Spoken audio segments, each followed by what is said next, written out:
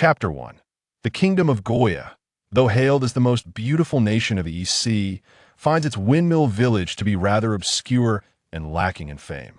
The sole tavern in the village, known as Machino, continues its usual operations today, catering to the local imbibers and travelers passing through.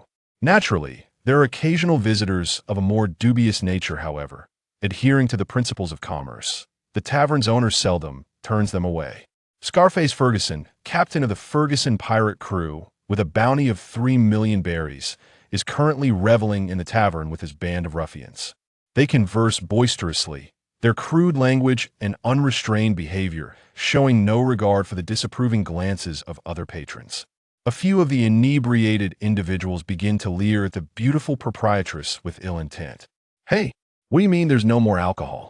Ferguson suddenly roars in anger, glaring menacingly at the flustered owner. "You can't possibly be refusing to serve us, can you?" "Of course not, dear guest," the proprietress replies with a forced smile. "It's just that your crew has quite the capacity, and we've run out of stock." "Silence.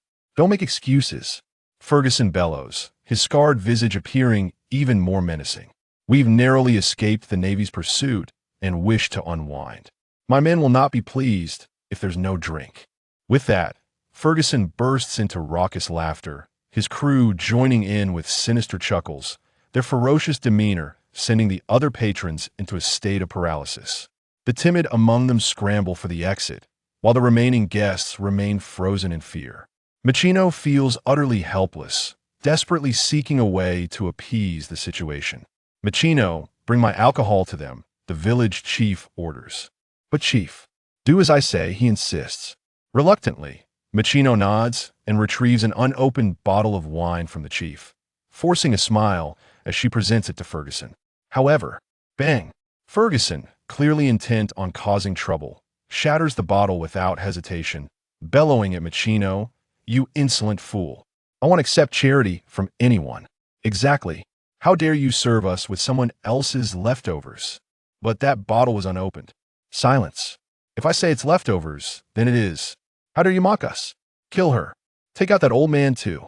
Ferguson's crew, fueled by drink and fervor, eagerly anticipates the chaos, itching to plunder the village. Ferguson, seated calmly, observes his crew's fervor with a cruel smile. "Damn it, after being chased by the Navy for 6 months, I'm ready to unleash some mayhem. Let's see who dares to stop me." The thought of hearing his favorite screams fills him with delight, and he can't help but salivate at the prospect of sampling the beautiful proprietress. "Shut up, you imbeciles. This wine isn't even palatable." A voice suddenly pierces the tension, causing the pirates to halt in surprise. The voice emanates from the village chief. Ferguson erupts in fury. "You old fool, do you dare insult us? You must be tired of living." "I'm not addressing you, old man. It's me." A young man raises his head, smiling at Ferguson. "You lot are truly revolting." Though he speaks with derision, his warm smile and handsome features evoke a sense of springtime serenity. Unfortunately, in Ferguson's eyes, it is nothing but blatant mockery. Seeking death. Kill him.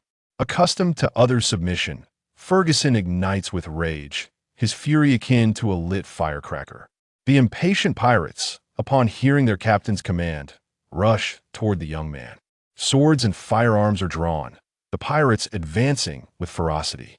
Machino instinctively covers her mouth and closes her eyes, unable to fathom the fate awaiting the young man. At that moment, a crisp snap echoes through the air. Next comes the tremendous roar of a beast. Then, the pirates' panicked, anguished screams fill the tavern.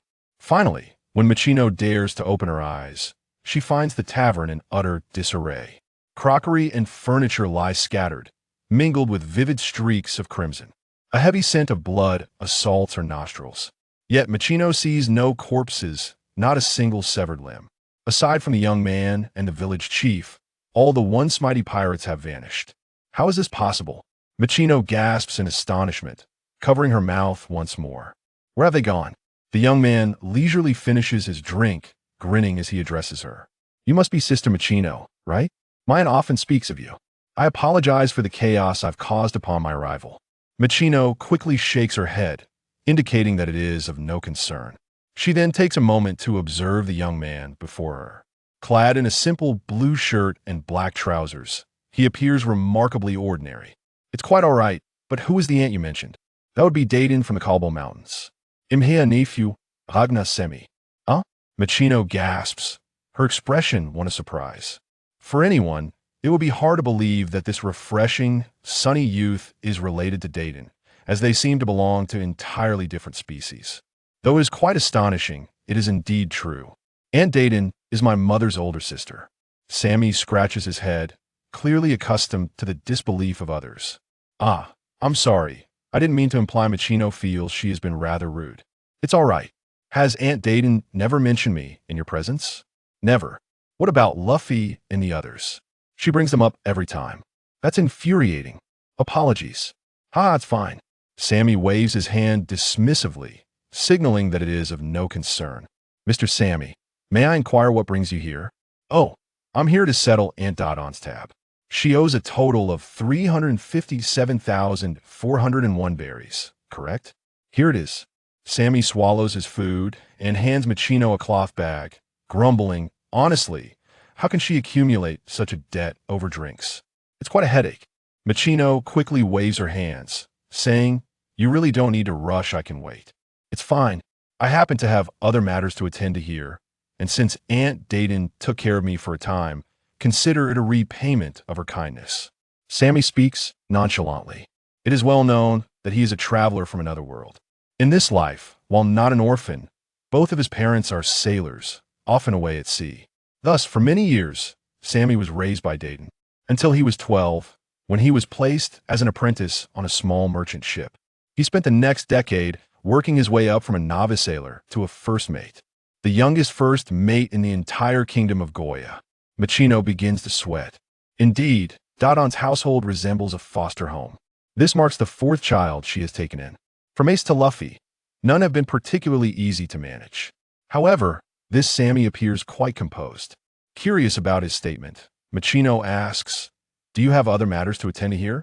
Yes, my ship's owner recently retired, and I have a poor relationship with his son, the heir to the vessel, so I resigned. I heard from Aunt Daden that a child named Luffy, whom she once raised, is setting sail tomorrow. I came to see if he needed any assistance. Really? Machino's eyes light up at the mention of Luffy, as she has been quite troubled preparing him for his departure. He insists on setting sail with a mere leaky rowboat. How could such a reckless decision be made? Yet, remembering that Ace once did the same, and now stands as a notorious pirate, Machino cannot help but marvel at the ocean's mysteries. Just as she is about to speak, the tavern door is suddenly thrust open with great force. A young boy clad in a red jacket and blue trousers strides in confidently. He wears a straw hat, adorned with a beaming smile, and of course his ever-present oversized sandals. Indeed, it is none other than Monkey D. Luffy. A surge of excitement coursed through Sammy's heart as a seasoned pirate enthusiast. What could be more exhilarating than encountering the protagonist? Machino, I am famished, I crave an abundance of meat, Luffy declared as he sauntered to the bar, seating himself beside Sammy and calling out to Machino. Dada dada, dada dada. He incessantly drummed his knife and fork against the bar, producing a cacophonous sound. Time to eat. Time to eat. Machino swiftly gestured with her hands, saying, I understand, Luffy, but kindly keep it down, there are other patrons here. Huh? Luffy turned his head to see Sammy. Who is this person here? Truly, he was a character of little subtlety. I've been here all along, Luffy. Thank you, Machino, Luffy replied, receiving the food she presented and devouring it with reckless abandon, completely disregarding Sammy. Machino quickly interjected, Luffy, please don't behave this way, it's quite rude. It's quite all right, Machino. Sammy waved his hand dismissively. He was already well acquainted with Luffy's personality, so he was not the least bit surprised. My name is Ragnar Sammy. I am Luffy, the man destined to become the Pirate King. He grinned, revealing his bright white teeth. I'm a nephew of Daden. Puffed. Luffy spat his food out in disbelief, his expression one of incredulity. You must be joking. Even with his simplistic mind, he could not fathom a connection between Sammy and the fearsome Daden. It is indeed true. Is it not through adoption? It is by blood. How remarkable. I share your sentiments, Sammy replied with a gleaming smile. Makino was utterly perplexed by their conversation. Luffy, I heard from Dayton that you are preparing to set sail tomorrow. Indeed, I made a pact with Ace and Sabo to embark on our journey at the age of 17, and tomorrow I shall turn 17.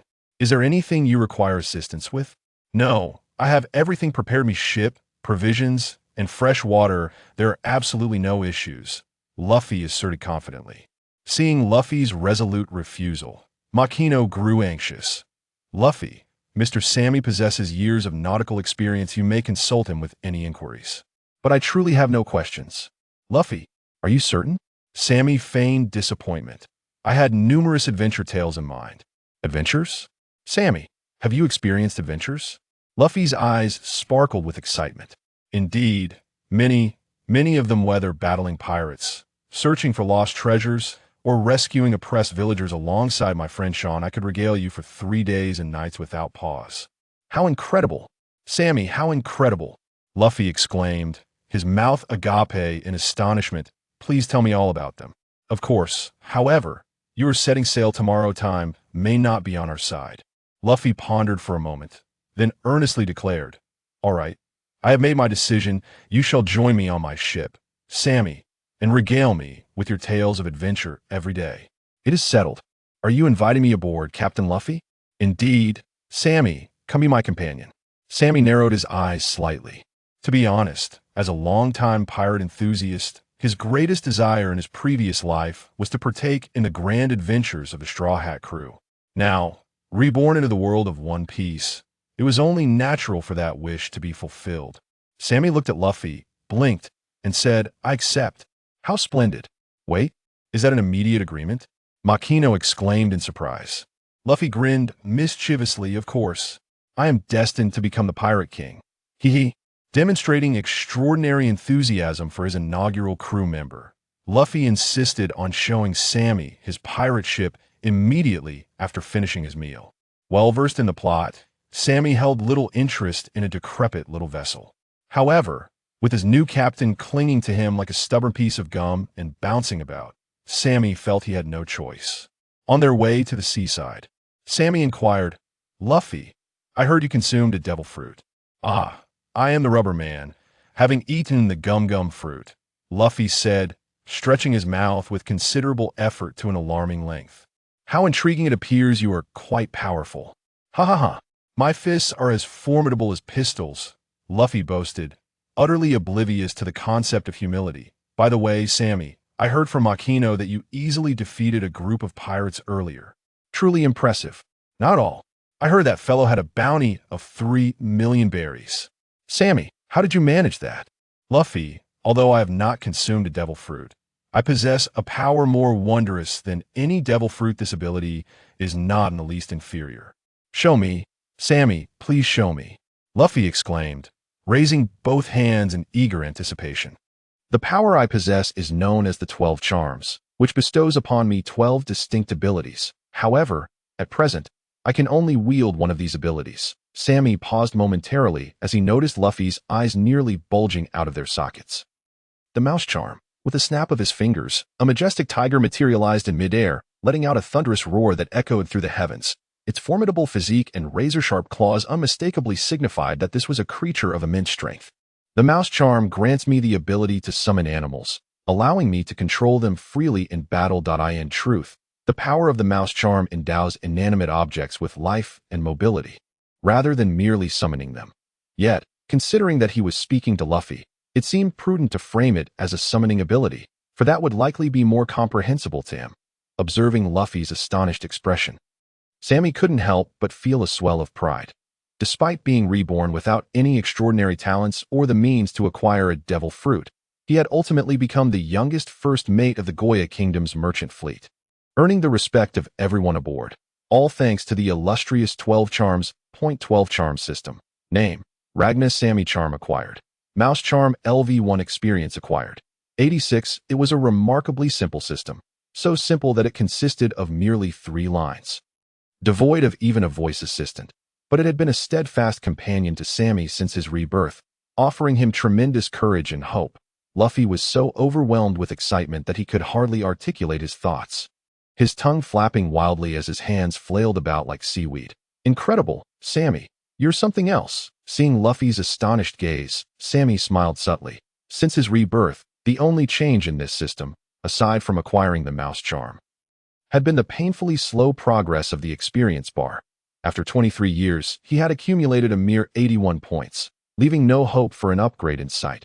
Yet, within 2 hours of meeting Luffy, it had increased by 5. Indeed, to gain experience quickly, one must remain in the presence of the protagonist. It seemed that an upgrade would soon be within reach. The question was whether to enhance the mouse charm or draw for a new one. If he were to obtain the dog charm or the horse charm, he would be invincible. The mere thought of such a scenario brought tears of joy to Sammy's eyes. Ha!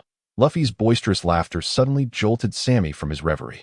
He was taken aback to find that the foolish captain had somehow bitten down on the tiger's tail and was voraciously gnawing on it. What are you doing, Luffy? Huh? Isn't this edible meat? No, this is my summoned pet, Sammy exclaimed, utterly dumbfounded. What? I thought it was your emergency rations. Damn, so you were so excited because of this. Sammy's earlier thrill dissipated upon witnessing the brain-act struggle, only to be knocked unconscious by Luffy's punch. Having to coexist with such eccentricity aboard the ship, he realized that this minor achievement was hardly worth boasting about. Forcing a smile, he said, Luffy, could you loosen your grip? You're about to snap its tail. All right, I won't eat it for now.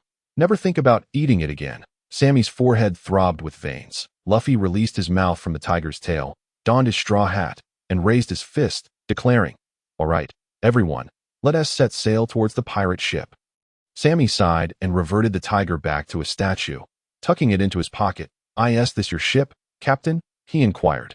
Despite having mentally prepared himself, seeing Luffy excitedly splashing water overboard while introducing him to the ship left Sammy with the nagging feeling that if he didn't hurry, the little boat would sink completely. Don't worry, Sammy, I'll quickly get all the water out, Luffy declared with unwavering determination. Future Pirate King, rubber drainage machine. Are you sure there are no other methods? Don't worry. I can see One Piece beckoning me. I can already see you drowning in the sea, you fool, Sammy retorted. Do you have any idea how perilous the ocean is? Aren't you a landlubber? It's fine. Luffy replied nonchalantly. Sammy insisted, Luffy, the Grand Line, where One Piece lies, is known as the Devil's Sea. Without a sturdy ship, we won't survive there. Is that so? Luffy tilted his head, seemingly recalling that Shanks' ship was indeed quite large and robust. Exactly. Whether it's Shanks' Red Force or Roger S. Oro Jackson, both are magnificent vessels capable of carrying dreams. Sammy explained that we must have a ship like that. All right, it's decided. We'll find a ship right away. Is there even time for that now? What have you been doing all this while? Sammy was exasperated. Years later, when Luffy successfully ascended to the throne of Pirate King, people attributed this monumental achievement to Sammy's diligent efforts. Yet, only he knew that it all stemmed from that blustery afternoon by the sea, when he had resolved to leave everything to Luffy, except for the title of Pirate King. No worries, Sammy, we can set sail and search at our leisure. No, if it's that sort of ship, I'd rather not sail at all. The mere thought of sharing a small boat with Luffy made Sammy shudder. Follow me. I know where a ship is. Really? Sammy, your considerations are truly thoughtful. Indeed, I have prepared everything except for one foolish captain. Are you talking about me? No, I'm speaking of both of us. Huh? Is Sammy often called a fool as well? Luffy gazed at the sailboat docked at the pier, drooling with excitement. This is amazing, Sammy. This ship is incredible. Indeed, it's worth 1,000,000 berries. Sammy handed a heavy bag filled with berries to the ship's captain and received the transfer documents in return. This series of actions marked the moment when this single-masted sailboat officially belonged to Sammy. Excellent. From now on, I am the captain, Luffy shouted from the top of the cabin, facing the sea. Well, it belongs to the Straw Hat crew now. Rayleigh, what sins did we commit in our past lives? I just gambled away 10 years' worth of hard-earned wages. If someone had told Sammy in his previous life that a person could deplete their entire savings to help a fool they had only known for a few hours achieve their dreams, he would have vehemently condemned them as foolish. They couldn't even weave a proper tale. Yet now, the fool turned out to be himself. Sammy trudged aboard the small sailboat. Although it was diminutive, measuring a mere 7 meters in length and displacing only 50 tons, its compactness did not detract from its functionality. The vessel boasted an elegant design, reportedly modeled after the famed Songshan ship of the Flower Country in the West Sea, and it featured a small cabin for storing provisions and fresh water. "Hey, Luffy, be careful not to capsize the boat," Sammy cautioned as he watched the exuberant captain leaping about, shouting on the vessel. "Yeah, I know, Sammy. I'll take great care of it," Luffy replied, nimbly climbing the slender mast, causing the boat to sway precariously. That statement sounded utterly unreliable. "Wow, I can see the vast ocean, Sammy." "I know." The next task was to fill the cabin with fresh water and food. The thought of Luffy's insatiable appetite made Sammy's head spin. With not a single berry left to his name, where would he procure such a bounty of food? Sammy glanced at Luffy, who was gazing out at the sea, and rubbed his temples. That guy had always been a freeloader, and relying on him for money was like hoping for pies to fall from the sky. At that moment, a voice interrupted Sammy's thoughts. "Excuse me, are you Lord Sammy?" Turning around, Sammy was met with the eager gaze of the ship's captain who had just sold him the boat, followed by 3 or 4 young men carrying wooden barrels. This large group couldn't possibly be here to demand payment, could they? "I am Sammy, ravenous Sammy." "How splendid." "Indeed, it is Lord Sammy," exclaimed the ship's captain, his excitement palpable, mirrored by the eager expressions of the young men behind him. "But I sincerely apologize, Lord Sammy. Due to the passage of time, I failed to recognize you at first. Had it not been for the reminder from the child, I would have committed a grave error." The captain continued animatedly, pulling a tall, dark-complexioned youth before Sammy. "This is my unaccomplished son, Hog." Upon hearing his father's introduction, Hog's face flushed crimson as he abruptly knelt, startling Sammy. "Dear elder, this is only proper, for you are indeed the savior of this young lad." "Savior?" Sammy mused, realization dawning upon him. "Were it not for you and Lord Sean repelling the pirates back in the day, my family might have perished." "Sean?" Sammy recalled, recognizing him as a close friend. They had worked together aboard the same vessel, with Sammy serving as the first mate and Sean as the second. Their camaraderie was strong, united by a shared sense of justice, often seeking to right wrongs whenever they could.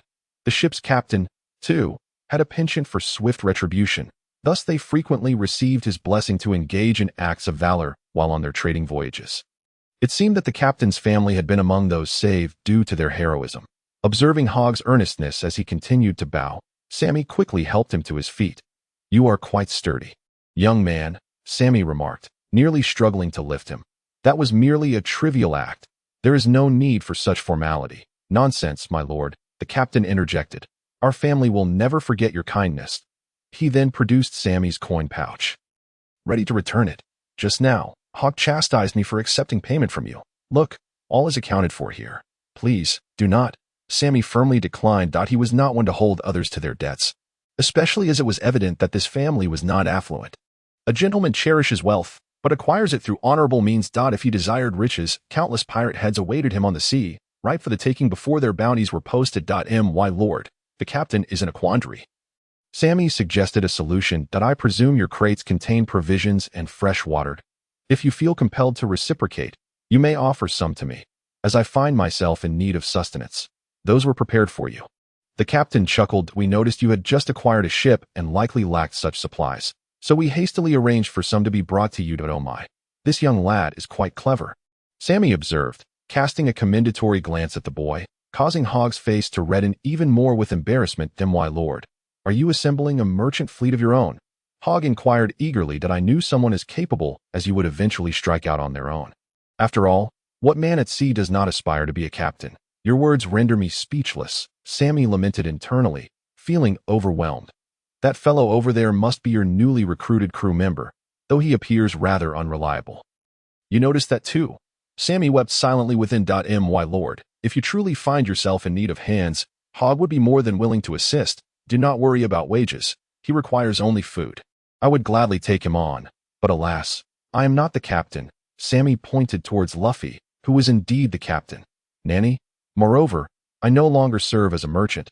I am now a pirate." The captain's family gaped in astonishment, and Hog's expression shifted dramatically. "My lord, how can you be a pirate? I understand this may seem incredulous, but once I have made a decision, I do not concern myself with the opinions of others." Sammy stated earnestly, "Rest assured, I will not engage in acts that harm the innocent. Consider me a member of an adventurous crew." "This is truly astonishing," Hog replied, still in disbelief. Thus, you would do well to find a merchant ship to serve upon. Sammy waved a hand dismissively at Hog, who remained stunned into silence. Luffy, come help with the cargo. Oh ho. So much food. Splendid. Let us feast, Luffy exclaimed, clapping his hands together. Sammy rapped his knuckles against Luffy's head. Fool, this is our supply for the voyage. Do not consume it all now, really, but I am famished. Hey, Sammy, let us eat the tiger. Summon it quickly. Never touch my pet. You imbecile. Sammy smacked him once more. The captain's family looked on in bewilderment. Is Lord Sammy truly not the captain? He should not be, right? Did he not say so? Yet why does he dare strike his captain? Perhaps Lord Sammy is exceptionally powerful. After a while, as Luffy finished loading the ship, Sammy approached the captain. Thank you for your provisions. I hope we may meet again. He bowed gracefully in gratitude and turned to depart. Wait, Lord Sammy. Hog suddenly called out, rushing towards Sammy's retreating figure. Regardless of whether you are a pirate hunter or a pirate, or something else entirely, I will always be grateful to you. Please allow me to follow in your footsteps. Without turning, Sammy replied, Very well, then we shall meet upon the sea. Yes. Hog's face lit up with excitement as he watched Sammy's impressive silhouette fade into the distance. Unbeknownst to all, a small seed had been sown in his heart, destined to grow into a towering tree one day. The day for setting sail had finally arrived. Today was Luffy's 17th birthday. The day he had promised Ace and Sabo, the small sailboat, brimming with hope, lay quietly docked at the Windmill Village harbor, awaiting its master. Daiti was from this very place that Ace had departed long ago. Rumor had it that even further back, Garp had set sail from here as well. Sammy's conclusion was simple. 3 generations, all the same. As Luffy busied himself with loading crates, he complained to Sammy. Hey, Sammy, why are we carrying so much? You have far too much stuff. Silence. Is it not because you devoured all the provisions I prepared? Sammy retorted angrily. Yesterday, Hog's family had generously gifted Sammy 5 barrels of food, bread, cured meats, and fruits that filled the small cabin to the brim. The fruits, in particular, were large and juicy. Sammy had thought that even with Luffy's insatiable appetite, these supplies would last until they reached the nearest town. He could always eat less himself. However, one night later, Luffy had consumed every last morsel, leaving Sammy with nothing. Brute. With no other option, he had to gather more supplies from Makino and the village chief before their departure. Is that so? I am indeed impressive, haha. Luffy laughed heartily, oblivious to the situation. Quickly now, fill the ship's hold. All right, Luffy hastened his efforts, moving with agility. Hey, Sammy, what is this? Luffy inquired, holding up a small statue that appeared inedible. That is my secret weapon. Do not lose it. It is very important. Is that so? Luffy scratched his chin, pondering. It looks like a swordsman. Is he your friend? No, he is a powerful swordsman from another world named Kenpachi Zaraki. I carved it for fun, Sammy explained. Thanks to his mouse symbol spell, Sammy could resurrect various statues for his use. Thus he kept a collection of them for emergencies. Most were animals, but some were figures of people. Although the majority remained beyond his current spell's capabilities. A swordsman, he seems formidable. Let us recruit him as my partner. I already told you he is from another world. How could I possibly find him? What? Another world? That sounds boring. Although Luffy did not fully grasp the concept of another world, he understood the implication of it being unattainable and quickly lost interest. Sammy could not help but ask, what sort of partner do you wish to find? Well, a musician, so we can sing together. Luffy pondered earnestly, recalling his agreement with Shanks to one day assemble a crew and embark on a quest for the great treasure, ultimately to become the Pirate King. Counting on his fingers, he declared, let us find 10 companions. Currently, aside from Sammy, we need 9 more. Very well, let us head to the nearest town of Shells and see if anyone wishes to join our pirate crew. Sammy replied, at this juncture, Zoro should, as per the original storyline, be in Shells town. Sammy harbored great anticipation for Zoro. After unloading their belongings, Luffy politely bid farewell to everyone, then swiftly hopped onto the small boat while adjusting his straw hat. It's time to set sail. Captain, Sammy announced, gripping the sail. Yes, Sammy, I can hardly wait. Luffy laughed, his grin wide. Ace, Sabo, I'm coming for you. The title of Pirate King shall be mine. Sammy smiled slightly, sensing that this fellow had likely been holding back for quite some time.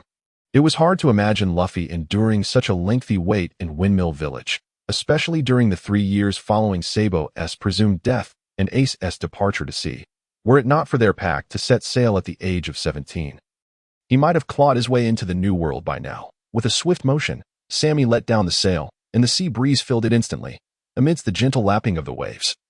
The small sailboat gracefully departed from the dock, heading towards the vast cerulean expanse whereof Captain Luffy, unusually well-behaved, perched atop the cabin where the view was expansive, the special seat he had claimed just last night. Hold on tight, I know. Suddenly, splash, boom, a colossal splash erupted from the depths of the ocean, sending waves soaring to heights of 7 or 8 meters as a gigantic creature shot up from the sea like lightning. On the nearby shore, startled cries rang out. It's the Sea King. Luffy, danger, the adventure is over. Hurry back home. The frantic shouts did not sway Luffy in the slightest. He calmly called out, Sammy, at your command. Captain, Sammy would never forget the Sea King, Luffy's first adversary upon setting sail. Just as the Sea King opened its maw to bite down, tumultuous waves surged from the ocean's depths once more. The astute Sea King sensed the impending danger and swiftly twisted its body to evade. Splash! The water churned violently as if boiling, and with the Sea King's piercing scream, a torrent of crimson blood mixed with white foam erupted from the depths. A massive great white shark, like a phantom, emerged from hiding to deliver a ruthless blow to the Sea King, in the face of the Sea King, which measured several dozen meters in size. This 6-meter-long great white shark appeared as a mere child. Yet, it not only executed a successful ambush, but also bravely charged at its pain-stricken foe. This was the water battle beast, Giant Shark No. 1, summoned by Sammy, a name he found quite formidable. Oh ho ho, go get it. Big White, Luffy exclaimed excitedly, don't just name my pets on a whim. The Giant Shark No. 1 collided head-on, and the prepared Sea King lunged forward with its massive jaws. Just as it was about to bite down, another great white shark surged from the water, sinking its teeth fiercely into the Sea King's neck. Giant Shark No. 2 had once again executed a successful ambush. Roar! The Sea King cried out in agony. After enduring consecutive blows, it could no longer contain its fury, thrashing the waters into a frenzy, causing waves to crash down upon the small sailboat, which trembled like a leaf. The two great white sharks were tossed about by the tumultuous waves. Indeed, the fierce creatures of Earth seemed as feeble as mere chickens in the world of the Pirate King, even though it had sustained severe injuries twice. The wrath of the Sea King was still formidable. Luffy, if you don't make a move soon, the boat will capsize. Gum Gum Pistol. Luffy's elongated rubber fist shot forth rapidly, delivering a powerful blow to the rampaging Sea King. The colossal monster, which had been wreaking havoc, was knocked unconscious by the strike. The reputation of the rubber fist was well-deserved. The unconscious Sea King plummeted into the sea, creating a massive splash, and the two great white sharks, sensing their chance, immediately pounced, turning the surface into a whirlpool of blood, foam, and azure waters. It was their specialty to viciously beat down a fallen foe. Almost simultaneously, Sammy heard a clear ding in his mind. This sound he had only ever heard at the moment of his rebirth. This sound he had waited 23 years for. It was the joyous chime indicating that the experience bar of his talisman system was full. Sammy promptly opened the system. Point 12 Talisman System. Name: Sammy. Current talismans: Mouse Talisman LV1. Experience bar: 0. Experience stars: 1 star. It appeared. Experience stars. Whether to upgrade an existing talisman or unlock new ones, experience stars were required. And it had finally emerged. 23 years. Do you know how I've spent those years? Level up the Mouse Talisman immediately, Sammy almost shouted. With his command, the single experience star shattered into fragments, and the Mouse Talisman's level instantly upgraded from LV1 to LV2. A new description appeared. Mouse Talisman LV2. You can resurrect and control 3 ancient species and 10 ordinary beings. You can resurrect and control characters of ordinary species levels. You can restore a portion of modern items. Ancient species, character, modern items. Each revelation thrilled Sammy beyond measure. Calm down, calm down. This is not the right time. Taking 3 deep breaths, he steadied his restless heart. Such matters required the cover of darkness, away from prying eyes. Collecting his thoughts, he gradually regained his composure. Luffy remained motionless at the bow of the ship. What's wrong, Captain? Are you marveling at defeating your first opponent? Sammy teased, in high spirits. Luffy turned his head. eyes gleaming, drooling. "Sammy, I want to eat shark meat." "Shut up, you fool." The journey from Windmill Village to Shell's Town would take approximately 6 or 7 days by sea. This distance was hardly considerable in the vast ocean. Sammy had once sailed with a merchant ship, reaching the island of Susu, 50 days' journey from the kingdom of Goya. That experience had been truly perilous. Storms, lack of water, hunger, and the most lethal killer of all on the sea, loneliness. The ocean was filled with thrills and dangers, much like a certain island film, presenting a deadly allure to all restless youths. Yet, when one spends year upon year fixated on a single film without the option to fast forward, even the most exciting plot can become nauseating. The ocean was no different. Before encountering an island, all one saw was blue. Blue. Exceedingly dull at least. Some fool was experiencing it thusly now. Splash, splash, splashed. He dipped his hand into the water. Preparing to fish for sea kings to la, he opened his mouth wide, extending his tongue to feel the rhythm of the wind. Finally, "Hey, Sammy, how are you steering the ship? It's been 7 days. And we haven't seen any islands. This isn't all my fault." Sammy clenched his fists, suppressing the urge to punch him. "Yes, Captain, I must speak to you." "Shut it, I'm so bored right now." "Hurry and bring out Longbeak to play with me. It's not a toy, you idiot," Sammy retorted, pounding on the ship's railing in frustration. After leaving Windmill Village, Sammy had steered the ship for 2 full days. By the 3rd day, he could no longer bear it and let Luffy take the helm for a while, sternly warning him not to deviate from the map or chase after anything fun he spotted. Luffy had readily agreed, as he was quite interested in steering. Then Sammy went to sleep. And then Sammy woke up, amidst the violent rocking of the small sailboat, as the hull filled halfway with water. It turned out this fool had caused trouble soon after Sammy had fallen asleep. Due to an intense fascination with the whirlpool in the vast ocean, he impulsively steered his vessel directly towards it. It is a well-known fact that areas of the sea with whirlpools often harbor hidden reefs, and where there are reefs, shipwrecks are likely to occur. Fortunately, Sammy, with his quick reflexes, summoned an ancient Dragon King whale to tow the ship, thus averting a catastrophic disaster. After escaping the treacherous underwater reef cluster, Sammy dedicated 3 full days to recalibrating his original course, all the while attempting to correct Luffy's misnaming of his new companion. "Its name is Boang, not Longzue, you fool, but I think Longzue sounds better. What does that matter to you? Honestly, how petty." Luffy scoffed, turning his head away, expressing disdain for Sammy's miserly behavior. Suddenly, he stretched out his arm and leapt onto the mast. "Oh ho ho ho, I see a ship, Sammy." "Huh? Where? Look over there." Following Luffy's pointed finger, Sammy spotted 2 dark shapes, not far off. "Let me take a closer look." Sammy raised his telescope and indeed saw 2 ships engaged in a skirmish. Rather than a battle, it appeared that a merchant vessel was taking a beating from a pirate ship.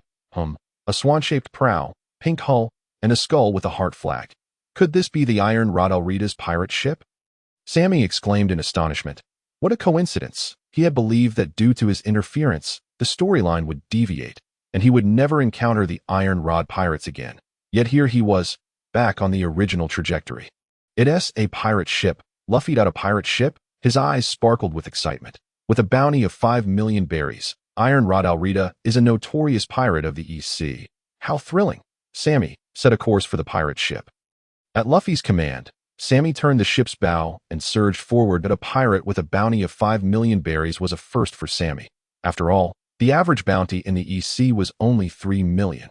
The previous pirates with bounties of several 100,000 berries had been easily dispatched by Sammy with his level 1 mouse charm, requiring little effort. Now that his charm had upgraded, it was the perfect opportunity to test his newfound abilities. Alrita, you can only blame your own misfortune for walking right into my path.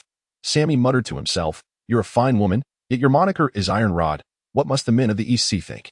Sammy was eagerly anticipating the clash between the flexible rubber and the unyielding iron rod. Soon, the small boat gracefully arced and came to a steady halt beside the pink pirate ship, its massive shadow looming over the little sailboat like a mountain. Luffy, be careful.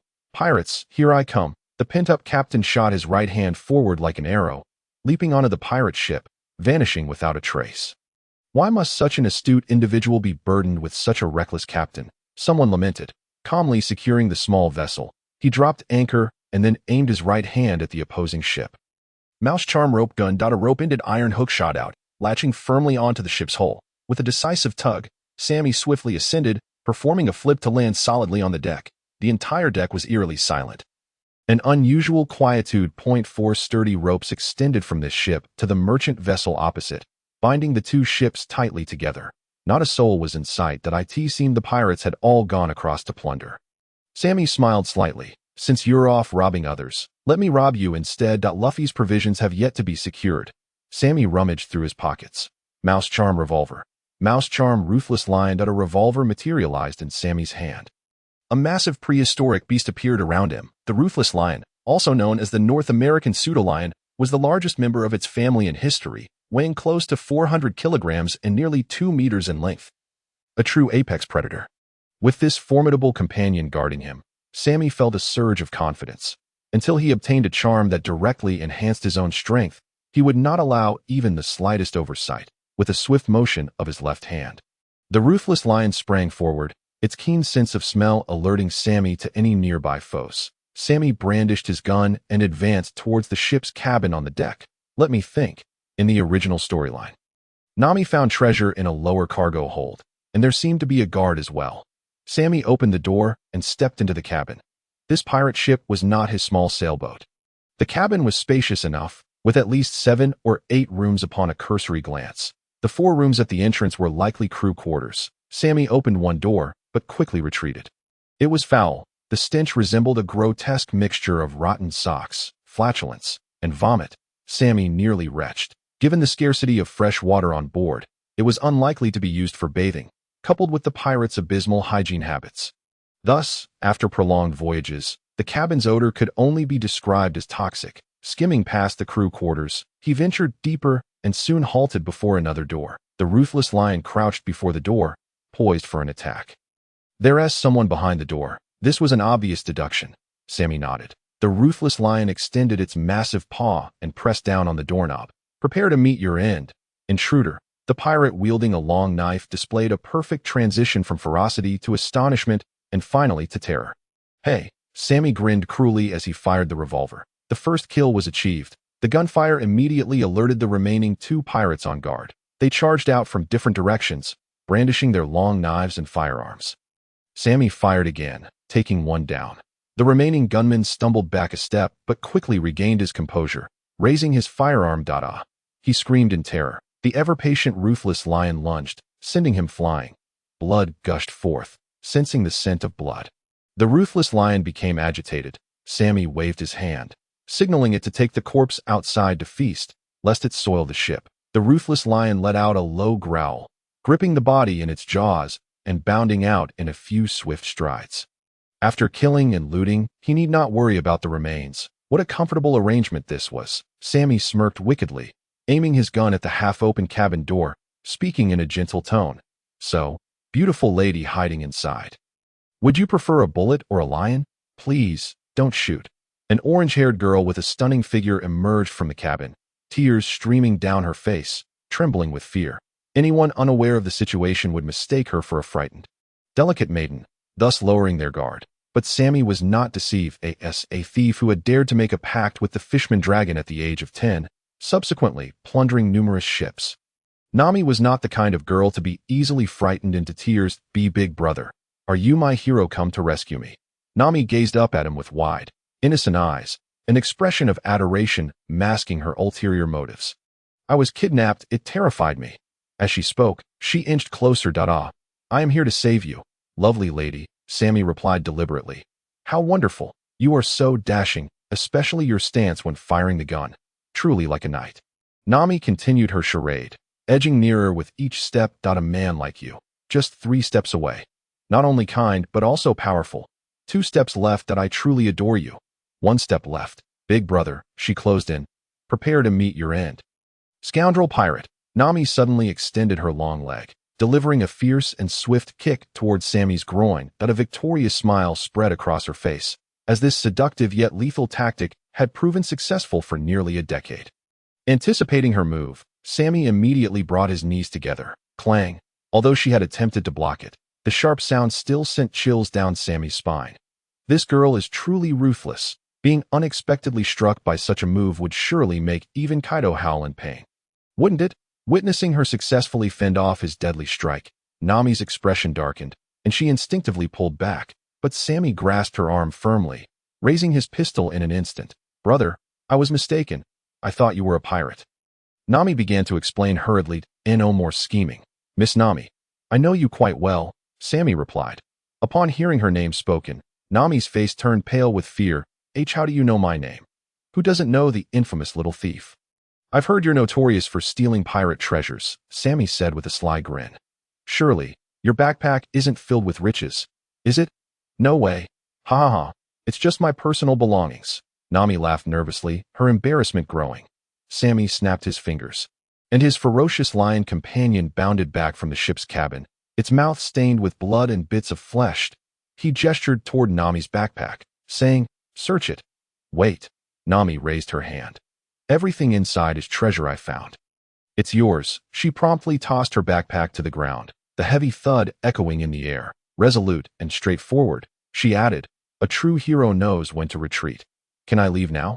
Nami said, suppressing the pain in her heart. "No problem." Sammy and the ferocious lion stepped aside to clear a path. Nami clenched her fists, storming past, muttering under her breath, "Damn pirate. How unlucky." "Hold on." Sammy's indifferent voice interrupted. Instantly, her pupils widened in alarm. "I suspect you have more berries hidden on you." "Brother, how could that be? Look at how little I'm wearing." "There's no way I could hide anything." Sammy's mischievous side emerged. For some reason, he felt compelled to play a prank on this formidable captain of the Straw Hat crew. He wore a gluttonous expression and asserted, "I suspect you have contraband in your undergarments. I must search you." "Yamaro." Nami immediately exploded in fury, landing a punch on Sammy's head. "Ouch. That hurts," he exclaimed, a sharp pain radiating from his skull. "Is this the power that defeats everyone on the ship? Even Haki is no match for this. I apologize. Please forgive me. It was my mistake," Sammy said, stifling tears. "Honestly, how rude." Nami retorted angrily, striding forward as she passed the ferocious lion. She kicked it hard, exclaiming, "Get out of the way, you perverted beast." The lion trembled, on the verge of tears. "What have I done to deserve this?" It was clear that when Nami was angry, anyone within a 10-meter radius was doomed. Watching her depart, Sammy shook his head. He never intended to harm Nami. As an indispensable member of the Straw Hat crew, he believed they would meet again someday. As for kidnapping her now, that was a laughable notion. Such crude actions were better left to the foolish captain. Moreover, until the matter with Arlong was resolved, Nami's presence would be unstable. Shaking his head, Sammy picked up the backpack from the ground, the heavy weight causing his eyes to widen in surprise. Heavy, far too heavy. Over the years, the Iron Rod pirates had plundered countless treasures throughout the East Blue. Although much had been spent, a significant amount remained. Sammy opened the backpack and estimated that it contained at least 3 million berries in coins alone, along with an abundance of gold and jewels, golden crowns, golden goblets, pearl necklaces, and gemstone ornaments, all haphazardly piled together. Not bad, not bad. Quite the bounty, Sammy mused with satisfaction, though at least 2/3 of it would go toward Luffy's meals. The remainder would be his to keep. What should he buy? Sammy began to daydream. Food, weapons, alcohol, medicine. Wait, I seem to have nothing to buy. Damn, am I truly that devoid of desire? Sammy felt tears welling up. It appeared he had no needs at all. He was neither a glutton nor a drunkard, not obsessed with swords, nor did he have a village to save if he were still on Earth. He would at least want to buy a gaming console, figurines, and sneakers. But in this world, it seemed there was nothing he desired. What a failure! Earning money but having no clue how to spend it. That must be the most painful predicament. Disheartened, Sammy slung the backpack over his shoulder and slowly walked out. He felt no need to search the remaining rooms.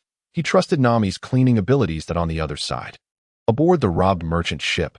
"Hey, Kobe, who is that rough woman?" Luffy innocently asked. The listeners were rendered speechless. What is this guy talking about? Oh no, the captain's expression has changed. Kobe immediately broke into a sweat, waving his hands frantically, trying to get Luffy to retract his statement. "Oh, Mr. Luffy. Damn it, you." The plump Alrita raised her massive iron club and swung it down fiercely. Luffy nimbly dodged and, grabbing Kobe, leaped effortlessly onto the expansive deck of the passenger ship through the hole. The waiting henchmen immediately pounced, but were soon left in disarray by Luffy's antics. "Hey, did you eat a devil fruit?" Alrita shouted in disbelief as her blow missed, seeing Luffy's limbs stretch. Yeah, I ate a rubber fruit. Oh really? So you think you can defeat me? Are you a bounty hunter? No. I'm a pirate. A pirate? Just you alone? No. He is not alone. A sudden unfamiliar voice chimed in. Alrita turned in surprise that a young man with a massive backpack stood at the ship's railing. Sammy, why are you so late? You're way too slow, Luffy complained. Sorry, I was out looking for treasure. Treasure? Yes, I took all the treasure from their ship. Huh, so you're a thief, Sammy, Luffy realized. You bastard. How dare you steal my treasure? Men, seize them and kill them all. Alrita fumed. How dare they play tricks on me, the Iron Club, while I'm the one setting the trap? Unforgivable. Sammy gracefully jumped down from the railing and whistled. Roar. The enormous ferocious lion charged forward, ferociously lunging at the pirates. Damn it. The crew scattered in panic. Seeing her men fleeing in terror, Alrita swung her iron club directly at Sammy. Damn it. Don't underestimate me.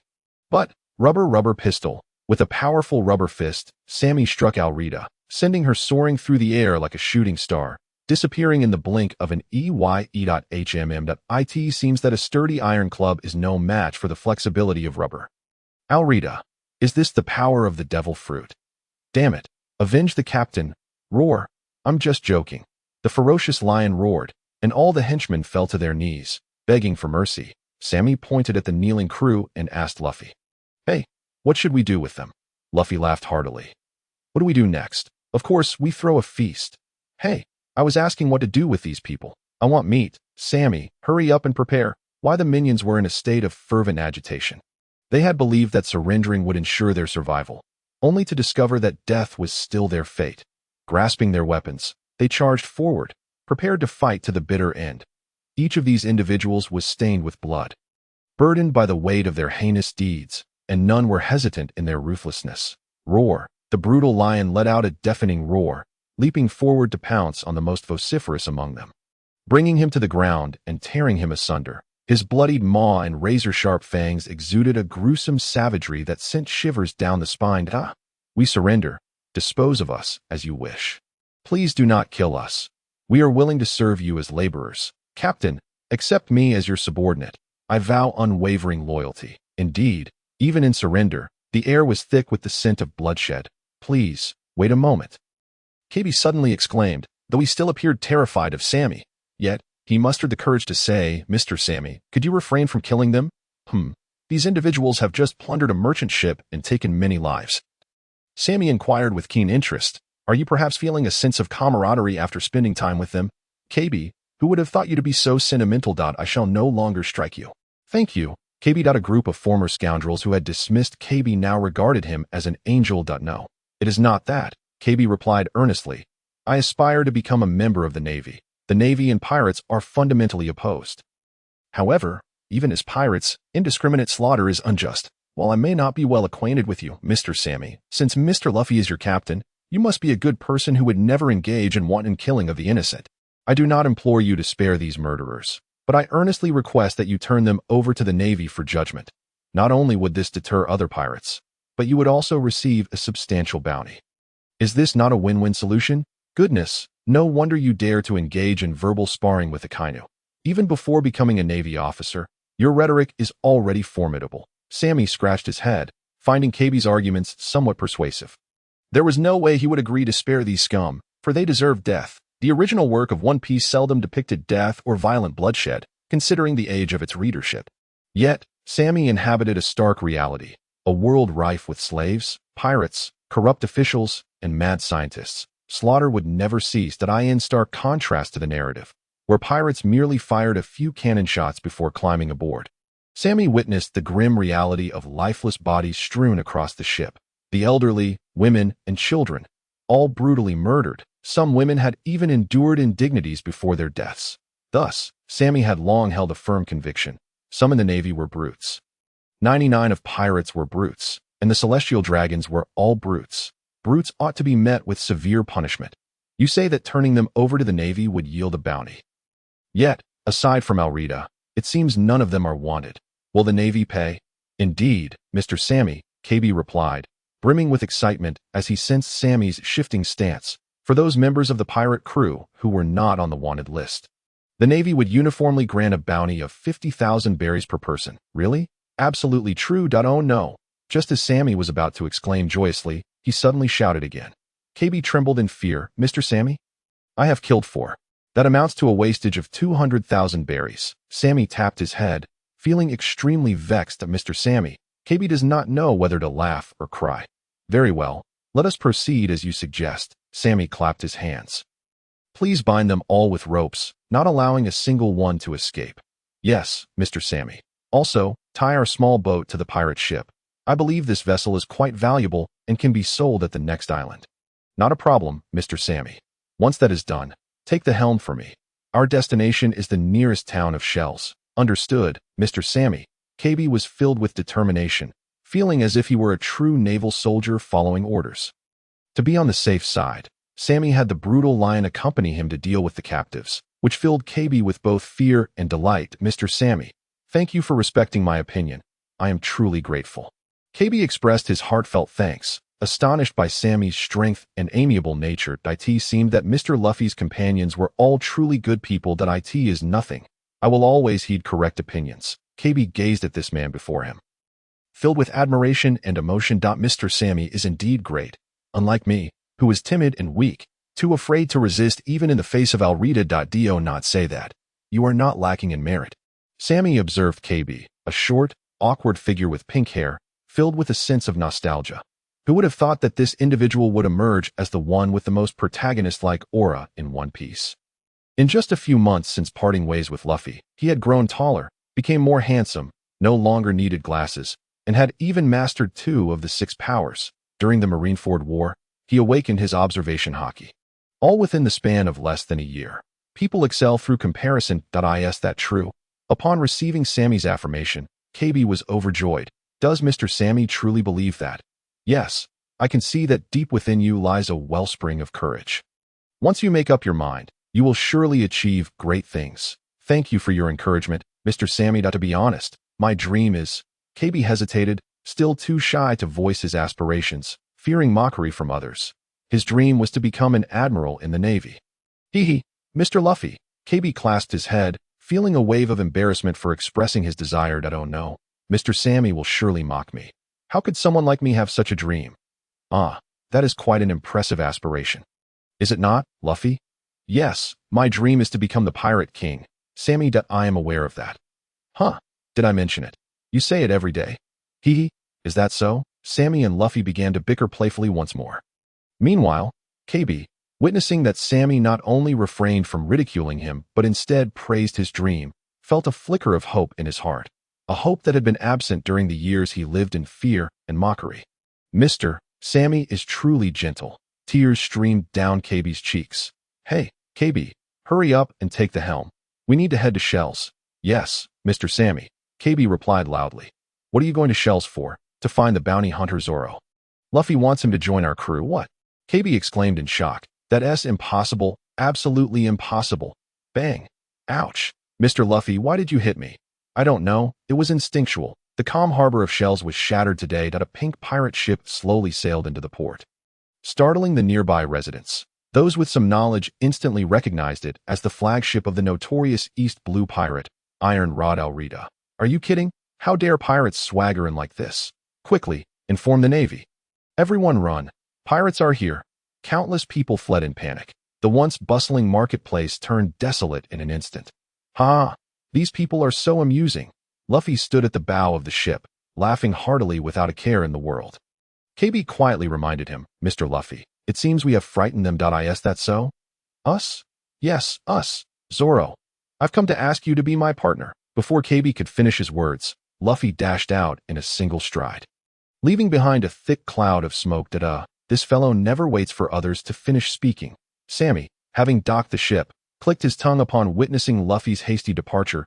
It's quite all right, Mr. Sammy. KB, I suspect Luffy has made his way to the naval base.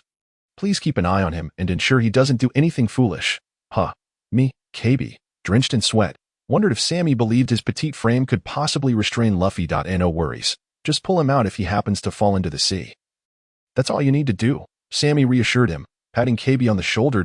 In this island, no creature exists that could harm Luffy. All right, Mr. Sammy, Then what will you be doing? Of course, I'm going to collect the bounty. Sammy replied with a smile. Thus, a new spectacle soon unfolded on the streets that a youthful lad strode ahead, searching for something as he walked. In his hand, he held a thick hemp rope tied to a string of dejected pirates, who followed him step by step. KB remarked that the Navy established bounty offices near every base's port to facilitate bounty hunters in exchanging their rewards. As Sammy walked, he murmured to himself. The entrance will display signs of guns, swords, and gold coins. Let me see. Found a solitary white-walled house with a black roof came into Sammy's view, its color scheme starkly contrasting with the Navy's traditional blue and white, giving the bounty office an air of solemnity. Upon seeing Sammy's entourage, the two guards at the entrance immediately assumed a defensive stance, raising their firearms. Halt! Who goes there? This is a naval office. Unauthorized personnel must retreat. Since he was there to collect money, Sammy quickly responded with a gentle smile. Gentlemen, there's no need to be alarmed. I'm here to claim a bounty. A bounty. The guards were momentarily taken aback, then exchanged knowing glances and smirked mischievously. Welcome, young man. Capturing so many pirates in one go. Your prowess is indeed astonishing. Please, step inside. You've come to the right place in Shell's Town.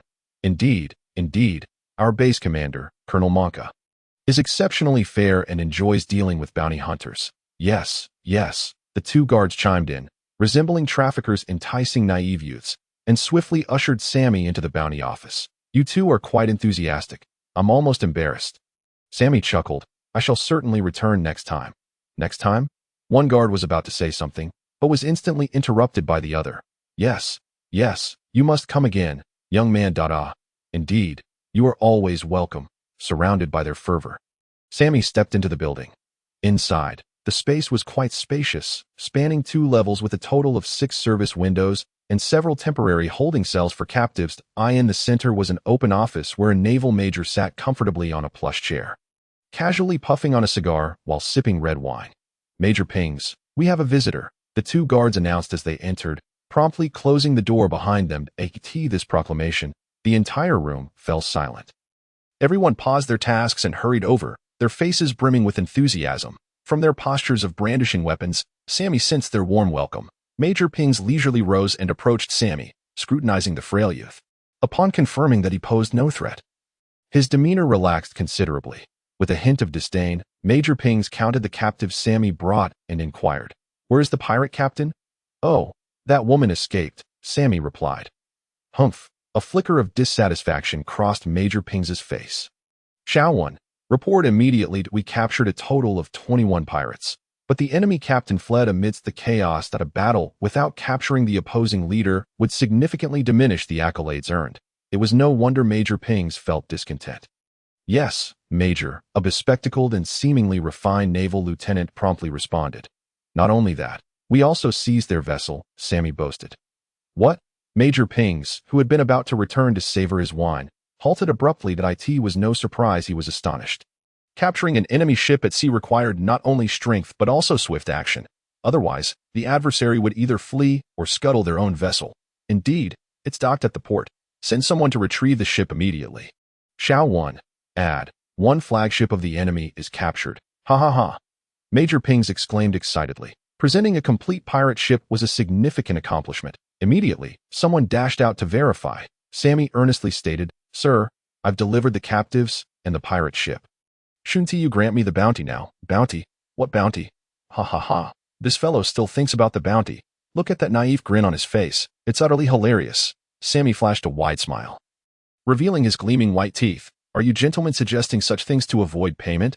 Major Pings glared at Sammy and suddenly barked, "PSA pirate. Seize him." The naval crew, already impatient, sprang into action at the command. What a twist of fate. I've stumbled into a black market, Sammy mused wryly. Fully aware of the Navy's intentions, he had already deduced the situation at the entrance. Sammy knew all too well what kind of person Monka was. The audacity of the guards to claim they were just was indicative of their true nature. Furthermore, hearing Major Pings's words only solidified his suspicions. What did capture signify? Shouldn't it be received? It appeared the Navy intended to keep everything for themselves. No wonder Monka had risen from the rank of deputy lieutenant after capturing the foe Kuro to colonel in just 3 years. His promotion rate rivaled that of KB in the future. It seemed all due to the credit for bounty hunters' contributions. Are you truly unwilling to pay? Go demand your money from hell, brat. Ha ha ha. A dozen Navy personnel lunged forward, brandishing their swords, while 3 or 4 raised their pistols, preparing to fire. Sammy shrugged helplessly, waved his right hand, and 3 enormous beasts suddenly materialized before him. Rat spell, Savage Lion. Rat spell, Titan Python. Rat spell, Emperor Crocodile. The emergence of the 3 beasts immediately filled the room with an overwhelming aura of ferocity and bloodlust. What is this? Monsters, run. That kid summoned ancient beasts. He must possess the power of a devil fruit. The Navy, caught off guard by this sudden turn of events, became flustered, their faces paling in fear, while the more timid among them began to flee in terror. Sometimes, upon merely casting a glance, one can ascertain whether an individual is friend or foe. Such was the case with Sammy and Zoro. Despite meeting for the first time, they felt an immediate kinship. From mutual recognition to toasting each other, and then to camaraderie, their bond formed effortlessly. Thus, when Luffy finally satiated his seemingly insatiable appetite, Sammy and Zoro had already consumed all the liquor in the tavern. True booze and meat friends, Sammy exclaimed, patting Zoro's shoulder with a hearty laugh. That Sanji fellow is far too picky, gulp gulp. But Zoro, you are absolutely delightful to be around, gulp gulp. Ha ha ha. I am the kindest swordsman in the entire East Blue, gulp gulp. That Sanji with the curly brow is truly insufferable, gulp gulp. Glug glug. Indeed, that fellow glug glug, who fancies himself quite handsome, once you encounter him, just so, before meeting Sanji, Zoro had already succumbed to the allure of Sammy, becoming the first to harbor a grudge against Sanji. Alas, the riddle that has perplexed Jaime for years regarding the rivalry between Zoro and Sanji has finally been unraveled. Luffy could no longer bear to watch. Hey, Sammy, do not steal my crew member. What do you mean by that? We are all in the same boat, Captain. Is that so? Then I can rest easy. Luffy, suddenly enlightened, had just assumed that Sammy intended to whisk Zoro away from him. Just as he was about to sit down and feast once more, the restaurant's door swung open, and a regiment of Navy soldiers marched in with precision.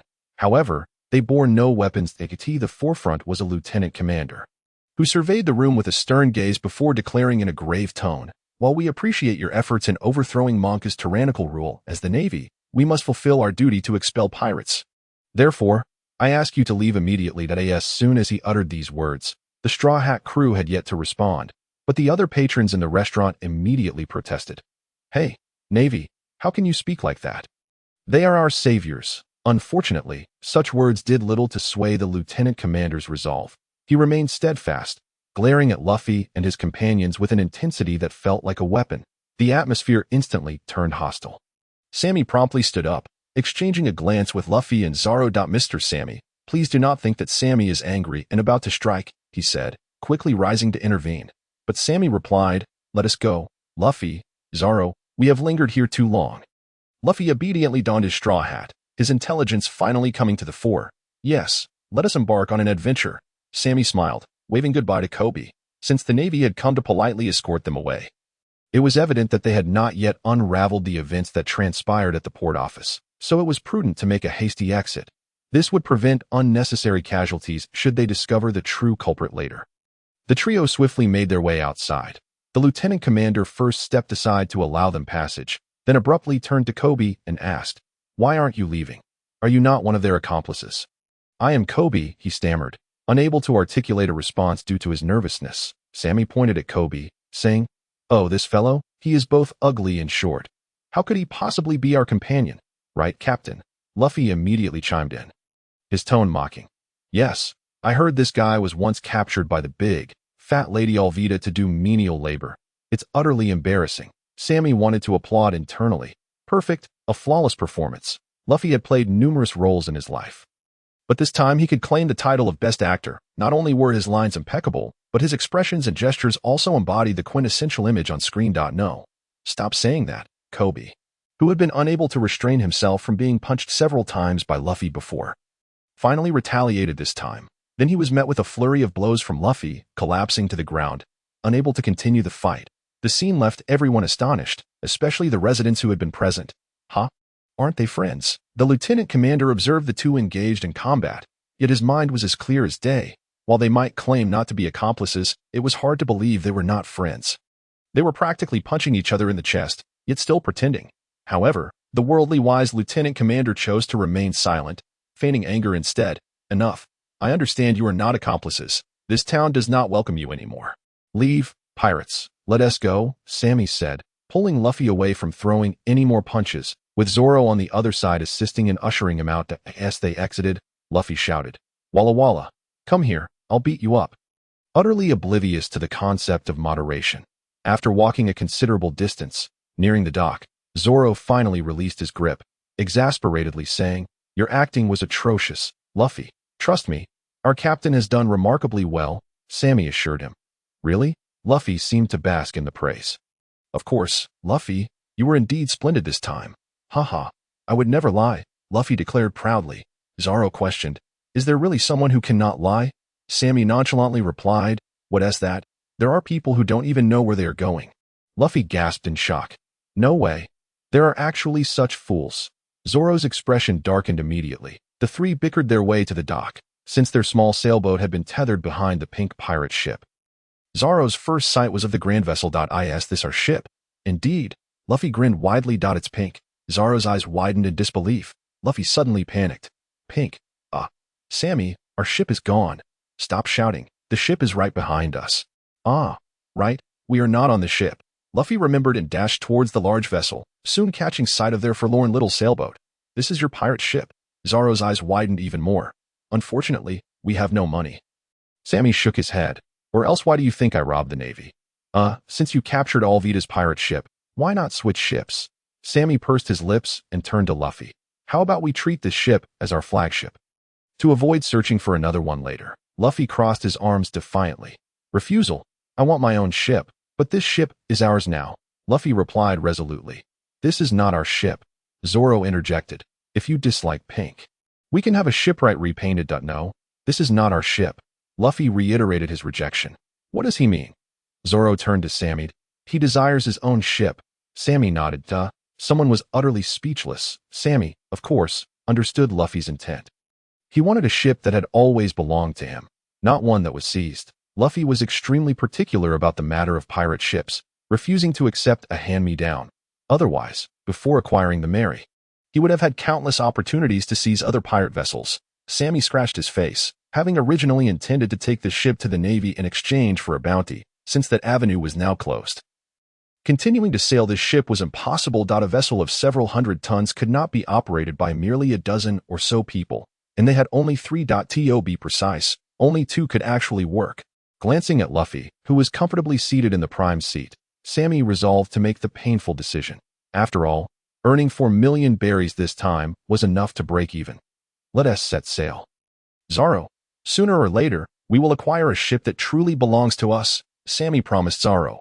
After formally bidding farewell to Kobe, the little sailboat set off into the evening sky, riding the wind. The sea was pristine, and the orange sunset bathed the ocean in a shimmering gold. It was as if the mysterious treasures of the seabed were radiating with dazzling pearls and gems, breathing in the fresh air. Sammy felt elated. "Where to next, Captain?" "I don't know. For now, let us sail forward," Luffy declared with arms outstretched. For him, the destination was inconsequential. As long as they kept moving forward, endless adventures awaited. Zoro shared this sentiment. In the past, he had always been a lone wolf, disdainful of forming connections while simultaneously instilling fear in others. Thus, this experience of traveling with companions felt remarkably novel to him. Of course, he was unaware that his lack of direction stemmed simply from being directionally challenged. For the time being, Sammy still couldn't escape the tedious task of steering the ship. "Let us find something to do." "Hey, Luffy, want to play chess?" Sammy glanced at Zoro, who had fallen asleep as soon as he boarded, abandoning the idea of waking him. "Chess? What is that? Some kind of barbecue?" "No, it's a kind of board game." Luffy was even more perplexed. "What is a game? Is it a type of barbecue?" "No, it's not food." Sammy shook his head and sat up straight, listening attentively to my explanation.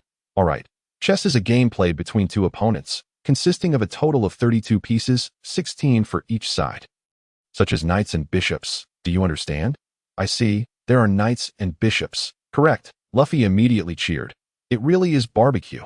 "No, it's not barbecue, you fool," Sammy felt his previously relaxed mood becoming increasingly irritable. I'm sorry. Listen closely to the rules. Pawns can only advance, not retreat. Rooks move in straight lines, knights move in an L shape, and bishops glide diagonally. Sammy enthusiastically explained the game rules to Luffy, who this time remained remarkably quiet and did not interrupt, because he had already fallen asleep, obediently. Upon discovering the truth, Sammy was furious. Wake up. Sammy grabbed Luffy by the collar and shook him vigorously. That insufferable fellow dared to fall asleep during my lesson. Utterly unforgivable. With such a lazy and unstudious attitude, how could he ever aspire to become the king of the pirates? I am determined to teach you chess today. Sammy's stubborn temperament flared up. Meat is delicious. Luffy mumbled, sniffling as he spoke in his sleep, and no matter how much Sammy shook or slapped him, he could not be roused. Very well, since that's the case, no one is allowed to sleep. Sammy took a deep breath and shouted, "The swordsman has brought meat. Swordsman? Meat." Zoro immediately opened his eyes and, in a flash, drew 3 swords. Luffy jumped up and shouted, "Everyone step aside. Let me do it. Rubber, rubber, meat grabbing machine." Whoosh. Bang. Sammy, help. Luffy cried out loudly. In mid-air, for some inexplicable reason, his head was stuck in the beak of a large bird, and no amount of struggling would free him. Soon, Luffy was carried away by the bird. The only thing left in the sky was his desperate cries for help. Sammy was left agape. What a coincidence. Zoro bellowed. What on earth is that guy doing? Enough talk. Row the boat. At the command, Zoro and Sammy frantically began to row, and the small boat shot forward like an arrow. That fool. What if he falls into the sea? It's all my fault. I completely forgot about this part. No more pointless chatter. We're about to be left behind. Row faster. Sammy lamented, on the verge of tears, wondering how he ended up with such a captain. I already began to regret agreeing to join him. Who on earth is this guy? He's an idiot. Indeed, only an idiot would forcibly drag others onto a ship. Zoro looked at Sammy with pity, as the first one on board. How did you fall for this? Sammy cried out, I boarded voluntarily. Huh. It turns out that regardless of who you are, when chasing after your idol, it's easy to lose your mind. Sammy finally understood what it meant to be a brainless fan. Having been a mere fan for over 20 years in his past life, he had yearned to board Luffy's ship for over 2 decades, almost becoming an obsession. And what was the result? 3 minutes on the ship, a lifetime off point. One should never have dreams. Otherwise, even achieving them may lead to regret. Hey, Sammy, look, there are 3 people bathing in the sea ahead, Zoro suddenly said. Sammy, interrupted from his thoughts, looked up. That is, hey, help us. We've been thrown into the sea. The 3 individuals, upon seeing the approaching boat, immediately shouted. Sammy quickly reacted. Hurry, go save them. These 3 were crew members of the Buggy Pirates. With their guidance, they should be able to locate Luffy swiftly. Plus, with 3 more people rowing, he could finally take a break, as his feeble body was already exhausted after just 5 minutes of rowing. Zoro shouted to them. There's no time to stop the boat. Hurry and climb aboard. After saying this, the small boat surged toward them. Hey, wait a minute. You morons, are you trying to run us over? Get out of the way. The boat sped past, and surprisingly, the 3 individuals managed to grab hold of the speeding vessel with their agile movements. Finally saved, the 3 climbed onto the small boat. Trembling, and immediately drew their knives. Hand over this ship, they demanded. We are crew members of Captain Buggy. If you don't want to die, surrender peacefully. Zoro. Understood. Bang. We apologize, esteemed gentlemen. It was our ignorance that led us to fail to recognize your greatness. Please forgive us. The bruised individual spoke defiantly. Row fast. If we don't reach Orange Town within an hour, we will kill you. The 3 laborers, frightened, rowed furiously, their arms moving like a whirlwind. Although Luffy is a fool, he certainly won't fall into the sea. The nearest island is Orange Town, and we are likely to find him there. Sammy explained to Zoro, well aware of the plot. All right, let us do as you say. Zoro nodded, hoping that guy wouldn't run too far. Since the clown buggy is on that island, Luffy will surely go looking for him. Upon reaching Orange Town, we can head directly to Buggy's camp. How can you be so sure? Because our captain is the type who feels uncomfortable unless he stirs up trouble. Sammy replied that I've heard that Buggy is a vicious pirate who enjoys bullying civilians. If Luffy finds out, he will undoubtedly shout that he wants to beat him up. Sir, do you know our Captain Buggy? The pirate in a hat cautiously asked. That fellow. I have long admired his reputation. The only one in the Pirate King's world who possesses the 4th type of Haki, the lucky color Haki. Who wouldn't he know him? Haha. The pirate stammered. since you've heard of Captain Buggy's name. You must know how strong we are. So, do you want to fight? No, no. The pirate was startled and quickly explained. What I meant was, the Buggy pirates are so powerful because Captain Buggy is always looking for talented individuals like you two. If you could join us, Captain Buggy would be very pleased and reward you with high-ranking positions. At this point, one couldn't help but admit that this guy, though he looked foolish, was quite clever. Since he wanted to recruit opponents on the spot, if successful, not only would they not have to worry about losing treasure and facing punishment, but they might even receive a reward for bringing skilled individuals to the pirate crew. Killing two birds with one stone. But ignorance breeds fearlessness. Shut up. Who would want to join a pirate crew like that? Zoro's face displayed disgust. Sammy had warned that Buggy was someone who enjoyed bullying the weak. And such a pirate crew did not suit his taste. Well said. Sammy smirked. Joining you is impossible, but I am quite adept at dismantling you. The devil. With 3 free laborers, the small sailboat sped forward without pause, quickly reaching Orangetown. As soon as they set foot on the dock, before Sammy and Zoro could say anything, they were suddenly met with a deafening sound. A red cannonball flew from the distance, its immense force effortlessly demolishing an entire street, and the subsequent explosion and flames consumed the ruins of the long street. What kind of cannonball is this? Its power is immense, Zoro asked in astonishment. If struck by such a cannonball, it's likely that not even a corpse would remain. That's a special buggy ball made by Captain Buggy. One shot can destroy half a town. The pirate grimly replied that if you don't want to be hit, you'd better let us go immediately. As they got closer to their captain, his inner courage to resist grew. The so-called immortal Captain Buggy would surely be able to easily eliminate these two rude fellows. Shut up. Lead the way. Sammy delivered a punch, and the air was filled not only with the scent of gunpowder, but also with a pungent odor, suggesting that something had indeed been added. Indeed, Lord Buggy has added copper oxide, declared Pirate B with pride. So something was truly added, Sammy remarked with a mischievous grin. In reality, he had detected nothing. The air was merely a blend of gunpowder, burnt residue, and dust, and he had even held his breath moments ago. I let it slip.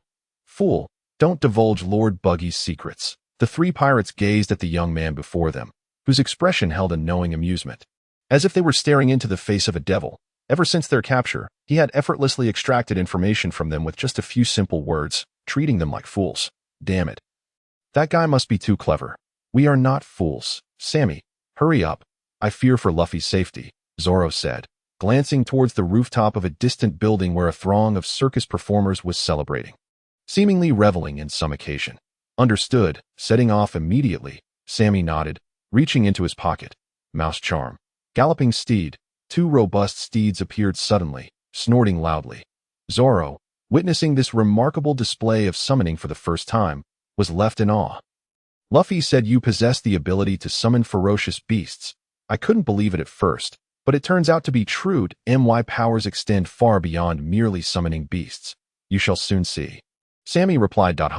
Whatever, as long as you're on our side. The stronger you are, the safer we will be. Thank you for the compliment, Sammy said as he and Zoro mounted their horses. Hey, Lord Sammy, why aren't their horses for us? The 3 pirates noticed there were only 2 steeds, clearly indicating they were left out. You have no horses, just follow me. That is so unfair. Exactly. We protest this mistreatment. Zoro scowled. Shut up. If you keep talking, I'll chop you up. The 3 immediately fell silent. Meanwhile, atop a certain building, a clown wearing a sailor's hat and sporting a big red nose was laughing heartily at the sight of the destroyed street below. Did you see that, Nami? This is the power of Buggy's cannon. This is my gift to welcome you. Nami was taken aback by the cannon's destructive force. A weapon of such might was something even Arlong did not possess. The thought of still deceiving Buggy, who wielded such a weapon, filled her with despair. Damn it, if it weren't for that damned guy costing me a fortune, I wouldn't need to take such risks.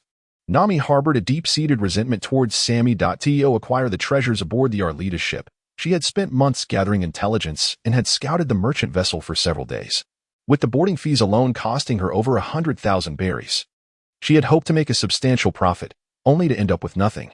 Ultimately, she had no choice but to take a gamble and steal Buggy's treasure to recoup her losses.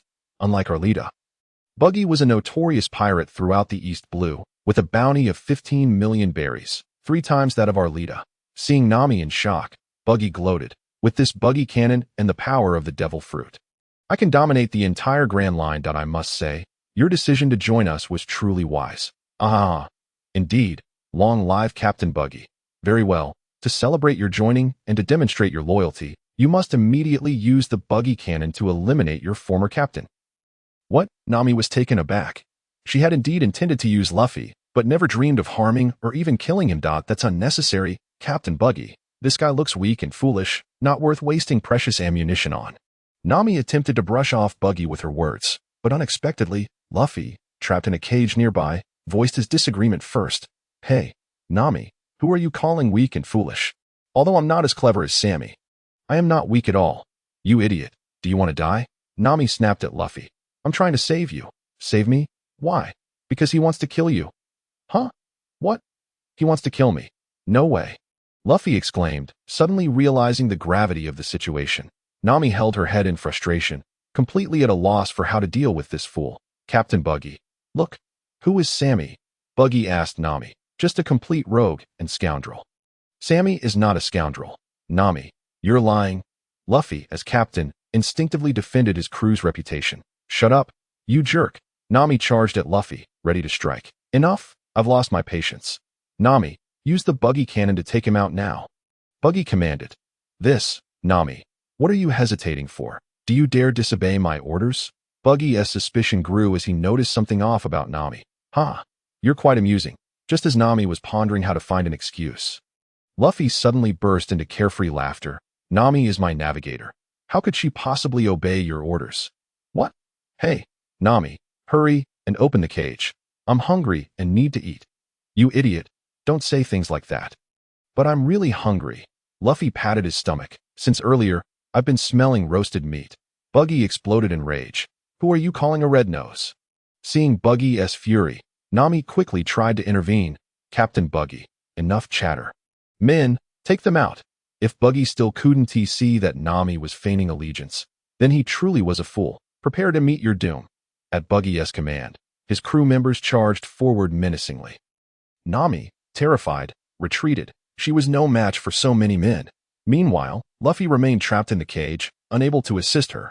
Just as Nami was about to meet a gruesome fate, a figure suddenly appeared in the path of the pirates. Clang! The sound of clashing swords rang out. Well done, Zoro, a perfect hero to the rescue. Quit the banter. Luffy is still in the cage.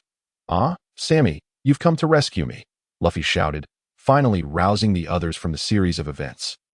Buggy, now realizing what was happening, witnessed an astonishing sight. A green-haired swordsman wielding 3 swords stood firm against the assault of his subordinates, his powerful arms unyielding under the pressure of 4 men. Beside him, a handsome young man rode a tall steed, tied to which were 3 disheveled captives, likely his own men. Sammy smiled at Buggy. Ah, I'm sorry. I didn't have horses for them, so I had to drag them along. I hope they're still alive. Who are you? You scoundrel. I am ravenous Sammy, a pirate. Sammy politely introduced himself in response to Buggy's inquiry. That over there is 3-sword style Zoro. Oh, it's 3-sword style Zoro. I don't care who you are. Dare to spoil Lord Buggy's enjoyment. I'll chop you to pieces. Zoro exerted a slight force, sending the 4 pirates flying, then coldly stated, I advise you not to do that. Someone will die. Stop with the bravado, pirate hunter Zoro. Many say you're a terrifying beast, but to me, you seem no different. Buggy sneered at in his eyes. Zoro was merely a small fry who had gained some fame in the East Blue. He could intimidate the uninformed, but was far from impressive in Buggy's view. After all, as a former crewmate of the pirate King Roger, he had encountered formidable figures of renown in the New World. Zoro pointed his sword at Buggy. If you don't believe me, you can come and try. Prepare to die. With a thunderous roar, Buggy swung his sword, executing the 3-sword style. Demon Slash. The glint of 3 gleaming blades flashed past. And in an instant, Buggy was cleaved into 3 segments. Zoro calmly sheathed his sword. However, caution was warranted. Zoro, watch out, Sammy shouted, anticipating the treachery. The reassembled Buggy quietly rose, stealthily preparing to deliver a backstab from behind Zoro. Thud! Ah! A chilling scream pierced the air, sending shivers down spines. Yet, it was not Zoro who cried out, but Buggy himself. A massive lion was crouched nearby, licking its claws, blood dripping from its talons. Buggy, having been swatted aside by a single swipe, lay on the ground, wailing in agony. Dada. It hurts. Where did this lion come from? Buggy rolled on the ground, howling in pain. Machi. Machi. A man clad in a bear hat and a half-bear vest rushed over in a fluster. Food still in his mouth, his words muffled. Here, Captain Buggy. You dare let Ricky attack me. Are you plotting to betray me? No.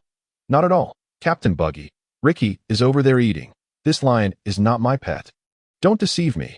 Who else in the East Blue could control such a fierce beast besides you? Machi's face flushed with embarrassment as he sheepishly replied. Though your praise moves me, there is indeed a beastmaster in the East Blue who surpasses me. They say he can summon ferocious beasts at will and command multiple at once to attack. There is such a person in the East Blue? Buggy, nursing his pain, inquired as he struggled to rise. Do you know his name? Ragnar Sammy, Machi said, chewing on meat. He stands right before you. Captain. Is that so? Since he is so close, I must. Buggy paused, realization dawning upon him, and exclaimed, Is it this little brat? Yes, Captain, Sammy confirmed. Fool. Why didn't you mention this sooner? Buggy roared, then turned to Sammy. You despicable scoundrel, daring to ambush the great Buggy. You clearly struck my companion first, Sammy shrugged, retrieving his steed before addressing Zoro. Are you unharmed? Yes, nearly injured, Zoro replied, his brow furrowed as he regarded Buggy, pondering what sorcery this man wielded. He had cleaved Buggy into pieces, yet he appeared unscathed. Buggy laughed maniacally. Ha ha ha. You cannot kill me, Zoro. I am immortal. Immortal? Zoro frowned. Although he doubted Buggy's claims, the ineffectiveness of his attack made him question further. Impressive, Luffy exclaimed suddenly. Hey, Buggy, perform another trick for me. Enough chattering. I am not a clown for your entertainment, but you clearly have a red nose. Who are you calling a red nose? You brat, Sammy interjected. He merely consumed the split fruit. His ability allows him to disassemble his body at will, hence his boast of immortality. Devil fruit.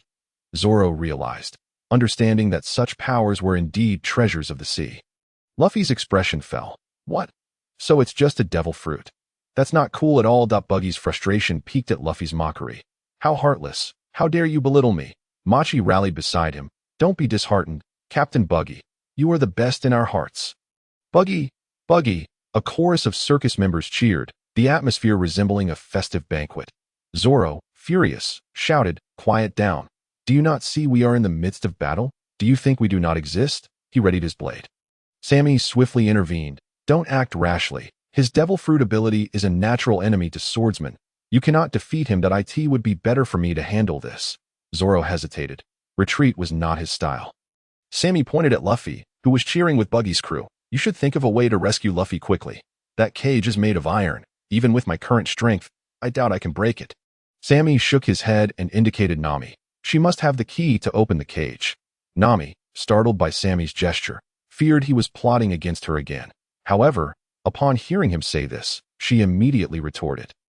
Don't look at me. I have no key. Besides, after what you did to me, I wouldn't give it to you even if I did. Sammy raised a finger. 1,000,000 berries. Deal. Here's your key. Nami swiftly snatched the paper bill from Sammy's hand, then produced a key and handed it to Zoro. Zoro was taken aback by Nami's greed. Rescuing him won't be so easy. Men, kill them all. Buggy, seeing Luffy about to be rescued, commanded his subordinates to attack. Charge, hundreds shouted as they surged forward. Rodent spell.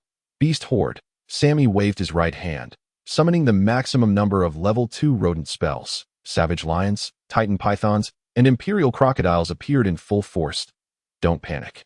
Open fire immediately. Buggy's first mate, Kabeji, quickly organized the crew. Their reaction speed far exceeded that of the Navy at Shell's Town.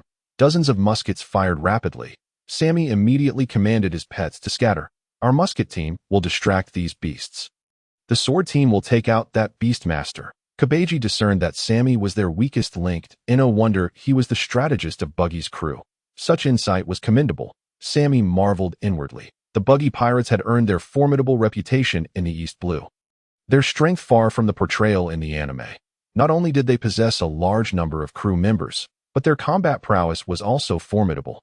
Their weapons were abundant and sophisticated, boasting dozens of cannons, hundreds of muskets, and buggy bombs. Such strength meant that apart from the East Blue Overlord, Captain Kuro, and the fleeing dragon pirates from the Grand Line, no other East Blue factions could compare. First mate Machi leapt onto the back of the lion Ricky, wielding the beast-taming whip with vigor, leading his underlings into the fray. Ragnar Sammy, if I defeat you, I shall be the strongest beastmaster in the East Blue. Surrender now. He charged forward with a hearty laugh, while Ricky, under his command, bared its fangs and claws. The minions all brandished their long knives, their faces twisted in ferocity as they lunged at Sammy, as if intent on devouring him whole. Though you outnumber me, do not underestimate my abilities, Sammy shouted, raising the Chicago typewriter and unleashing a barrage of fire. Scorching bullets formed a steel net, shredding through the ranks of Buggy's crew. Those hit fell like wheat before the scythe. What is this? What a fearsome weapon. Our muskets stand no chance. Run. The once brazen Buggy pirates turned tail, their spirits crushed by the overwhelming firepower of the Chicago typewriter. Don't panic. I will handle him. At the critical moment, Machi bellowed, momentarily stabilizing the situation. Though that weapon fired rapidly, as long as he could close the distance without being hit, he could secure a killing blow. Machi plotted his strategy, urging his lion steed into a gallop.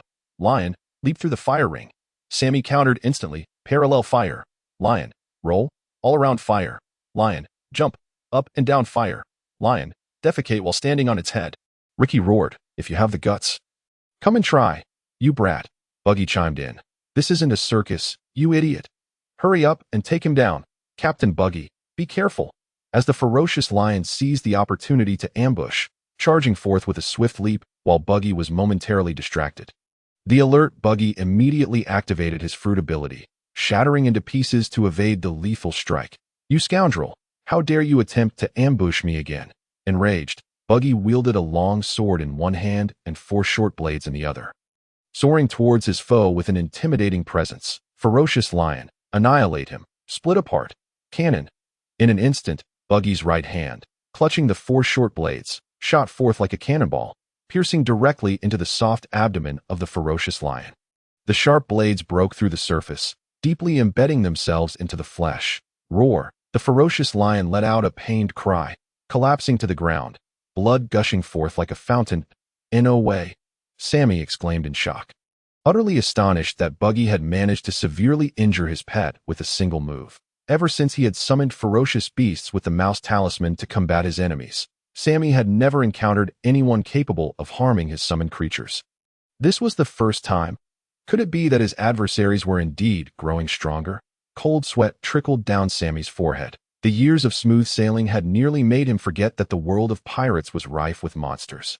Not to mention the 4 emperors and 7 warlords. Even a mere pirate with a bounty of 10 million was akin to a beast in human form.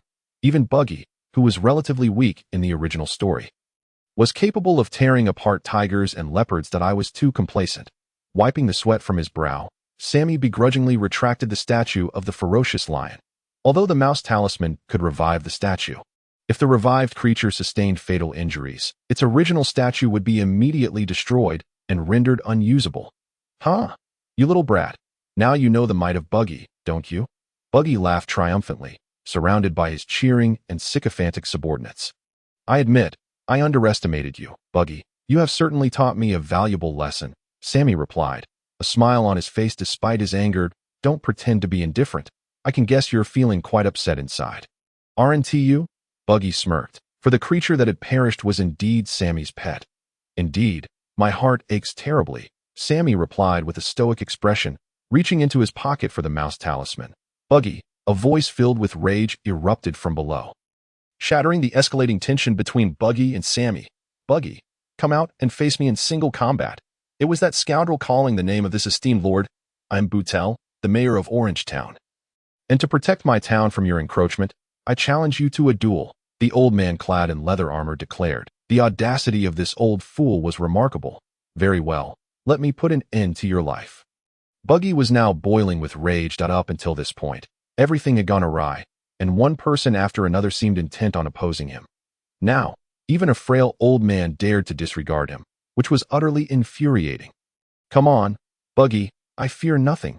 Boutel had not finished speaking when a hand reached from behind, slamming him against the wall, knocking him unconscious. Suddenly, a grinning face donned with a straw hat appeared. It was Luffy.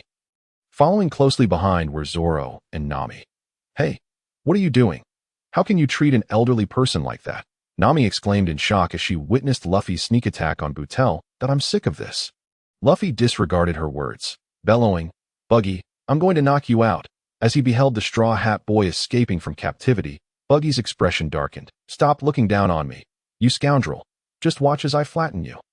Walla walla. Ayo aya. The two engaged in a cacophony of absurd sounds as they collided, delivering blows to one another in a truly spectacular display of foolishness. Let us join in. Machi, Kabaji rode in on a unicycle. Indeed, Kabaji, let us eliminate them. With both sides present, there was no need for further discussion. Let us determine the victor through strength. Zoro glanced at Kabaji, who brandished his blades, and turned to Sammy, saying, Leave the swordsman to me. Fine, I'll deal with the beast tamer. Once their opponents were assigned, Zoro unsheathed his sword without hesitation. 1 Sword style. Lioness song. Circus. Lone wheel. Flying eaves. 2 Sword style. Draw. Rashomon. Remarkable, a poetic duel. Sammy mused, feeling somewhat overshadowed by the two battling while reciting poetry. Hey, you. I've heard your name long before, Machi exclaimed, jumping down from the back of the lion Ricky, eyeing Sammy earnestly. Is that so? Sammy replied, I have diligently honed my skills in beast taming since childhood. And since joining Buggy's crew, no one has dared to compete with me in beast taming, hence the title Beast Master. What a grand name you have. However, I can't help but notice that for some time now, people at sea have been praising a certain ravenous Sammy, declaring him to be handsome, kind-hearted, a messenger of justice, and the strongest beast tamer in the East Sea. Machi's expression grew serious as he spoke. I am quite disgruntled, for you have stolen my spotlight. I apologized. Heavens, whether they be youthful maidens or captivating older women, before you appeared, they would chant my name, surround me, and embrace me. But since your arrival, you've taken it all away. Oh, God, why is life so unfair? Machi lamented, bursting into tears. Can you really blame me for this? Sammy retorted, exasperated. In any case, once I defeat you, I will rightfully claim the title of the strongest beast tamer in the East Sea. Huh, so that's what you were after. Sammy replied nonchalantly. I have no interest in being the strongest beast tamer in the East Sea. If you want it, take it to Sammy's indifferent demeanor, incensed Machi, who shouted as he charged forward. Scoundrel, don't mock my dreams. Sammy's expression hardened as he whistled, summoning the Imperial Crocodile to engage in battle with the Lion Ricky. Meanwhile, the Titan Python lunged at Machi. Hee, let me show you the power of my beast taming. Machi cackled, brandishing his whip as he confronted the giant python. Beast whip technique. Bloody meat punishment. Long whip. Stop reciting poetry. Initially unfazed, Sammy soon found himself astonished by Machi's whip technique. Truly, the man known as the Beast Master demonstrated an unexpected effectiveness with his beast whip technique. With the whip swirling like a tempest, dozens of whiplashes ensnared the Titan Python, wrapping it up layer upon layer. The sturdy leather whip seemed to possess a mind of its own, targeting the python's eyes, nostrils, and the gaps in its scales, gnawing and biting. Within moments, the Titan Python was drenched in blood, retreating in defeat. Hey, no way, you actually lost, Sammy exclaimed in disbelief, pointing at the creature named Atai. Hiss, I know you're covered in blood. But it doesn't seem that serious. You are a ferocious beast. Hiss, come on. You still have at least half your health left. Stop playing dead. Hiss, what? You dare tell me you fear pain? You're a giant python. Atai completely ignored Sammy's complaints, trembling as it retreated to a corner, utterly motionless. Quit pretending to be a statue, you scoundrel, Sammy frowned. Ragna Sammy, just give up. Your pet has no chance of returning to battle now. No matter what beast it is, after being whipped by me, it will lose all fighting spirit and become utterly useless. Sammy pursed his lips. What a headache. I didn't expect you to truly deserve the title of Beast Master. I am the strongest beast tamer in the East Sea. Surrender, Sammy, for I shall easily dispatch you. Machi beamed with delight, envisioning the throngs of lovely ladies returning to cheer for him as he instructed. Finish him off, Ricky, roar. As the fierce battle raged on, the lion, hearing its master's command, immediately abandoned the Imperial Crocodile and lunged towards Sammy. Behold my prowess, Sammy declared, unfazed as he executed his signature move, the lethal egg star. With a resounding howl, the lion, once poised to attack, suddenly crouched submissively on the ground, licking the egg liquid. Its tail wagged enthusiastically, and its eyes curved in delight, clearly reveling in the treat. "What are you doing?" "You fool!" Machi exclaimed, drooling in disbelief. "Hush. Thankfully, I recall how Usopp dealt with it in the original story," Sammy replied, wiping the sweat from his brow. Indeed, it proved that a gluttonous lion could not resist a single egg. Observing that Liji had been entranced and disregarded his orders, Machi reluctantly conceded, gazing sternly at Sammy. "Truly impressive. You are indeed a beast tamer of my caliber, able to discern Liji's weakness at a glance." Sammy waved his hand dismissively. "No, not at all. In that case, allow me to handle you personally," Machi declared, brandishing his whip and charging forth. "Beast whip technique. The queen of cruel torture. Do not utter such unapproved phrases." Sammy retorted casually. "Since your whip technique can control beasts at will, let us see how you handle it." With agile finesse, Sammy hurled forth a fist-sized statue. Invoking the mouse spell, Tyrannosaurus Rex, a thunderous roar erupted, shaking the very ground, leaving all witnesses in a state of shock and awe. "Hey, are you kidding? What manner of creature is this? That beast tamer is truly terrifying." Even Zoro, locked in a fierce duel with Kabaji, was momentarily distracted, beads of sweat trickling down his forehead as he grinned. "That guy is indeed formidable." As for Luffy, Sammy, give me something to eat." His rubbery face contorted in desperation. "Not a chance, you fool." Sammy shot back, grinning triumphantly at Machi.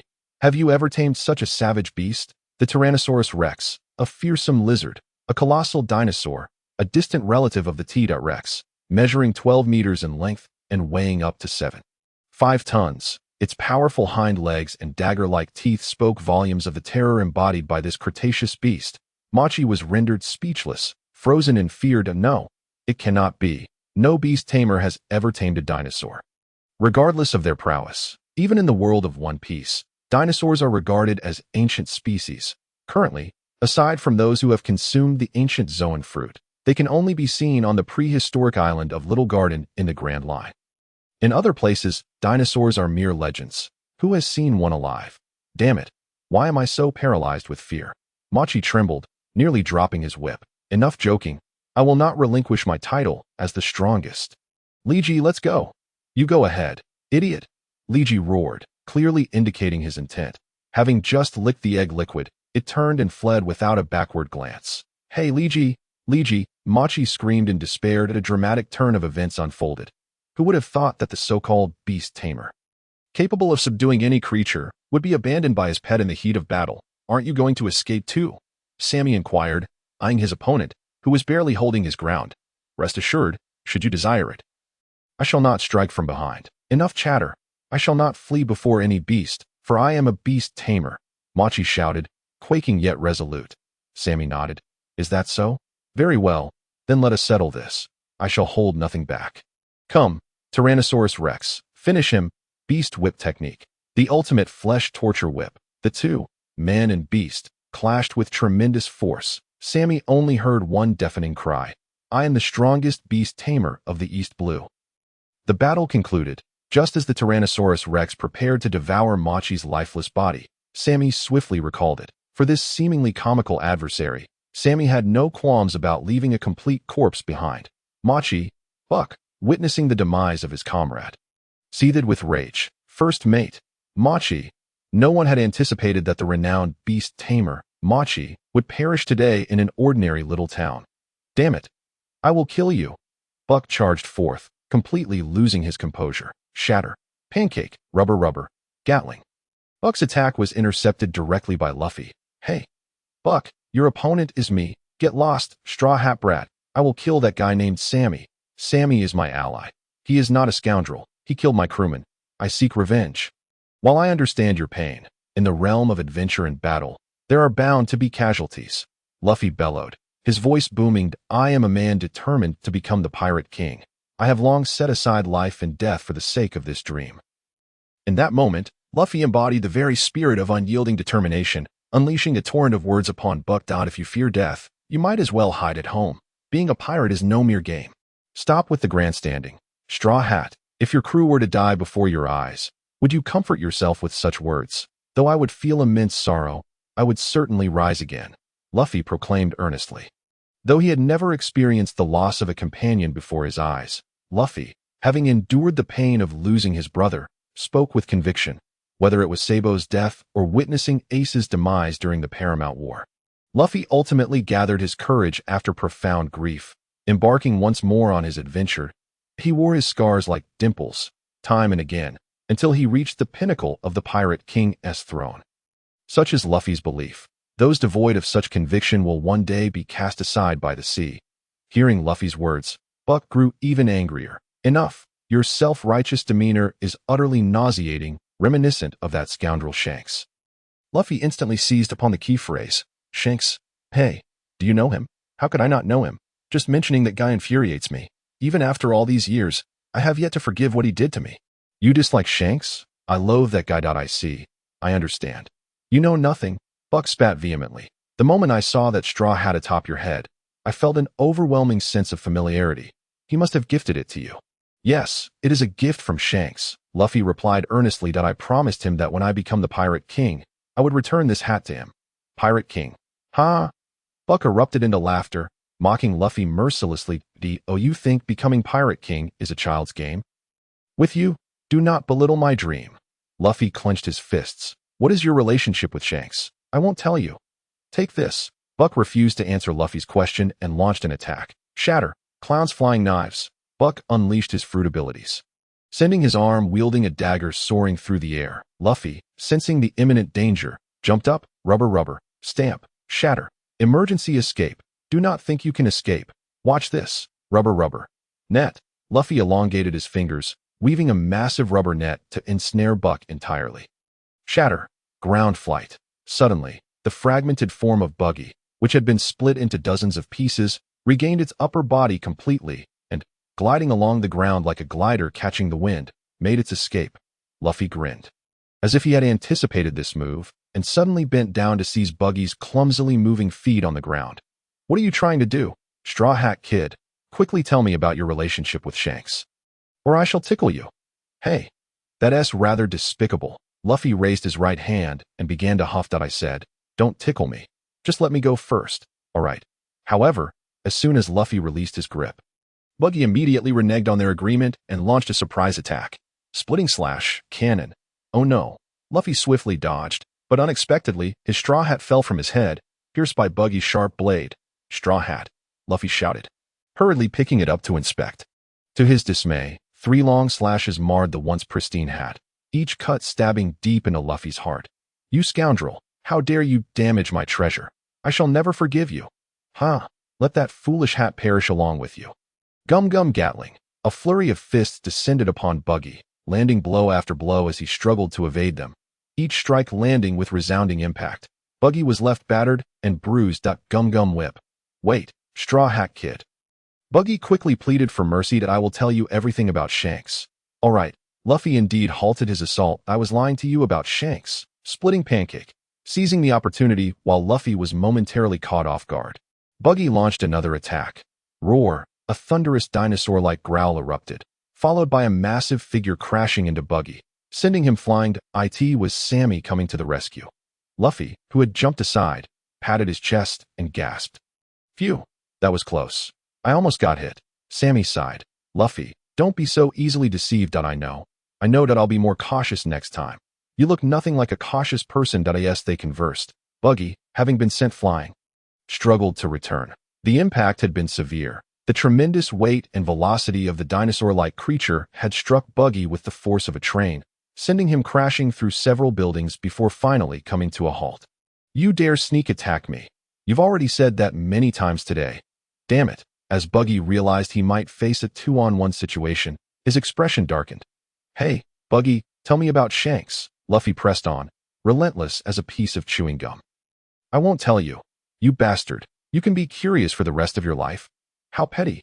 Luffy exclaimed, confusion written all over his face. He turned to Sammy and asked, do you know? How could he possibly know? I know, Sammy replied. You know? Buggy realized his slip. What? You know? Sammy smiled. Of course, stop lying. Buggy clearly did not believe him. The nature of his relationship with Shanks was known by very few across the vast sea. Especially after their separation, he had been cooped up in the East Blue for a full 24 years, leaving even fewer who understood the underlying truth. Sammy pointed at Buggy. You and Shanks were once partners. Luffy's jaw dropped in astonishment. What? This guy was Shanks' partner. No way. I was never his partner. Buggy instinctively protested, but quickly corrected himself. I'm not partners with that guy. They had both been trainee crew members aboard the Pirate King's ship. Sammy ignored Buggy's outburst and continued speaking to Luffy. What? Luffy's mouth widened further as he scrutinized Buggy intently, back and forth, stammering in shock. Buggy, infuriated, shouted, Who are you calling a red-nosed fool? You bastard. And what do you mean by that look? Sammy continued. Back in the day, he and Shanks had a good relationship, but unfortunately, due to Shanks' actions, Buggy accidentally consumed the devil fruit he intended to sell, which is why he harbors such hatred towards Shanks. Well, that's where you went wrong. Buggy. I also ate the gum-gum fruit because of Shanks, but I have never hated him. In fact, I am very grateful to him. What do you know about it? Sammy shook his head, thinking Luffy was being a bit naive. What did you eat? Gum-gum. No, it's the Zoan type, mythical beast, human fruit, Nika form. What did he eat? The Paramecia type, splitting fruit. Is that even comparable? It's not the same. For some, the devil fruit is a boon. For others, it's a burden. For instance, Buggy, who was said to possess strong water combat abilities in the original story, even receiving praise from Shanks for his swimming skills. Yet after consuming the devil fruit, his hard-earned water combat skills were rendered utterly useless. Who can he blame for that? Sammy's mind echoed the saying. A fish that eats the devil fruit cannot breathe on land and cannot swim in water. Could there be a more tragic fate? Upon hearing Sammy effortlessly divulge Buggy's background, beads of sweat began to form on Buggy's forehead, his hands gripping the knife tightly. Trembling slightly, he swallowed hard and asked, Who are you? How do you know about my past? Me. I am Ragnar Sammy, a pirate. Impossible. How could a mere ordinary person know such things? In his fright, Buggy began to laugh maniacally. Huh? I can't believe that after hiding in the East Blue for so many years, you still managed to find me. Luffy tilted his head, puzzled. What is this fool talking about? Enough nonsense, Buggy shouted. No matter who you are, whether a secret naval unit or a world government CP organization, don't you think you can easily capture me?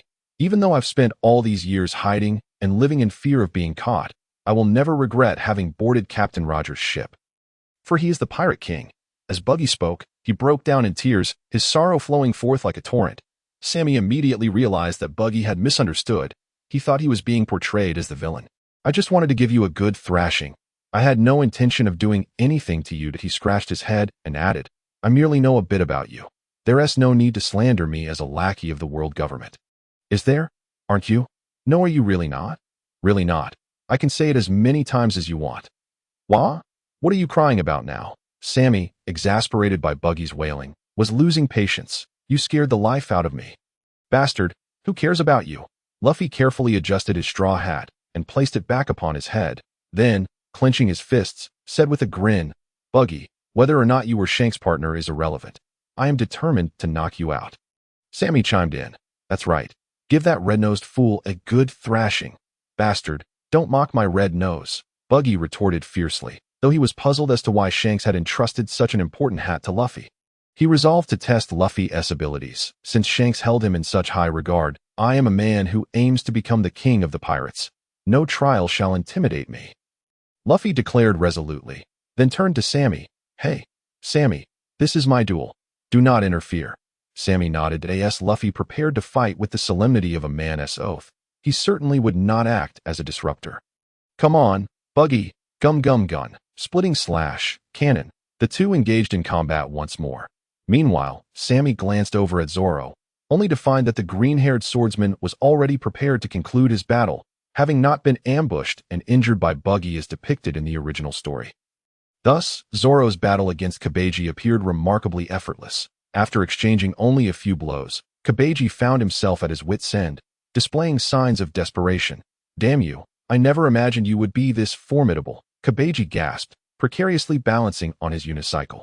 Zoro let out a cold snicker, replying, a true swordsman must devote his entire being to the art of the blade. Someone like you, a mere juggler, will never comprehend the greatness of a swordsman.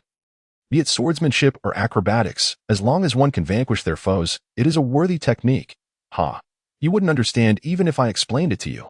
Better just lie down and accept your fate. With that, Zoro clenched his sword, readying himself for the onslaught. The three-sword style demonstrated its overwhelming might before Sammy for the first time. Three-sword style. Oni slash. The blade glimmered with a chilling sharpness. Silver light flashed. The fierce wind made it nearly impossible for Sammy to keep his eyes open. By the time he managed to clear his vision, Zoro had already sheathed his swords and stood aloof. Kabeji let out a pained scream as a jet of crimson blood erupted from his chest, slowly descending from his unicycle. Two of the three prominent figures of the Buggy Pirates had already fallen, leaving only the captain standing. The once mighty force that dominated the East Blue for over a decade faced an inevitable demise upon encountering the Straw Hat crew. Moreover, its downfall would be even more tragic than depicted in the original narrative. Nami, witnessing the scene, could hardly believe her eyes. Having roamed the East Blue for so many years, she was well acquainted with the infamous Buggy and his crew.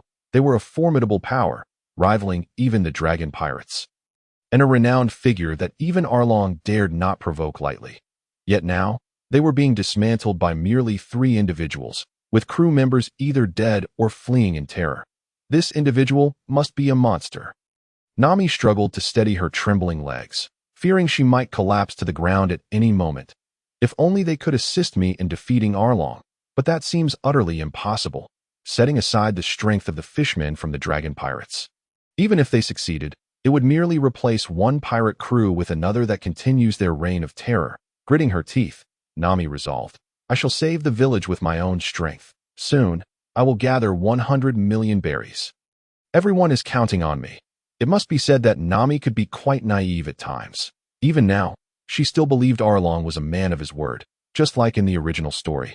Despite having experienced so much alongside Luffy, she still chose to rescue the village in her own way, rather than placing her faith in Luffy and his crew.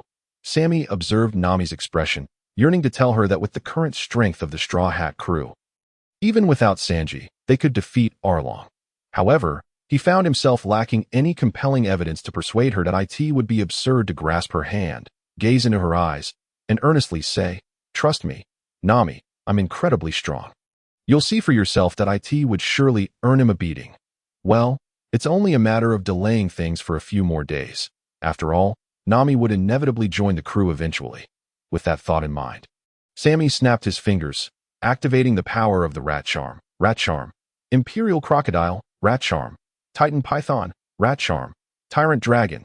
Three ferocious beasts materialized, their bloodthirsty aura palpable. Sammy clapped his hands, drawing the attention of the Buggy Pirates' lackeys who were watching the battle between Luffy and Buggy. Now, everyone, have you heard of the term clearing the battlefield? Sammy grinned wickedly and launched his attack. Run! The giant python. Oh dear, my legs can't keep up. The three beasts lunged into the crowd, mercilessly harvesting experience points for Sammy, whose experience meter soared, leaving him grinning ear to ear. On the other side, Buggy, witnessing his subordinates being slaughtered, was consumed by rage. Ragnar Sammy, cease this at once. In his fury, Buggy abandoned Luffy and charged at Sammy. Shattered Carnival, utilizing his devil fruit ability, Buggy instantly split into several pieces. His left hand, left foot, right foot, torso, and head all flew towards Sammy. Hey, Buggy, don't flee, Luffy exclaimed as he noticed his opponent retreating from the battle. Immediately pursuing him, Sammy remained calm as Buggy hurtled towards him with all his might.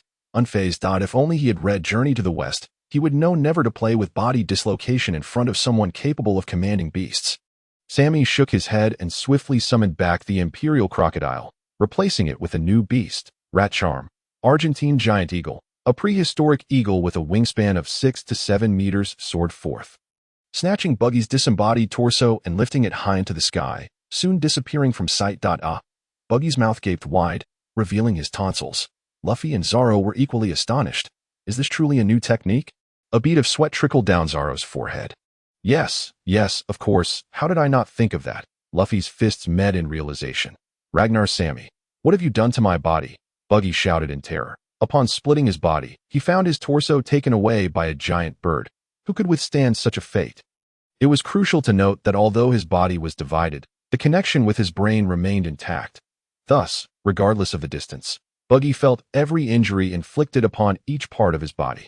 In other words, whether his torso was sliced, burned, or bitten, Buggy could sense it all.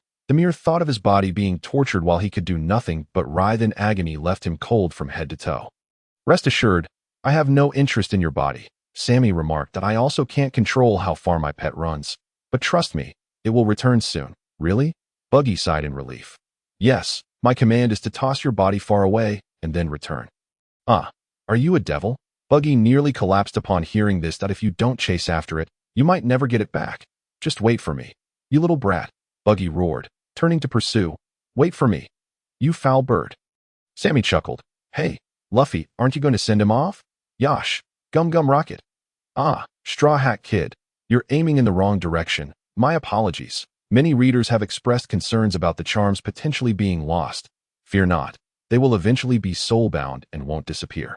The reason for retaining the physical charms is due to their future utility, but I shall refrain from revealing more. Ding! At the moment Luffy sent Buggy flying, a crisp sound resonated in Sammy's mind. This long-awaited sound filled him with uncontainable joy. The system had upgraded once more that he hurriedly checked point 12 charm system. Name: Sammy. Current charm: Rat Charm LV2. Experience bar: 5. Experience stars owned: 1 star. Heaven rewards the diligent. After vanquishing the Buggy pirates and defeating Buggy himself, the system had finally upgraded. Gazing at the shimmering experience star, Sammy felt an exhilarating thrill akin to a criminal about to commit a crime. Immediately, he sought to upgrade the Rat Charm. Sammy was clear in his intentions regarding the utilization of this experience star. Rather than being a jack of all trades, it was better to master one skill. The LV2 Rat Charm could already summon ancient species. Thus, would not the LV3 charm allow him to summon mythical beasts? Moreover, the number of summoned beasts would increase to 4. The thought of commanding 4 mythical beasts with a mere wave of his hand during battles made Sammy salivate with excitement.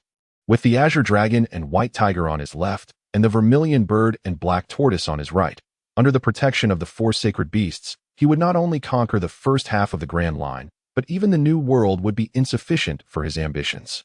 When the 4 emperors saw him, they would meet their demise one by one, and for every warlord, he would slay 2. With these thoughts, Sammy couldn't help but laugh aloud, immediately focusing his thoughts on the upgrade. However, conditions insufficient, unable to upgrade, the system issued a direct voice prompt. What? Sammy was caught off guard. Insufficient conditions, unable to upgrade. What? Sammy repeated, utterly bewildered. How could you even speak? Good heavens, after over 20 years, you can talk. System, where is your focus? For goodness sake, if the system possessed self-awareness, it would surely express such sentiments. Unfortunately, aside from this one utterance, it could articulate nothing else, rendering it utterly useless. Well, Sammy sighed that he had anticipated the situation of lacking experience stars. Aspirations may be grand, but reality is often stark. If each spell upgrade required only a single experience star, he would have already devised a plan to eliminate everyone he encountered along the way to amass experience stars, potentially accumulating a dozen top-tier spells in the process. Clearly, the system would not permit such ease. Having spent considerable time playing games from the Penguin Company, he grasped this fundamental truth that it seemed that to elevate a spell to level 3, a solitary experience star was woefully inadequate. What exactly was required? System, could you offer a hint? Sammy inquired. After a prolonged silence, there was no response. Well, it seems you have chosen to remain mute. Huh? Sammy muttered, somewhat disgruntled. Never mind, let us draw a new spell.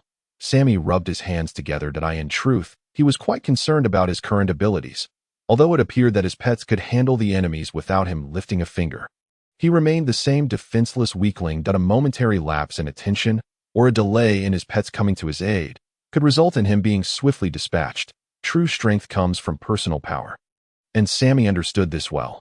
Come on, let us test my luck. Sammy slapped his face, steeling himself. He expended 1 experience star to draw a new spell. The soul star shattered immediately, transforming into 11 glimmering shards, which then began to spin rapidly until they became nearly indistinguishable. Suddenly, 10 shards vanished, leaving only 1 that gradually came to a halt. It morphed into an octagonal stone, and a flash of red engraving briefly flickered, clearly revealing a rabbit. The rabbit spell, it bestows upon the holder the power of extraordinary speed. Furthermore, it significantly enhances the holder's neural reaction time. Damn, Sammy exclaimed. although it was not the cow or horse spell he had longed for. The rabbit spell was certainly commendable. After all, there is a saying, speed is power. Sammy immediately perused the system's description. Rabbit spell level 1. Grants the holder the ability to move at the speed of sound. Approximately 331.4 meters per second under standard conditions. Endows the holder with the capacity for agile responses while moving at sonic speed. Impressive. Upon reading these 2 lines, Sammy could think of no other words but impressive. Without delay, he began to experiment. The first step was to loosen his belt. Don't misunderstand, he wasn't being inappropriate. Rather, he needed to retrieve his prized possession. I speak of the belt that holds the spells. A sturdy belt crafted from bison leather, adorned with 6 buckles on each side, totaling 12, specifically designed to accommodate 12 spells. Remarkably, this was a birthday gift from his aunt, Daddying. When he was 17. Sammy was deeply touched. Prior to this, to safeguard the mouse spell, he had always kept it close, even resorting to holding it in his mouth during battles to prevent it from falling. Yes, in his mouth, because of this. He had never spoken during fights, earning him the nickname the Pretentious Warrior. How absurd. Does remaining silent during combat inherently imply pretentiousness? The young Sammy felt profoundly psychologically scarred. He retrieved the mouse spell from the leftmost buckle and placed it in the first position of the right side, holding area. Then set the newly acquired rabbit spell in the position previously occupied by the mouse spell. As he had yet to acquire the tiger spell, and according to the system's stringent regulations, he could not wield the powers of 2 spells simultaneously. He fastened his pants and secured his belt, feeling quite formidable. Rabbit spell speed fist bang. Sammy activated the rabbit spell and unleashed a punch. In the blink of an eye, he crossed a distance of 4 to 5 meters, striking the air with a punch that compressed it, producing a crisp sonic boom. Cool. Sammy couldn't help but boast. This strike was akin to the sonic technique from the 6 styles. Not only was it extraordinarily swift, but it also possessed immense power. Sonic involves generating explosive reactive force by rapidly stepping on the ground multiple times within 0.36 seconds for high-speed movement, making it akin to teleportation for sluggish adversaries. Now, with the ability to reach sonic speed, Sammy could effortlessly achieve this. Moreover, he felt he could also attempt the Gale Foot and Moon Step, both reliant on speed from the 6 styles. At last, shedding the identity of a mere combat novice, he could attack when needed and retreat when necessary. Sammy proudly patted the spells at his waist, beaming with delight. Hey, Nami, what are you doing? Sammy heard Luffy's voice calling out. He looked up to see Nami frantically rummaging through the treasure of the buggy pirates, with Luffy chattering away behind her. Nami, come be my partner. No way. I will never team up with pirates. What? Being a pirate is so much fun. We can hold feasts, eat meat, and go on adventures. What's not to love? Come on. Nami, absolutely not. Nami firmly rejected. My goal is to earn 100 million berries as quickly as possible. I have no interest in adventures. Luffy's jaw dropped in disbelief, as if he had heard the world was ending. In his mind, adventure was the most thrilling and joyous pursuit imaginable. How could anyone not be interested? So, do you like meat? The only food I like is oranges. Just oranges. Ah, Luffy exclaimed, rushing over to grab Sammy. Utterly distraught. What to do? Sammy, Nami's lost her mind. What should I do, my navigator? Who lost their mind? Nami shouted angrily. Luffy was already in tears. Sammy strained to pull Luffy off himself and addressed Nami, Miss Navigator. According to the rules, since we defeated Buggy, his treasure should rightfully belong to us. What did you say? Are you trying to steal my money? I'm merely stating a fact. Not a chance. Absolutely not. I want to let you have Buggy's treasure. I have 3 pets. I can only give you 1/10. They're still hungry. 1/5. Atai. Half is already quite generous. Sammy tightened his fist. I want it all. I'll fight you. You bastard. Nami ruffled her hair and charged at Sammy, ready to brawl. Luffy quickly interjected. Sammy, don't bully my navigator. She has already lost her mind. Sammy shrugged. Of course, if she joins us, the money will naturally be hers. Nami dashed in front of Luffy. I look forward to your guidance. Captain. Huh. You're quite amusing. Nami, welcome aboard. When Nami learned that Luffy had decided to leave half of the treasure worth 10 million berries, which they acquired from the Buggy Pirates, for the reconstruction of Orange Town, she was furious. The powerful, formless Haki left Luffy with a swollen head. To avoid a fatal outcome, Luffy, as captain, forcefully handed over the 4 million berries Sammy had previously gathered, along with the remaining treasure, to Nami. 0.9 million berries. You still owe me 1 million berries. Nami, wearing glasses, jotted down notes while chattering away. Consider it a high-interest loan I'm lending you, with an interest rate of 100%. In other words, every day that you owe me money, the amount will double. After 2 days, it will amount to 2 million berries, and after 3 days, it will escalate to 4 million. After 4 days. Luffy scratched his face innocently and said, "But I have no money. No matter," came the reply. "I accept valuable items as repayment. Jewels, gold, navigational charts, weapons, or even devil fruits will suffice." "All right then," Luffy nodded. "Nami, lend me another 1 million berries. I need to buy some meat." "That means you owe me 2 million berries now." "Are you certain? My interest is quite steep." "No worries. I never intended to repay it anyway." "Go to hell, you idiot," Nami exclaimed, delivering a powerful punch that sent Luffy flying, crashing against the ship's railing with such force that it nearly capsized the small vessel. "Stop fooling around. Luffy, do you want to fall into the sea?" Sami admonished with a stern expression. From their time together, it was evident that Luffy, aside from his beloved straw hat, had little understanding of cherishing other possessions. Heaven knows how the Mary was blessed with a ship spirit. Given Luffy's reckless treatment of vessels, Sami suspected it was likely out of sheer frustration. If Sami were the spirit of the Mary, he would certainly give Luffy a few hefty blows. "All right, Sami." Luffy bounded over like a monkey, crouching beside Sami and inquiring, "Sami, tell me more about Shanks.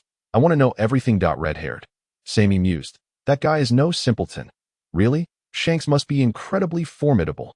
"Indeed, he is one of the 4 emperors." "What are the 4 emperors?" Nami interjected. "The 4 emperors refer to the 4 sovereigns of the seas." "Sovereigns? That's amazing." Luffy's eyes sparkled with admiration for Shanks. To be called a sovereign of the seas, one must possess extraordinary strength. Nami pondered, her mind drifting back to the dragon pirates. With their overwhelming power dominating 20 villages in the East Blue, could they truly be deemed sovereigns? It must be said that Nami's perspective was still rather limited at this moment. Perhaps it was also due to the deep-rooted shadow the dragon pirates cast in her heart, leading her to compare every formidable figure she encountered with them. The 4 emperors, alongside the Navy and the 7 warlords, formed the 3 great powers of the Grand Line, each wielding immense strength. Noticing that even Zoro was drawn in by his words, Sami elaborated further, treating it as an opportunity to educate the Straw Hat crew. The 4 emperors are none other than the world's strongest man, Whitebeard Edward Newgate, the mightiest creature of land, sea, and air, Kaido the Beast, the Queen of Nations, Big Mom Charlotte Linlin, and red-haired Shanks. Each of them possesses the formidable power to rule over the Grand Line, establishing their dominion in the New World, with even the Navy headquarters unable to contend with them. In no way are there truly such powerful pirates. It can't be. Nami gasped, covering her mouth in disbelief. Such matters are common knowledge on the Grand Line. "There is no need for me to fabricate tales." Nami forced a grim smile and asked Luffy, "Hey, Luffy, you mentioned you're going to the Grand Line, right?" "Yes, because the great treasure is hidden somewhere along that route." "You should abandon such dangerous thoughts at once," Nami exclaimed, shaking Luffy vigorously by the neck. "Did you not hear what he just said? The Grand Line is home to the 4 emperors. Going there is tantamount to seeking death." "But I'm not afraid at all," Luffy replied nonchalantly. "Whether it's the 4 emperors or anyone else, as long as they stand in my way, I'll knock them all out." "Stop saying such things." Nami nearly lost her mind. "Zoro, you must reason with this fool and dissuade him from these reckless ideas." Zoro, with a casual smile, responded, "I too have a desire to venture to the Grand Line." "The person I've been searching for is said to be there," Sami inquired. "The person you seek must be the world's greatest swordsman, Mihawk, right?" "Yes, that's him." Nami shivered at the mention of world's greatest. "Hawkeye is a powerful swordsman and one of the 7 warlords." Sami explained. The 7 warlords refer to 7 formidable pirates recognized by the world government, permitted to plunder legally. 7 warlords? What a cool name. Luffy eagerly asked. "Who are they?" "Tell me. There are too many 7 warlords to introduce in a short time." Sami patiently explained. "However, I can tell you about my favorite, Sulong Jinbei. He is a fishman. Fishman. Sulong. Jinbei?" the 3 exclaimed, each with a different point of interest. "This fellow known as Sulong sounds like a good person just from the name." Luffy concluded decisively. "Nonsense. How could a fishman possibly be a good person?" He must be a good person. It's absolutely impossible. The two began to argue that to be precise. Nami was unleashing verbal violence upon Luffy. As for Zoro, his focus remained on strength. That guy can stand alongside Mihawk as one of the 7 warlords. He must be quite formidable, right? Well, though he may not match Mihawk, he is certainly a top-tier presence among the warlords. Oh, while he may not be a swordsman, I am eager to test my skills against him. Zoro was always open to battling strong opponents. All right, I've made up my mind. I will recruit him as my comrade. Luffy, having lost the verbal skirmish, swiftly changed his strategy, deciding to bring Jinbei aboard to prove to Nami that he was indeed a good person. Absolutely not, Nami declared, filled with deep-seated disdain for fishmen. If that guy comes aboard, I will leave immediately. Nami, comrades should coexist harmoniously. Luffy insisted earnestly. P.S. Not even your comrade yet. You idiot. Nami was on the brink of exasperation with this foolishness. However, she found it somewhat amusing. With the notorious name of the 7 warlords, that fishman could never possibly board Luffy's ship. He wouldn't even be considered worthy. With that thought, Nami felt a bit more at ease. After all, she wouldn't be staying on Luffy's ship for long. Having already extorted all their money, she planned to sneak away at the first opportunity. Being surrounded by a group of pirates made her feel genuinely uneasy. Hey, navigator lady, you're not plotting to escape. Are you? Caught off guard, Nami shivered, forcing a smile. No, how could I? I'm already part of your crew. Is that so? Sammy said with a knowing smile. Don't even think about running away. Got it, little brother. Ah, the orange-haired girl replied, attempting to maintain her composure. Rapid fist. Rain bullet, Sammy shouted, weaving a series of shadows with his hands, unleashing a flurry of bullets from both revolvers in an instant. Nanny, Zoro exclaimed. Taken aback as he hurriedly swung his twin swords in defense, the bullets clashing against his blades with a resounding clang. Hey, are you trying to kill me? Sorry, but facing you, Zoro, I couldn't help but take it seriously. Damn it. Even if you say that, how can one not be serious in a battle with the future world's greatest swordsman? Right, Zoro. Seriously, be more careful next time. If you want to fight seriously, I won't hold back. Zoro said, feigning indifference, a subtle blush creeping across his face. Clearly, Sammy's seemingly roundabout and subtle flattery was quite pleasing to him. But Luffy, having never seen such an expression on Zoro, couldn't help but burst into laughter. Shut up, or I'll cut you down, you idiot. Zoro, whose secret thoughts had been uncovered, was filled with indignation. Sammy reinserted his pistol into his waistband in order to swiftly familiarize himself with the power of the rabbit charm. Sammy sought out Luffy and Zoro for sparring sessions ever since departing from Orange Town. After all, it would be a terrible waste to have 2 free high-level sparring partners aboard the ship. After several days of intense practice, Sammy was truly enlightened by their distinct combat styles. Luffy, having grown up in a wild and unrestrained manner, combined with the properties of the gum-gum fruit, fought in a completely unconventional manner, constantly surprising Sammy with unexpected moves. Thus, Sammy focused primarily on defense during their bouts, continuously activating his sonic abilities to avoid being struck by Luffy's sudden attacks. In stark contrast, Zoro had undergone the most rigorous swordsmanship training since childhood. Each of his strikes was precise and methodical, showcasing his solid foundational skills. Facing him, Sammy adopted a more evasive style, seeking to exploit any openings and disrupt Zoro's rhythm in combat. It must be said. In just a few days, Sammy felt he had gained a wealth of experience that you've become quite formidable yourself. Sammy, that's truly fantastic. Luffy exclaimed joyfully, thrilled by his companion's growth. I told you I'm strong. Captain, Sammy replied with a grin. Zoro, deep in thought, then inquired, is this what you refer to as the power of the charm? Indeed, the speed ability stems from the rabbit charm's power, Sammy openly explained, adding that the ability to summon beasts came from the mouse charm.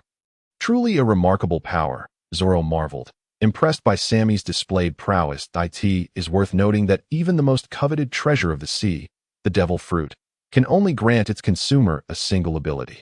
A treasure like the charm, which possesses multiple capabilities, is indeed unprecedented. Upon hearing the word remarkable, Luffy's interest was piqued, and he eagerly shouted, Sammy, let me try out the charm too. It sounds so intriguing. Absolutely not. Sammy firmly rejected. What a ridiculous notion. Lending anything to Luffy would likely result in a miracle if I were to end up with my life intact. Come on, don't be stingy, Sammy. Luffy pleaded with puppy dog eyes. Such an interesting thing. We all want to see it. Right, Zoro? When Sammy stood his ground, Luffy cleverly enlisted Zoro as support, hoping Sammy would relent. However, Zoro promptly countered, I'm not interested in such things, that he stated seriously. As a swordsman, I only trust the blade in my hand. If a swordsman places his desire for strength in anything other than his sword, he is not far from death. Did you hear that? Luffy, do not place your hopes in anything but your sword. Really? I understand, Luffy replied earnestly. Even though I'm not a swordsman, aside from the sword, Wait, Sammy, I'm not a swordsman. Luffy realized mid-sentence he had been outwitted by Sammy. It's the same principle. You should focus on developing the abilities of the gum-gum fruit. Remember, it is no ordinary devil fruit. Is that so? Luffy pondered, clenching his fist thoughtfully. Sammy clapped his hands to bring Luffy back to the present. All right, we can discuss this later. Nami just informed us that we are approaching a new island. A new island. Luffy leaped to the top of the ship's cabin to gaze into the distance. The word island conjured in Luffy's mind associations with adventure, restaurants, and feasts, triggering a cascade of vivid imaginings. Adventure? Everyone, full speed ahead toward the new island. Be careful, don't fall, Nami cautioned as she steered the ship. Since she joined the crew, Sammy was finally relieved from the monotonous task of navigation. The island must be Syrup Village. Indeed, it is the nearest inhabited island to Orange Town, Nami confirmed. Noting that the ship's supplies of food and fresh water were running low and needed replenishment promptly. In the past few days, aside from Luffy, everyone else had been troubled by the scarcity of food. Although Sammy had stocked up before leaving Orange Town, the addition of 2 more mouths to feed quickly led to a food shortage. As a result, Sammy had to reduce everyone's rations to 1 meal a day while cutting Luffy's down to 3 meals. Even so, it was still insufficient. Furthermore, Luffy had taken to sneaking food nearly every night, prompting Sammy and Zoro to take turns guarding the supplies against the would-be thief. Overall, the limited storage capacity of their small boat was the primary reason for the supply shortages. Moreover, with 4 people aboard, the space for movement had drastically diminished, especially with Nami on board. As Luffy remarked, it felt like they could hardly relieve themselves without caution. Therefore, spotting land brought a sense of elation to everyone. Soon, under Nami's skilled navigation, the small boat gently docked at the shore. Just as Luffy jumped off the boat, eager to speak, he was abruptly grabbed by Sammy. Wait, there's someone in the bushes. In the bushes? Luffy peered curiously, but saw nothing. Where? Fool. If someone is hiding, how could they let you see them? Zoro sensed something amiss and placed his hand on his sword, his demeanor shifting to seriousness. Suddenly, a barrage of lead bullets flew towards them. Sammy reacted swiftly, dodging to the side, while Luffy, caught off guard, jumped around and panicked. In the next moment, a multitude of black pirate flags emblazoned with white skulls erupted from the bushes on either side of the shore, presenting an imposing and fierce display. Incredible, Luffy shouted. Who are you? Show yourself. Nami hastily pulled out her staff, demanding answers. Since you have sincerely asked, I shall graciously enlighten you. I am the captain of the grand pirate crew that reigns over this village, commanding an army of 80 million subordinates, known as Captain Usopp. Incredible! Long live Captain Usopp! Luffy exclaimed in awe, caught up in admiration. Fool, that sounds utterly implausible. Zoro scoffed from the side. Implausible? No way, Luffy responded in astonishment. It's all a lie, Sammy interjected. To be honest, Sammy was at a loss for words regarding Luffy's peculiar tendency to believe anything he heard. What? So he's a fraud? Luffy pouted, immediately losing interest, and pointed accusingly at Usopp. Hey, why did you deceive me? Fraud? Usopp's expression shifted as he thought his ruse had been discovered, hastily attempting to salvage his claim. And no, you've seen through me. Actually, my subordinates number not 80 million, but 100 million, 100 million. Luffy's eyes bulged wide in disbelief. Sammy facepalmed. Oh no, he has fallen for it again. Pulling Luffy back, Sammy stepped forward. So it is the illustrious Captain Usopp of the East Blue. A pleasure to meet you. Usopp was taken aback that someone had acknowledged his boast, quickly asking, Do you know me? Indeed, I've heard tales of Captain Usopp since childhood. My ears are practically calloused from it. Oh really? Then tell me. I've heard that Captain Usopp is a brave warrior of the sea, who first received a bounty of 30 million berries. That was just when I first set sail. In the future, my bounty will surely soar to 200 million. Wow, is this guy for real? Sammy exclaimed in surprise. It is known that after the incident at the island of Dr. Kureha, Usopp's bounty indeed rose to 200 million berries. Could it be that this guy is capable of predicting the future with just a casual remark?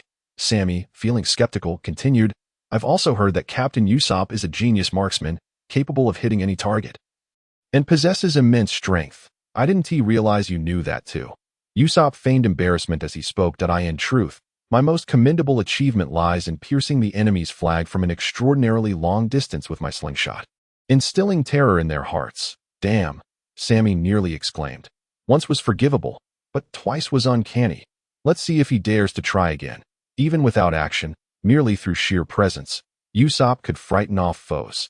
Ha ha ha, speaking of that, I must mention my signature scary face technique. Stop, Sammy hastily interjected. Truly, the luck shared among the Pirate King was a rare gem. Buggy received 6 portions, while Usopp got 5, leaving the world collectively owing 1 portion to this super lucky star. The King of Lies indeed wielded the power of causality. We cannot allow him to continue. Heaven knows what terrifying tales he might conjure, should he utter a horrific plot not found in the original work. Would that not terrify Sammy? Even Oda would tremble. So, have my feet left you quaking in your boots? Usopp proclaimed proudly. Now that you are aware of my terror, why not retreat post-haste? No, Luffy suddenly shouted from the side. What, do you wish to provoke the great Captain Usopp? What does that matter? I haven't eaten in 3 hours, and Sammy mentioned that this island has food, so I absolutely refuse to leave. Seeing Luffy's stubbornness, Usopp promptly drew his slingshot, loading a projectile, and declared resolutely, in that case, do not blame me for being ungracious. Luffy adjusted his straw hat, and, in a cold tone, replied, now that you have drawn your weapon, this cannot simply be overlooked.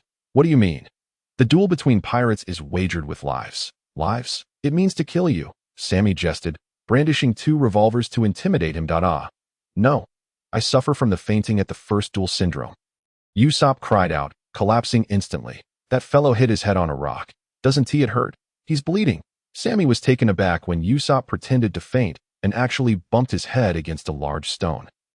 Not only did he fall unconscious, but blood streamed from his face. Captain Usopp. Suddenly, 3 children burst forth from the bushes, abandoning the pirate flag in their hands to rush over and check on Usopp's injuries. It's over, he's not breathing. He's foaming at the mouth. His eyes are rolled back. Ah. The 3 of them immediately erupted into chaos, screaming and clutching their heads. Sammy, feeling a headache coming on, pinched the bridge of his nose. What good does do? Hurry and save him. Right? Quickly give him meat, Luffy shouted earnestly. Zoro immediately opposed. Idiot, it should be alcohol. Do you 2 want to kill him? Nami shoved them aside, grabbing a medical kit and striding forward. The 3 children, seeing Nami approaching with an unknown object, mistakenly thought she intended to harm Usopp and quickly blocked her path. What do you want to do? Of course, I'm here to treat his wounds. If we don't hurry, he will suffer from excessive blood loss and go into shock. Nonsense. Captain Usopp would never die so easily. Indeed, you fierce-looking female pirate. We will not fall for your tricks. We are not afraid of you. Old hag, what did you say? Attacked on her appearance, the beautiful Nami instantly transformed into a violent frenzy, delivering a punch to each of them. The 3 little rascals fell in unison. The notorious Usopp pirate crew was thoroughly annihilated. Finally, after reviving Usopp and explaining the situation, especially after Luffy mentioned he knew Yasu, they all finally understood and lowered their guard. So, you truly have come to replenish our food supplies, Usopp exclaimed joyfully, welcoming them as long as they were not there to raid the village. Indeed, thanks to a certain someone, we haven't had a full meal in several days, Sammy hinted. Meanwhile, the culprit was gorging on a plate of roasted chicken, instantly achieving the feats of devouring meat without spitting out bones and consuming vegetables without leaving a plate. You must have had a hard time, Usopp said, cold sweat trickling down his forehead. I see there are 4 of you. That small boat surely won't suffice, right? Why not get a larger ship? Because we have no money, Luffy replied candidly. Nami took all the money, not giving me a single belly. That money is mine and has nothing to do with you. When it came to personal interests, Nami, who had not truly joined the Straw Hats, was very clear about property division. Although Usopp did not understand why partners could not share resources, he wisely refrained from asking. In any case, we not only need to replenish our food, but also need to acquire a new ship as soon as possible, Sammy summarized. I wonder if the great Captain Usopp might have a solution for us. Haha, I might not be of much help in this matter, Usopp replied awkwardly. Although he instantly thought of how Kaya could certainly assist, he did not wish to trouble a chronically ill girl. After all, a seaworthy large ship is quite valuable. Even though he had a good relationship with Kaya, asking for something without merit would be inappropriate. The butler already suspected he had ulterior motives. Making such a request would only reinforce that notion. Thus, although he appreciated Sammy's flattery, Usopp dared not agree. However, just because he refrained from mentioning it did not mean others would not at the very least. Usopp's three little subordinates would not let such a good opportunity slip by. This small matter was nothing to Captain Usopp. Indeed, Captain Usopp commands a pirate crew with an astounding 80 million ships. Not 80 million subordinates. Are you arbitrarily inflating the numbers? Hey, don't say that. Usopp frantically waved his hands, hoping to stop the three little rascals from their nonsensical chatter. It's fine, Captain. We can handle this small matter for you. Yes, if the money is insufficient, we could always sell the house. And there's always Kaya. Ah, I just remembered. I still have a whale boiling back home. I need to return. Farewell, everyone. Usopp stood up, interrupting the three's spontaneous outburst, and hastily concocted an excuse to dash away. Boiling whale? That sounds delicious. Wait for me. Usopp, I want to try it too. Luffy leaped up and chased after him. The two quickly disappeared from sight. Sammy and Zoro were still processing the situation. Meanwhile, Nami seemed to have caught the scent of money, curiously asking the three little kids, "Who is Kaya?" "She is Captain Usopp's friend." "No. I heard she is his fiancée." "What?" "You are all wrong. I personally heard Captain Usopp say that Kaya is his old flame." "Goodness!" Sammy exclaimed in surprise. "Who would have thought that you, Usopp, with your thick eyebrows and big eyes, would be so shameless behind the scenes?" On the other side, after leaving the restaurant, Usopp hurried straight to Kaya's house. It was time for their daily storytelling session. As usual, he avoided the guards, slipped through the railings, climbed the tree by the window, sat on a branch, called out for Kaya, and began to weave grandiose tales of adventures that never existed. Although these stories were more outrageous than the last, they still made the lovely girl laugh heartily. Looking at Kaya's innocent smile, Usopp felt happier than if he had received the honor of being the bravest warrior across the seas.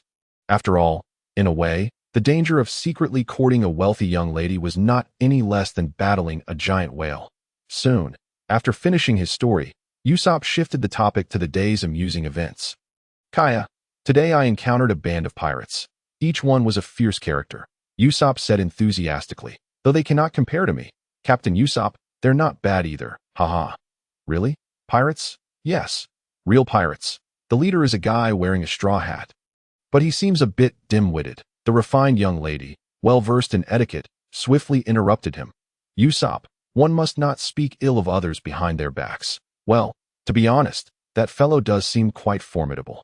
Fearing Koya's displeasure, Usopp hurriedly began to extol the virtues of Luffy, saying, "I reckon that 10 of him combined would be roughly on par with me. Is that so?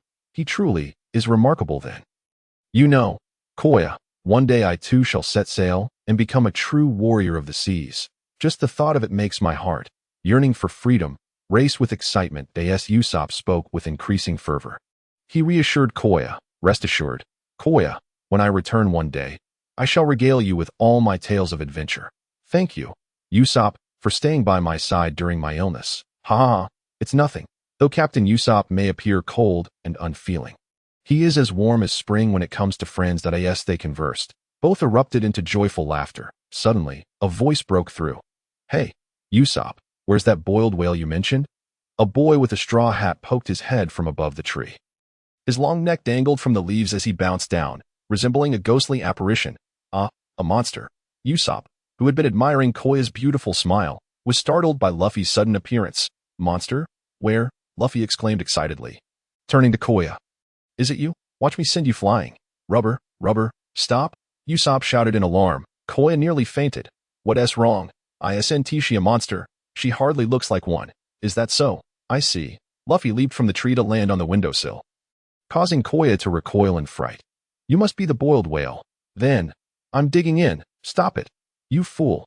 Usopp hastily grabbed Luffy, causing them both to lose their balance and tumble to the ground, although they landed in a disheveled heap. At least they prevented an embarrassing incident. "What are you doing, Usopp? You're being overly petty. I just wanted to have a taste. Is she offering you something to taste? Don't be ridiculous. We can share. Stop talking. Usopp delivered a swift chop to Luffy's head, silencing his inappropriate remarks. Fine. If you don't want to, then so be it. Luffy stood up, brushing off the dust. I'm going back to find Sammy. He always shares half of what he has with me. Usopp ignored Luffy and anxiously asked, Koya, are you all right? You weren't too frightened, were you? No. Usopp, I'm fine. Koya leaned out from the windowsill. Is this the pirate you mentioned? Yes, indeed. Usopp replied. Don't be fooled by his lack of common sense. He is the captain of our crew. By the way, he knows my father. Huh? He knows Uncle Yasopp? Upon hearing Yasopp's name, Luffy's eyes widened with excitement. Hey, Miss Whale, do you know Yasopp too? Yes, although I've never met him. I've often heard Usopp speak of him. Really? Hee hee, Luffy grinned. Yasopp is a truly formidable pirate. I once saw him strike a bottle from a great distance. Ha! He's amazing. Usopp beamed with pride at Luffy's praise of his father. Of course. My father is a true warrior of the seas. A warrior of the seas. Don't make me laugh. He is merely a filthy pirate who abandoned his family. A stern, cold voice suddenly interrupted their conversation. Koya and Usopp's expressions shifted instantly. Luffy tilted his head and pointed at the approaching man, asking, Who is this uncle covered in filth? The newcomer, a stern man clad in a black suit and large glasses, was indeed being referred to as covered in filth due to the soiled patterns on his pockets. Humph! To utter such vulgar words is a blatant insult to one's ears, the man sneered. Look at your foolish expression. It's clear you too are a filthy pirate. Me. Indeed, I am a pirate, Luffy chuckled. I am Monkey D. Luffy, a man destined to become the Pirate King. Pirate King, the man paused, visibly taken aback before furrowing his brow and retorting, I couldn't care less about your foolish dream. Get out of this estate at once.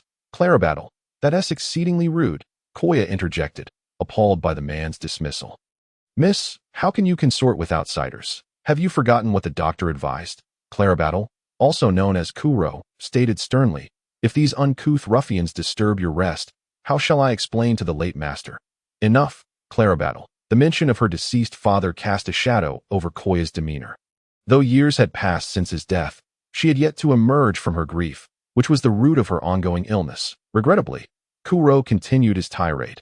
Since the master entrusted you to me on his deathbed, I must take responsibility. He then turned his gaze toward Usopp, unleashing his venomous words.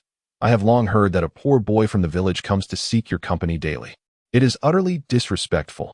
How can you befriend such a person? I will not allow a worthless bastard to tarnish our estate. What did you say? You scoundrel. Usopp could no longer contain himself, leaping up to deliver a punch to Kuro, sending him sprawling to the ground. No. Usopp, Koya cried out in alarm. Lying on the ground, Kuro revealed a barely noticeable smirk. Clearly, his intention was to provoke Usopp. Pretending to be gravely injured, Kuro lay there, cradling his cheek as he continued to insult Usopp. As expected, you resort to violence at the slightest disagreement. This brutish behavior must be a legacy from your worthless father. You scoundrel. Usopp could not resist the urge to charge forward for another blow. Koya shouted, Stop. Usopp, don't resort to violence. Koya? Usopp snapped back to reality. Glancing up at her, Koya's face was streaked with tears, her gaze filled with despair as she looked at the two caught between them. She felt utterly helpless. Clarabattle was a steward left by her father and someone she regarded as family. Usopp, on the other hand, was her dear friend, her only friend. She could not side with either. Koya, what's wrong? Did I frighten you? Please don't cry. Usopp fretted, desperately searching for a way to rectify the situation. He understood Koya's condition. Any heightened emotion would only exacerbate her illness. Alas, he was the only one who thought so. Kuro paid no mind to her health. Indeed, a filthy pirate's blood runs through you. You resort to violence at the slightest provocation. If you wish to strike me, come on, but I will never allow a malicious person like you to approach Miss Koya. Usopp clenched his fists, struggling to suppress his anger. No, I cannot appear as a brute in front of Koya. He silently lowered his fists, deciding to leave for the time being. Observing Usopp's retreat, Kuro wore a smug smile, reveling in the success of his provocation. What a fool, falling for such a simple trick, Kuro thought to himself, filled with self-satisfaction. For years, he had taken pride in his various schemes. Whether they were pirates, navy personnel, subordinates, enemies, or friends, With just a little cleverness, he could manipulate these fools to achieve his goals effortlessly. The thrill of such guaranteed victory consumed Kuro, making him feel almost divine. Now, as he anticipated the success of a plan he had nurtured for 3 long years, he felt as though he were floating on air, not a bunch of mindless idiots. Kuro scoffed inwardly. Hey, which scoundrel dares to call pirates filthy? A brazen voice resonated, and as a true pirate, I could not simply disregard such words. Upon seeing the newcomer, Luffy immediately displayed a look of surprise. Sammy, you're here too. The speaker was indeed Sammy.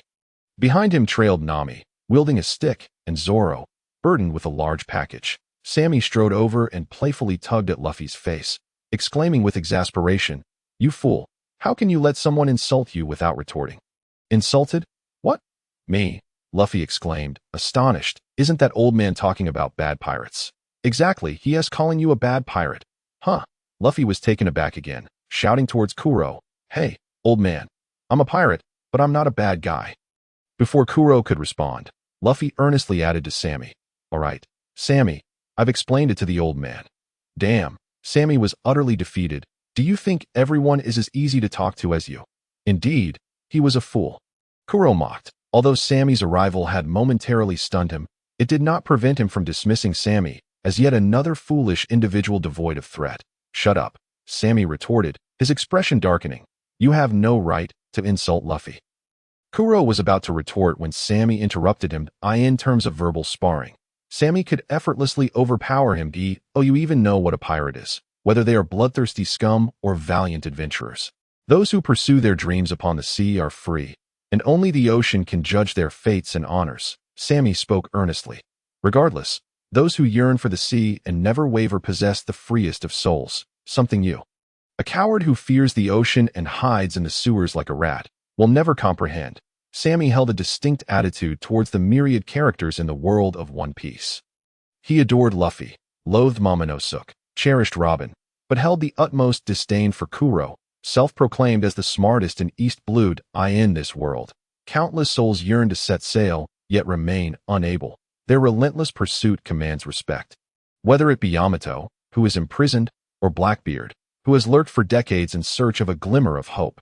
Even the elderly Luffy encountered, frail yet still yearning to embark on a journey, are all warriors longing to brave the storms. Though they may be adversaries or strangers, Sammy could not help but admire their life perspectives. Even Blackbeard once proclaimed that a person's dreams never cease. But what about Kuro? He chose to feign death out of fear of the Navy. He became ungrateful in his quest for wealth. He harmed his companions without hesitation. He is nothing but scum. The lowest of the low. Such a person deserves nothing less than demise. Sammy's sole dissatisfaction with One Piece in his past life was its portrayal of battles dragging on for hundreds of episodes, only for no one to perish in the end. What kind of battle is that? Even more absurd, many who ought to perish remain vibrantly alive, while those who should not have met their ends do so prematurely. How could one not feel indignant and harbor silent resentment? Yet, it is what it is. After all, One Piece is a shounen manga, allowing for battles, but forbidding bloodshed and violence. However, now that Sammy has crossed over, such constraints shall not exist. Sammy boarded Luffy's ship with a simple goal, to embark on a grand adventure alongside Luffy, aid all those he cherished, and eliminate all those he despised, a gratifying pursuit of vengeance. While also upgrading his system, what could be more delightful? You despicable scoundrel! What right do you have to lecture me? Kuro bellowed, infuriated, as the former captain of the Black Pirate crew and now the estate steward. Kuro had always commanded respect, never before having been so chastised, especially not by someone he deemed a fool. I am not lecturing you. You are simply unworthy. Nonsense, Kuro shouted, storming off. I refuse to engage in a debate with lowly pirates like you. It is beneath my dignity. Sammy chuckled. Pirates are lowly. Don't be absurd. The only truly lowly one here is you, Captain Kuro. Upon hearing Sammy address him, Kuro's expression shifted dramatically. Captain Kuro? Usopp inquired, puzzled. I senti clabater? A disguise. Nami interjected. This guy is actually a pirate. What? Usopp exclaimed. Wait, you're a pirate too. Luffy suddenly realized. What nonsense. I am Clabater, Miss Kaya's steward, not Captain Kuro. Is that so? Although your disguise is flawless, I know you all too well. Sammy stated, methodically dismantling Kuro's psychological defenses. 100 strategies. Kuro, captain of the Black Pirate crew, chose to feign death 3 years ago due to fear of being pursued by the Navy, then lived incognito in Syrup Village as a steward. All to plot against the only orphan of his benefactor and seize her inheritance. Am I right, Kuro? What? Clabater was taken aback by this revelation. Whether Kaya believed it or not, she hesitated. Miss, do you truly believe these pirates, and not me? Kuro, suppressing his fury, feigned innocence as he questioned Kaya. The clever Kuro quickly grasped that since Sammy had divulged his entire plan, he must possess some intelligence. Who leaked the secret? The Black Pirate crew? Impossible. He had never confided in anyone regarding this matter. Kuro's mind raced as he sought a solution that he could no longer afford to argue with this Sammy, who knows how much incriminating evidence he held. Continuing down this path would only worsen his situation. The sole way out was to tug at Kaya's heartstrings. He knew her character all too well, indecisive and emotionally driven as long as he spoke. He could surely deceive her. Miss, do not listen to their fabrications. These pirates are masters of deception, seeking to gain your trust only to betray you. Kaya, of course, could not doubt the steward who had served her for 3 years simply based on Sammy's words. She didn't even know him. Clabater, I trust you, she said. Bang! What? Kuro, who had just been reveling in Kaya's affirmation, was startled by the sound of a gunshot. His instinctive reaction prompted him to dodge immediately. The bullet grazed Kuro's forehead, leaving a crimson mark upon his face. You! Kuro was shaken. He had not anticipated Sammy would take the opportunity to shoot. Fear not. I merely wish to test your reflexes. Sammy said with a warm smile. I didn't expect you, the estate's steward, to possess such remarkable agility, evading bullets like that. Truly impressive, Captain Kuro. Clabater? Kaya covered her mouth in disbelief. Didn't you say you were, indeed? Kuro replied, recalling how he had disguised himself years ago to gain Kaya's father's trust, presenting himself as a small crew member cast off for a minor infraction to dispel any doubts. He had gone to great lengths to conceal his formidable capabilities, portraying himself as a fragile, ordinary man. Who would have guessed that an ordinary person could dodge bullets? No, I merely had a stroke of luck in evading it. Kuro hastily clarified, you pirates intend to ambush and murder me. Is that your plan? Kuro felt a surge of joy. Although he did not understand Sammy's impulsiveness, he believed it inadvertently aided him. Fool, to act without a second thought is to hand your enemy a weapon. Kuro mused inwardly. He feigned heavy breathing, as if the earlier dodge had drained him of significant energy that if Sammy were privy to his thoughts, he would surely burst into laughter. He had never intended to debate with Kuro. Nor did he regard Kaya as a judge to determine the victor between himself and Kuro. What is a pirate? A being of whimsy, like Luffy, who strikes down those he knows are villains and assists those he knows are good. Why seek explanations? Why crave understanding? Even if Koya now perceives Sammy as a villain and regards Kuro as her most trusted ally, what of it? Would I need to seek the opinion of a mere girl before I exact my vengeance upon you? Sammy gazed at Kuro, a smile gracing his lips as he raised his firearm, slowly inquiring, if evading the first shot was mere fortune, then what of this shot? Can you evade it as well? Don't. Bang. At the moment Sammy lifted his hand, Kuro was engulfed in astonishment, for this was entirely contrary to his expectations. Why would this individual before him act so brazenly? Yet, in the instant the gun discharged, clarity washed over him. Sammy was not engaging him in a debate. This shot was unequivocally aimed at ending his life. To evade, that would reveal his capabilities. Could one who evades 2 bullets still be deemed lucky? To remain still? That would surely lead to his demise. Thus, evasion was the only choice. Every action he had undertaken was to usurp Koya's wealth. To perish now would render his plans utterly meaningless. Kuro dodged the attack once more. Sammy whistled. Ah, luck again, is it? Infuriated, Kuro could no longer contain himself. At that moment, all pretense was forgotten. His sole desire was to eliminate Sammy, lest he fire again. Stop, Koya cried out. Sir, I implore you to leave immediately. Under no circumstances will I forgive anyone who threatens my family. Her tone was resolute and filled with rage that in that instant, she had fully come to view Sammy as a remorseless pirate. Sammy, why did you open fire? Usopp exclaimed, taken aback. Though he cared little for Kuro's fate, Sammy's actions were indefensible. One explained, while the other resorted to violence. Who truly was the one plotting murder for gain? Sammy, could you be so foolish? And what of Koya? Should she come to regard him as a pirate with malicious intent? What then? Observing the reactions of both individuals, Sammy refrained from firing again and instead remarked, "What's this? Have you come to see me as the villain?" Usopp shouted, "Doesn't your demeanor suggest as much?" "You fool," Luffy chimed in, "Fool. Sammy is a big fool. Shut your mouth. How dare you call me that?" Sammy retorted, angered at being labeled a fool by Luffy. Recognizing that he was being unjustly accused, Sammy relented. All right. If that is how it is, I shall unleash my ultimate move." He turned to Kuro and said, "Since you refuse to relent, I shall grant you your wish, Zoro." Zoro responded affirmatively, casting aside the bundle he had been shouldering. The package fell open, revealing a dark object that rolled forth. A corpse. Kuro's blood ran cold at the sight. "Zanzangal, this can't be true." Indeed, the corpse wore a top hat, sported red heart-shaped sunglasses, and was clad in a black suit that was none other than the current captain of the Black Pirate crew. The hypnotist Zanzan, dead? Sammy spoke nonchalantly. "Yes, we encountered him on the road that I merely intended to greet him, but he attacked us, and our swordsman dispatched him." Zoro wore a face of disgust. "You approached him to ask if he was seeking Kuro the schemer? How could he not retaliate? You buffoon. You've ruined my meticulously crafted plan of 3 years." Kuro could no longer contain himself, unleashing a torrent of curses. "What plan? Kurabatel, what are you talking about?" Koya quickly inquired. Sensing something was amiss, of course, the plan to eliminate you and inherit all your wealth. Kuro spat vehemently. The crux of his scheme hinged upon Zanzan hypnotizing Koya to draft a will. Now that Zanzan was dead, the plan lay in ruins. He had no hope of finding another who could hypnotize. "What are you talking about, Kurabatel?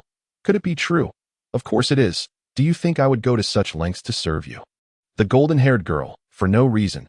Do you have any idea how I've spent these last 3 years?" Kuro snapped, finally losing his composure that it was all this wretched individual's fault. He had destroyed everything. "I will kill you all," Kuro declared, reaching for something on his person.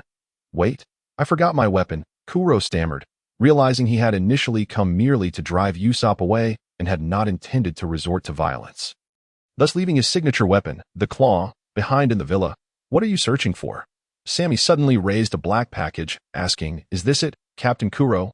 "What? How could it be with you?" Kuro's face turned ashen. The package Sammy held contained his weapon. "The claw. How careless you are, Captain Kuro, to lose your own weapon." "Thankfully, our navigator retrieved it. Otherwise, it would have been lost for good," Sammy said with a smile. Before arriving here, he had instructed Nami to steal it. For a petty thief, such tasks were trivial. "Give it back, you scoundrel." Kuro lunged forward, fueled by rage. "Are you cornered now?" "Ha!" Sammy mocked as he prepared to evade Kuro's attack. "However, do not harm my crewmate." Luffy intervened with a punch, blocking Kuro's strike. "Hey, Luffy, he is my opponent. Do not confuse matters," Sammy shouted, irate. "Not on my watch. I got to him first. I will take him down." "Fine, then I concede to you." Sammy feigned regret. "I saw 1,000 enemies approaching the shore. Let Zoro and me handle them." "A 1,000 enemies? Here I come," Luffy bellowed, charging toward the coastline. "Hey, Luffy, be careful," Zoro sighed. Watching the reckless captain rush forth, he turned to Sammy and said, "Sammy, I leave this to you. I will assist Luffy." "All right, take care," Sammy replied with a smile. Seeing a grand battle about to unfold, Nami chimed in, "Leave the fighting to you men." She then attempted to pull Usopp away with her. "Hey, why are you dragging me? I'm a man too." "What, do you wish to battle pirates as well?" I've contracted the I will die in battle disease." Usopp's legs trembled uncontrollably. "Then hurry and flee." "All right, it's up to you." "Sammy, Captain Usopp has more pressing matters to attend to." The two hastily fled the scene, leaving only Sammy and Kuro. Sammy tossed the package containing the claw to Kuro and remarked, "While I long to end your life, I do not wish to achieve victory through unfair means. Let us engage in a fair battle, Kuro." Kuro swiftly donned the claw and adjusted his glasses with a push of his palm, declaring, "I shall tear you to shreds," thus quelling the fury within me. With that, he launched his assault. Sammy immediately retreated, wielding his revolver, firing 2 bullets. "Merely a parlor trick." Kuro smirked. "Silent step." Thus emerged Kuro's signature move, a stealthy assassination technique that allowed him to traverse distances in mere moments, purportedly covering 100 meters in 4 seconds. Sammy hastily withdrew, his speed narrowly surpassing Kuro's, evading 10 of the claw's deadly blades. Such remarkable speed. Sammy chuckled. Umph. I had not anticipated your velocity to match my own. Kuro realized Sammy had evaded his attack. Understanding that Sammy's speed was indeed comparable to his, the sense of foreboding crept into his heart. Yet his expression remained impassive. Indeed, you nearly terrified me. Fortunate was my swiftness. Sammy patted his chest, feigning fear. Quit your acting. Prepare to die. Kuro bellowed, spoon, to ensure he could annihilate Sammy in one fell swoop. Kuro unleashed his most potent technique. This move, an upgraded indiscriminate attack based on Silent Step, boasted not only greater speed but also a significantly expanded range. In an instant, Kuro vanished from Sammy's view. Even his afterimage was nowhere to be seen. Sammy could only hear the incessant sound of blades slicing through the air. The surrounding atmosphere was violently stirred, conjuring waves of force that carved deep gashes into the flora, buildings, and earth alike. Even a leaf suspended in midair was ruthlessly shattered into fragments. Such incredible speed. Sammy's expression hardened as the rabbit charm's power activated in an instant. In the next moment, the world seemed to descend into a languid state, as if a slow-motion feature had been engaged. Everything appeared so sluggish. Sammy swiftly discerned the figure of Kuro, who was now perilously close. Brandishing his claws with wild abandon that he raised his arm, swinging it with a fierce gust of wind. The sole distinction was that Sammy could clearly perceive every detail, while Kuro remained blissfully unaware. For Sammy, Kuro's boastful speed was utterly insignificant, traversing 100 meters in 4 seconds. Impressive, but Sammy accomplished it in a mere 0.29 seconds, a staggering 14 times faster than Kuro. Too slow, Sammy declared, incredulous. No wonder it's indiscriminate attacks. You're swinging your weapon with your eyes closed. It seemed that Kuro's excessive speed rendered his reflexes inadequate, compelling him to shut his eyes and focus solely on his onslaught. Having unraveled the secret of the spoon, Sammy wasted no time, aiming directly at Kuro's head with his firearm. Bang! The shot struck true. Kuro, who had been moving at breakneck speed, suddenly the victim, Lu Sandow, recounted the events of the incident as follows. Upon hearing the count of 1,000 foes, that man recklessly charged towards the beach, his speed so astonishing that Zoro could scarcely keep pace. Subsequently, Zoro found himself lost, aimlessly wandering, circling around the Kaya estate more than 100 times. Moreover, from the 15th lap onward, the Santorium master fell into a state of frantic desperation, attacking anyone in sight. Had it not been for Nami's timely intervention in locating him and guiding him to Luffy, he might have continued his disoriented spiral until the day Luffy claimed the title of Pirate King. By the time he reached the shore, Zoro's fury had reached its zenith. I cannot strike Captain Luffy, but can I not deal with this scum? He declared, unleashing his fury with techniques such as 1-sword style, Dreadful Bird, 2-sword style, Ascending Tower, and 3-sword style, Tiger Hunt. Each strike was lethal, each move a desperate gambit. The Black Pirate crew lamented that since their inception, they had never endured such a crushing blow. One man wielding 3 swords was cutting down comrades from head to toe, his eyes betraying no hint of remorse. Even more absurdly, Zoro initially intended to merely vent his anger by dispatching a few foes.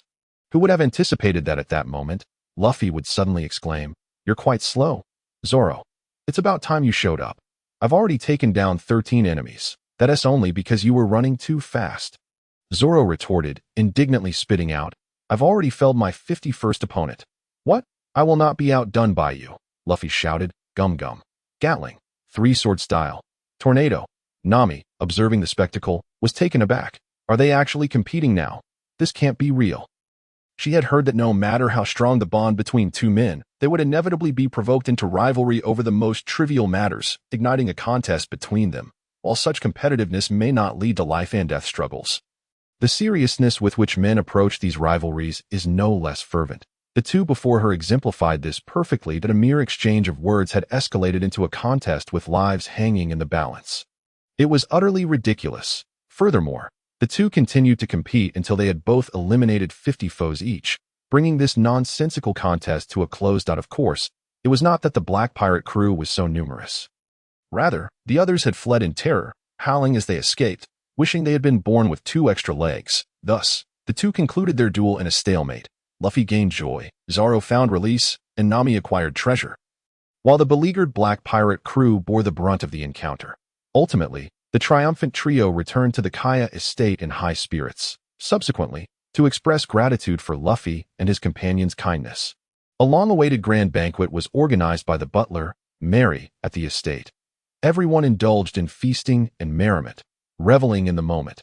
Luffy devoured plate after plate of meat, Nami counted stacks of money, and Zoro drank cup after cup of alcohol. Only Sami retained a sense of purpose. They had come to Syrup Village to procure a ship, not merely to feast. Observing his exuberant companions lost in their revelry, Sami felt a pang of sympathy for himself. Yet he stood up resolutely. "Miss Kaya, I have an uncharacteristic request. I hope you can assist us, esteemed benefactors. This is the vessel I spoke of," the butler Mary announced, leading the Straw Hat crew to Kaya's private dock.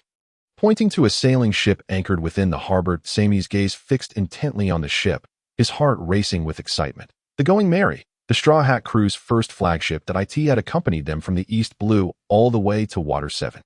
They had scaled mountains, landed on islands, soared through the skies, and navigated the seas, earning countless tears from those they encountered in their final moments. "What a beautiful ship, Mr. Mary," Sami exclaimed sincerely. "Incredible, Uncle Mary," Luffy chimed in. "I can't believe you really designed a ship." Nami and the others also gazed at Mary with excitement, basking in the joy of acquiring a new vessel. While I am currently a butler. In my youth, I adored ship design, Mary said with a hint of pride. Kaya added, "Mary was once a very talented designer. Had it not been for helping my father, he surely would have become the finest shipwright in the East Blue." Kaya's assertion was not without merit. Her father had been a renowned merchant in the East Blue, commanding a fleet of numerous ships during his peak. Without Mary's dedicated assistance, the business would have struggled to operate. Eventually, with the onset of the Great Pirate Era, the maritime environment deteriorated sharply, prompting Kaya's father to retire and return to his hometown of Syrup Village, where he became a gentleman. Mary then took on the role of butler. Caring for the household, it was only 3 years ago that Kuro arrived and took his place. "Not at all, miss, you are too kind," Mary replied bashfully. My studies in shipbuilding were merely a hobby, far from the expertise of a professional shipwright. "Ha, uncle, you are far too modest," Luffy exclaimed, casually patting Mary's shoulder. "When I become the Pirate King one day, you can proudly call yourself the Pirate King's shipwright." "Ah, that's too much." Mary was left momentarily speechless by Luffy's grand proclamation and quickly shifted the topic. "Let me introduce this ship to everyone." As he guided them aboard for a tour, he enthusiastically elaborated. "This is a centrally ruddered caravel sailing ship, measuring 1,300 centimeters in length and 1,100 centimeters in height, primarily powered by wind and ocean currents. The ship comprises 6 cabins, a male crew quarters, a female crew quarters, a kitchen conference room steering room, a bathroom, an anchor storage room, and a warehouse. Additionally, the ship is armed with 4 cannons, one on each side, and at both the bow and stern. Mary, like an excellent tour guide, provided a detailed and clear introduction to the Going Merry. As they explored, the Straw Hat crew increasingly realized that this seemingly modest sailing ship was indeed well equipped. The dining area was spacious and bright, featuring a large dining table and refrigerator, even boasting a luxurious wine cabinet stocked with beer and wine. Now, they would no longer need to wander around with their bowls in search of seats. In Luffy's words, hosting a banquet here would pose no issue.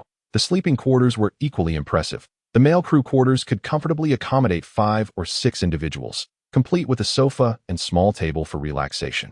The female crew quarters were even more lavish, originally designed for Kaya, thus adorned with exquisite furnishings and craftsmanship, resembling a luxurious hotel. Luffy bounded around the ship like a nimble monkey, eagerly inspecting every nook and cranny. Trembling with excitement, he finally asked Mary, "Hey, uncle, are you really going to give this ship to me?" "Of course, for you are the young lady's saviors, and I was pondering how best to express my gratitude. If this ship can be of service to you, it would be my honor." "That's amazing, uncle. You're truly a good person." Indeed, when Luffy deemed someone a good person, he was unequivocally sincere. "You flatter me too much, Mr. Luffy." "Hey, Sami, we have a ship now," Luffy exclaimed excitedly. "Your little sailing boat is finally obsolete." "You ungrateful brat," Sami retorted angrily, delivering a punch to Luffy's head. "That boat, although small, has carried us this far. Do you have any sense of loyalty?" I apologize. Luffy covered his head and spoke, as he was quite accustomed to apologizing. However, Sammy understood Luffy's intentions. After all, it was indeed quite a challenge for someone as hyperactive as him to endure being confined on a small, cramped ship for several days, or even weeks, at sea. After concluding her introduction, Mary solemnly presented a brass key to Luffy. Mr. Luffy, I hereby entrust you with the key to the cabin. From this moment forth, you shall be its master. Please treat it with the utmost care. Luffy swallowed hard, momentarily adopting a serious demeanor. Yes, I understand, Uncle Mary, that I will cherish it. Ships possess a spirit of their own, Mr. Luffy, that if you treat it with love and regard it as a companion, it will surely repay your kindness. Upon hearing this, Luffy became even more earnest, nodding as he replied, I understand, Uncle Mary, that I believe in you. Everyone was taken aback by Luffy's grave expression. Zoro and Nami were not exceptions. Even Kaya and Usopp, who had only just met him, were equally astonished. After all, Luffy's usual boisterous and reckless demeanor left a profound impression. Yet now, he appeared so solemn and dignified that it seemed evident that Luffy would indeed treasure this ship dearly, perhaps even preventing it from sustaining any harm. Nami pondered. All adversaries that approached him would surely be thwarted by Luffy. Zoro mused that he would never take it to any perilous locations. Usopp reflected. Where did that guy get such confidence? Sammy, who was the only one aware of the subsequent events, interjected, cautioning them not to be deceived by appearances. Its name is Going Merry. Do you remember, Mr. Luffy? I remember. Golden Mary. Luffy erroneously exclaimed he had misheard the name entirely. It was evident that he hadn't paid any attention. Truly, one should never place faith in that fool. Thus, they all overturned their previous judgment that Luffy would safeguard Mary. He was still that unreliable fellow. Unchanged in the least. Ha ha, is that so? Luffy laughed heartily. What does it matter? It is quite significant. Usopp retorted, delivering a light punch to Luffy. This ship was gifted to us by Kaya. You must treat it with respect. Luffy, unfazed by the blow to his head, instead exclaimed excitedly, All right, everyone. To celebrate our new ship, let us hold a feast. Shut up. You've just eaten over 100 plates of food. The chef has already collapsed thrice from exhaustion. Are you a bottomless pit? The others once again chastised Luffy. Laughter filled the cabin of the Straw Hat crew. Ultimately, the feast did not take place. Sammy cleverly used the excuse of waiting until they reached the next island for a grand meal, successfully persuading Luffy to postpone the festivities. After replenishing their fresh water and provisions, the Straw Hat crew set sail once more, now with an additional companion aboard. I am the warrior of the seas. Captain Usopp, he declared. Hey, Luffy, hoist the sails. Zoro, always ensure my safety. Sammy, prepare delicious meals for me. Nami, come and give me a massage to relieve my fatigue. Usopp, upon boarding, became inexplicably excited, automatically assuming the role of captain. This, of course, led to a swift reprimand from Luffy. Hey, Usopp, I am the captain. Luffy chastised him, delivering a sharp slap. You are merely the sniper aboard. Sniper, what a splendid title. Only I, Captain Usopp, am worthy of such a burden, Usopp boasted, reminiscing about the time he hit a target from an extraordinary distance with just a slingshot, saving everyone from peril. All right, Usopp, you really are quite verbose. Hurry and help me pull up the anchor. We cannot delay our departure. Zoro shouted from the side. Okay, I'm on my way. Usopp replied, slowly making his way over, still lost in the thrill of embarking on an adventure. Hey, Luffy, since you call me a sniper, does that mean everyone on board has a profession? A profession? Of course. Luffy enthusiastically proclaimed. I am the captain, Zoro is the fighter, Nami is the navigator, and Sammy is… Oh no. What's wrong? Sammy, I forgot to assign you a position. Huh. What does it matter? It matters greatly, Luffy insisted earnestly. I have given careful consideration to each role. How can there be someone on board who does nothing? That is absolutely unacceptable. Sammy feigned sadness. Is that so? Then I must be the extraneous one. I shall just disembark now. No, Sammy, I cannot do without you. Luffy immediately jumped forward, wrapping his rubbery limbs around Sammy, fearful that he might truly leave. Then you need to quickly assign me a role. Let me think carefully. He furrowed his brow, contemplating. Sammy, you shall be the chef. You cook exceptionally well. No, I only know how to make simple dishes. I cannot claim to be a chef. A chef at sea is no trivial matter. One must provide the finest meals at all times, aiding everyone in restoring their strength and vitality. The Straw Hat crew's ability to recover swiftly after numerous adventures is thanks to Sanji's unparalleled culinary support. Sammy dared not claim that credit. Then how about the helmsman? You have been steering the ship for so long. Haven to you. I have no interest in steering. How about a doctor? I would rather poison you with medicine right now. A shipwright? Not interested. A beast tamer? I would set the dogs on you. You truly are a difficult one. Sammy. Luffy found himself confronted with someone even more troublesome than himself. Usopp, having finished pulling up the anchor, overheard their conversation and curiously interjected. Wait, Sammy, aren't you the first mate? To him, Sammy was both clever and formidable, seeming to oversee everything that if he wasn't the captain, he must surely be the first mate. Usopp, don't. Sammy immediately sensed trouble. Indeed. Yes, Sammy, you shall be my first mate. No, please don't. Sammy's expression turned to one of vehement refusal. Being Luffy's first mate would mean losing one eye. Sammy could not guarantee he would look half as cool as Zoro with just one eye. Therefore, he firmly rejected the offer. Titles are but fleeting. Being cool is a lifetime affair. No, I have already decided. Since I am the captain, you cannot refuse not even think about it. I refuse your refusal. Sammy shook his head fervently, knowing that a captain's decision alone was insufficient. It required a collective vote that he consoled himself, believing that there was no way everyone would be in agreement. Usopp, noticing Sammy's strong opposition, immediately smirked and declared, I support Sammy as the first mate. I agree. I support him too. Nami and Zoro chimed in, their expressions laden with ulterior motives. Damn, you guys are conspiring against me. Sammy felt certain he had offended them somehow. Zoro, as the sole fighter aboard, shouldn't you be the one to take on the role of first mate? The only title I am interested in is that of the world's strongest swordsman. Nothing else holds my interest. Luffy laughed heartily, clapping Sammy on the shoulder. Sammy, you shall be the first mate. I have great faith in you. Ha! Everyone, to celebrate the birth of our first mate, let us hold a feast. Luffy proposed once more. I see you only want an excuse to throw a party. You rascal. Sammy exploded with fury. Ha ha! How could that be? Ha! Luffy chuckled awkwardly, his expression betraying his true intentions. Let us set aside the impracticalities for now. Sammy remarked, as a pirate crew, it is utterly unacceptable that we have yet to determine our flag and name. I would have forgotten had you not mentioned it. You never remembered, did you? In that case, let us all come together to choose a name. How about the Usopp pirate crew? The long-nosed one proposed first. I see you wish to be the captain, don't you? Nami retorted. The swordsman pirate crew? What a dreadful name. Bastard, I'll chop you up. How about the laser robot pirate crew? Laser. Robot. Usopp and Luffy's eyes sparkled with excitement. Or perhaps we could name it the Atlas and Higra Stag Beetle pirate crew. Stag Beetle. The two were so astonished they nearly stuck out their tongues. That's so. Luffy, which one do you prefer? Yoshi, I have made my decision.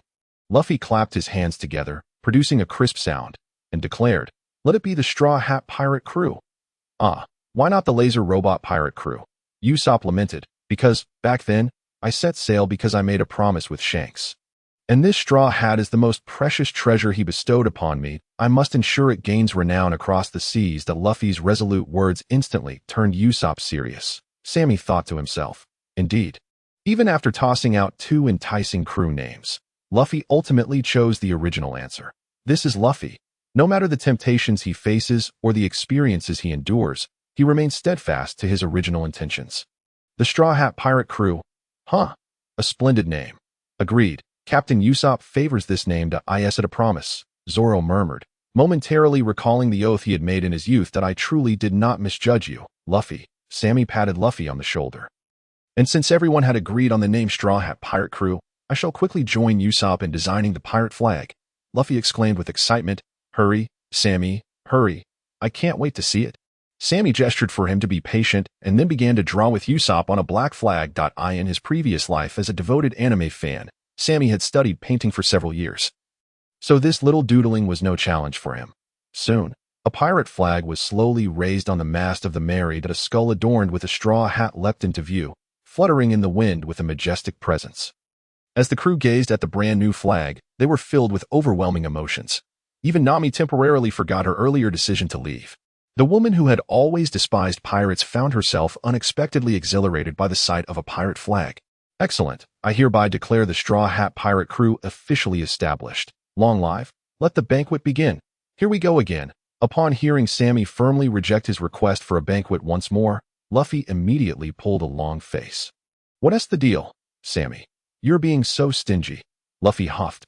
I even let you be the first mate. Then you should take it back. Sammy wished he would, having stored enough food with Koya's help. He certainly didn't want Luffy to devour it all in a single day. What are you talking about, Sammy? Luffy insisted. I can finish it in an hour. What are you so proud of? Sammy shouted, glaring at him. Go over there and behave. After being scolded by Sammy, a disgruntled Luffy sulked, walking around the ship with a crab-like gait. They had barely set sail for half a day. And this guy was already bored. Zoro, come play cards. I'm so bored right now. Zoro didn't even glance at him, straining as he performed an intimidating weightlifting exercise, panting heavily. Let me finish my 1,000 sword swings first. What a drag, Luffy pouted. He couldn't comprehend Zoro's relentless training that grow stronger. Isn't it just about eating more meat? Why the need for weights? Zoro was really being lazy. Secretly grumbling, Luffy continued his crab-like stroll until he found Usopp. Suddenly, as if discovering something intriguing, he excitedly asked, Hey, Usopp, what are you doing? Me? I'm practicing with the cannon. After all, as a sharpshooter, I need to master all long-range weapons. A cannon. How exciting. Count me in. Oh, okay. Can you handle a cannon? Luffy shook his head, sincerely stating, I've never tried, but I can learn. Great. Then you shall be my first apprentice. Usopp was elated to see that this seemingly invincible Luffy had something he didn't know and was seeking his guidance. All right, master. Excellent. I like your attitude, Usopp proudly declared, clearing his throat before continuing. The first step in firing a cannon is to remove the covering. Covering? Indeed, it refers to the protective cloth that covers the cannon barrel. Is this it? Luffy quickly understood, realizing it referred to the canvas on the cannon. He hurriedly tore it off, revealing the smooth cannon body, the dark and thick barrel looking quite formidable. Very well. It seems you have greatly improved under my guidance. Truly worthy of being my pupil, Usopp. Long live Master Usopp. Long live. Keep it low-key. Now let us proceed to the second step. Adjust the cannon's angle and aim at the target. All right, I'm ready. Luffy grabbed the cannon and casually aimed it forward. Load the gunpowder and cannonball. Loaded. With a resounding boom, the cannon at the bow of the Mary erupted in a fierce roar, flames spewing from the barrel as it launched a cannonball. Striking a nearby reef. A perfect shot, Usopp shouted as he looked through the telescope and saw the rocks above the reef shatter into countless pieces. Thank you, Master Usopp, for your guidance. You're welcome. It seems you're already worth 1/10 of me. Truly commendable. No, Master Usopp. You are the most formidable. You flatter me too much. The two troublemakers exchanged compliments, entirely oblivious to the calamity they had caused. A small boat suddenly burst forth from the mist of broken rocks and dust surrounding the reef, darting towards them like an arrow. A man with a tattoo on his right cheek and wearing sunglasses brandished a long knife. Shouting angrily at the Mary, You bastards! How dare you ambush us? Filthy pirates! Prepare to die. His face was covered in dirt, clearly having sustained considerable scrapes. Inside the small boat lay another man, his complexion ashen. Appearing to be on the brink of death, the two were none other than Johnny and Joseph, former subordinates of Zoro when he first set out, nicknamed the Sword Saint and Blade Emperor. There are indeed people on that reef. Luffy, you've landed us in deep trouble. The two instantly became flustered, thrown into chaos. Nami, who had already been startled by the sound of Luffy's cannon, was now wide-eyed in shock. A single cannon shot at a reef could hit a person. What kind of luck is this? Why not go gamble instead? Only Sammy, who was well versed in the plot, had anticipated this, silently pouring himself a glass of lime juice. Preparing to clean up the mess Luffy had created, as Johnny approached the Mary, he nimbly jumped aboard, brandishing his knife with a fierce demeanor, shouting, Who is it that ambushed us? Step forward, and I shall teach you a lesson. We didn't mean to, I swear. Luffy and Usopp immediately bowed in apology. If saying sorry worked, then what need would there be for the police? The tattooed man utterly rejected any notion of apology and lunged forward with a knife. Usopp immediately ducked for cover, while Luffy, aware of his guilt, swiftly jumped aside to evade the impending attack. The three of them soon became entangled in a chaotic mess, leaving the Mary in disarray. Sammy, disregarding the commotion among the trio, swiftly made his way to the small boat that Johnny and the others had arrived on, pouring freshly squeezed lime juice directly into Joseph's mouth. Remarkably, after consuming a glass of lime juice, the man tormented by scurvy found immediate relief from his symptoms, even managing to open his eyes shortly thereafter. This was utterly absurd. Sammy once again marveled at the unscientific nature of the world of One Piece.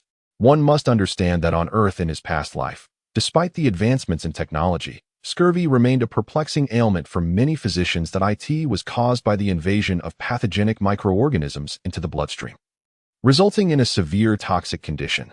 Thus, the treatment for scurvy typically required extensive time and the use of various sophisticated instruments and medications. How could one possibly be cured by merely drinking a glass of lime juice? Upon opening his eyes and seeing Sammy, Joseph was taken aback, hastily retreating while frantically asking, "Who are you? Why are you on my ship? My name is Ragnar Sammy, and I am here to save you." "Save me?" Joseph was momentarily stunned. Then his expression shifted as he tasted the sourness in his mouth, exclaiming, "What did you give me?" "Poison. It's lime juice, meant to treat your scurvy." "Scurvy? Indeed, but let's not dwell on the specifics. You wouldn't understand. Just know that I am not your enemy." "Then why are you saving me?" "Because my foolish captain has wronged you," Sammy replied, "and I am a comrade of Zoro." "Zoro? You know him?" Joseph exclaimed with surprise, for he had not seen Zoro in quite some time, and hearing his name was a delightful shock. "Yes, he is now my companion." Sammy gestured towards the Mary. "Come, you must be eager to see him. I'll take you to him." With that, he swiftly returned to the Mary, just in time to witness Zoro reuniting with Johnny. Meanwhile, the culprits, Luffy and Usopp, stood to the side, appearing as meek as misbehaving schoolchildren, their heads bowed in silence. From the large lumps on their heads resembling candied hawthorn, it was evident that Zoro had given them a thorough beating during Sammy's absence. Upon seeing Zoro, Joseph exclaimed joyfully, "It's really you, Zoro." Zoro's face was filled with the delight of reunion.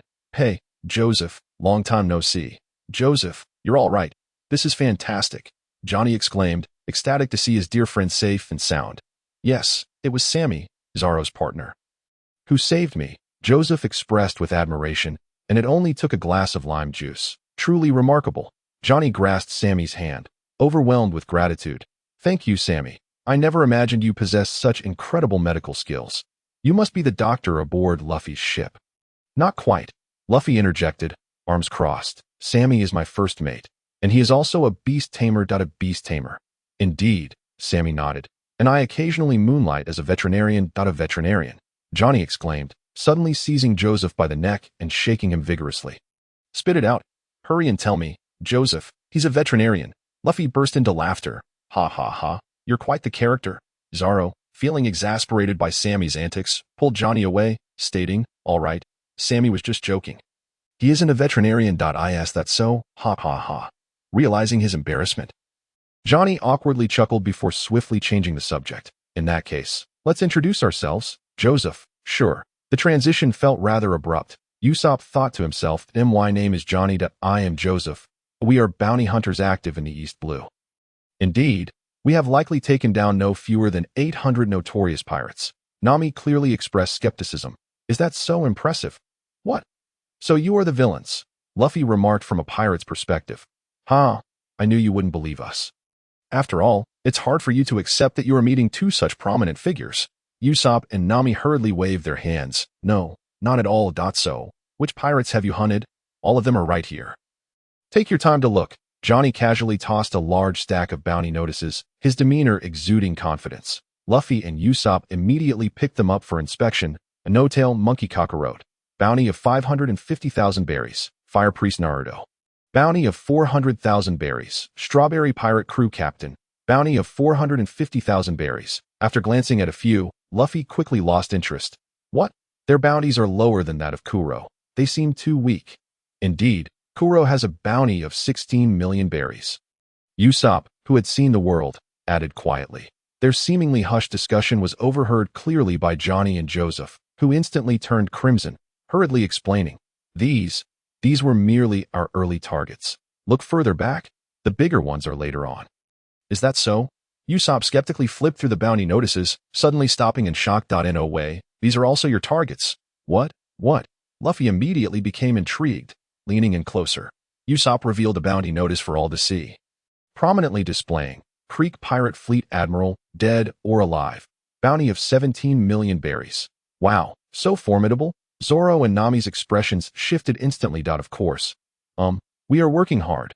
Haha, Johnny chuckled nervously, attempting to deflect the situation. Incredible. You truly defy expectations. Luffy naively believed their words. One must not judge by appearance. Sammy corrected him. Usopp, refusing to be deterred, pulled out another notice. What about this one? Arlong, captain of the Arlong pirates, dead or alive.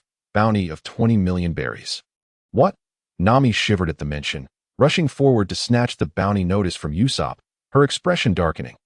Hey, Nami, what's wrong? Luffy was the first to notice her distress. I'm fine, just feeling a bit unwell. I need to rest. Nami dismissed the Arlong bounty notice, quietly retreating from the crowd toward the dining area. Everyone was left perplexed, except for Sammy, who narrowed his eyes. Usopp picked up Arlong's bounty notice, pointed at it, then at Johnny. Arlong, haha, Johnny stammered, completely at a loss for words. This is getting out of hand. Joseph, help me out here, Joseph replied. Let me see if there are any cracks in the floor. Observing Johnny's embarrassment, Sammy kindly stepped in to save him. He is lying. Lying? Luffy exclaimed in disbelief. To my knowledge, Krieg's fleet has already set sail for the Grand Line, while Arlong should still be holed up in Arlong Park in Kokoshu. Really? Luffy exclaimed, eyes wide in surprise. Usopp quickly patted his chest, struggling to accept that there were even more formidable individuals aboard this ship than Luffy and the others. Johnny and Joseph were on the verge of tears. Sammy, at least give us a bit of face, I say. You can't even lie properly? Zoro remarked, exasperated. Usopp joined in the criticism, right? How could you drag Krieg and Arlong into this? You'd be exposed immediately. Luffy raised his hand, declaring, come on, let me teach you how to lie. Sammy nearly burst into laughter at the sight before him. Goodness, how dare you three speak ill of others? He stifled his amusement and discreetly retreated from the group, quietly making his way to the entrance of the dining hall. Knock, knock, knock. Who is it? It's me, Sammy. Go away. Can I have a word with you? I said, go away. It's about Arlong. The door swung open with a loud thud, revealing Nami, her eyes aflame with anger, their corners tinged with red, betraying the tears she had just shed. I warn you, do not even think about deceiving me for my money again. Not a single berry. Sammy raised his hands in a gesture of surrender. Ever since you boarded the ship, I haven't touched a single coin. In truth, I have no interest in money. Who would believe you? Sammy shook his head, choosing not to elaborate, and instead strode directly into the dining hall. From your earlier actions, it seems you must know Arlong. Nami immediately became alert. What do you intend to say? Well, long ago, while working on a merchant ship, I heard a tale. Nami regarded him in silence. This story tells of a former naval soldier who adopted 2 little girls and raised them. They were once a happy family, until a group of ruthless fishmen invaded their village, mercilessly killing their mother in front of the girls. Enough! Stop right there, Nami shouted, tears streaming down her face. Get out! She unsheathed the stick she always carried. All right. Sammy had not anticipated Nami's fierce reaction and hastily set down his cup, retreating toward the door. But before he could close it, he implored, may I say just one more thing? You. Just one. Speak. Nami, do you truly consider us your comrades? Of course I. Don't try to deceive me with those lies meant for other fools. I want your genuine answer.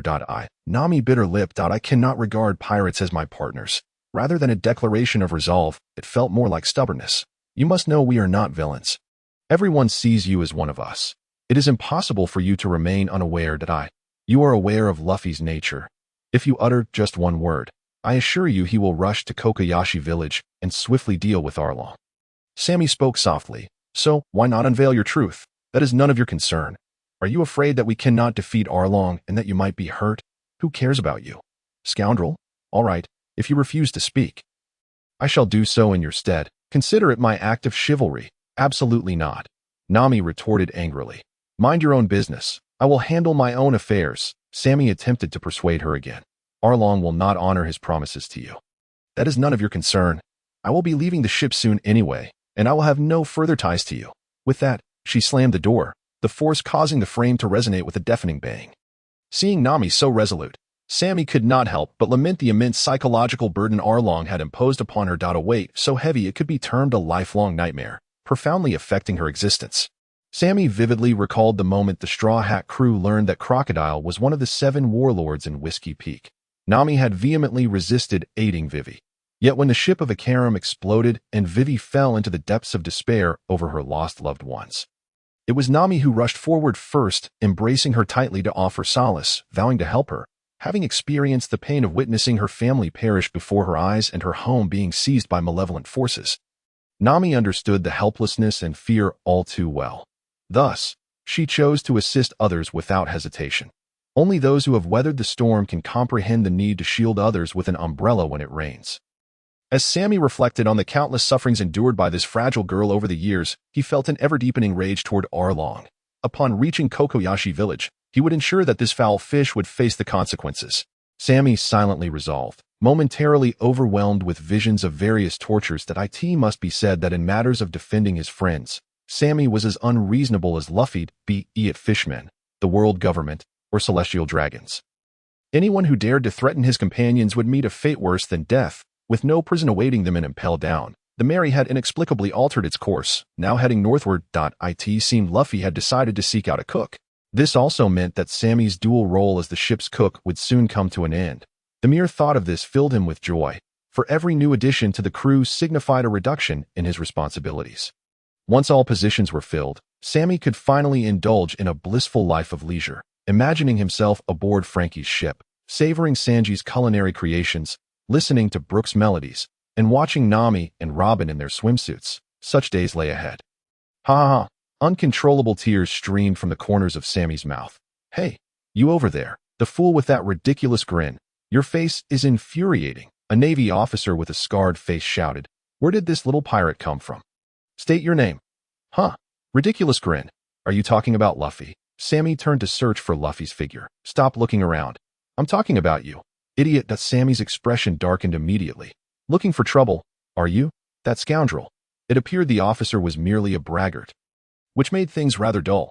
Send them to the depths to feed the fish. Seeing Sammy remain silent, he barked his orders. With a loud boom, the awaiting warship immediately opened fire. Zoro, swift as lightning, drew his sword and sliced the cannonball in two, sending the halves flying off in different directions. Help! The Navy is killing people. Usopp screamed, running in panic. As Luffy prepared to strike, Sammy suddenly activated his rabbit charm, leaping forward and landing squarely on the Navy ship. You truly are seeking your own demise. Disturbed from his dreams and insulted as a fool, how could Sammy possibly remain calm? The Navy officer, startled by the sudden turn of events, attempted to regain his composure. I am Lieutenant Iron Fist Fembuti of the Navy headquarters. You call yourself Iron Fist? Sammy charged forward and delivered a resounding slap across the officer's face. The speed was so swift that Fembuti barely registered what had happened before he was sent sprawling to the ground like a crumpled piece of paper. The intense pain rendered the lieutenant momentarily speechless, his throat emitting raspy sounds. His female companion screamed in shock. How dare you? Pirate, you attacked a superior officer. The nearby adjutant quickly responded. Soldiers, open fire and take him down. Bang! A dozen muskets, ready and waiting, discharged simultaneously. Alas, the bullets couldn't even graze Sammy's shadow. Rabbit charm, speedy fist, rain. Sammy continued to unleash his rabbit charm, his fists creating a flurry of afterimages, knocking the Navy soldiers to the ground. Despite his strength not increasing, his speed rendered his punches immensely powerful. The saying speed is power held true. Cease this, pirate. Fembuti, recovering slightly, managed to support himself on the ground. Though, you're still able to stand. How bold to attack the Navy. Do you know this is a capital offense? Fembuti shouted, attempting to intimidate Sammy. Sammy shook his head dismissively. The life or death of trash like you is probably of little concern to the Navy. You vile scoundrel, how dare you disrespect me? Fembuti, like a rabid dog, charged at Sammy, initiating an attack. Iron fist strike. Sammy merely took a step back. Too slow. Speedy fist. Burst. Cling. The system notification chimed. Experience points gradually increased to 41. Fembuti immediately collapsed to the ground, shaking violently, his eyes rolling back, his face reddening like a boiled lobster. Huh, you really are a lieutenant of the Navy, aren't you? How pitifully weak. Sammy gazed at the fallen figure, perplexed, and inquired. Believing he would have to engage in a fierce battle, to his astonishment, He had resolved the situation with merely a few punches that it was all too effortless. Was his opponent merely weak? Or had he himself grown remarkably stronger? This was the first time Sammy had triumphed over a formidable foe without relying on his pet, leaving him in a profound state of contemplation. Suddenly, a fist came flying from beside him. Alarm bells rang in Sammy's mind as his feet instinctively retreated, allowing him to evade the attack with ease. "Wow, Sammy, your speed is incredible," Luffy exclaimed dramatically, retracting his fist. "You actually dodged my gum-gum pistol." "Really? I managed to evade even your strike," Sammy replied, intrigued. "Well, I was quite serious with that punch," Luffy said with a grin. "Just watch. Gum-gum Gatling." "You idiot. Are you trying to kill me?" Sammy swiftly maneuvered behind Luffy and delivered a forceful punch. Seeing Sammy effortlessly dodge his attack, Luffy burst into carefree laughter, completely unconcerned by the force of Sammy's blow. "Keep laughing," Sammy retorted as he darted towards Zoro and the other small boat. "We're off to enjoy some delicious food, and I won't wait for you." "Huh? Wait for me, Sammy," Zoro's urgent voice called out. "You fool, don't rush over like that. The boat's capsizing," he exclaimed that he can't swim. He'll drown. "Ah, let me be the new captain." A lively quarrel ensued among the group, and they finally managed to dock the small boat beside the fish fin deck of the Bartai restaurant just before it tipped over. As they pushed the door open, the bustling scene of the dining hall greeted them. Elegantly dressed patrons engaged in lively conversation and laughter, transforming the atmosphere into a grand theatrical performance. Exquisite dishes of delicacies and fine wines were served by waitstaff in a seamless flow, gracefully bowing out as the clinking of knives and forks marked the end of one act, waiting for the next ensemble to take the stage. This was the Bartai restaurant on the sea. Amidst the vibrant lights and clinking glasses, the Straw Hat crew was entranced by the spectacular sight. Speechless for a moment, Luffy broke the silence first, wildly twitching his nose in an attempt to inhale every delightful aroma. "Wow, so this is a sea restaurant? It's amazing. Truly living up to its reputation. Haha, their wine smells like it must be exquisite." Zoro felt his own craving for alcohol stirring within him. "Yash, let us dig in." "Everyone, time for a feast," Luffy shouted, drawing the attention of surrounding diners. Sammy scanned the area, noticing the absence of Sanji. He must be busy in the kitchen at the moment. However, it mattered little, for he knew Sanji would soon appear as long as Nami was present. As Luffy and Usopp took their seats, they could hardly contain their impatience, their forehands clattering cutlery against the table. "Food. Food. Be quiet. Luffy, don't disturb everyone else." "Really? Sorry." Luffy stood up, bowing, then sat back down and continued banging the table. "Food. Food. You idiot. What good is that apology?" Sammy smacked him and snatched the fork from Luffy's hand. "What's taking so long for the meat?" "I'm starving," Luffy grumbled, pinching his nose. "Do you think everyone will pamper you like Makino does?" Sammy replied, "Chefs need time to prepare, especially since we haven't even ordered yet, dough right? We haven't ordered." "Hey, Nami, what's on the menu?" Usopp suddenly realized, quickly asking Nami, who was perusing the menu. "Well, there's a variety of seafood, vegetables, and beef and lamb from nearby islands," Nami replied as she flipped through the pages, her appetite piqued. "But let me be clear, the prices for these dishes are not cheap, so don't expect me to cover for you." Luffy, unfazed, declared, "No worries. Sammy has money. I do not." Sammy immediately protested, having been drained of funds long ago, though he could perhaps use Usopp as a bargaining chip. "Agreed." "Hey, why me?" Sammy grinned mischievously. "Because you're the only one here who knows wealthy people. Maybe you can call Kaya to bail you out."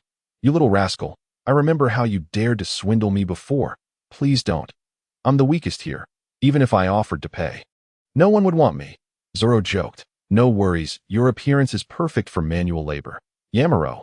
Ignoring the bickering, Luffy was intently scrutinizing the menu, continuously reciting dish names: foie gras warm salad, stuffed chicken pie, spinach salad, cabbage rolls, beef meatball soup, jade meat soup. Zoro tugged at his mouth. "Luffy, don't read out every single dish." "Very well." With a decisive clap, Luffy closed the menu and addressed the waiting waiter. "Please prepare one of everything I just listed." The waiter beamed. "Of course, esteemed guest. I'm thrilled to serve someone with such a hearty appetite. It's been a while since I've seen anyone like you." "Hey, Luffy, what are you doing?" Usopp shouted, clutching his head. "Did you just read the entire menu?" "Well, I know a lot of words." "No. Even if we sold the Mary, We couldn't afford the bill. You idiot. Usopp fumed, shaking Luffy by the neck. Zoro, holding his forehead, felt an impending headache. Nami, meanwhile, waved her arms, observing everything with a cool demeanor. Regardless of the situation, she wouldn't contribute a single berry for Luffy. Click. Click. A series of footsteps approached. Sammy looked up to see Sanji striding over. Cigarette in mouth. Who ordered the entire menu? He inquired, eyeing the group. It was me. Luffy immediately raised his hand. Sanji frowned at the sight of Luffy, who was as thin as a noodle. Don't say I didn't warn you. While this establishment does not restrict customer spending, I will be quite displeased if you waste food. No problem. I'll eat it all, Luffy replied confidently. You better do so. Suddenly, Sanji pivoted and knelt before Nami. His eyes sparkling with hearts. If it's for this beautiful lady, I want to mind how much you order, and it'll be entirely complimentary. Really? Nami exclaimed with delight. Indeed. Beautiful lady. These ordinary ingredients pale in comparison to your beauty. Allow me to prepare a feast of love for you. All right, I'll leave it to you, handsome. Always keen to seize a bargain, Nami took advantage of the situation. What about us, handsome? Usopp sidled up to Sanji, asking sweetly, get away. I loathe cross-dressers. You'll pay double for your meal, Sanji replied coldly, kicking Usopp away. What? That is so heartless. Usopp fell dramatically onto the table, feigning heartbreak. Shortly after, under Sanji's attentive care, a vast array of dishes began to arrive at their table. The luxurious spread was enough to move even the toughest of men. With Luffy's enthusiastic declaration of "Let's eat," the crew dove into their feast. Sammy first pushed aside Luffy's rubbery arm that had crossed the line, then nonchalantly forked a piece of beef into his mouth. Instantly, an indescribable flavor burst forth upon his palate. The scent of red wine and beef seemed to flow down from the heavens like divine nectar, allowing Sammy's tongue to revel in sheer delight. What a delicacy! You must have prepared this yourself, right, handsome? Sammy turned to Sanji. Yes, thank you for the compliment. It seems you have a discerning palate, Sanji replied with a light chuckle. For as a chef, receiving praise from a customer was always gratifying. Of course, if only Miss Nami could feel my fiery affection, that would be even better. Miss Nami. Sanji swirled around her, his charm on full display. Ha! The food tastes great, but the wine isn't robust enough, Zoro remarked after polishing off an entire bottle. What? You ungrateful wretch. You're drinking the finest wine in this establishment, crafted by none other than me. Do you know that? No wonder it tastes so bad. What did you say, you green-haired fool? Are you raising your eyebrows at me in defiance? Come on, who is afraid of whom? Both individuals exuded an invisible, blazing fire, prompting the nearest Usopp to hastily flee with his plate in hand. Sammy, help. Zoro is about to fight. Don't be anxious. These two have always been like this, Sammy replied, shoving food into his mouth. Always? What are you talking about, Sammy? Haven't they just met for the first time? Is that so? Never mind that. Realizing he had misspoken, Sammy quickly changed the subject. If you don't hurry, Luffy will devour all the food. Luffy, save me some. So delicious. So delicious, Luffy exclaimed, shoveling food into his mouth with tears streaming down his face, clearly overwhelmed by the feast before him. This also served as a testament to Sanji's exceptional culinary skills. It must be noted that even Sammy, a seasoned gourmand who had savored delicacies from around the world in his previous life, was nearly left speechless in front of such a lavish spread. Not to mention Luffy, who had been raised freely since childhood. As he continued to devour the food, he turned to Sanji and said, Abba Abba. What is he saying?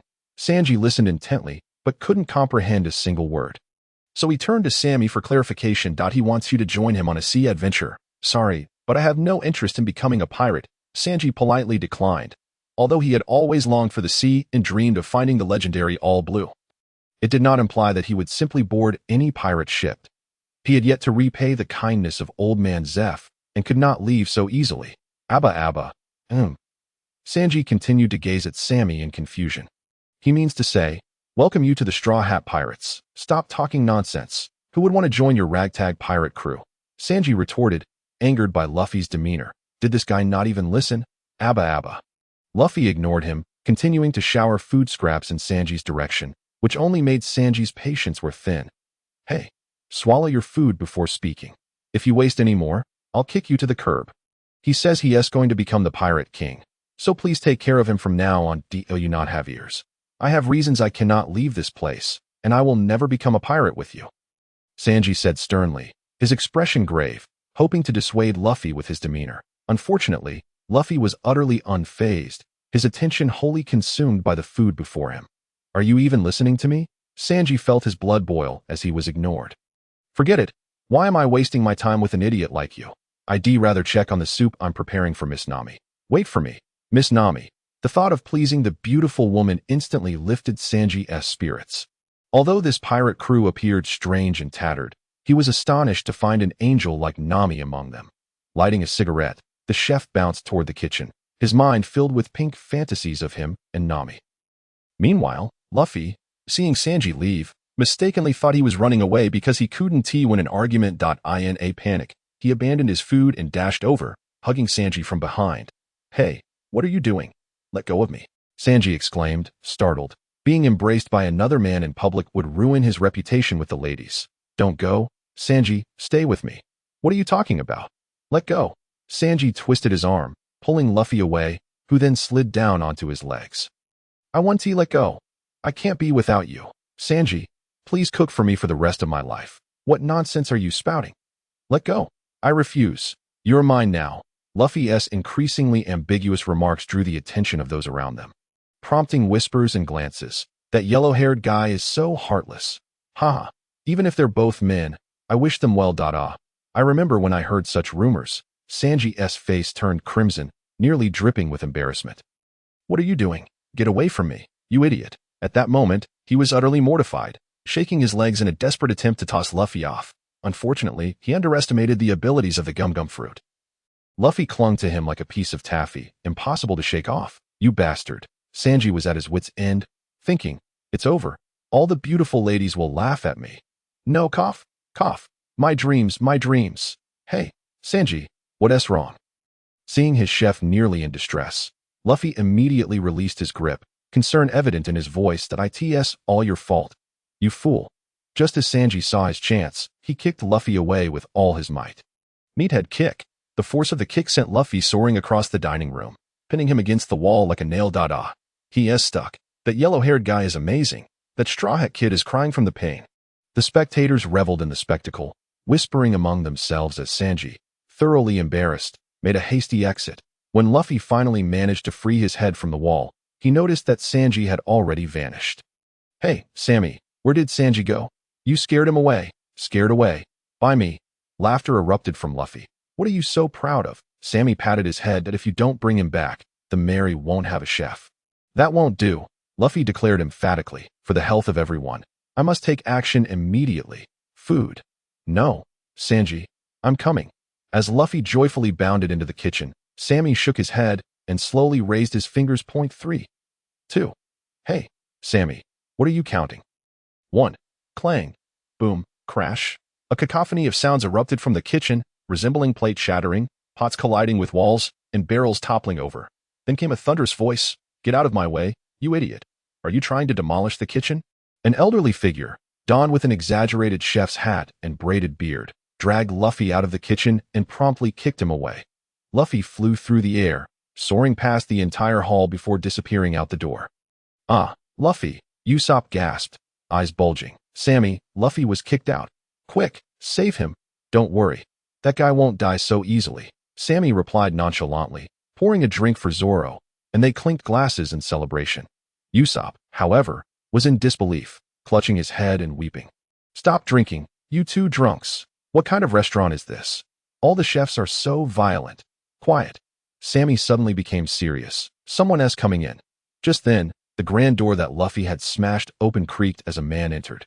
Adorned with 2 dragon designs on his clothing and a headscarf atop his head, his sunken eyes and pallid complexion suggested he was on the brink of collapse, yet his expression was fierce and menacing, indicating he was no ordinary character.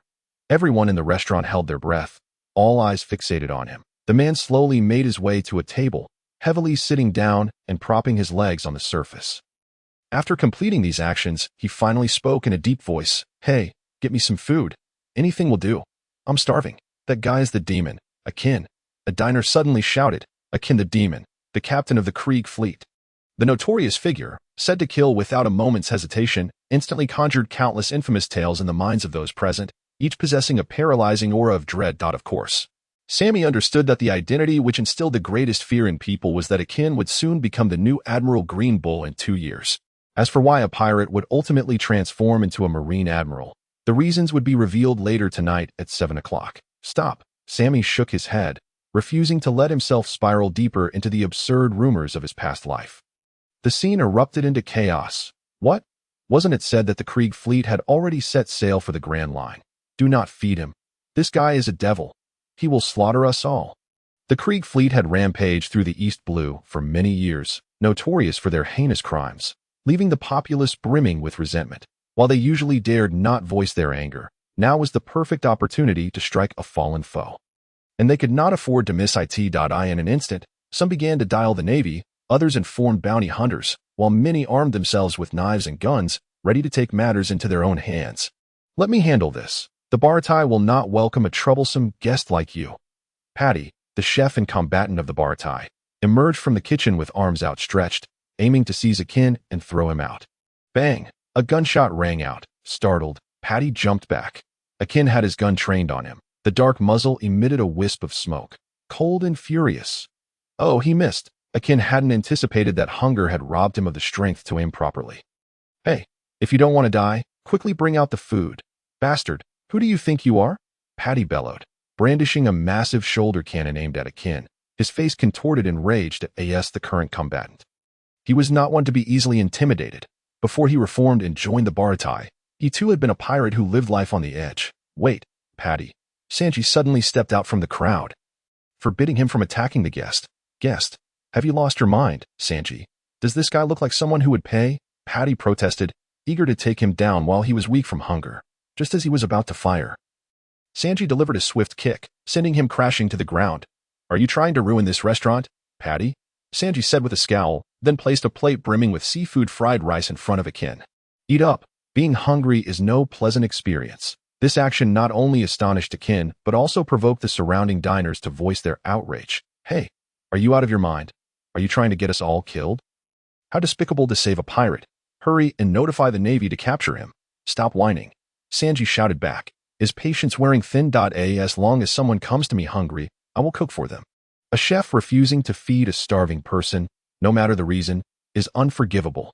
Upon hearing this, the crowd fell silent, seemingly rendered speechless by the validity of Sanji's words. Even Akin stared blankly at him. Sanji poured another glass of wine and offered it to Akin, speaking gently. Take your time and enjoy your meal. No need to rush. Akin froze. Incredulity etched on his face as he looked up and asked, Why are you doing this? You must see, I can't possibly pay. As the captain of the Krieg pirates, he felt utterly perplexed. Sanji interrupted him impatiently. What does that matter? To me, there are only hungry customers and satisfied customers. Everything else is inconsequential. Akin's mouth dropped open in silent shock. Hurry and eat.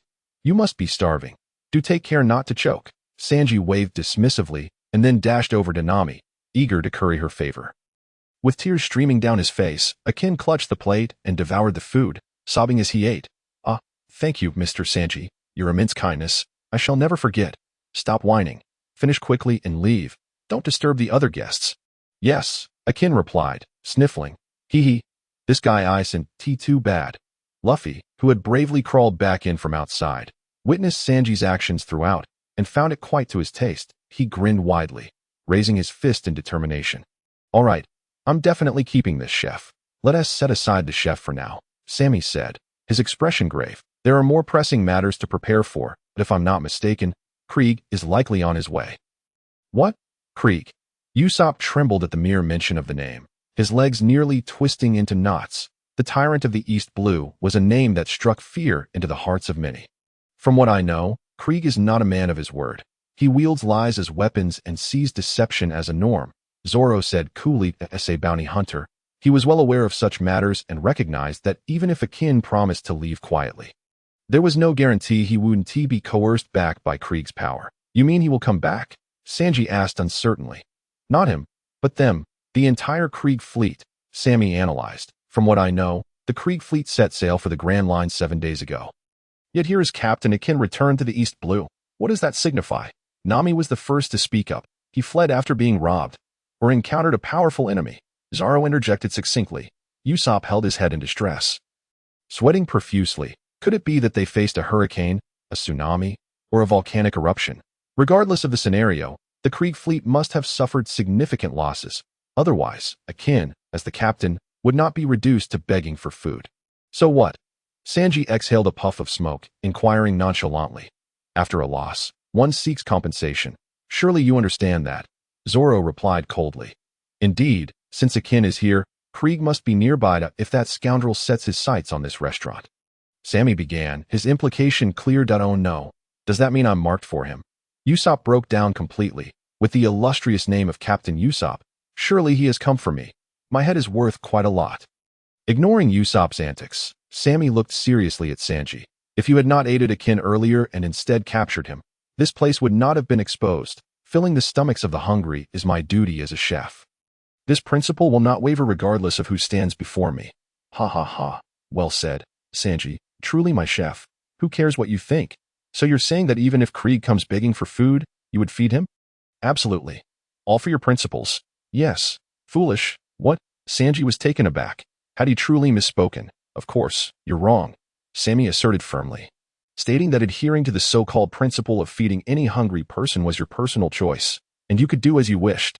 However, I believe that anyone exercising their freedom should not infringe upon the freedom of others. As Sammy spoke, numerous infuriating incidents from his past life flashed through his mind, those who, under the guise of animal protection, disregarded laws and the labor of others, wantonly destroying farmers' livelihoods, those who, under the pretext of laziness, parked in fire lanes, obstructing firefighters from saving lives, those who, in the name of freedom, committed atrocities against citizens of other nations while waving the banner of human rights.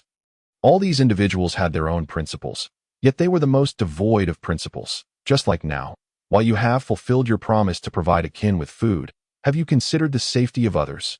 Sammy raised his voice, questioning earnestly if he were to satiate his hunger and then turn to murder or summon the Krieg fleet.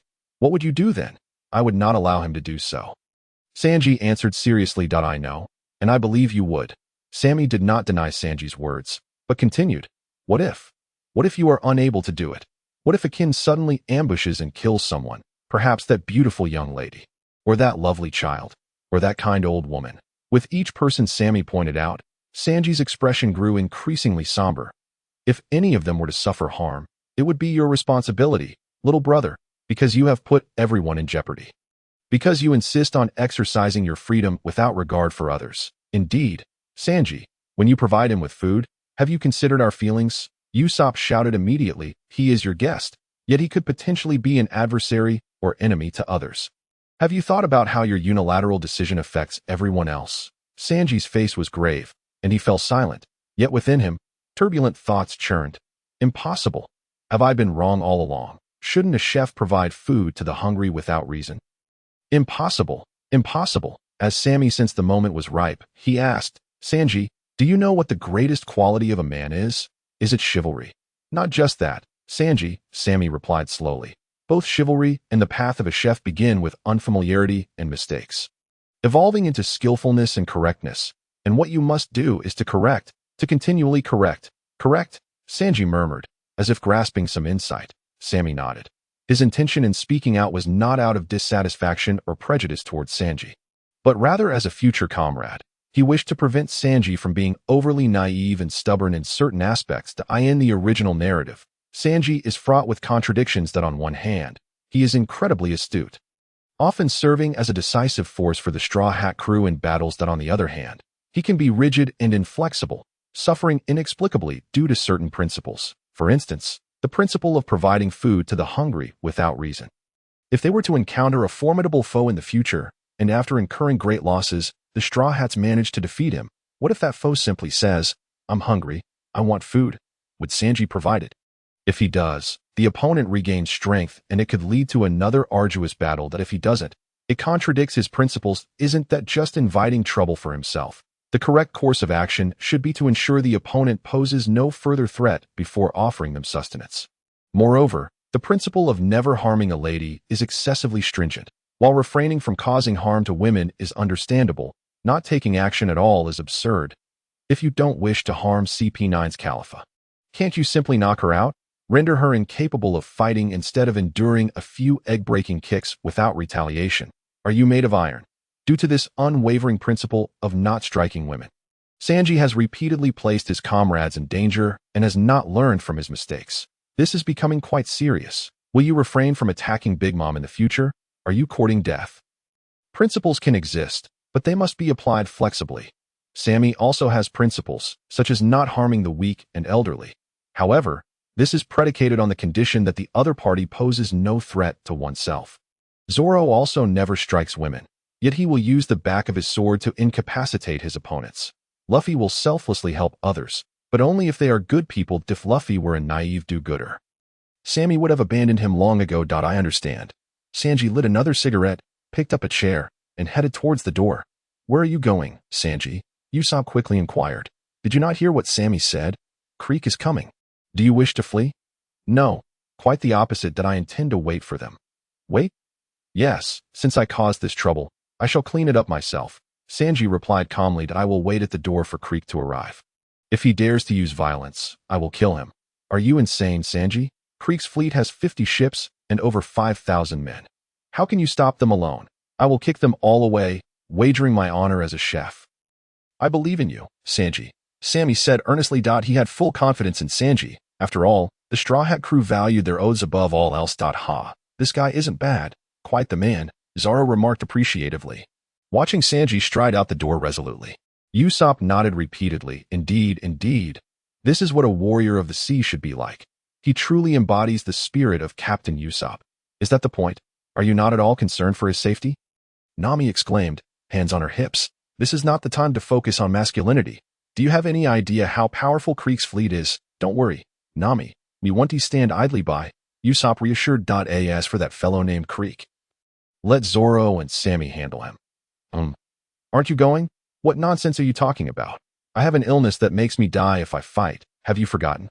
Upon hearing that Sammy wanted him to face Krieg, Usopp immediately trembled in fear. Say what you like, but I refuse to confront someone with 50 ships and 5,000 subordinates. Nami pushed everyone aside and headed outside.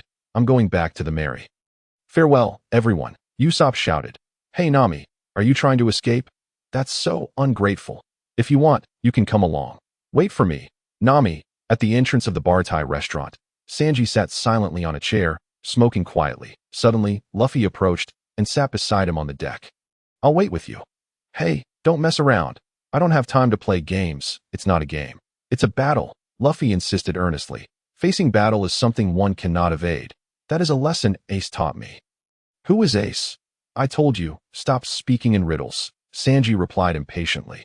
This is my responsibility. It has nothing to do with you. Of course it does. You are my comrade, and your battle is my battle. Who agreed to your invitation? Stop spouting nonsense. I've already decided that you will be my partner, and I entrust you with the kitchen on the Mary. Your decision means nothing. I refuse your invitation. I refuse your refusal, idiot. A colossal pirate ship, adorned with a Black Panther figurehead, gradually approached. The Black Skull flag fluttered in the wind, with 2 hourglasses faintly visible. Is that Krieg's flagship? It's truly enormous, Usopp exclaimed, gazing through his telescope. In terms of sheer size, Krieg's flagship, the fearless warship, was indeed the largest in the East Blue. After all, as Krieg sought to conquer the Grand Line, countless skilled shipwrights from the East Blue had gathered to construct it. The quality was naturally superior. However, when this ship, often spoken of in hushed tones in the East Blue, finally appeared before the Straw Hat crew, it bore the appearance of being heavily battered, severely damaged. Could the Grand Line truly be this perilous? Usopp said, his voice trembling. Those marks look quite unusual, Zoro observed immediately, noting something amiss. Their sword marks. Those massive gashes were all inflicted by swords, Sammy interjected. Sword marks? Are you joking, Sammy? Usopp expressed disbelief. Leave such a multitude of sword marks on a ship of this size. What kind of sword would it take to accomplish that? Do not blame Usopp for being naive.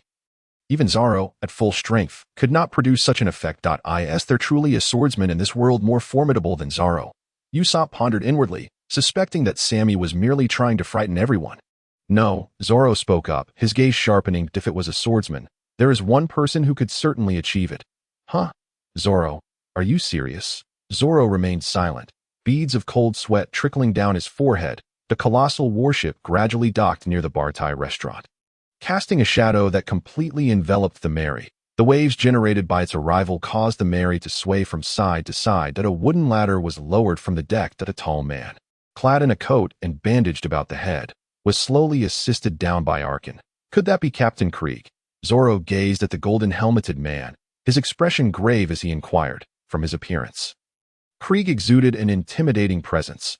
Not only was he tall and robust, but his fierce countenance suggested he was not to be trifled with. After all, the tyrant of the East Blue was no empty boast.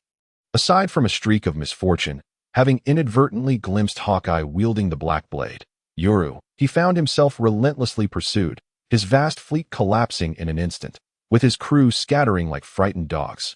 Arkin, supporting Krieg, trembled as they approached Sanji, his face awash with embarrassment as he pleaded, "Mr. Sanji, please, grant us some food. Captain Krieg has gone many days without a meal. I beg of you. Did you not say you would not return?" Sanji furrowed his brow, questioning. Arkin immediately knelt, imploring, "I beseech you, Mr. Sanji, as a chef, you cannot stand idly by while someone starves before you." Krieg followed suit, kneeling and declaring, "I swear by the name of Captain Krieg, I only seek sustenance and will not harm you." "Sanji, do not believe him," Usopp shouted from the side. "He is lying. I can see it." "No, I am not lying," Krieg insisted, bowing repeatedly. The pangs of hunger had stripped him of all dignity and pride. Sanji remained silent, turning to walk toward the restaurant. Regardless of the situation, he could not bear to witness a starving man groveling before him. "Wait, Sanji." Zeph suddenly emerged from within, carrying a large platter of food. "Give this to him, as a chef. One cannot simply watch another perish from hunger. Can they?" Zeph stated earnestly. "Let him eat this. Rest assured, the patrons have all been evacuated." "Indeed, Sanji, it is just us remaining," Patty added seriously. "Should Krieg dare to make a move, we will take him down together." Behind him stood a group of fully armed chefs, each brimming with determination, clearly prepared for battle. Sanji's eyes immediately misted over. He accepted the platter, turning to conceal his tears, muttering nonchalantly, "You lot are a bunch of fools. Who asked you to risk your lives? That man is more than enough for me to handle alone." With that, he approached Krieg and set the food down before him. Krieg devoured the food ravenously, nearly swallowing the plate whole in his hunger. "Thank you, Mr. Sanji," Arkin exclaimed, tears streaming down his face, overwhelmed with gratitude. "Finish quickly and leave. Otherwise, I will not spare you." "Yes, we will leave at once after we finish," Arkin replied, his eyes glistening with tears. In that moment, he felt a profound respect for Sanji. Fortunately, Captain Krieg had assured him that he came only seeking food. Otherwise, even if it meant death, he would never repay kindness with malice. On the deck, Krieg continued his voracious eating. Meanwhile, aboard the Mary, Usopp was sobbing uncontrollably. "That foolish chef is at it again," Usopp cried, nearly beside himself. "You didn't wake him up with your yelling, Sammy." "No, I believe this time he is truly awake," Luffy said with a carefree laugh. "Sanji is doing the right thing. He is indeed the chef I chose." "What nonsense are you spouting?" Usopp retorted angrily, twisting his face. "Do not praise such actions that aid the enemy." Usopp, do not be afraid. I will protect you." "Who asked you to protect me? I just want to get off this ship," Usopp replied, his face sullen. "Is there not a single normal person on this vessel?" On the other side, Krieg leisurely licked the last morsel of rice from his plate before delivering a powerful punch to Sanji's chest. The chef was sent sprawling backward, blood spewing from his mouth. Luffy's jaw dropped in shock. "Sanji," Patty exclaimed, instantly raising his shoulder cannon, aiming it at Krieg. "You scoundrel, what are you doing?" "Captain Krieg." Arkin was equally taken aback, staring at him in disbelief. "Ha!" Krieg laughed boisterously, as if he had heard a grand joke. "It feels good to be full. Captain Krieg, you promised." "Silence, Arkin," Krieg barked, seizing Arkin and snapping his arm with a swift motion. "Ah!" Arkin cried out in agony. Krieg disdainfully regarded him. "Do not shout at me. Arkin, what are you doing, you scoundrel?" Luffy's rage flared as he witnessed his comrade being harmed. "From this moment forth, this ship belongs to me." "Krieg, ha ha, it is a pity to leave such a fine vessel in the hands of you worthless trash," Krieg boasted, declaring it his new flagship. Vowing to conquer the Grand Line once more. One could not help but admire Krieg's relentless ambition. Having fled from Hawkeye, his first thought was not to hide, but to venture forth into the Grand Line again. "What a stubborn fool. You think you are someone great. Paddy could no longer contain himself upon hearing Krieg's intent to commandeer the ship, and he pulled the trigger without hesitation. Boom! The cannonball struck Krieg, resulting in a violent explosion that engulfed him in flames and smoke. The chefs felt a surge of hope, believing that such a hit would surely spell the end for Krieg. Yet, they were oblivious to the law of smoke without injury. Before the smoke cleared, Krieg's raucous laughter echoed through the haze. Ha ha! Is that all you've got? Paddy's expression darkened, and he fired again. Boom! Ha ha! Is that all you've got? Boom! Are you done yet? Krieg nearly broke under the pressure of Paddy's relentless attacks. In a flash, he lunged forward, seizing Paddy's cannon and crushing it in his grip, then delivering a heavy punch that sent Paddy flying. Paddy, scoundrel, let's fight him. Stop! Sanji shouted, halting the chefs in their tracks. Sanji, you are no match for this man. Let me handle him. Sanji slowly rose to his feet, declaring that the consequences of this encounter would be settled by him. You? Krieg bellowed with derisive laughter. You look as though you can barely stand. Do you truly believe you can defeat me? Ha ha ha. Be quiet, you oversized gorilla. I shall crack open your skull. Krieg, enraged by Sanji's insult, tore off his tattered coat and outer garments. Behold, boy, I am clad in an alloy stronger than any other, and with these diamond fists capable of shattering anything, you had best kneel and beg for mercy, lest I put you down with a single blow. As Krieg revealed his true form, the restaurant was instantly awash with golden light. Everyone was dazzled by his golden alloy armor, which shimmered brilliantly, especially the large diamonds embedded in his fists that sparkled enticingly. Luffy, look, it's Thanos. Sammy quipped from the side that if you do not wish to die, obey me. Prepare 100 servings of food at once. My crew is famished. Krieg shouted, aiming to intimidate the entire assembly. Do not be ridiculous. We will not submit to you. Indeed, even if you were to kill us all, we will not prepare a single morsel for you. Then you shall all perish. Click let out a fierce roar, and a multitude of dark, menacing gun barrels emerged from the depths of his armor, violently spewing forth fiery tongues. Bullets churned through the air, creating a scorching metallic net that instantaneously felled all the chefs who dared to resist. Damn it! What are you doing? Upon witnessing his comrades being ruthlessly slaughtered, Sanji leapt forward and delivered a powerful kick towards Click. Waste meat. Crash! The clash of polished shoes against metal armor produced an excruciating sound that grated on the nerves. Yet, this furious kick failed to breach Click's defenses as Sanji landed back on the ground.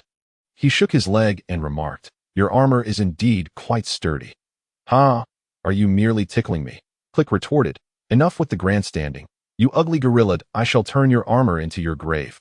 Watch me kill you."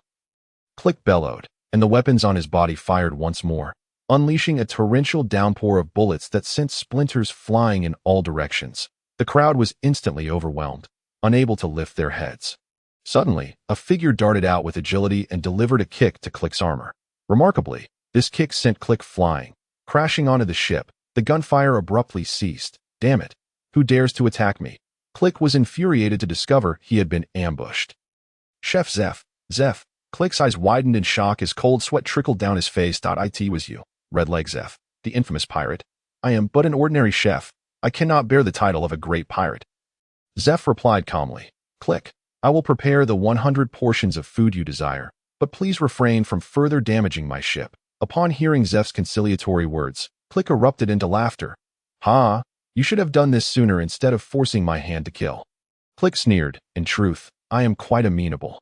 Damn it! This fellow is truly infuriating. However, Zeph, since you are here, I cannot simply let this go, Click said ominously. Now, I not only want the 100 portions of food and this ship, but I also covet the navigational log you have hidden away. Navigational log? What is that? Zeph, that log containing the maritime charts is an invaluable treasure to me, since you've now become a cripple. You surely have no further use for it. Click spread his arms, exuding arrogance. Let me take that log and conquer the Grand Line, becoming the Pirate King. Ha ha! Upon hearing Pirate King, Luffy, who had been observing, instantly perked up and strolled forward with a crab-like gait. Hey, big gorilla, what are you talking about? The one who will become the Pirate King is definitely me. Click, lost in his daydream, was jolted back to reality by Luffy's interruption, leaving him in a foul mood. Who are you, brat? How dare you interrupt me? I am Monkey D. Luffy, the man who will become the Pirate King, Luffy replied solemnly, and no matter how many times he repeated this statement, It always bore the same earnestness as the first time he had uttered it. Become the Pirate King, you? Ha! With that foolish look on your face? Click scoffed. He had never seen this brat before and presumed him to be yet another insignificant dreamer without background or strength. Luffy, undeterred by Click's derision, maintained a confident smile. I will definitely become the Pirate King, and if anyone dares to challenge me, I'll knock them all down. Such arrogance. Die. Click, uninterested in further banter with this insignificant character, activated the mechanisms of his armor and opened fire. To his astonishment, Luffy did not dodge, but instead spread his arms wide, allowing all the bullets to strike him. Hee, none of them are effective. Luffy shouted, and all the bullets rebounded, clattering against Click's armor. What? What is happening? They've all bounced back. Is this guy a demon? No, I am a rubber man who has eaten the gum-gum fruit. Bullets are ineffective against me. Luffy explained, stretching his mouth. Sammy jumped in, saying, Idiot, don't reveal your abilities so easily. What? Is that the power of the legendary devil fruit? Truly remarkable, Click said, still shaken. Luffy's display had startled him, yet he thought, don't assume that just because you ate a devil fruit, you can defeat me. Defeat you? No, you overestimate yourself. Sammy scoffed from the side. A small fry like you isn't even worth the effort to kill. Who the hell are you? Stop talking big. Click was incensed by the sudden appearances of these mysterious figures and prepared to shoot again. Suddenly, a brilliant flash shot towards them with lightning speed, accompanied by a fierce, howling wind. Clang! It was as if the bell of doom had tolled, like a requiem for the dying. It momentarily suspended time and space, then glided over the sea, cleaving the massive warship, the marine sword, in two like butter. Everyone was caught off guard, and no one dared to react. Sammy, Luffy, Sanji, Zeph, as well as Click and Akin, all seemed drained of vitality, transformed into wax figures with mouths agape. Frozen in thought and unable to scream. Boom! The massive warship, now split in half, was the only object daring to move. Crashing down onto the ocean's surface with a resounding impact, the waves surged like a mighty dragon ascending to the heavens, only to crash down violently, transforming into a torrential downpour. In this downpour, everyone, like blades of grass after rain, was rejuvenated with life. What is that? It is a deity. The wrath of the gods has descended. Run, flee.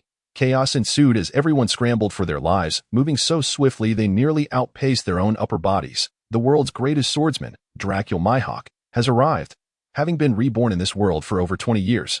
Having roamed the East Blue and encountered countless extraordinary individuals, he was finally here to witness the emergence of top-tier power in the world of pirates. A warlord of the sea and the world's greatest swordsman. With numerous titles as both friend and foe to Shanks, Mihawk's aura was overwhelming.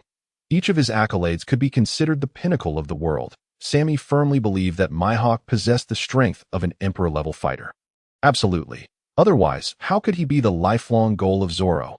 In the battle at Onigashima, Zoro had successfully ascended to Emperor-level strength. If Mihawk were merely an Emperor-level fighter, then Zoro would have reached the apex of the swordsmanship path.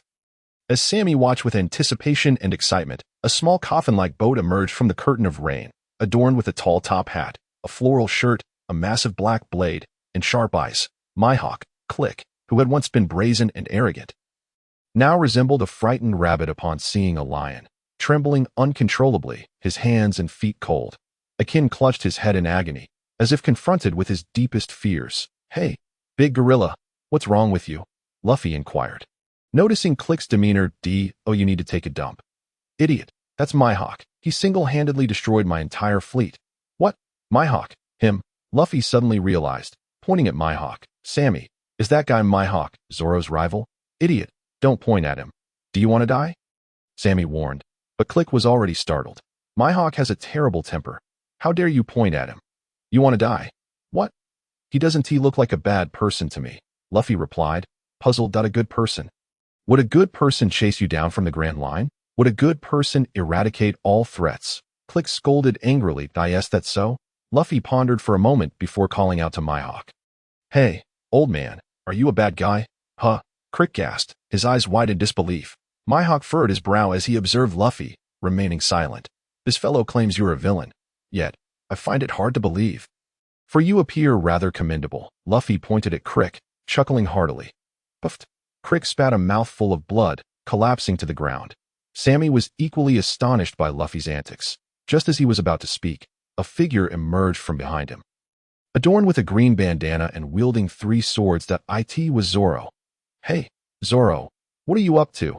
Luffy inquired hastily upon seeing Zoro's demeanor. "But I'm going to defeat Hawkeye, but is that so? Then be careful." Luffy smiled and waved at him. This guy doesn't seem to grasp the gravity of the situation, perhaps due to his unwavering trust in Zoro. But Sammy couldn't afford to be so carefree. "Zoro, don't die. Ha.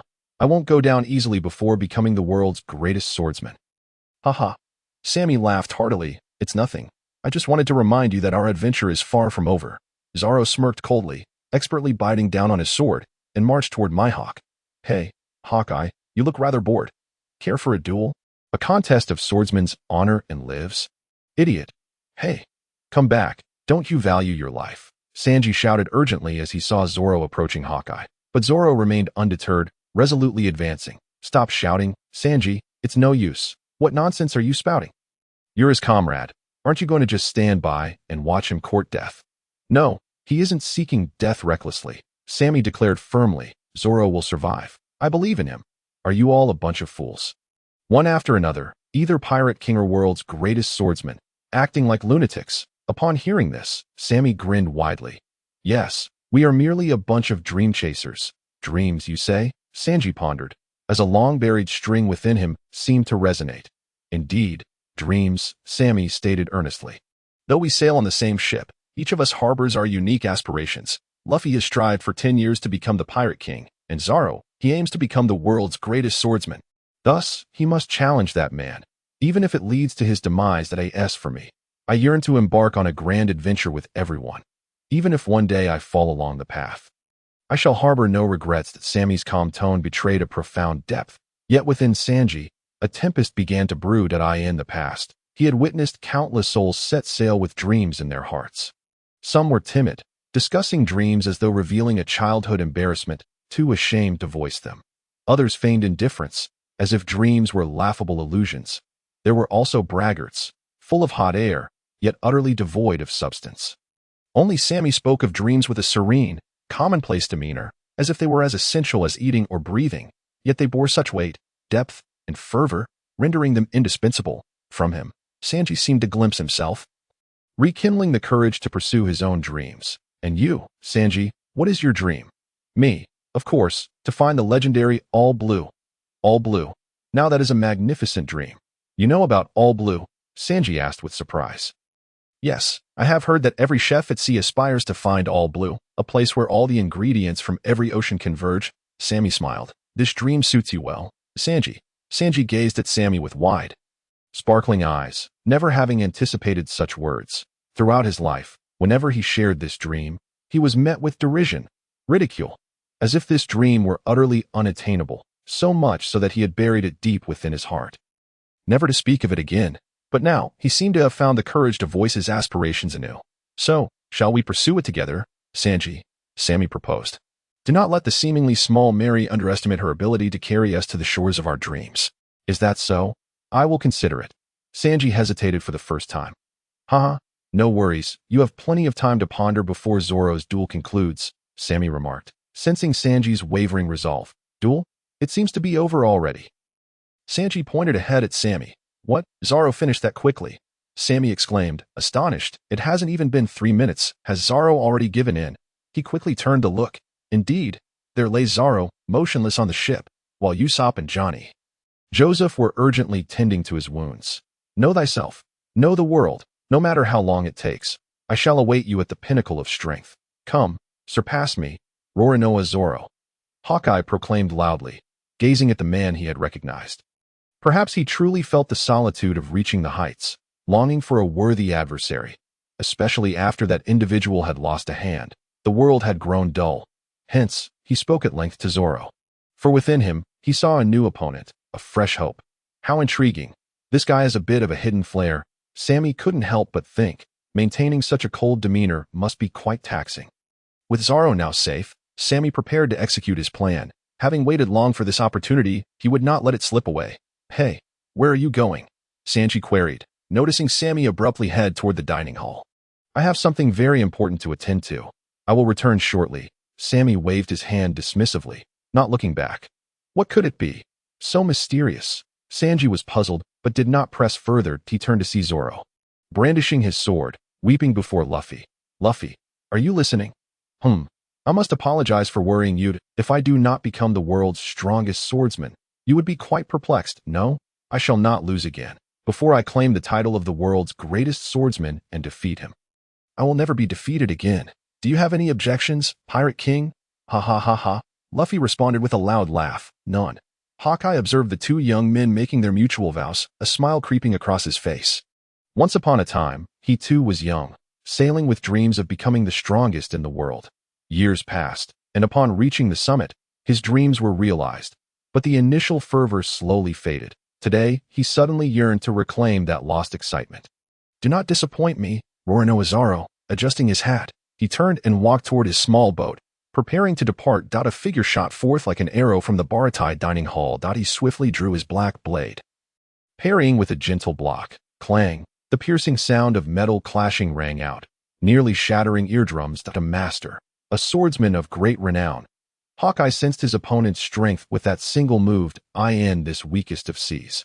Could there truly be such a formidable warrior? He was astonished within, and with a gentle push, the figure retreated gracefully, landing steadily on a shattered deck. It was then that Hawkeye discerned the appearance of the newcomer. With hair as spiky and exaggerated as a hedgehog, each strand jutted out like the spines of a sea urchin. His face was long and rigid, brimming with lethal intent. An eye patch adorned one of his eyes, adding an extra layer of ferocity. State your name. Hawkeye, sword in hand, inquired coldly. My name is Gungmu Jinba. Why did you ambush me? Ambush? Gungmu Jinba laughed heartily, his expression growing even more audacious. No, this was merely a small test. He slowly raised his longsword, a profound battle spirit emanating from him. Hey, you must be Hawkeye, the world's greatest swordsman, right? Ha! Don't let me down. Do you wish to challenge me? I am more than willing to oblige. Hawkeye drew his black blade. Yoru, his gaze sharp and unwavering as he fixated on Gungmu Jinba, unflinching in the face of his challenge. You drew your sword right from the start. Is that spiky-haired fellow really that strong? Sanji gasped in astonishment. Zoro, on the other hand, was drenched in cold sweat. Ignoring the blood still trickling from his wounds, he sat upright, fixated on the scene ahead. Hawkeye was already an imposing figure, but this swordsman, who seemingly appeared from nowhere, radiated a battle aura that rivaled Hawkeye's. Moreover, in contrast to Hawkeye's restraint, this individual exuded a brazen demeanor. It seemed that there were indeed many formidable swordsmen upon the seas.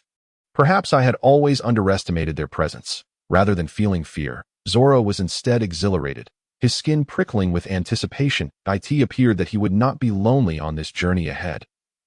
Such was Zoro's nature. The more enemies there were, the more invigorated he became. The more formidable the opponents, the more thrilled he felt. Sammy emerged from the Baratai restaurant, observing Gungmu Jinba engaged in a fierce battle with Hawkeye. An uncontrollable smile spreading across his face. That fellow was conjured by him. To be precise, utilizing the power of the mouse talisman. Long before setting sail, he had prepared a statue of Gungmu Jinba. All to await this moment. Sammy's plan was straightforward: to engage Hawkeye in battle, be defeated, gain recognition, and subsequently seek guidance on Haki. He aimed to replicate Zoro's journey, merely altering it slightly at the end. As long as Gungmu Jinba gained Hawkeye's acknowledgement, once he opened his mouth, the ever-helpful Hawkeye would likely acquiesce to his request. That wouldn't the cultivation methods for Haki then be within easy reach. Even if he were to be refused, it would still be akin to witnessing a splendid battle. What, you ask, what if Gungmu Jinba won? Don't be ridiculous, my friend. If he were at his full strength, there might be a chance. However, with the current level 2 mouse talisman, being able to restore Gungmu Jinba to even a fraction of his true power would be a miracle. That Sammy's only hope was that he could last a bit longer than Zoro. Clang! Gungmu Jinba initiated a fierce onslaught, his longsword moving like an invisible whirlwind, each strike aimed at Hawkeye's vital points. For a moment, Hawkeye found himself ensnared in Gungmu Jinba's rhythm, forced into a defensive stance. Zoro was left dumbfounded. Impressive swordsmanship, Hawkeye exclaimed, swiftly rotating his black blade, unleashing a tremendous force that sent Gungmu Jinba's longsword flying. Then, with a flick of his wrist. He unleashed a flowing sword, energy point 1 sword style, heavens and earth. Yingmu Jianba hastily raised his sword to defend, the clash of energy sparking a cascade of fiery sparks. Ha ha ha, this is intriguing. The innate battle maniac was astonished by the opponent's formidable prowess, his face increasingly revealing a fervent expression. Come on, show me your true strength. I've been yearning for an exhilarating battle. This guy. Hawkeye's gaze sharpened. He perceived a fervent battle spirit emanating from Yingmu Jianba. It was a pure desire for combat, devoid of anything else. A yearning for battle, a thirst for a worthy opponent. He is remarkably similar to me, Hawkeye murmured. In that case, let me witness your genuine strength. He twirled his black blade. A stream of black energy, akin to liquid, enveloped the sword, swiftly coating the blade. Armament Haki, has it manifested? Unlike the mysterious power of spiritual pressure, let me test it out. Hawkeye swung his blade. Yingmu Jianba, who had initially raised his sword in defense, suddenly withdrew, opening his arms to face Hawkeye's strike. Sorry, I made a mistake, he said, nothing more. The blow landed heavily upon him. Despite channeling all his spiritual pressure for defense, Yingmu Jianba was still grievously wounded. Blood splattered forth. One could even glimpse the stark whiteness of bone.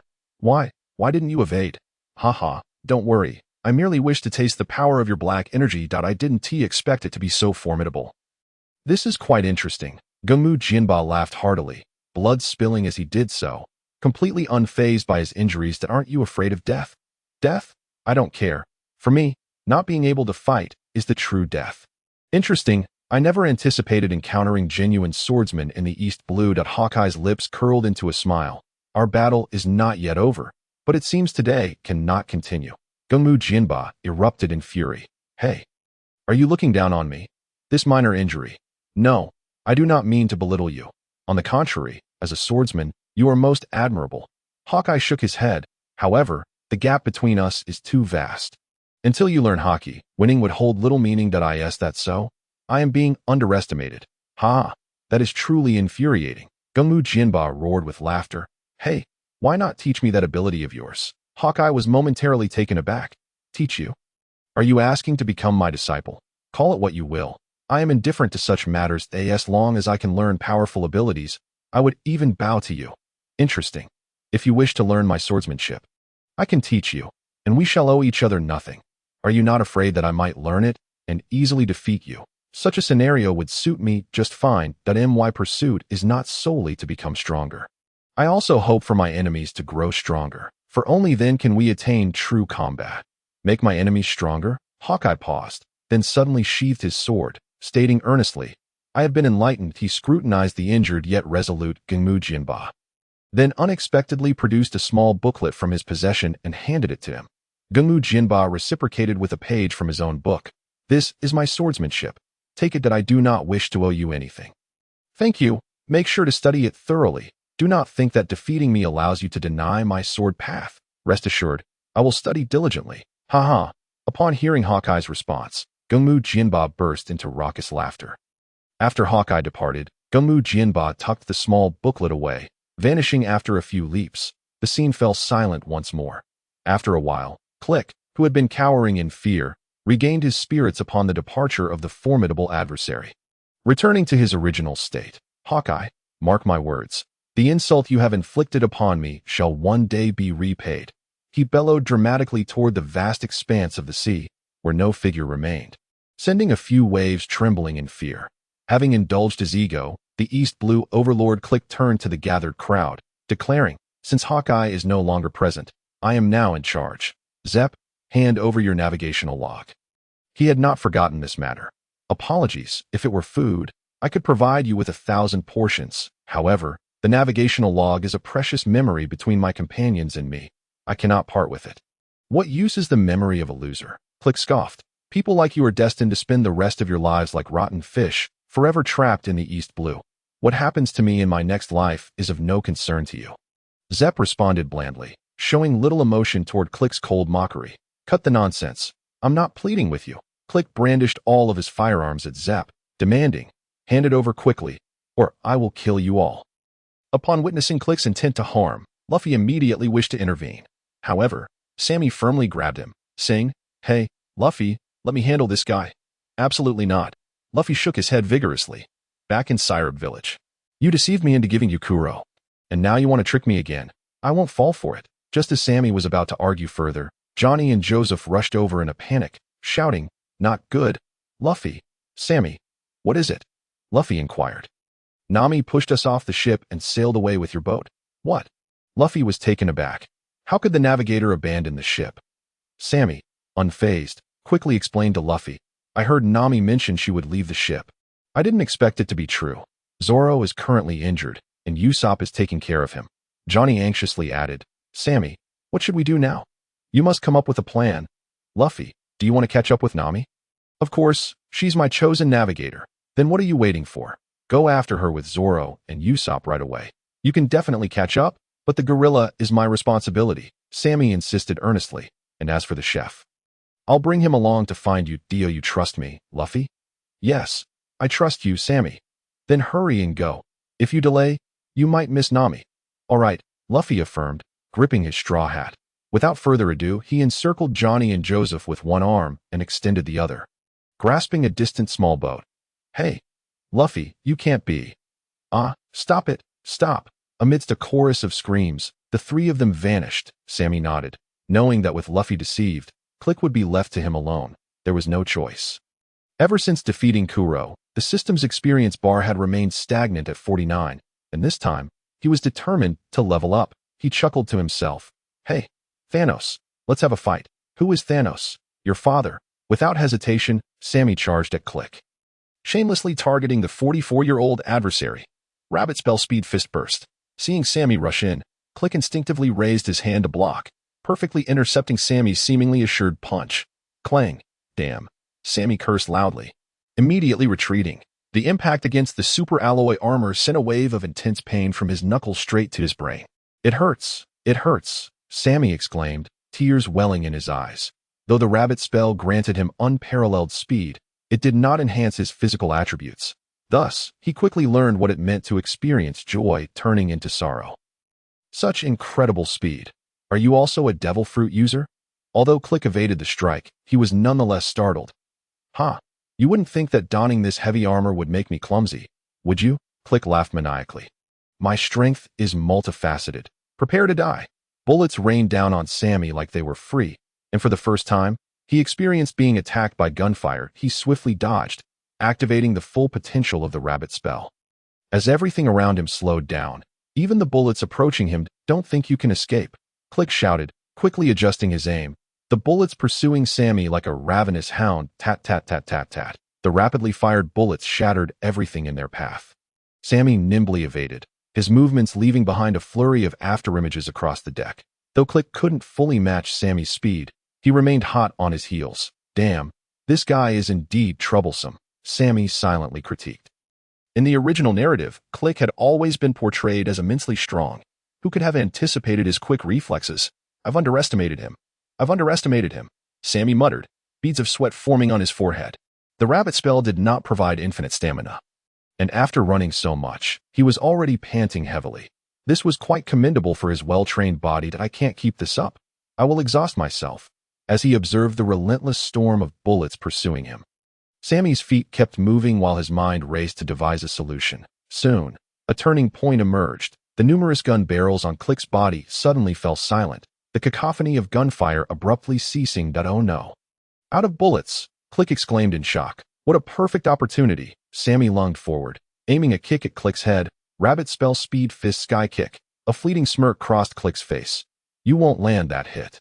At that moment, he had already shielded his head with both hands, waiting for Sammy's attack. However, while protecting his head could block the kick, it also obscured his vision, making it difficult to discern his opponent's movements. At this instant, Sammy swiftly retracted his right foot and deftly swapped the positions of the rabbit spell and the mouse spell on his belt. All set.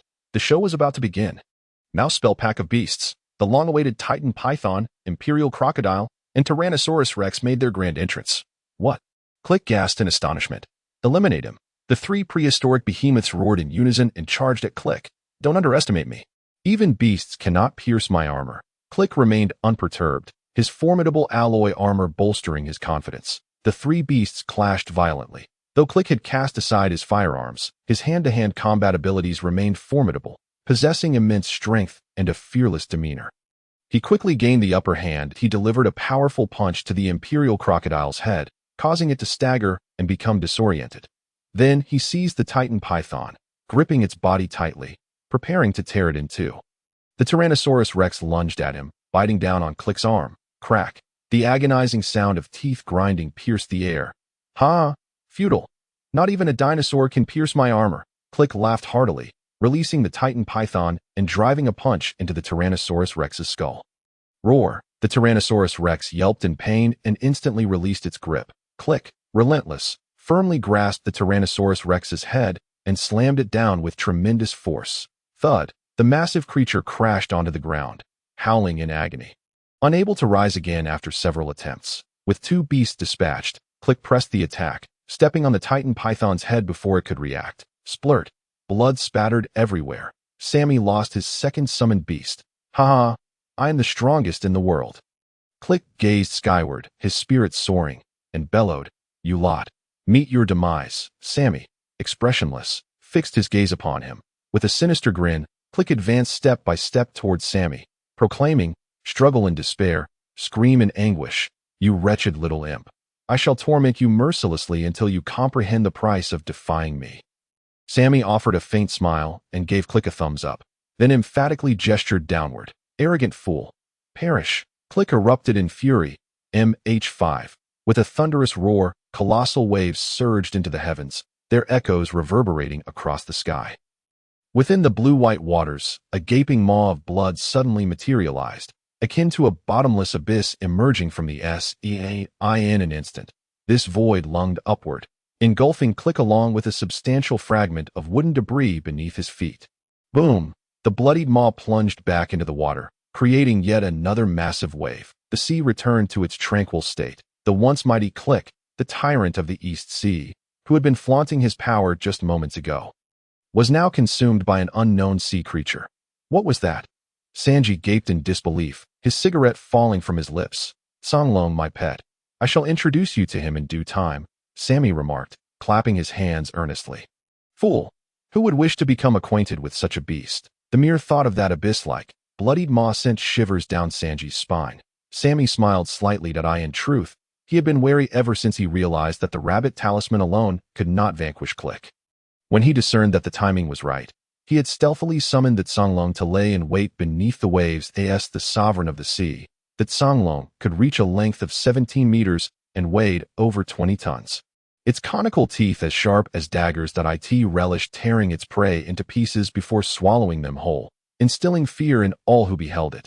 Thus, despite Click's formidable prowess, capable of single-handedly contending with 3 of Sammy's terrestrial pets, he would be no match for the Songlong. Ultimately, he could expect nothing but to become a mere source of experience points for Sammy. Click the leader. Akin could hardly believe it. Impossible. Click the leader is the strongest man. How could?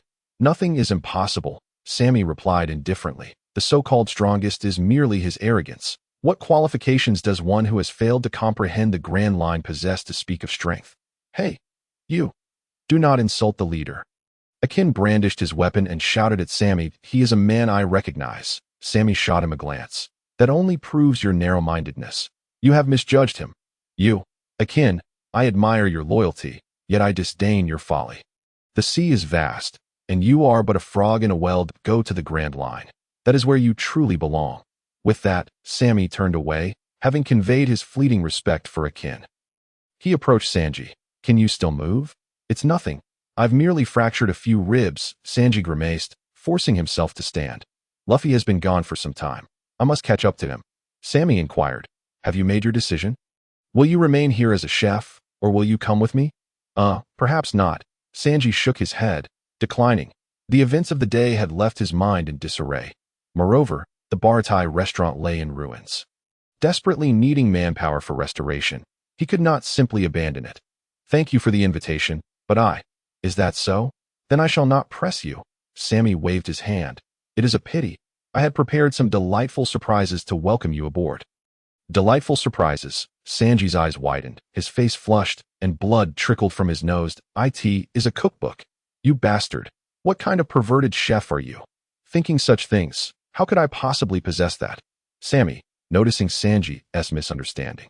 Hurriedly defended himself. Then why speak so mysteriously? Sanji, flustered, retorted. Do you not realize how that could lead to misunderstandings? Misunderstanding? My foot, Sammy retorted, hurling a book at Sanji. It is merely this cookbook. You are the one overthinking. How could I overthink? Sanji exclaimed, suddenly captivated by the book's contents. What kind of dish is this? I have never seen anything like it. He immediately opened the cookbook, initially inspecting it with great care. But soon skimming through the pages at lightning speed, the sound of rustling paper filling the air. After a while, he lifted his head, flushed with excitement, gazing at Sammy as if he were a rare beauty. Hey, Sam, where did you get this cookbook? I wrote it myself. You wrote it yourself. Are you also a chef? Sanji's expression was one of disbelief. That of course not. Sammy shook his head. This cookbook is a transcription of the unique delicacies from my homeland. Indeed, what he intended to gift Sanji was a Chinese cookbook. Having been a connoisseur in his past life, Sammy was well acquainted with the culinary methods of several classic dishes, even though he had never cooked them. Discussing them theoretically was not a problem. Your homeland. Where is it? Sammy, tell me. Sanji exclaimed excitedly. Do you know how wondrous the dishes in this cookbook are? The unfamiliar cooking techniques, the exquisite plating artistry, the miraculous knife skills and timing. It's culinary magic from the heavens. Sanji could not contain his enthusiasm. Though the culinary world of pirates boasted an abundance of ingredients and exquisite flavors, the cooking techniques were rather rudimentary, mostly limited to boiling, roasting, and frying, akin to Western cuisine from his previous life. Now, encountering Chinese cuisine with methods such as stir-frying, braising, steaming, and sautéing, there were as many as 36 techniques in total. How could he possibly hold back? My homeland. That place I can never return to. Revealing it to you would be futile, Sammy said with a hint of melancholy. Please return the cookbook once you've perused it. I must take my leave. Return it to you? Sanji's expression shifted. This cookbook was akin to a harem of beauties to him. Utterly irresistible. What? You can't bear to part with it. Sammy, seeing through Sanji's thoughts, grinned mischievously. You cannot refuse to return it, Mr. Sanji. This is a gift I prepared for my own chef. You cannot take it. Of course. If you agree to come aboard, it will immediately belong to you. Hey, that's rather despicable. Is this how friends behave? Would it kill you to let me take a look? Sanji fumed. You mentioned that you transcribed it. Right? It is not a unique item. You could simply transcribe it again. No. The rarity is what makes it precious, Sammy countered. If you do not come, please return it. Hey you. How could you? Sanji was taken aback. Realizing that this infuriating fellow was using such a method to tempt him, he had already firmed his resolve to stay, even resisting Nami's allure, only to be ensnared once more by a magical cookbook. Just let me see it for one more day, Sammy. Just one day, and I will prepare 100 dishes as compensation. I refuse. Not enough? 1,000 dishes. My desire for food is not particularly high. Sammy declined once more, as not everyone possessed Luffy's insatiable appetite. This is my treasured collection of beautiful photographs. All. Sanji trembled as he pulled out a large stack of colorful magazines from his clothing. His expression despondent. Who wants that kind of thing? As a well-known paragon of virtue in the underworld, Sammy firmly rejected the proposition. Broad daylight, and there are people all around. Sanji felt as if his spine had been extracted, collapsing to the ground. Even photographs cannot tempt you. I truly am a failure. Cough, cough. No, Sanji. A venerable voice suddenly echoed. Sanji's eyes brightened, and he whirled around. Old Zep, come along with me. This place no longer requires you. Zep spoke slowly. Shortly thereafter, on a small boat, Sammy lay at the bottom with his eyes closed, resting, while Sanji focused intently on maneuvering the sails. Sanji, could you go a bit faster? Nami is currently being bullied by that fishman. With a raucous cheer, Sanji's entire being ignited with fury. You foul fish, just wait. If you dare to lay a finger on Miss Nami, I shall turn you into sashimi. Observing Sanji's newfound vigor, Sammy couldn't help but chuckle. Just moments ago, with Zeph's heartfelt assistance, Sammy had successfully tricked Sanji onto the boat. Yes, they departed. Sanji's sincere farewell and his kneeling gesture towards Zeph had deeply moved everyone. Yet, unexpectedly, Sammy's cry of Nami is in danger sent Sanji into a furious frenzy, propelling the little boat forward like a bullet. The remaining chefs, who had been waiting to bid Sanji farewell, stood in stunned silence before erupting in curses. "You scoundrel. Never come back." Thinking of the exasperated faces of Patty and the others, Sammy nearly burst into laughter, his spirits lifted. What truly delighted him was the experience bar that had filled up again after defeating Kuro. Taking a few deep breaths, Sammy opened the charm system. Point 12 charm system. Name: Sammy. Own charms: Mouse Charm LV2, Rabbit Charm LV1. Experience bar: 1 owned experience stars. 1 star, following successive encounters with Mihawk, with Shichibukai Gecko Moria as Sammy's summoning ally. Increasing experience points, and the defeat of Kuro, his experience points surged dramatically. Level up, Sammy exclaimed excitedly, rubbing his hands together with a gluttonous expression, immediately upgrading the Rabbit Charm. The solitary experience star shattered, transforming into specks of starlight. Moments later, the Rabbit Charm glowed red, its level instantly rising from LV1 to LV2. Rabbit Charm LV2 grants the wielder the ability to move at 5 times the speed of sound, which is 1,700 meters per second under standard conditions, bestows the wielder with the ability to react nimbly even at 5 times the speed of sound, nearly 2,000 meters per second. Who could possibly keep up with such speed? Before entering the Grand Line, it is unlikely anyone could match it. If he had this speed during the battle with Kuro, Sammy would surely have left him with a face full of embarrassment. With 2 heavy charms hanging from his belt, Sammy felt a surge of confidence for the impending battle against the dragon pirate crew. The little boat continued its relentless journey through the waves towards Kokoyashi village. Calming his excitement, Sammy took out another reward from the battle, the booklet left behind by Mihawk, detailing the methods of Haki cultivation. Haki, I've finally obtained you. Sammy grinned like a fool. While the world of One Piece boasts miraculous devil fruits that grant users various extraordinary abilities with a single bite, when it comes to the most formidable power, it must undoubtedly be the 3 types of Haki. To become a strong fighter, one may rely on fruits, but to attain the pinnacle of strength, mastery of Haki is essential. Whether it's the armament Haki, which enhances physical capabilities, the observation Haki that allows foresight, or the conqueror's Haki that intimidates, these are the hallmarks of supreme warriors. Without these, one cannot hope to take the final step in their adventures. Sammy had always yearned to receive Haki training. However, in the East Blue, a mere pond, no one possessed such knowledge. Not even a whisper of it existed. Thus, he had to set his sights on Mihawk. Fortunately, he succeeded. Otherwise, he would have had to wait another 2 years to encounter this powerful system. 2 years. Sammy couldn't afford to wait. In the original story, Luffy, blessed with the protagonist's aura, managed to defeat Crocodile, Enel, CP9, and Moria without ever having learned Haki, successfully reaching Sabaody Archipelago. But this is the real world. Sammy could not guarantee absolute safety. If the plot deviated even slightly, the Straw Hat crew could find themselves without a grave. He had no choice but to take this seriously.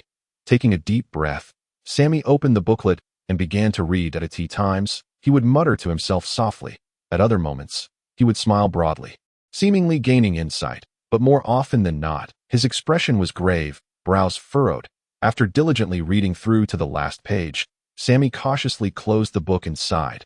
Indeed, this is truly the most powerful force in the pirate world. I couldn't comprehend a single word. A scholar by nature, Sammy had never felt so lost. Each individual character was familiar to him, yet strung together, they made no sense at all. It was more absurd than a political essay. What was he to do? Sammy grimaced at that moment.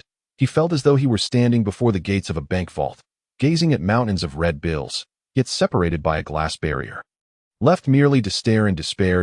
In his rebirth, Sammy had attempted to awaken Haki using Rayleigh's methods with Luffy, only to be severely beaten, nearly losing his life, with no other effect whatsoever. Since then, he had come to realize that he and Luffy were fundamentally different. That technique was tailored specifically for the Straw Hat's monstrous physique. Attempting to imitate it was tantamount to courting death. After some contemplation, Sammy decided it would be best not to guess or practice recklessly. Perhaps he should wait until he reunited with Luffy and Zoro to discuss it together and see if they had any solutions. With this in mind, Sammy couldn't help but feel a wave of sorrow wash over him. Within the entire Straw Hat crew, he was the only ordinary individual, possessing neither exceptional talent nor a prominent background. Utterly unworthy of his status as a transmigrator, Luffy needed no introduction. Despite his wild upbringing, He had secretly received countless lessons from Garp, effectively molding him into an ironclad warrior. Zoro, too, had undergone rigorous swordsmanship training from a young age. Naturally a prodigy in the art, Sanji was no different, having undergone genetic alterations even before birth and being raised by Zeph, who taught him with utmost care. Even Nami and Usopp were remarkable. One was blessed with a unique constitution, and the other inherited his father's sharpshooting talent, awakening observation Haki on his own. Only Sammy had walked this path relying solely on himself, without the charm system by his side. He likely would not have achieved anything in this lifetime. Being a side character to the protagonist is far too difficult, Sammy murmured, especially as Luffy's companion that a single misstep could lead to his demise. Such a life was nearly unbearable. With a firm grasp of the plot, Sammy was overwhelmed at the thought of the enemies he would face in the future. He lamented as he returned the Haki booklet to his clothing, ensuring it would not be lost. Only then did he lift his head to survey the situation at this moment. The little boat, under Sanji's control, had completely entered an unfamiliar sea area, where a picturesque island gradually came into view. "Are we there, Sanji?" "Yes, that island is Kokoyasi village," Sanji replied, puffing on a cigarette and pointing at the distant isle. "Once we dock, let us hurry to find Miss Nami. She must have missed me terribly." "Where does your confidence come from?"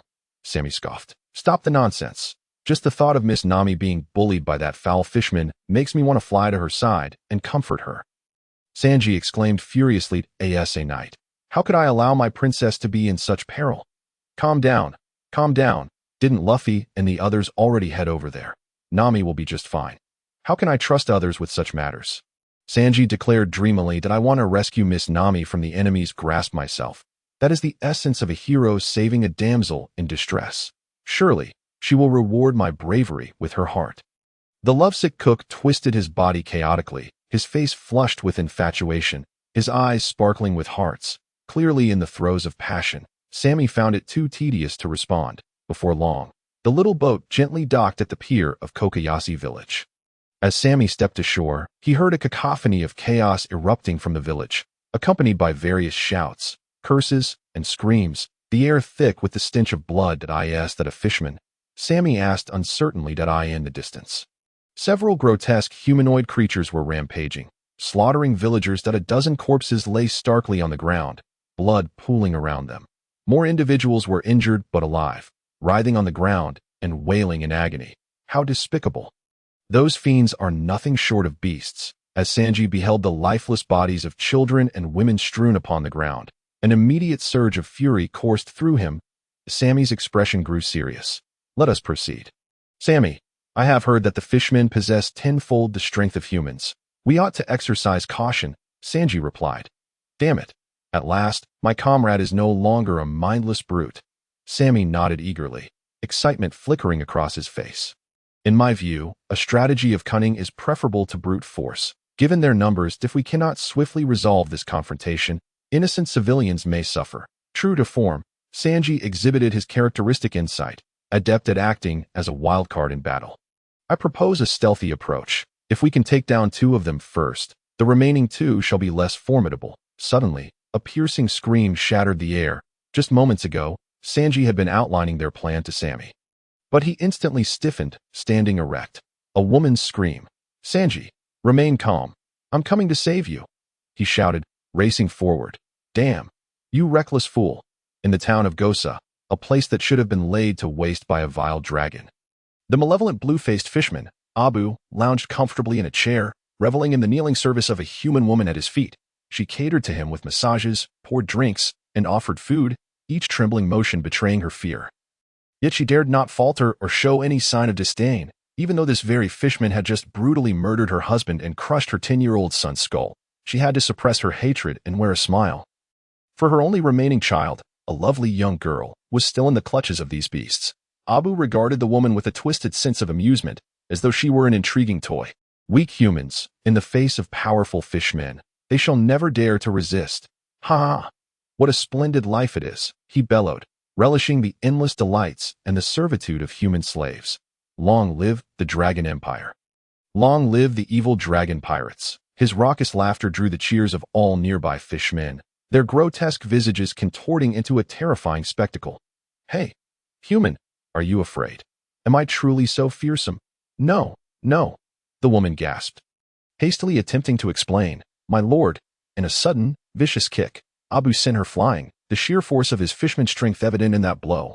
Blood spewed from her mouth as she collapsed to the ground. Mother, the girl beside her, by the heavens. Sammy nearly spat out a mouthful of blood. Forget it, forget it. There's no need to get angry with this fellow. While comforting himself, he instinctively opened the system to take a look. What on earth is happening? Sammy was taken aback. He had merely dispatched 3 fishmen. Yet the system's experience points had surged to 25. What kind of situation is this? Could it be that the lives of fishmen are more valuable than those of humans? Sammy was utterly perplexed, considering that he had previously eliminated numerous humans and only managed to level up twice. Even Krieg, the so-called tyrant of the East Sea, only offered a meager 20 experience points. Yet, these 3 lackluster members of the Dragon Pirates could provide a staggering 24 experience points. 3 insignificant fish equate to 1 EC tyrant. Krieg must be weeping inconsolably. Impossible, absolutely impossible. How could the lives of these fishmen scum be worth more than those of humans? Sammy held a deep-seated disdain for these fishmen filth. They did not deserve to be considered sentient beings. Killing them felt like sullied hands. However, if they could yield substantial experience, their status in Sammy's eyes would rise to that of Belly in Nami's perception. Hee. I find myself rather tempted. I desire to slay more fishmen. Sammy licked his lips, grinning like a deranged killer. Ignoring the leisurely argument between Sammy and Sanji, the demise of 4 fishmen left all the surviving humans present in sheer shock. No way, this must be a lie. For figures. No, for fishmen. Completely annihilated? How could this be possible? Aren't fishmen supposed to be invincible?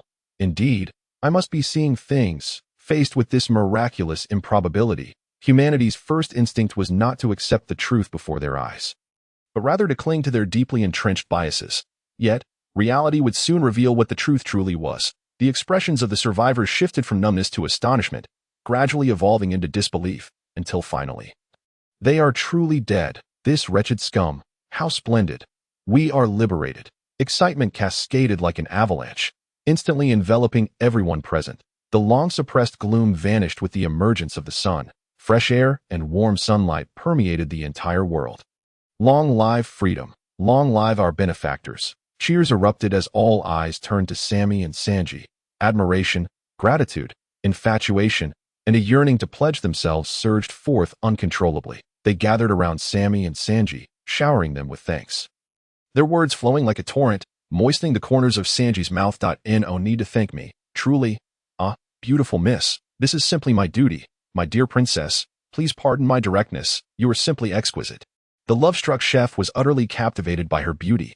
A smile adorned Sammy's lips as well. Just as everyone was lost in their excitement, a shrill voice pierced through the air, silencing all. Not rejoice too soon. This untimely remark felt like a bucket of icy water dousing a roaring fire, instantly inciting discontent among the residents of Gosa Town. What are you saying? Indeed. Is it not worth celebrating now? What do you mean by rejoicing too soon? Speak clearly, you scoundrel. The owner of the shrill voice was a small, rat-like figure, even more repulsive in his agitated state. These 2 are not our benefactors. They are our enemies. What nonsense are you spouting, exactly? If you anger our benefactors, I will not let you off. Shut your mouth. You ungrateful wretch. The crowd began to boil over, all voices rising in condemnation of the man. Everyone, listen to me. Hear me out. The short man, sensing the tide turning against him, grew increasingly frantic. Everyone think carefully. While the Dragon Pirates fishmen have committed many heinous acts, at least they have not deprived us of our chance to survive. If we choose to endure humiliation, we can still live. But these 2 have killed their comrades. This is a grave sin. The short man gesticulated wildly, his face pale with fear. The fishman captain, Arlong, was known for his fierce protection of his kin, that if he were to learn of this, he would surely annihilate us all. Perhaps due to the Dragon Pirates' notorious reputation, their cruelty deeply ingrained in the hearts of the people, the previously frenzied crowd suddenly fell silent. Doubt and anxiety began to spread. Anxiety and fear clawed at their hearts. Yes, they had only killed a few ordinary fishmen. They had not eradicated the entire Dragon Pirates. After all, Abu and his ilk were not even part of the higher ranks. Lord Arlong was, in fact, rather reasonable, but once his kin were harmed, those who spoke would tremble uncontrollably. What should we do? Are we going to die?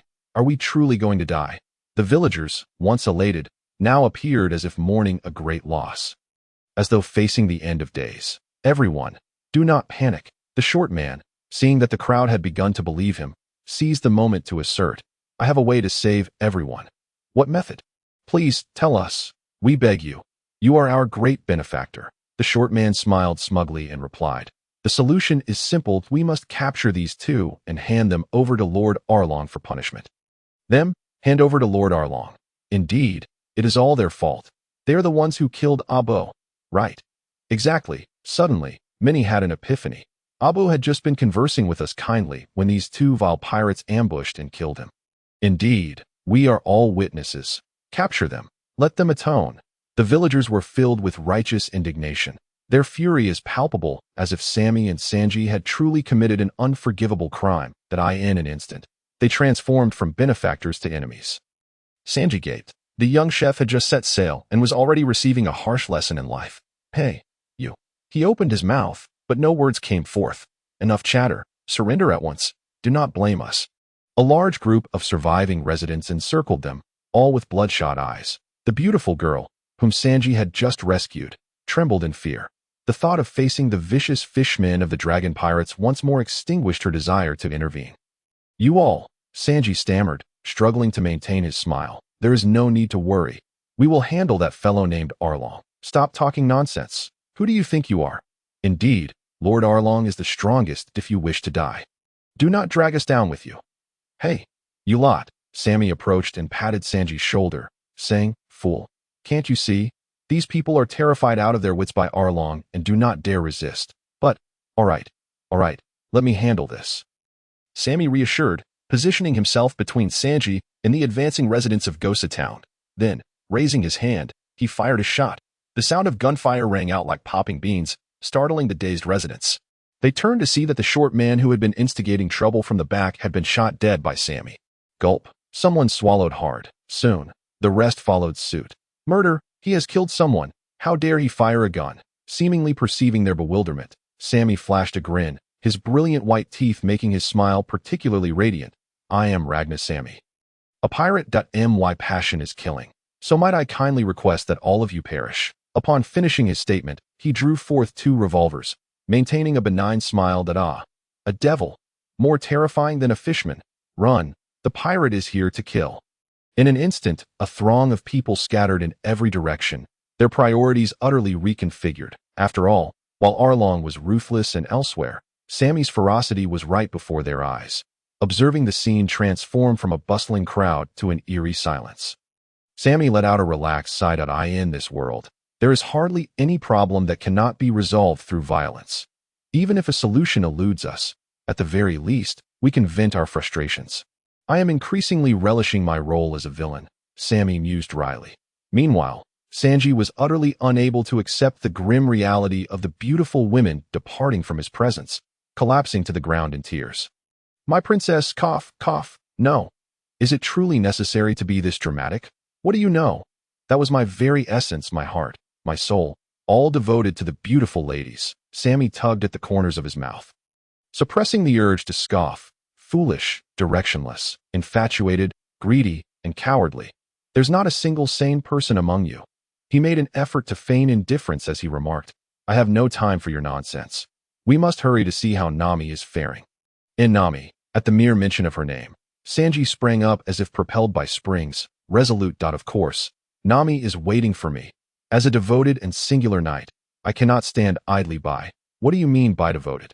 Nami, I shall come to protect you. The blonde chef was indeed a master of footwork. Just as he began his proclamation, he was already a shadow in the distance, leaving behind only a trail of smoke and a disheveled Sammy.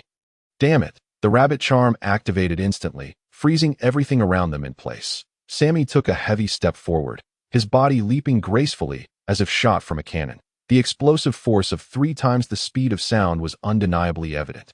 Soon, Sanji, who had briefly been ahead, found himself overtaken by Sammy.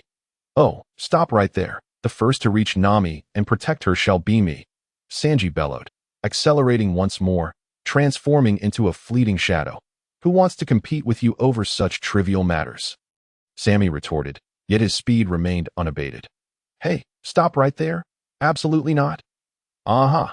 The two engaged in a relentless back and forth, neither yielding an inch. For a moment, they seemed evenly matched, startling Sammy, who felt beads of cold sweat trickle down his forehead. Damn, to not have distanced this kid despite 3 times the speed of sound, Sammy reflected, acknowledging Sanji's formidable physical prowess since setting sail. Whether it was being easily dispatched by Krieg's 3 formidable pets or being pursued relentlessly by Sanji, Sammy was reminded of the saying that there are always greater mountains and stronger individuals beyond one's own. The pride that had once burned brightly within him began to dim. After all, both Krieg and Sanji were merely minor fish in the vast ocean, hardly worthy of comparison to the true powerhouses if he could barely surpass them. What was there to be proud of? He needed to continually upgrade and improve himself. Sammy clicked his tongue, murmuring to himself. Just as he contemplated the potential experience points the Arlong pirates might offer him, Sanji suddenly spoke. Hey, Sammy, look, he abruptly halted. Sammy raised his gaze to see a throng of individuals brandishing knives, guns, and clubs, charging towards them. At their forefront was a man with a long scar across his face, adorned with a hat that sported a spinning pinwheel. Is that Mr. Akin? In an instant, Sammy grasped the progression of events. This scene mirrored that of the villagers of Kokoyasi, who, upon realizing the situation, could no longer endure and were prepared to confront Arlong. Indeed, amidst the villagers' fervent cries, Akin issued his command, and the villagers of Kokoyasi surged towards Arlong Park, their anger palpable, ignoring even Sammy and Sanji, who stood in their path. What is happening? Whoa! Sanji's eyes widened as he quickly sidestepped. Dropping his cigarette, Sammy, while evading, scanned the crowd and soon spotted Luffy and the others standing dazed in the back, alongside a kneeling Nami that Sanji's eyes, equipped with a built-in beauty detection feature, instantly locked onto Nami. Ah, Nami, I had no idea you remained as radiant as a jewel. I'm utterly thrilled. As Sanji rushed toward Nami, she, in stark contrast, wore an expression of hatred, drawing a knife with determination, plunging it into her shoulder. Vivid blood gushed forth, momentarily staining her entire arm, drowning the grotesque Arlong tattoo. Nami, Sanji exclaimed in shock, rushing to her side. Arlong. Arlong. Nami gritted her teeth, repeatedly stabbing at the tattoo, as if it embodied the fishman she had despised for so long. Each thrust was more forceful than the last, fueled by her loathing, until, suddenly, a pair of strong hands reached out, firmly grasping the blade. Halting her self-destructive actions, Nami looked up to find it was Sanji. He held the dagger tightly, bloodied and revealing bone beneath. Nami, Sanji said, his face adorned with a gentle smile, as if feeling no pain. You must not harm yourself. Nami stared at him, stunned that no matter the challenges we face, I will fight with all my might for you. Nami, Sanji declared sincerely. So, please, do not forsake yourself. Sanji, Nami murmured, unable to hold back any longer. The hardened shell she had maintained for so long shattered in that instant. Releasing an outpouring of vulnerability, Sanji tenderly wiped away her tears, supporting her as she stood. Leave it to us, Nami. He then glanced at the men surrounding them. Zoro, who had been resting against a tree, was the first to speak. Women are truly chatty. If you'd told us sooner, we wouldn't have to deal with this mess. You insolent moss-headed fool. How dare you speak so rudely to Nami?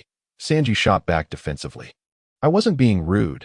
You lovesick idiot, Zoro retorted angrily, their heads nearly colliding in a heated exchange that felt oddly heartwarming. That I have no issues, as long as it concerns you, Nami. As a companion, it is my duty. Usopp declared, his fear forgotten, replaced by unwavering resolve. In a critical moment, he proved worthy of his title as god. What are we waiting for? Let us make a ruckus. Sammy nodded, eager to claim Arlong's head. Luffy, as captain, what say you? Luffy, silent, removed his hat, step by step approaching Nami, and gently placed it upon her head. Nami gasped in surprise. Of course. Luffy's furious roar reverberated throughout the East Blue, marking the moment the Arlong pirates faced their inevitable demise. Within the confines of their stronghold, Arlong Park, dozens of fishmen frolicked and engaged in boisterous antics, while several pirate officers gathered nearby, laughing and chatting. Brother Arlong, I must say, your strategy is truly brilliant, exclaimed Crocodile, guffawing as he drank heartily. By using that rat's hand to seize all of Nami's money, You not only adhered to the agreement, but also ensured her continued presence. Truly a masterstroke. Ha ha ha. I am the kind of man who honors his promises. Even to the point of death, Arlong chuckled with self-satisfaction. However, should the other party fail to uphold their end of the bargain, I would be exceedingly displeased. Brother Arlong, you wouldn't actually kill Nami, would you?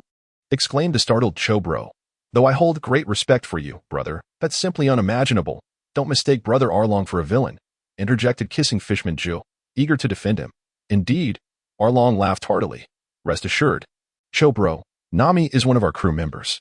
I have always been quite accommodating to my OWN.is. That so?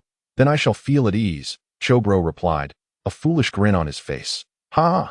Suddenly, a thunderous noise shattered the jovial atmosphere in Arlong Park. The once towering walls cracked and crumbled, debris cascading down as dust filled the air. A frail figure emerged from the haze, donning a straw hat, a red vest, and oversized sandals, none other than the irate and serious Luffy. Which one of you is Arlong? He demanded, disregarding the throng of lesser pirates and fixing his gaze on the officers. Is it you? He asked, narrowing his eyes at a fishman wielding a sandhammer.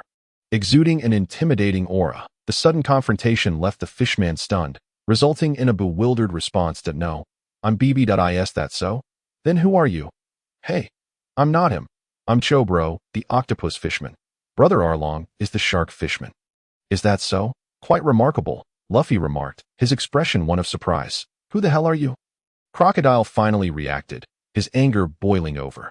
How embarrassing to be so flustered by a mere human. Crocodile wiped the cold sweat from his brow. My name is Monkey D. Luffy, and I intend to become the Pirate King. Who cares about you, human? How dare you come to Arlong Park and wreak havoc? You're asking for trouble, Crocodile snapped, throwing a punch with the technique Fishman Karate. Wave punch. Smack. The powerful strike did not land on Luffy. Instead, it was intercepted by Sanji, who had kicked it aside. What? Crocodile exclaimed, astonished that a human could withstand his blow. You'd best listen quietly until our captain finishes speaking, Sanji said, lowering his leg casually. Arrogant, Crocodile retaliated with another punch. Stop, Crocodile, Arlong's voice rang out. Crocodile immediately halted. Brother Arlong, don't spoil my fun with these intriguing new toys, Arlong said languidly from his beach chair. Hey, Straw Hat Kid. I am the Arlong you seek. Is that so? Luffy replied, slowly approaching, looking down at the notorious captain of the Arlong pirates with a serious demeanor. What do you want with me? Did I kill your family? Arlong asked with a mocking smile, laughing heartily. Without warning, Luffy threw a powerful punch, landing squarely on Arlong's face. Arlong was propelled like a cannonball into the wall, dust and debris exploding around them. The scene left both the fishmen inside the park and the villagers of Kokoyasi watching from outside utterly astonished. Caught off guard. No, it can't be. He just knocked Arlong away with a single punch. This Straw Hat Kid is a complete monster. Arlong lay amidst the rubble, blood seeping from his wounds. You bastard. Don't you dare make my navigator cry. Luffy roared. Navigator? You mean Nami? Arlong's eyes widened as he grasped the situation. So, you are the reinforcements she summoned? Does that mean she intends to break our agreement? What agreement? I have no interest in that, Luffy declared, clenching his fists. I just want to knock you out. Huh? You think you can? A human slave daring to speak such words to me. You're asking for trouble. Enough chatter. Arlong stood, brushing off the dust from his body, his laughter turning sinister. I was curious to see what kind of humor a rat like you could provide, but now you've truly angered me. Humans are always so unaware of their own insignificance. With arms outstretched, Arlong delivered a tirade of racial superiority. What gave you the audacity to believe that a lowly human like you could challenge a noble fishman? I will shatter every bone in your body and then find your family and friends, killing them all before your eyes. That I would relish hearing your anguished wails. Arlong's terrifying words sent shivers down the spines of the onlookers, especially the villagers who had long lived under the oppressive rule of the Arlong pirates. With some collapsing in fear, a derisive laugh broke the heavy silence. Who is that? Arlong glared around. Sammy stepped forward, a look of disdain plastered on his face. That I never expected a stray dog like you to exude such a sense of superiority. Who are you calling a stray dog? Arlong's senses tingled with unease. If fishmen were truly as noble as you claim, you wouldn't have been cowering in the depths of the sea for millennia, merely dreaming of the sunlit land. What? Arlong was jolted awake by that statement. How could this person know such secrets? The Grand Line, the Undersea Dragon Palace, Fishman Island. What else do you know? He demanded, both astonished and furious. My name is Ragnar Sammy, a pirate, Sammy replied.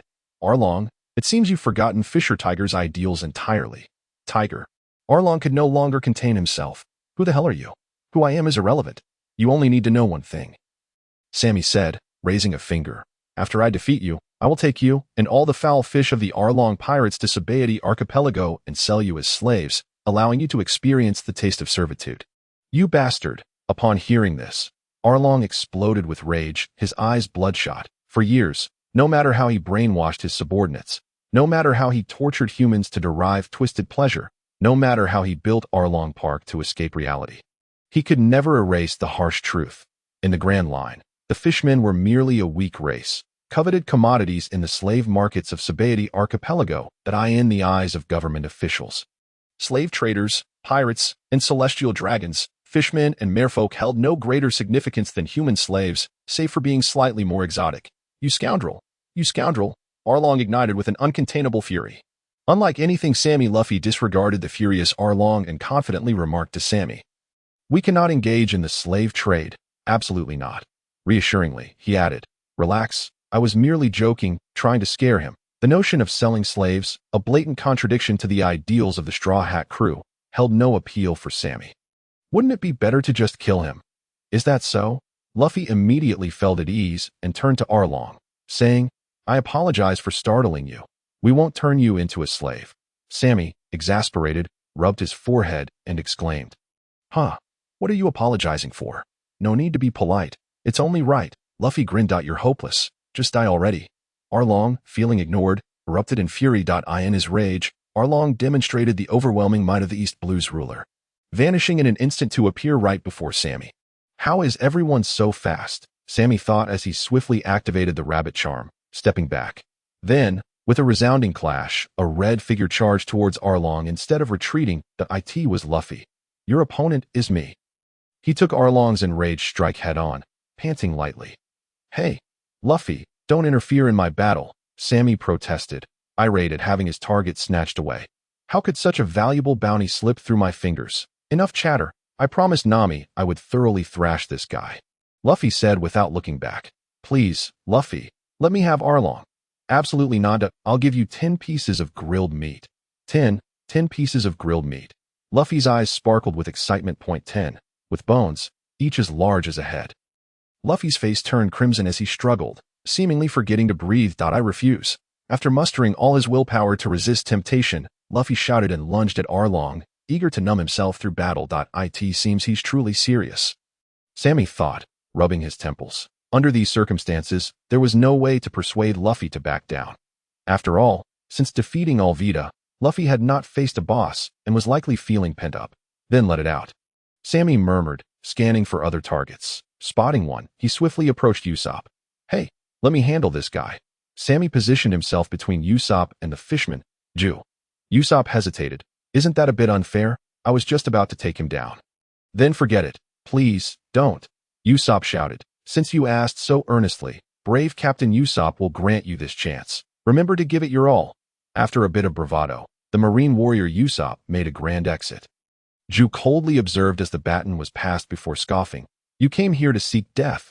Naive humans, that I don't know what you're relying on, but I assure you, your demise will be most gruesome. Sammy coughed lightly, activating the rabbit charm in an instant. Rabbit charm, speed punch, shuriken, thud. Jew stared in disbelief at the human who had appeared before him. He stood effortlessly, one hand reaching towards Jew's neck, his sharp fingers sinking deeply into the fishman's throat. Humph! Jew emitted a strange sound from his throat, futilely attempting to grasp Sammy's arm, but his vision blurred, and his trembling hands lacked strength. Swish! Sammy stepped back, withdrawing his fingers. A torrent of crimson gushed from the wound left behind. Akin to water bursting from a shattered tank, uncontrollable, Jew slowly collapsed. Usopp's eyes widened in disbelief. Unable to comprehend what had just transpired, it was a one-hit kill. Usopp's eyes brimmed with tears. How terrifying. A veritable monster. Who would have thought that the one he had playfully sparred with daily would possess such a ruthless combat style? Jew. A chilling cry echoed through the air. Arlong, seething with rage, gazed at the lifeless body of his comrade on the ground. Utterly incredulous. How long had it been Since arriving in the East Blue, he had never lost a comrade, and injuries had been rare. Yet now, this despicable human had effortlessly slain his noble companion. Unforgivable! Unforgivable! Arlong descended into madness. He attempted to attack Sammy but found himself entangled with Luffy. Sammy chuckled darkly. How terrifying! Usopp nearly faltered at Sammy's grin. Human, you will pay for my comrade's life. Kruby emerged from the shadows, charging at Sammy with a fierce strike. Fishman Karate, Thousand Tile Punch, an elite monster. Sammy welcomed the challenge with glee. Hold on. That's enough. Sanji suddenly interjected. You can't hog all the glory. Sammy's expression soured instantly. Turning to the other side, he saw Zoro panting as he faced off against a giant octopus. Time to move, he thought. Zoro shot a glance at Sammy, his meaning clear. He hoped to take the boss on solo. Damn it. It seemed impossible to slay a boss today. Forget it. I'll clear the minions. Sammy reached for his waist, transforming the main charm into a mouse charm. Mouse charm. Ancient beast horde. 3 formidable beasts emerged with great presence. The Tyrant Raptor, a massive dinosaur averaging 11 meters in length and weighing around 8 tons. The Southern Giant Beast Dragon, exceeding 10 meters in length and weighing over 7 tons. Lastly, the King Barbarian Dragon, a giant beast with teeth measuring 13 centimeters long, over 12.5 meters in length, and weighing 9.3 tons. These 3 ferocious creatures appeared. They captivated everyone's attention. That a dinosaur? Is this a joke?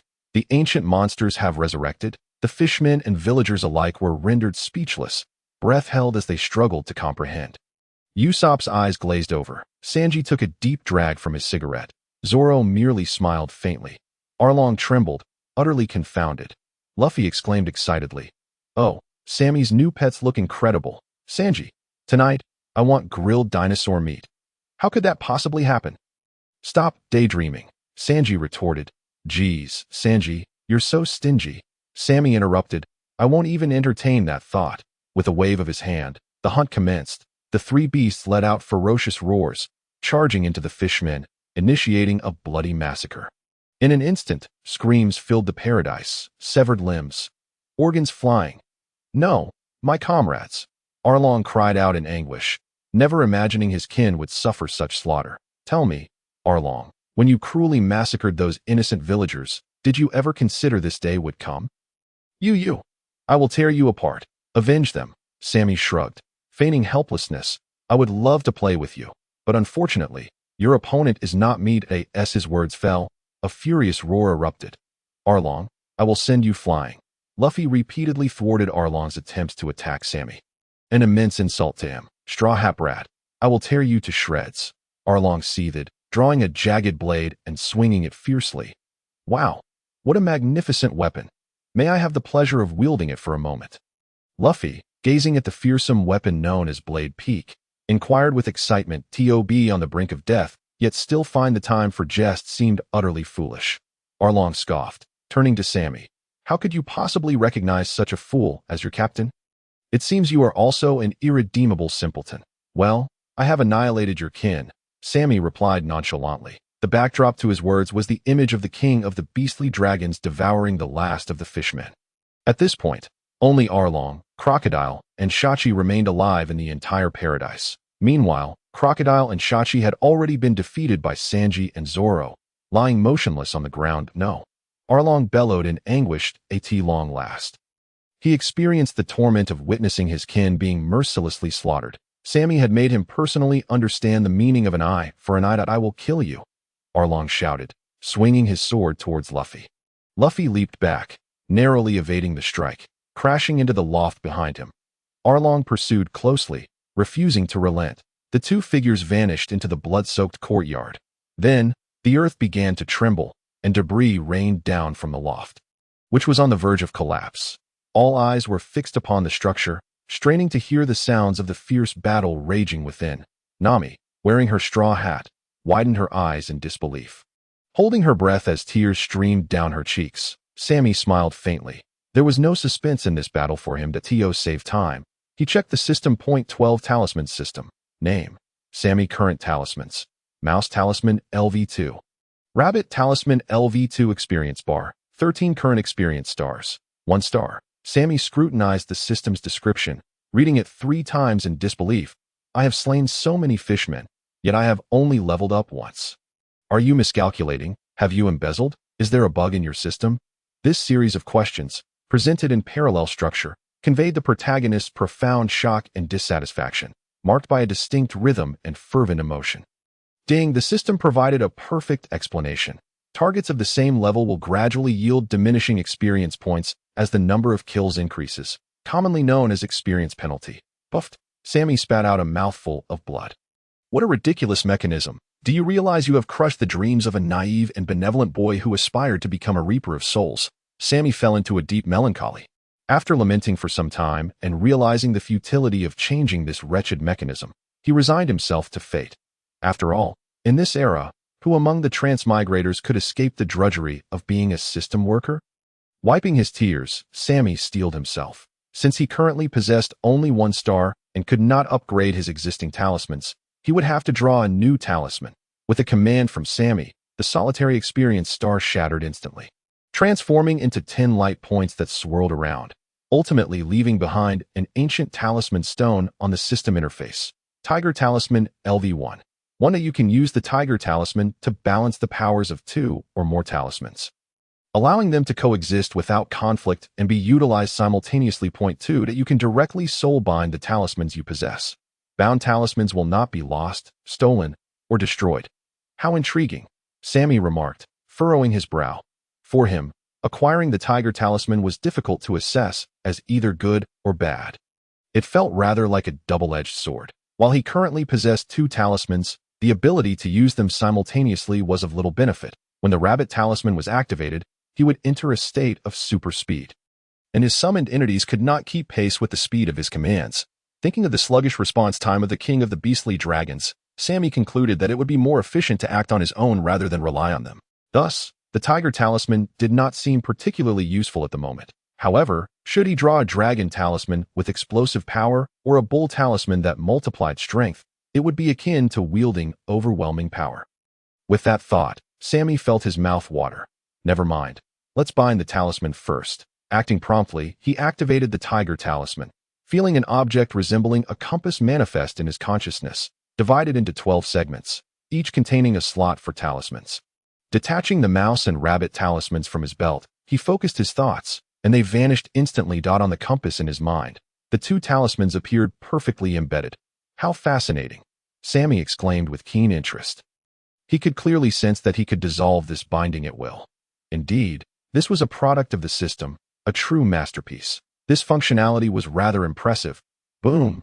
Crash! A deafening roar erupted. The once precarious loft could no longer bear the strain and collapsed entirely, turning into a heap of ruins. Amidst the anticipatory gazes of the onlookers, Luffy's slender figure emerged like a resilient pine tree clinging to the mountainside. Taking a deep breath, he shouted triumphantly, "Nami, you are my comrade." What a lad, Sammy mused with a slight smile. Upon hearing those words, Nami felt as if struck by lightning. Her anger exploded, shattering the seemingly tough, yet fragile exterior she had maintained for so long. She nodded vigorously, tears streaming down her face. That declaration resonated like a victorious trumpet, awakening all present. The paradise has collapsed. Arlong has been defeated. The Straw Hat Kid has liberated the entire island.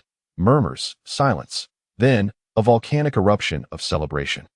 Hooray! Quickly, inform everyone on the island.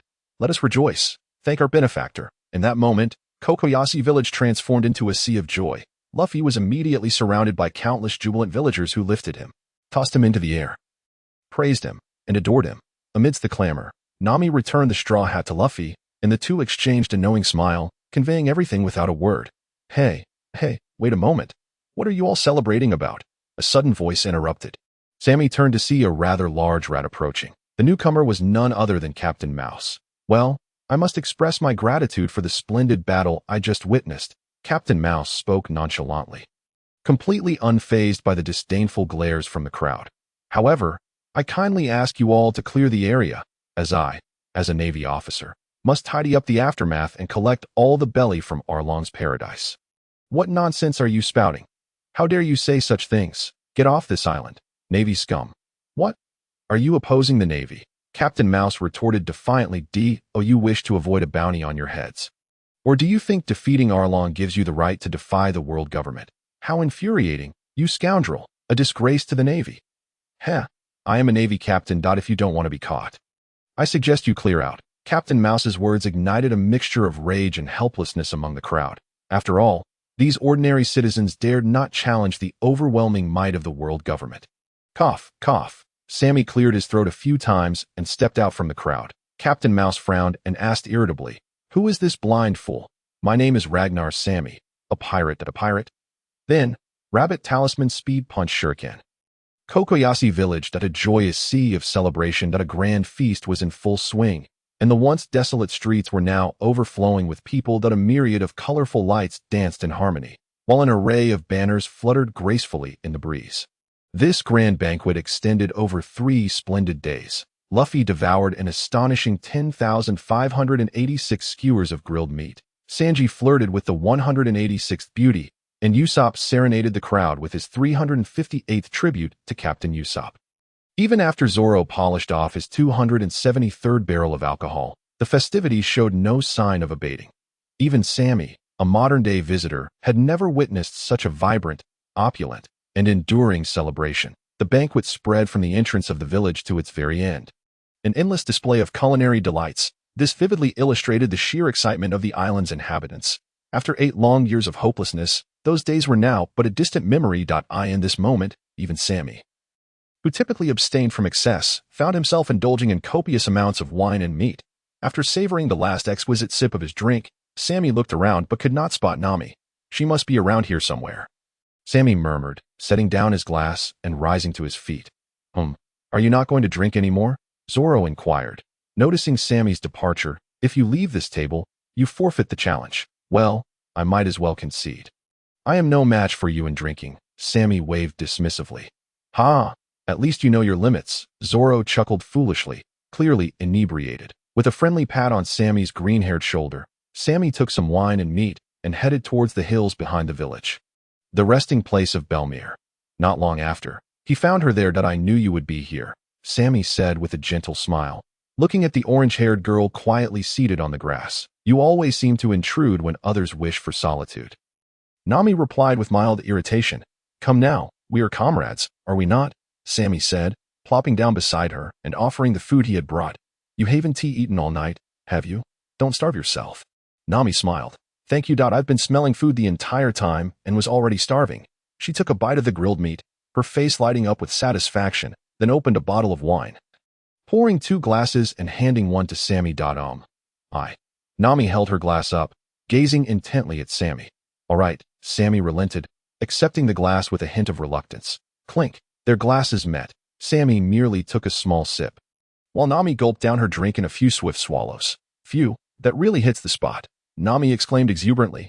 "Your behavior indeed resembles that of a heroic woman," Sammy remarked. "What? Are you implying I'm uncouth?"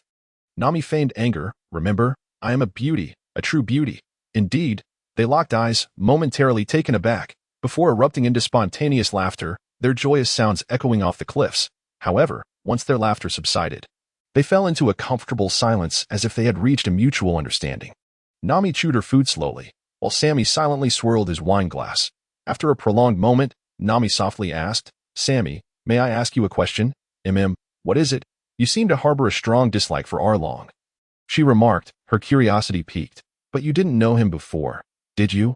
Without any personal grievances? Why such animosity? Are you truly curious?" Sammy laughed lightly. "Well, we are comrades. After all, shouldn't we care for one another? You appear to be troubled." Nami, flustered, quickly explained.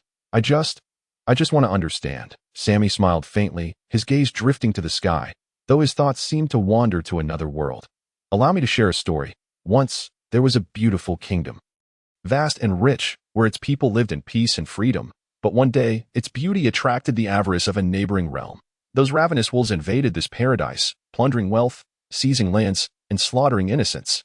They acted with the brutality of beasts, transforming a once tranquil land into a hellish nightmare. The oppressed rose in defiance, wielding their rudimentary weapons, their flesh and blood, fueled by fervor to resist. That Sammy's tone remained calm, as if recounting an inconsequential tale.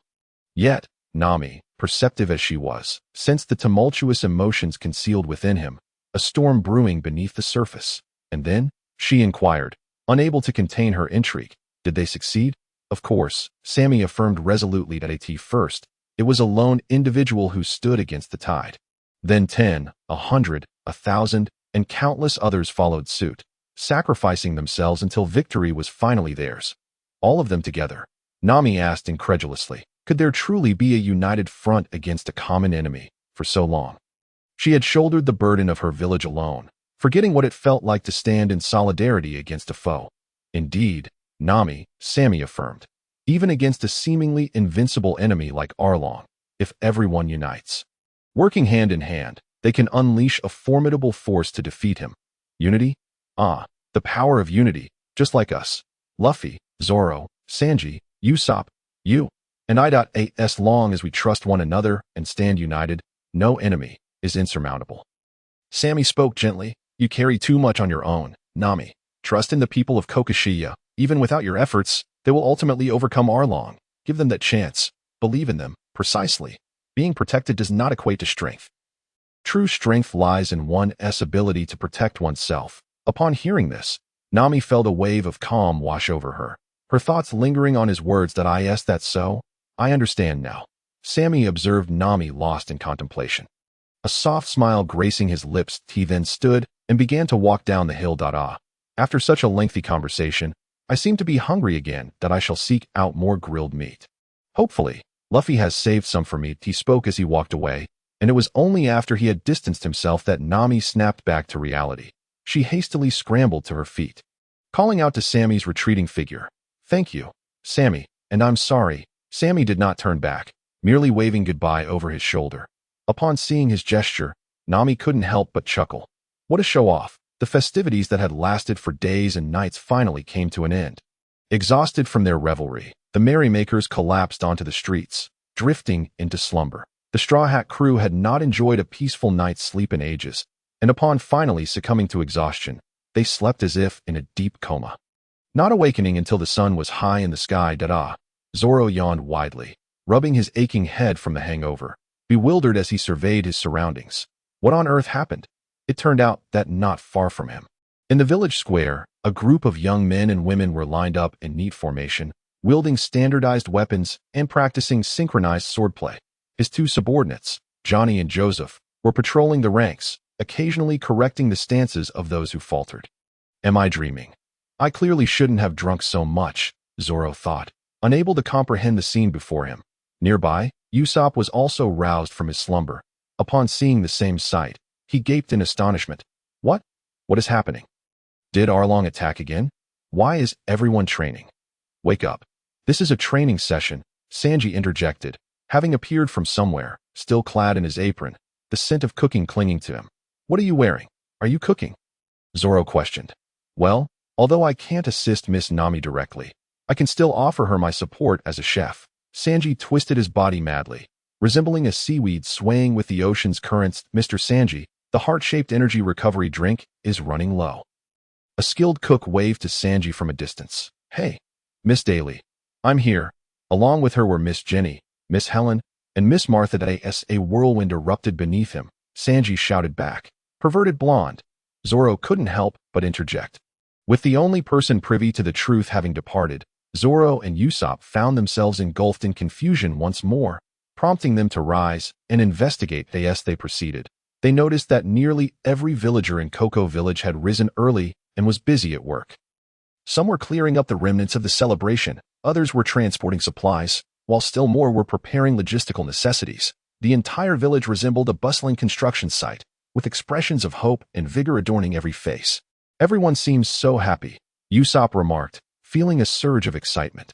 Zoro remained silent, his expression contemplative. They soon spotted Sammy, as well as Nami and Luffy. Sammy was holding a large blueprint, gesturing animatedly as he conversed with several prominent villagers.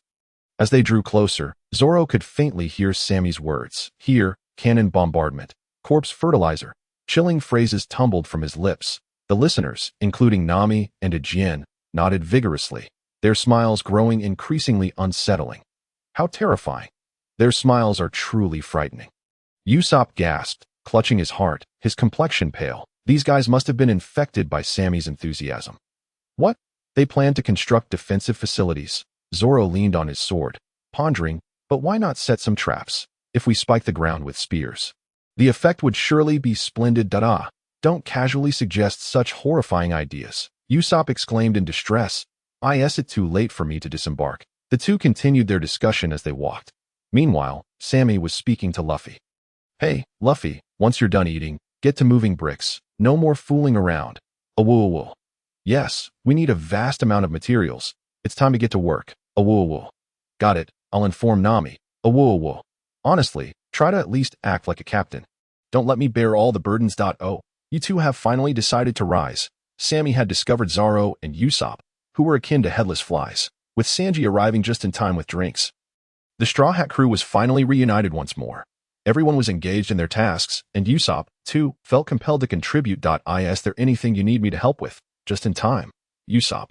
You and Nami will direct everyone in building the artillery platform. Be careful with the gunpowder. Sammy assigned tasks without hesitation. No problem. I'm quite skilled at this, so rest easy. Usopp replied, beaming with pride. Nami, you might not know, but I've previously created an enormous firework display. The two prospective close friends gradually walked away. Sammy turned to Zoro. As for you, Zoro, would you like to join us in training everyone? Johnny interjected suddenly. Joseph nodded eagerly. Exactly. With your guidance, Zoro, I believe everyone will quickly grasp the essentials. What nonsense are you spouting? Mastering swordsmanship is not something that can be achieved in a day. It requires relentless practice, Zoro admonished. By the way, how did you two become instructors? Well, Zoro, we seriously discussed it. Johnny and Joseph exchanged glances. We've decided to stop being pirate hunters. What? Have you truly made up your minds? Yes, we have. The two nodded resolutely. To be honest, while the title of pirate hunter sounds appealing, it is fraught with danger and hardship.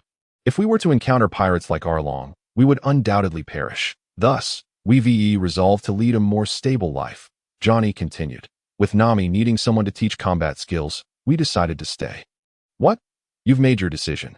Then I can only congratulate you, Zoro said, pleased that his two subordinates had found a good path. However, do not slack off. The village's future defense work will fall to you. Rest assured, Zoro, we will not let you down. Excellent. That puts my mind at ease. Live well here. Perhaps one day you'll marry and have children, creating a happy family. We've already gotten married, big brother.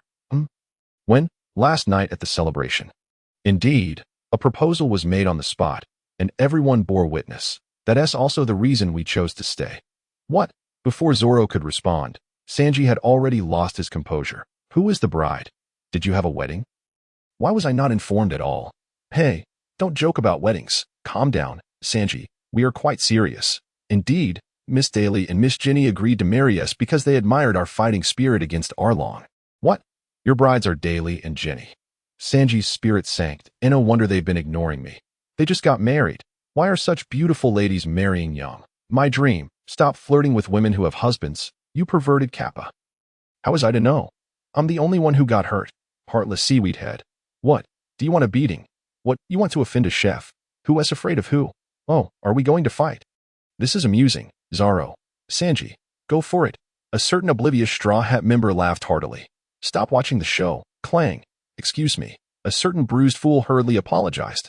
Since that night discussing matters with Sammy, Nami had finally let go of her long-held burdens. Having decided to join the Straw Hat Pirates, she understood that the responsibility of protecting the village must rest with the villagers themselves. Therefore, during this preparation period, Nami resolved to assist everyone in their efforts. They constructed a fortress, built artillery platforms, repaired weapons, and engaged in combat training, aiming to establish a solid framework in a short time. Thus, the scene Zoro and the others witnessed upon waking unfolded. Not only Nami, but the entire Straw Hat crew also contributed their skills to assist. Sammy unfolded the blueprint he was holding. It turned out to be a design for a castle, judging by its style. It resembled a famous defensive structure known as a bastion from a past life. This type of construction boasts formidable defensive capabilities. Once completed, it requires only a small garrison to withstand multiple enemy assaults. Oh, this looks excellent, young man. A Jin stroked his beard, nodding in approval. Rest assured, I will ensure everyone works diligently to complete it. This will guarantee future safety. The armament issue is also manageable. The money Nami left behind is sufficient for us to procure a dozen cannons and several hundred rifles. Dr. Naga remarked from the side. If there's anything else needed, you can seek help from Koya in Sirabu village, Sammy added. Her family is a well-known merchant in the East Sea, so acquiring the necessary supplies should be straightforward. Oh, you even thought of this. You truly are as reliable as Nami said, Ajian chuckled. Now that Nami is with you, I have no worries. Sammy smiled but remained silent. We should be the ones concerned. Right? Do you think Nami's colorless Haki is just for show? Just as they were finalizing plans, Zoro was about to speak when he was suddenly interrupted. Hey, Mr. Ajian, esteemed benefactors, we find ourselves in dire straits.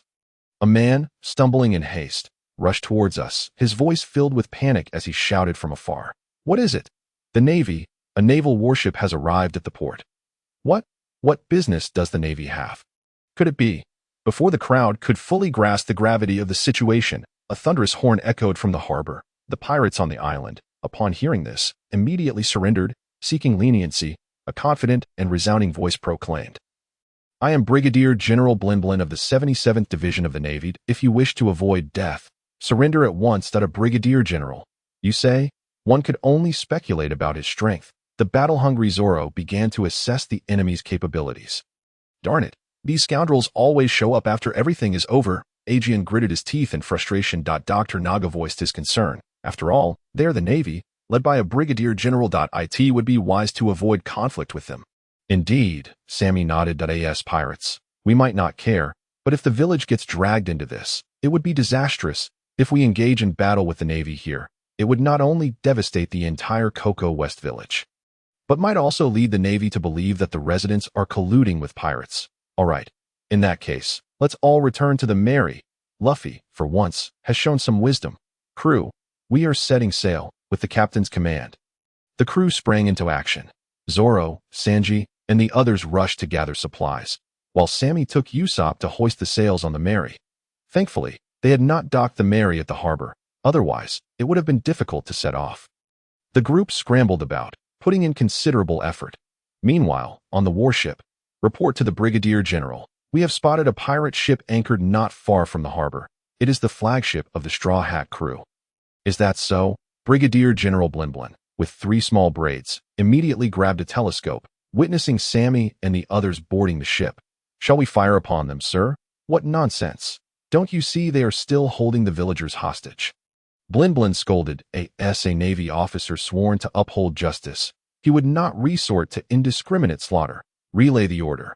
Wait until these pirates have all boarded and departed from the harbor, away from the villagers, before we open fire. Yes, sir. The officer conveyed the command, and the entire warship operated smoothly, akin to a well-oiled machine. Cannons were readied, each monstrous artillery piece wheeled out swiftly, their barrels aimed at the Mary, poised to unleash destruction. Report. All pirates have boarded. Report. The pirate ship is setting sail, and the residents are waving goodbye. Perhaps they are celebrating the departure of the pirates. Report. The pirate ship has left the harbor. Report. Someone has leapt from the dock. It was an orange-haired girl. Goodness, she has jumped onto the pirate ship. Brigadier General. Ignore her. Prepare to fire. Yes, attention, all units. A gust of sea wind filled the sails of the Mary, propelling the vessel forward like an arrow loosed from a bow, plunging into the depths of the ocean. Fire.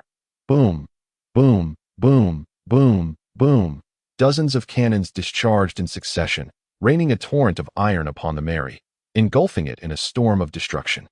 Ha, Blinblin grinned, relishing the thought of this pitiful little ship being obliterated beneath his formidable firepower. However, Gomu no Gatling, deep-fried assorted platter, one sword style, 360 troublesome phoenixes, in a dazzling display of skill that caught the 77th Division of the Navy completely off guard.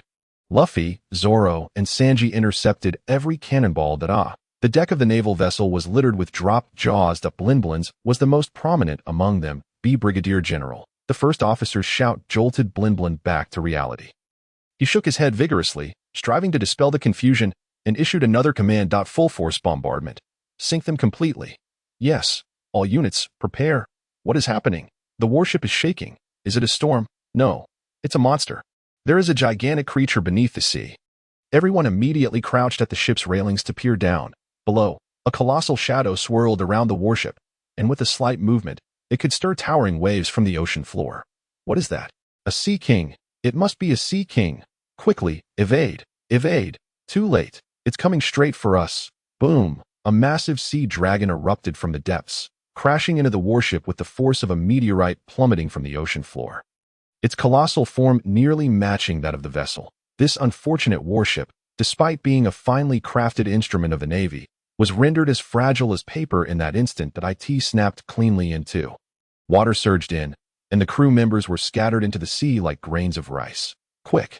Lower the lifeboats. Save the Brigadier General first. Quickly, notify headquarters. Dispatch a warship for rescue. Moses. This is the 77th Division at Rogtown headquarters.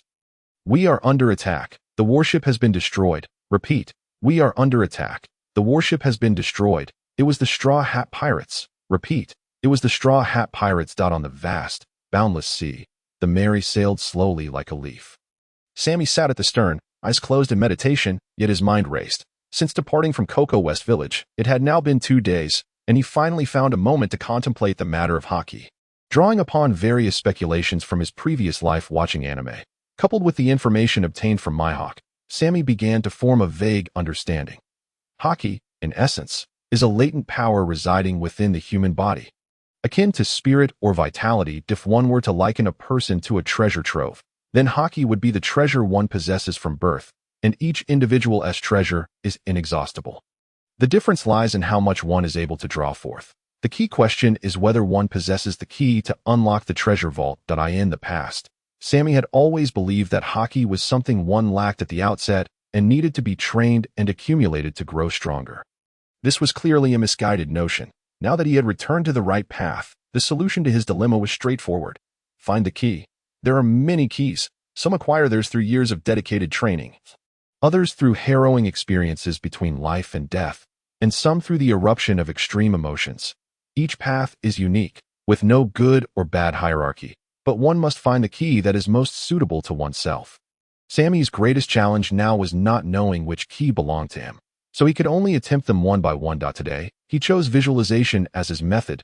He envisioned Haki flowing through his body like a current, awaiting his mental guidance to unleash it. He threw a punch. No change occurred. He retracted and threw another. Still no change.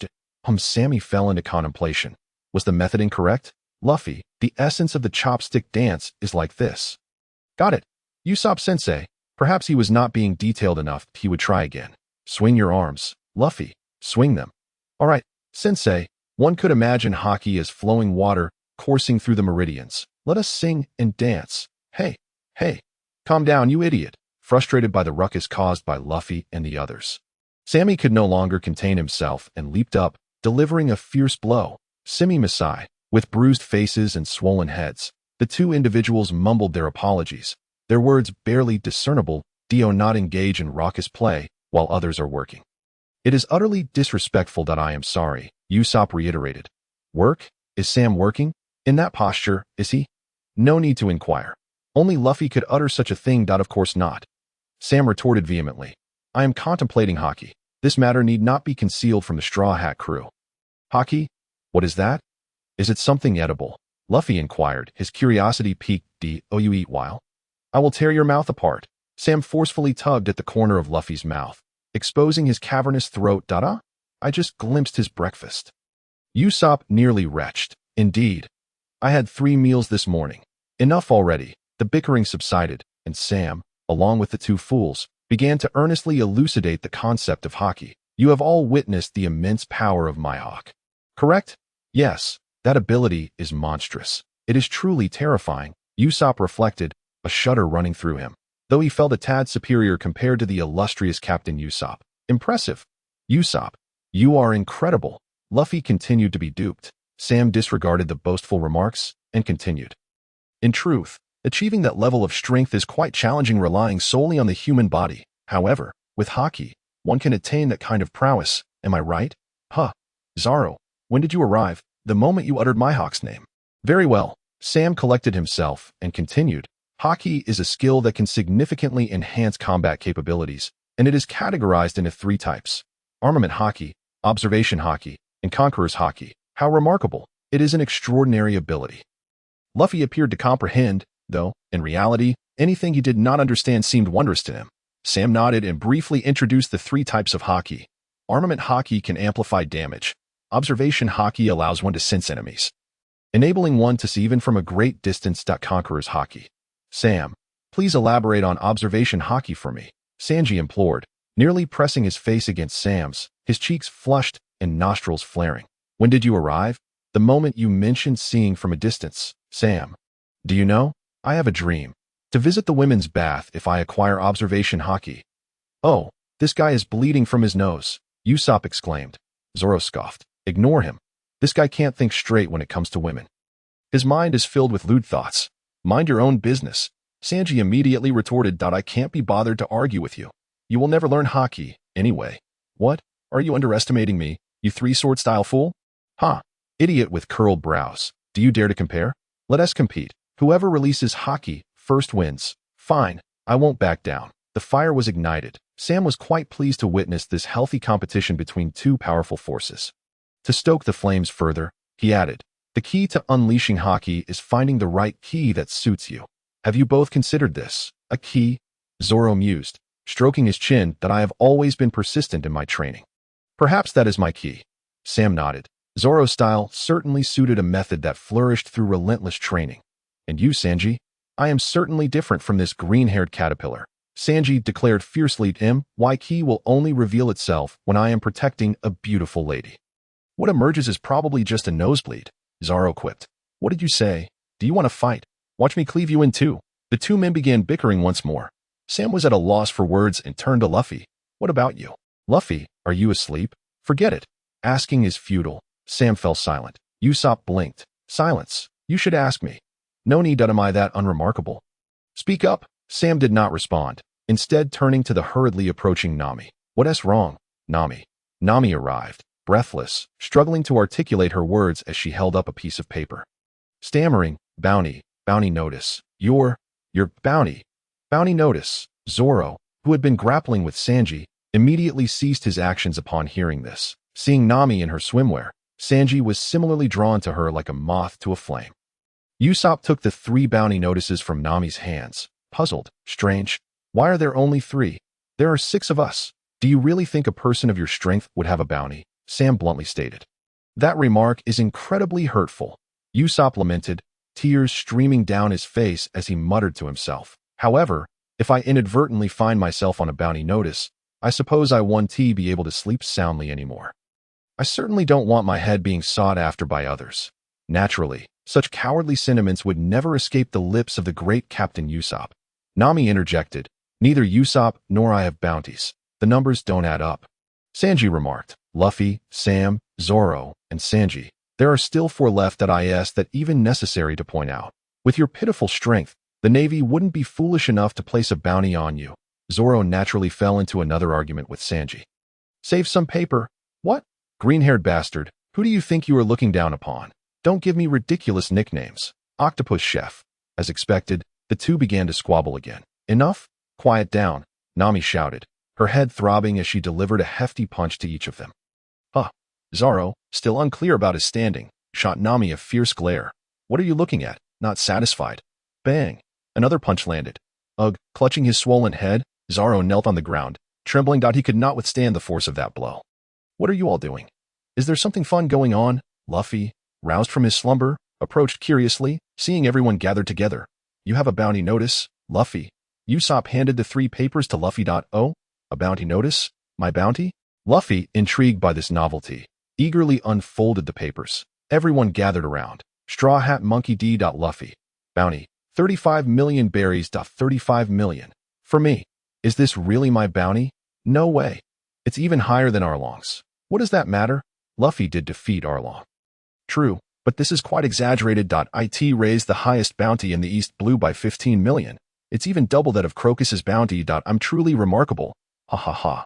Luffy laughed heartily, exaggerating his reaction. What are you so happy about? Have you not realized the seriousness of this matter? Nami replied, exasperated. What? Is there something I need to be concerned about?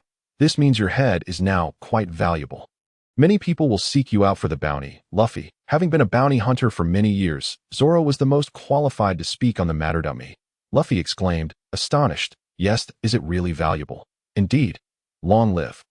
You bastard. Frustrated, Sammy snatched the remaining 2 bounty notices from Luffy's hands. Butcher God, purely a parody, in reference to Sanji, Ragnar Sammy, regardless of the bounty. 30 million berries. What a ridiculous name. Don't just assign nicknames to others. Damn it.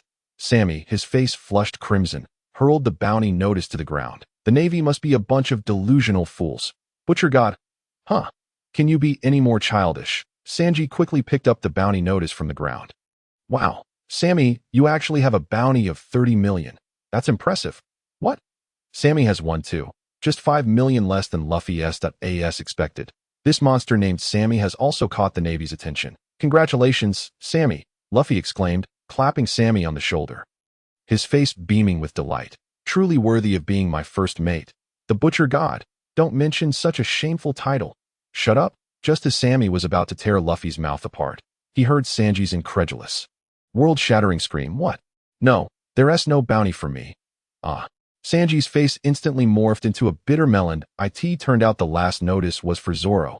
Pirate Hunter Roronoa Zoro. Regardless of the bounty. 20 million berries. Oh, is that mine? Not too bad, Zoro remarked nonchalantly. Upon hearing his tone, Sanji's demeanor soured. A bitter expression crept onto his face. What are you bragging about? Consider my feelings too, green algae head. Bragging? I'm perfectly composed. Zoro replied impatiently. It's your attitude that irks me. I don't care about you. The two were about to clash again. Sammy quickly intervened to prevent the argument from escalating. All right, everyone. Bounty notices not only bring us fame, but also endless troubles. He paused before continuing. To better cope with various unforeseen circumstances in the future, I require everyone to stay vigilant and strive to enhance your strength. From now on, everyone must adhere to the training regimen I devise daily. Until you can utilize Haki. If we fail to achieve this, we won't survive the grand line that lies ahead. Are you saying that even Usopp and I have to train? Nami asked, her face contorted in resistance. Of course, but we're not combatants. I'm only responsible for navigation. Exactly, I only need to provide sniper support from a distance. Usopp certainly didn't want to be trained by this monster named Sammy. It could be deadly. Our enemies, be they Navy or pirates, won't spare you because of your roles, Sammy stated sternly. Whether navigator or sniper, as pirates, a day will come when you must confront foes if you wish to survive. Follow my instructions obediently. By the end of his speech, Sammy's expression had grown grim and somber. To become the Pirate King, Luffy exclaimed eagerly. To become the world's greatest swordsman, Zoro said with a furrowed brow. To find all blue, Sanji grinned. To chart every sea and become a warrior of the sea, Nami and Usopp's eyes widened. We must grow stronger, become better versions of ourselves. Does everyone understand? Oh. Everyone raised their hands and responded loudly. Well said, Butcher God, Luffy shouted. I swear, on the Mary, Zoro was lifting a massive dumbbell, executing each movement with precision, creating a refreshing breeze with every swing. Sweat trickled down his face. 3010, 3011, 3012. With every swing, Sammy would chime in. Can you keep it down? What's wrong? Are you struggling? Do you falter in battle if someone is beside you? Sammy replied with a flat expression. You're far from it, Zoro. What do you mean by that? Zoro gritted his teeth, continuing to swing. You know, when I was giving Sanji special training this morning, he wasn't affected at all.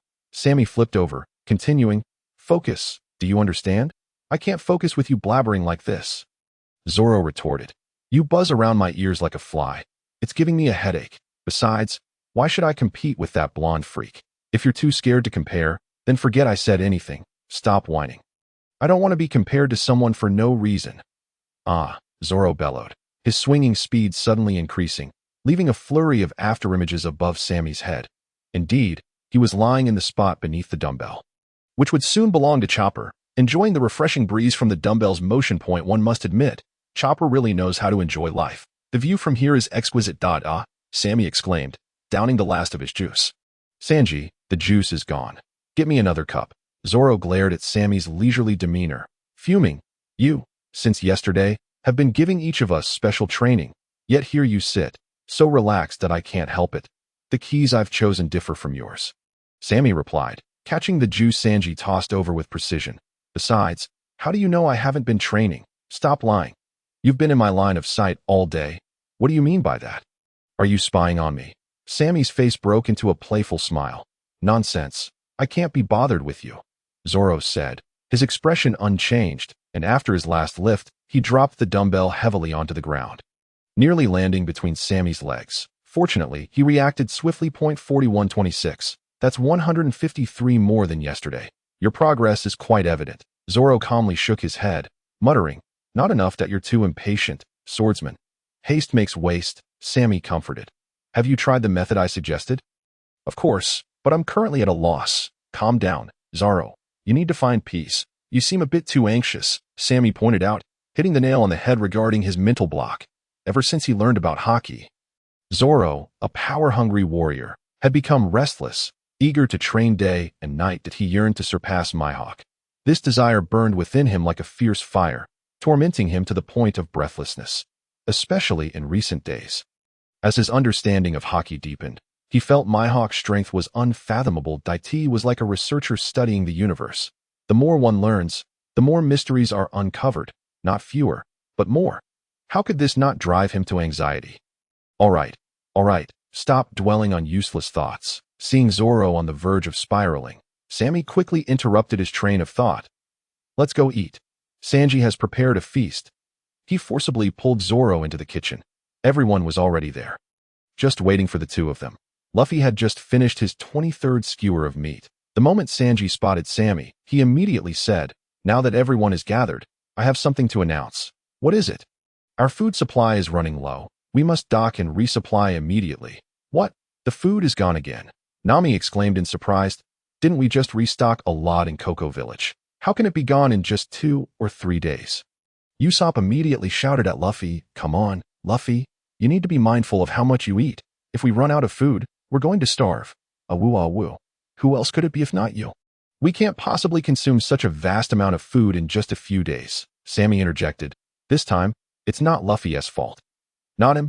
Indeed, we all shared the meal together, Sammy asserted. Ever since I requested Sanji to prepare extra large portions for each meal before our intensive training. Given how hard everyone has been training, our appetites have naturally increased. That's so I misjudged you. Luffy. Usopp immediately apologized. Awoo. Thank you for your understanding. Usopp was moved to tears, then playfully punched Luffy, declaring, don't think you can seize my food during this. What a headache. It appears we must find a nearby island to replenish our supplies. Yes, from now on, the quantity of provisions will be doubled, Sammy stated. Henceforth, everyone's intensive training will become a regular affair, and we cannot afford to run out of food. Upon hearing this, the weaker duo trembled in fear. Regular affair? Does that mean every day will be like this? Terrifying. Sammy's intensive training is nothing short of hell. Hey, Sammy, do you even know what intensive training is? Nami stuttered. Intensive training refers to specialized training, the kind that occurs occasionally. Otherwise, wouldn't it just be regular training? No matter, let us just call it regular training from now on. What? Usopp wailed, instinctively grabbing Luffy by the neck. The Straw Hat Boy spatted out. I mean, Sammy, did you truly grasp my intended meaning? Nami fumed with impotent rage. Do you wish to exterminate us? Her clawing demeanor appeared quite fearsome. Miss Nami looks even more beautiful when angry. I understand your meaning, but I refuse. We reject your rejection. The weaker duo shouted in unison. Yet, it was of no use. Who told them they were weak? Weakness is an original sin. After a while, Nami resigned herself to her fate, wearily fulfilling her duties as navigator. The nearest place is Log Town. We shall resupply there. Log Town? Could it be that one? Indeed, it is that one. The final stop before entering the Grand Line, the birthplace and resting place of the Pirate King. Roger, also known as the Town of Beginnings and Endings, Luffy launched into a rapid-fire monologue, astonishingly recalling so much. Are we really going there? Nami, you're not joking, are you? Of course not. Hooray! Luffy leaped to his feet, shouting, I want to see the execution platform. The execution platform. What do you want to go there for? I want to see the scenery Roger beheld before his death. It must be fascinating. Indeed, a true fan. Well then, since the captain has made up his mind, let us set sail for Log Town, Sammy concluded. Before entering the Grand Line, it's a good idea to restock and relax a bit. Hooray! I want to buy loads of gear. I've heard there's a massive seafood market there. Oh no, It seems my clothes are running low again. Carrying a sword everywhere isn't ideal either. The group chattered excitedly, appearing as if they were off on a vacation. Sammy, however, remained silent, gazing out the window toward the direction of Logtown, lost in thought. Finally going to meet that person. How thrilling. Logtown, originally known as Shizzletown, was renamed in honor of the pirate king Roger. As this was both his birthplace and burial site. Well, that was all nonsense. But it perfectly encapsulates Sammy's current state. His heart surged with anticipation and thoughts raced through his mind, standing at the bustling port. Gazing at the lively streets of Logtown, the towering buildings, and recalling Roger's magnificent life, how could one not be captivated? Everyone, you have a day to explore. Return to the Mary by nightfall for assembly. Set sail. With a command, the Straw Hat crew dispersed like stars scattered across the sky. Sammy was the last to leave, strolling alone through the streets. Like the others, he contemplated purchasing some items before entering the Grand Line. He primarily intended to buy statues to replenish his mouse talisman. As for other items, he planned to see what caught his eye first. Logtown, renowned as a bustling metropolis of the East Blue, thrived with trade. Goods from all over the seas converged here, and one could find an array of peculiar shops, clothing stores, food stalls, kabuki theaters, weapon shops, fruit vendors, and more. I quite admire the social atmosphere here. After traversing numerous streets, Sammy finally spotted his objective, that a small statue shop nestled deep within the alley. Its dim and cramped environment, coupled with the grotesque statues at the entrance, evoked the ambience of a haunted house. Standing at the door, contemplating, Sammy ultimately decided to venture inside. He was too weary to seek out another shop. After maneuvering through a pile of chaotic odds and ends, Sammy stepped inside. "Hello, shopkeeper. Help yourself. Prices are listed." No haggling. The owner interrupted Sammy's polite greeting, delivering those 3 curt sentences before returning to his meditative state. Sammy was momentarily taken aback. Is this how business is conducted nowadays? Never mind. Purchasing is paramount.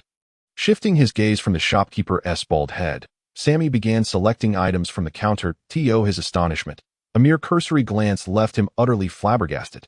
What's going on? The pricing is utterly bewildering. Sammy pondered in confusion. What perplexed him was neither exorbitantly high nor ridiculously low prices, but sheer chaos. This statue, no larger than a palm, crafted from shoddy materials and exhibiting crude workmanship, was priced at 500,000 berries. Meanwhile, this statue, both in terms of material and craftsmanship, was undoubtedly top-notch, yet it was listed at only 3,500 berries. What on earth? Did the owner misprice them? Or does he simply lack the knowledge of market values? Unable to discern quality, it was utterly bizarre. Sammy's mind buzzed with questions, yet his hands continued to move, with no intention of alerting the shopkeeper. After all, it would be foolish not to take advantage of a good deal. Although any statue could be revived for the mouse talisman, Sammy had discovered through years of experience that the better the material and craftsmanship of a statue, the stronger its combat power upon revival. Thus, he had always opted for high-quality statues. However, due to their origin from renowned artisans, good statues came at exorbitant prices, and with Sammy's meager finances, he could only afford 7 in total since setting sail. He had lost 4 of them, which was why every time a statue was damaged, his heart ached. That was money. Now that he had encountered such a remarkable opportunity, Sammy certainly wouldn't let it slip away. He was determined to teach the young shopkeeper a lesson. This giant eagle statue is worth at least 300,000 berries, yet it's only 5,000 berries. I'll buy it. That shark-toothed dragon is valued at over 850,000 berries, and 2,400 berries is practically a steal. The more Sammy selected, the more exhilarated he became, quickly finishing his selection of all the statues that caught his eye. "Shopkeeper, these will do. Let's settle the bill." The shopkeeper squinted at the items before him. 57,000 berries. Sammy nodded, preparing to retrieve money from his pocket. Suddenly, the shop door burst open. An ominous-looking old man, clad in a hat, strode in, followed by several oddly shaped individuals. Upon entering the shop, he immediately spotted Sammy, his face contorting into an angry scowl, prompting his companions to become instantly alert. The shopkeeper, upon sighting this man, swiftly changed his demeanor and turned sharply to Sammy, exclaiming, "I'm sorry, but we are closing. You must leave at once." Without uttering a word, Sammy promptly paid and exited, not pausing for even a moment. Just as he stepped outside, the door slammed shut behind him. followed by the unmistakable sound of a bolt being drawn. Sammy did not look back. He continued walking until he reached the corner of the street, where he finally halted, a grave expression etched on his face. Lao Ji, what is he doing here? Sammy murmured to himself, leaning against the wall. The reason he departed so hastily was that the old man who entered the shop was none other than Lao Ji, a high-ranking member of the Don Quixote family, with a bounty of 61 million berries. Given his stature, Sammy could not possibly believe he was there to purchase a statue. Considering the identity of Don Quixote da Flamingo and the shop's peculiarities, Sammy swiftly deduced that the shop, ostensibly a statue store, was actually a covert stronghold for the Don Quixote family. No wonder the shopkeeper was so inept at business. How intriguing. Sammy smirked. He never anticipated that Da Flamingo's operations would extend to the East Blue. Smoker, how could you be so oblivious to what unfolds right under your nose? No wonder you ended up suffering so badly later. Reflecting on the tumultuous history between the two in Punk Hazard, Sammy couldn't help but chuckle. Given that he had stumbled upon such an interesting scenario, he could not simply turn a blind eye. Little Tang, consider this an early gift from me. Sammy mischievously grinned. After scanning his surroundings and confirming that no one would arrive in the immediate future, he tossed the statue toward the corner of the wall. He then strode away, weaving through several streets until he arrived at the rear of the statue shop. With a running start, he leapt up and grasped the second-floor window firmly. Cautiously pushing the door open, Sammy nimbly flipped inside. Although it was his first foray into stealth, the enhancement from the bunny charm endowed him with remarkable agility. Lowering his breath to listen intently, Sammy navigated through the store, using various objects as cover. After traversing several rooms, he found himself near a secluded little chamber. Upon confirming that Lao Ji was indeed inside, he stealthily concealed himself in the shadows to eavesdrop. Haps, this was Lao Ji's voice, tinged with barely concealed ire. Yes, Mr. Lao, came the quaking voice of the shopkeeper, filled with trepidation. Pray tell, why is business in the East Blue not improved? Lao Ji's tone sounded as if a volcano were on the verge of erupting. Are you deliberately slacking off? Unjustly accused, Lord Lao, the East Blue is a modest place, with few individuals possessing wealth, and even fewer with discerning eyes. I truly have no recourse. What do you mean you have no recourse? What sort of attitude is this? Do you wish to provoke the young master's ire? No, absolutely not. I would never dream of such a thing. Upon hearing Lao Ji mention the term young master, the shopkeeper's voice instantly became filled with panic. Sammy even heard the sound of kowtowing. You'd best not, Haps. If you wish to avoid inciting the young master's wrath, you had better take this seriously. Lao Ji was evidently pleased with Hap's fearful demeanor towards Da Flamingo. He continued, surely you don't believe yourself to be merely a statue seller? Of course not. I will forever remember that I am a member of the Don Quixote family, and I take pride in that identity. Very good, very good. Remember, our family is the most powerful. Lao Ji laughed heartily. I have come here to engage with a significant client, and you must cooperate with me. Yes, my lord.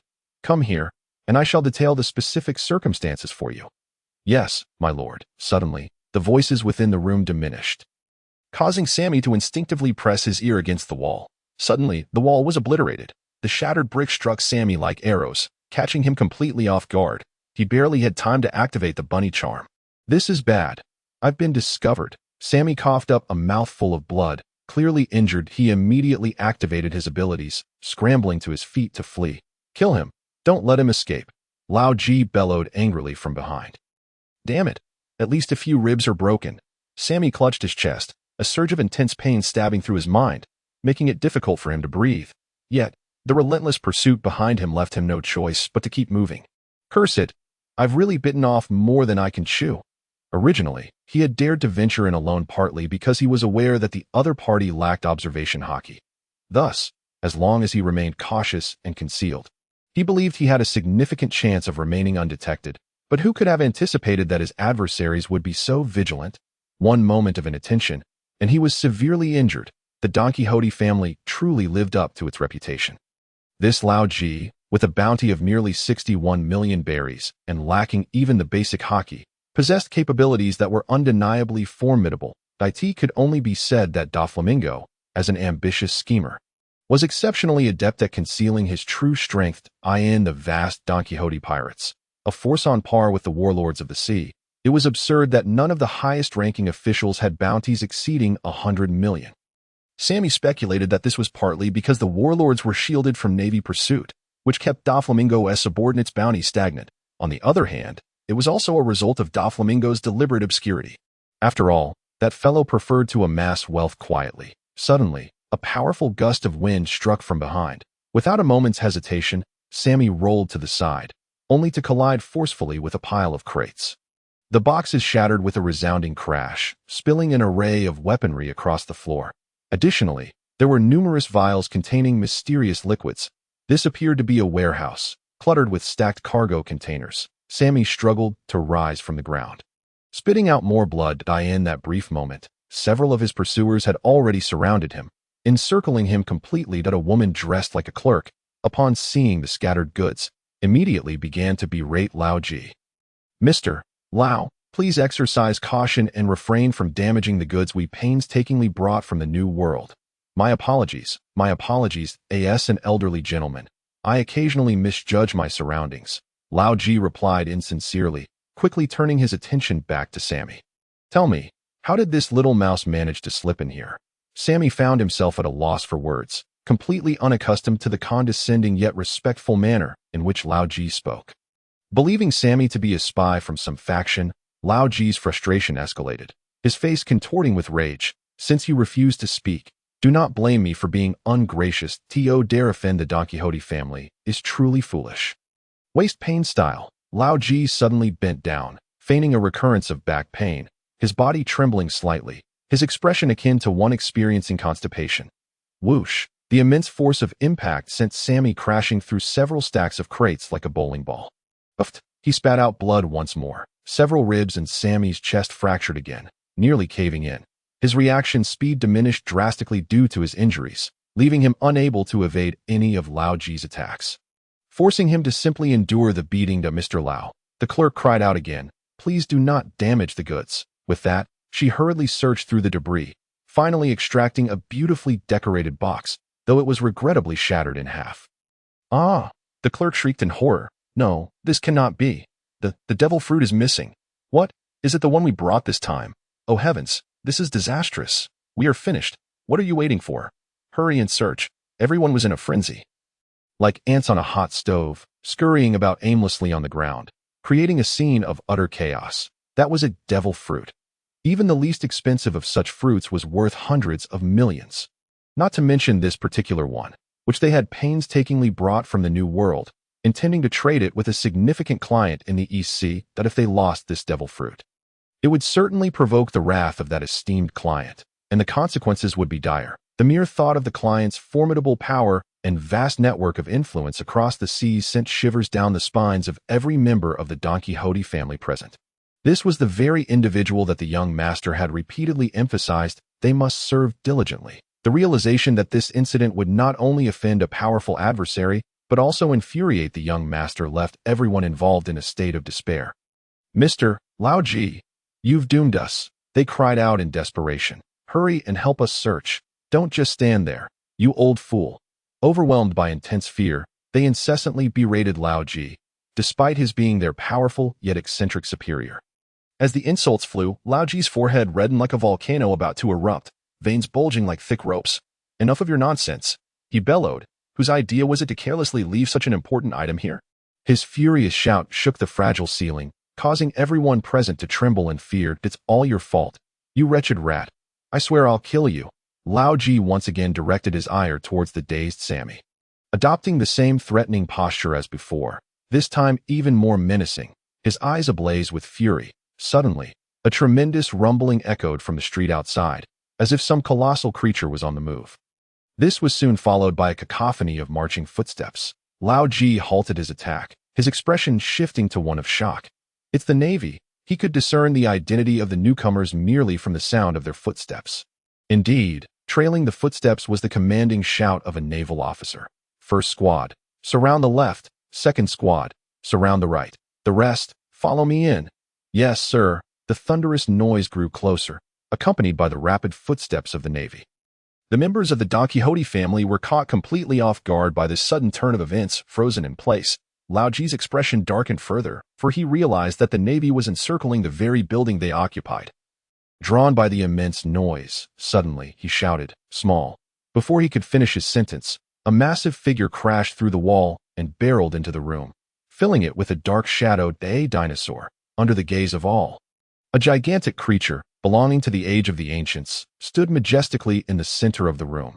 "This can't be real. We're in Lobetown." Everyone rubbed their eyes and pinched themselves, convinced they were dreaming. They had seen dinosaurs before, but to encounter one in a bustling metropolis was utterly absurd. Before they could comprehend the situation, the dinosaurs suddenly charged towards them. "Get out of the way, Mr. Lau." In that moment, Lao Ji unleashed his ultimate technique, the Battle Protection Fist, but to his astonishment, the dinosaur deftly sidestepped the attack, swiftly approached Sammy, picked him up, and with a flick of its tail, made its escape. In the blink of an eye, Lao Ji was beside himself with rage. After it, "Damn it, a dinosaur is saving people instead of eating them. We can't pursue." A woman among the clerks interjected. "What did you say? We should retreat immediately." "Why? I want to kill that rat and the dinosaur. The Navy is just outside.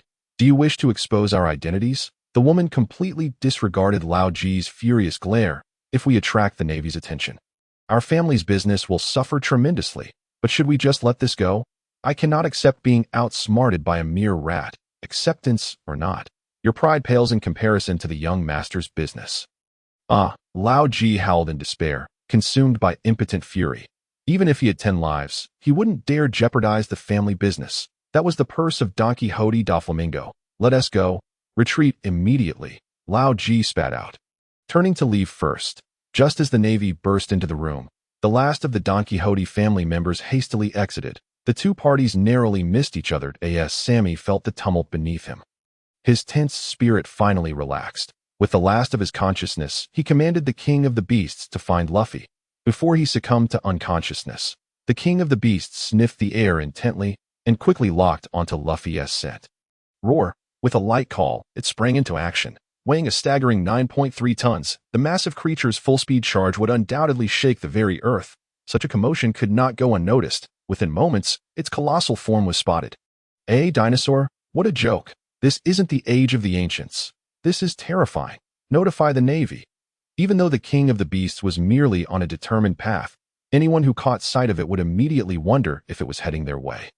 Suddenly, someone screamed, "It's coming for us." The piercing cry, both chilling and terrifying, quickly spread fear among the crowd. The already trembling throng collapsed into chaos, everyone shrieking and fleeing in all directions. Thus, a scene reminiscent of a monster movie unfolded.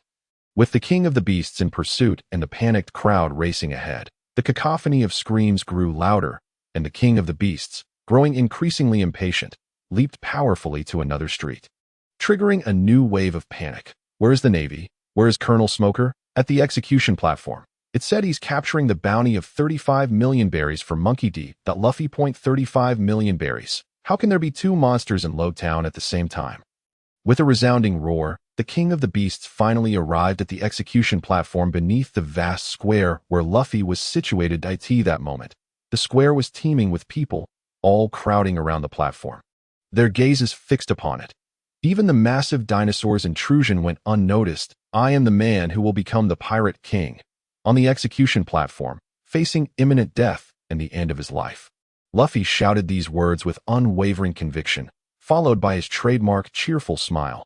The entire square fell into a profound silence, whether among the ordinary onlookers or the newly arrived Zoro and Sanji. Everyone was left stunned, rendered speechless. It was the seasoned Buggy who first regained his composure, sneering, "You're quite audacious, Straw Hat. So defiant when death is upon you. I truly admire your courage.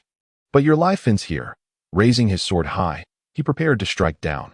Zoro and Sanji gasped in horror, desperate to save him but unable to reach in time.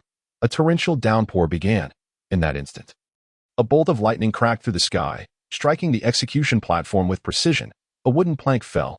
Ethereal blue flames erupted. Crack. Boom. The towering execution platform collapsed in an instant, under the gazes of the crowd, who regarded him as a deity. Luffy calmly rose from the ground. He then picked up his fallen straw hat and placed it atop his head. With a casual gesture, he exclaimed in delight, "Wow, a dinosaur!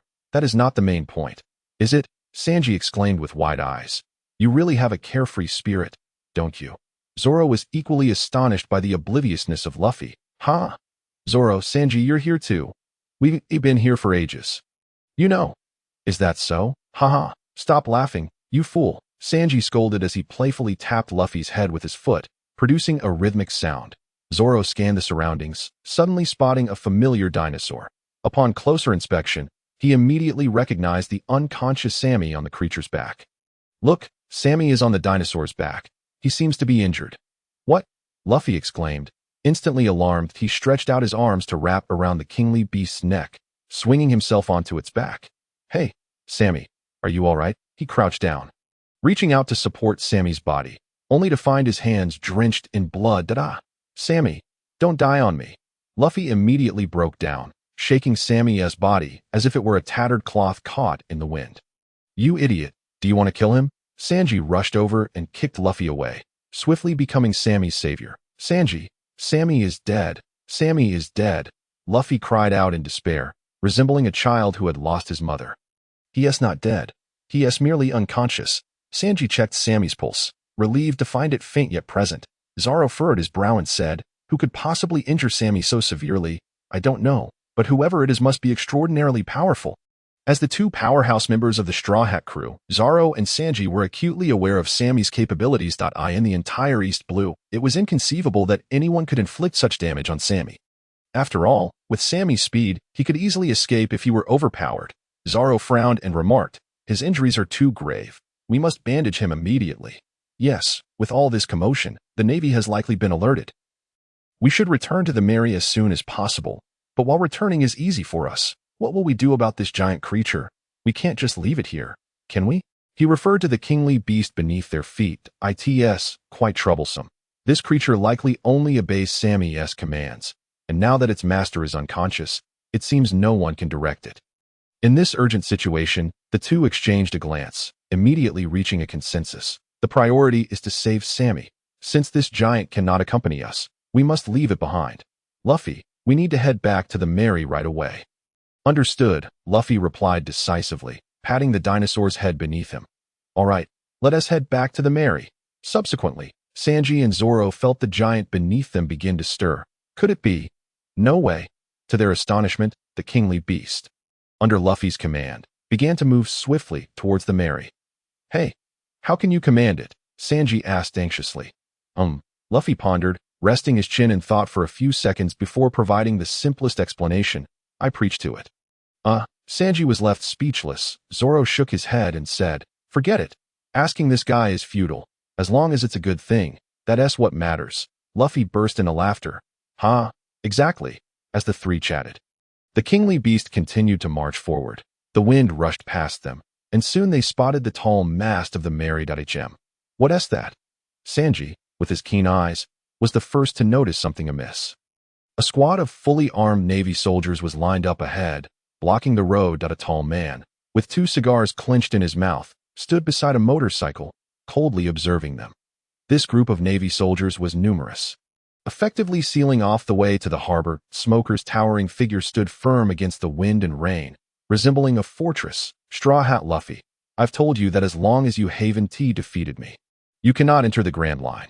The White Hunter slowly exhaled smoke rings, speaking in a calm tone. Luffy scratched his chin, perplexed. Is that so? I forgot. But never mind, I'll just knock you away. Let me see what a bounty of 35 million berries is truly capable of. The two stared each other down, the atmosphere thick with impending conflict. Sanji interjected from the side. Hey, Luffy, getting back to the Mary is our top priority. Don't engage in pointless battles. It's fine. You guys go ahead. Hey, you won't be able to stop him, chef. Zoro firmly grasped Sanji, who was about to insist further. Let us just leave. Sanji cursed helplessly. Damn it. Luffy leaped down to the ground, patting the dinosaur's thigh. The kingly beast let out a roar towards the sky and bolted forward. The Navy's lieutenant immediately began directing. Don't let these pirates escape. Surround them. For justice. The trained soldiers of Road Town shouted their rallying cry, swiftly forming a tight formation to encircle them. Witnessing this scene, Zoro and Sanji's expressions turned grave. Road Town, being the busiest town in the entire East Blue and guarding the entrance to the Grand Line, was of great importance to the world government. They had not only established the largest Navy base in the East Blue here, with thousands of elite soldiers stationed, but had also appointed a Navy colonel from the headquarters to serve as the garrison commander. In the East Blue, where the average bounty was only 3 million, the power of a Navy colonel was indisputable. This situation is quite dire. Green algae head. Sanji lit a cigarette, frowning. Zoro unsheathed 3 swords. Remaining silent, the Navy soldiers, having regrouped, formed a tightly packed wall of defense. Rows of rain-covered rifles stood ready like a dense forest. Behind them, another squad of soldiers prepared 3 cannons, bracing for action. Soon, with Luffy shouting, "Gum Gum." Pistol, the battle commenced. Sanji was the first to leap into the fray, swiftly spinning his long legs like a meat grinder among the enemy ranks. Banquet table. Kick set. A cacophony of sounds erupted. Every Navy soldier struck was as if hit by a speeding train, instantly vanishing without a trace. Don't panic. The rear, open fire immediately. A Navy lieutenant commanded calmly. Bang, bang, bang. Hundreds of rifles discharged simultaneously, bullets raining down like a storm. 2-sword style. 720 troubling phoenix. 2 powerful slashes appeared from thin air, creating a fierce sword wind that deflected the incoming bullets. After successfully repelling the attack, Zoro leaped into the air, biting down on the sword Wadakamanji. 3-sword style. Yada no Kagami. 3 swords unleashed a relentless flurry of slashes, leaving a series of clear claw-shaped gashes, dripping with blood. After just a few moves, the once dense Navy formation was torn apart by Zoro and Sanji. The kingly beast roared in fury and charged towards the gap. Open fire immediately. Boom. 3 cannonballs hurtled towards the kingly beast. Its massive size left it no room to evade, forcing it to take the hit head-on. The clash of steel and flesh sent sparks flying, burning the kingly beast's body severely. Shrapnel riddled its form, causing blood to flow profusely. Roar. With a painful cry, the kingly beast pressed on, enduring the agony as it attempted to break free from the encirclement. The battle reignited. Meanwhile, Luffy was astonished as he retracted his rubber fist.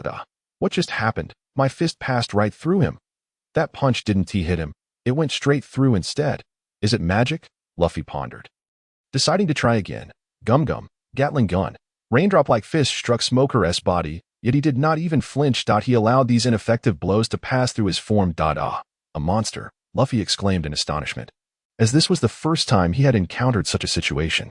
Monkey D. Luffy, your pirate career ends here. Smoker exhaled a dense cloud of smoke and struck out with a punch, proclaiming, "White Fist." His arm transformed into a plume of white smoke, elongating to several meters in an instant, and aimed directly at Luffy's chest. Wow! Luffy cried out, sent flying by the blow. He adeptly steadied himself in midair and retaliated. Gum Gum stamp. Unfortunately, this move, predictably, passed through Smoker's body once more. In the blink of an eye, Smoker floated behind Luffy, extending his left hand to deliver a powerful punch. White Snake. Luffy was again struck away, rolling onto the street. Trembling, he slowly rose, filled with indignation as he questioned Smoker. "Hey, what on earth did you do?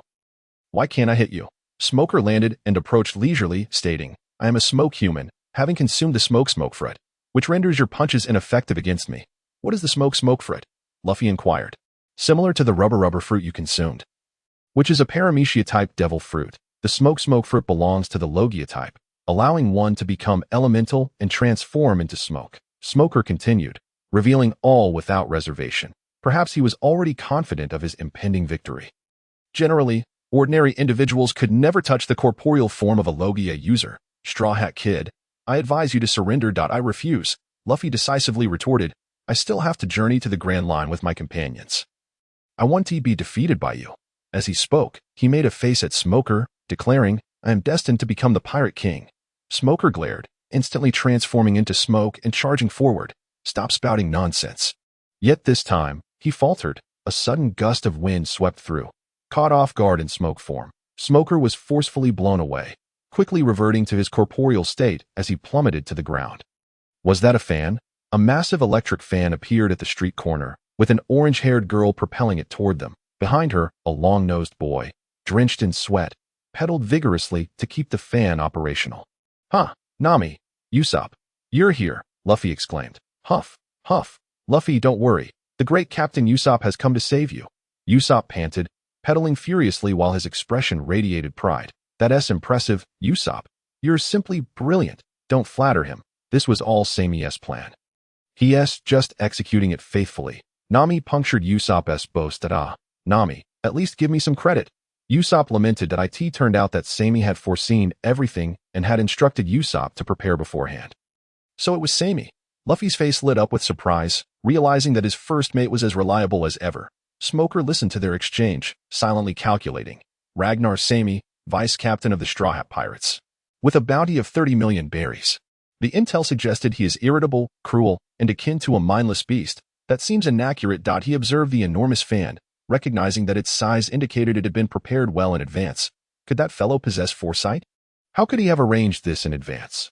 Lying atop the back of the King SWYRM, Sami slightly moved his fingers, seemingly having heard praise directed at him.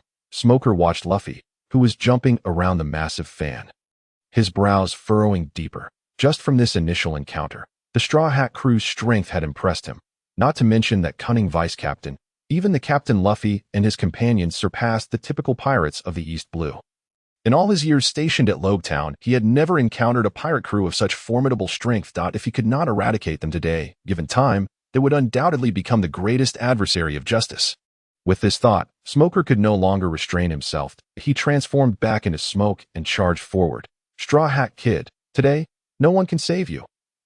He is coming. Usopp shouted, panicking. Luffy had yet to speak when Nami gasped first. Gritting his teeth, Usopp pedaled with all his might, the fan's massive blades whirling rapidly, unleashing another fierce gust. Smoker's expression shifted, hastily reverting to his corporeal form. However, Gum Rocket, with his battle instincts far surpassing the ordinary. Luffy seized the opportunity to strike. Smoker's expression tightened as he transformed into smoke once more, narrowly avoiding the attack. Yet, simultaneously, he was once again blown away significantly. Damn it, this bothersome contraption, Smoker growled through gritted teeth. Just a mere fan had nullified his greatest ability, further intensifying his wariness of Sami. However, historically, when he faced setbacks, his opponents would prosper. Seeing the tide turn in his favor, Luffy grew exhilarated. Well done, Usopp. Keep it up. You make it sound easy. I'm about to collapse. Usopp was already at his physical limit after pedaling for so long that if Luffy did not defeat his opponent soon, he would be the first casualty in this battle. Hang in there. I'll knock him away. Luffy roared, charging forward. Seeing the Straw Hat Kid advance rather than retreat, Smoker smirked coldly. I've been waiting for this moment. Dashiki, received, Smoker commanded. Suddenly, a woman dressed in formal attire emerged from nowhere. Dashing toward Nami, with a swift motion, she sliced the fan in half. Usopp shouted, his eyes bulging. Nami was so startled that she fell to the ground. This is bad. Luffy felt cold sweat break out. Straw Hat Kid, prepare to meet your end. Smoker lunged at Luffy without hesitation. White fist. A torrent of smoke enveloped Luffy, solidifying upon contact, trapping him securely. Damn it. What is this smoke? Luffy struggled desperately, but to no avail. Smoker yanked Luffy from midair, seizing his head and slamming it into the ground. Boom. Luffy's hard head created a deep crater upon impact. Let go of me. Luffy refused to give up, twisting his head in an attempt to escape. Smoker's grip was like iron, preventing Luffy from breaking free. It's over. Straw Hat Kid. Descend into hell. Smoker drew his weapon, the jutty, its tip embedded with sea prism stone, aimed viciously at Luffy. Boom. Suddenly, the sky erupted with thunder. A fierce wind whipped through. Smoker was shocked to discover a hand gently grasping his weapon, halting it mere centimeters from Luffy's head, preventing any further advance. Who? When? Why? A barrage of questions surged in Smoker's mind, leaving him frozen in place. It was not until the wind blew back the hood from the man's face, revealing a half-tattooed visage, that he awoke with a start. It's you? Smoker exclaimed. A mix of shock and fury. He never expected to encounter this individual here. Of course, given his identity, meeting him anywhere was an extraordinary event. Long time no see, Smoker. Why do you obstruct me? Do not carelessly pluck the freshly bloomed flowers. Navy, it is my duty. After all these years, you remain unchanged. Yet you have transformed significantly. I have heard that the government is hunting you down. Annoyances are ever present. Smoker squinted his eyes, evidently unwilling to engage in further idle chatter with the man. Spare me the pleasantries. I have no time for nostalgia. Ha ha. The man suddenly burst into laughter. Accompanying his mirth was a fierce gale, a violent tempest. The powerful current surged through the street in mere moments, obliterating everything in its path. People, objects, houses, the ground, everything was swept into the air, leaving the earth as pristine as if it had been sliced through by a knife. Luffy, Nami, Usopp, Sanji, Zoro, and Sammy, along with that kingly dragon, were all lifted aloft by the mighty winds and cast toward the sea. Boom! Lightning began to ravage the sky. Torrential rain commenced pouring down, the world around transformed, colors fading. The entirety of Logtown trembled beneath this cataclysmic weather, quaking in fear like a fragile infant. Time passed, though how long? One could not tell. The tempest gradually subsided, and tranquility returned. The Marines, once scattered by the winds, helped one another to regroup. They were astonished to find that their surroundings had drastically changed. The once bustling streets lined with buildings now lay bare. The ground slick and smoothed. Smoker's countenance darkened as he stood among the crowd. Although he had sensed from the moment the man appeared that he would not be able to retain the Straw Hat Kid. The reality of the moment left him with a lingering sense of regret. Dragon, why must you do this? Smoker murmured to himself, standing in the rain as it soaked through his garments. This moment. The cloaked man Smoker had spoken of stood atop a building at the harbor, gazing at the Straw Hat crew as they boarded their ship to go venture forth onto a broader stage. Luffy, a remarkable group of irreplaceable companions has gathered by your side. With their assistance, you shall surely become the freest person upon these seas, and that child named Sammy beside you. I believe he will accomplish great things alongside you in the future. After all, the events of Kokoyashi Village astonished even me. Go, Luffy, set sail for the Grand Line. The man watched as the Going Merry unfurled its sails, propelled by the fierce ocean winds, charging toward the pitch-black sea. Vanishing in the blink of an eye amidst the tumultuous waves, and on the horizon, a faint glimmer of light broke through the layers of dark clouds. The sun was about to rise. Sammy slowly opened his eyes. Upon recognizing his familiar surroundings, the heavy stone of anxiety within him finally lifted, and he exhaled a sigh of relief. This was the boys' dormitory aboard the Going Merry. With several hammocks haphazardly hung about, the floor was cluttered with various items, and the dim lighting of the lower deck added to the chaos that in the past. Such an environment would have provoked Sammy's complaints.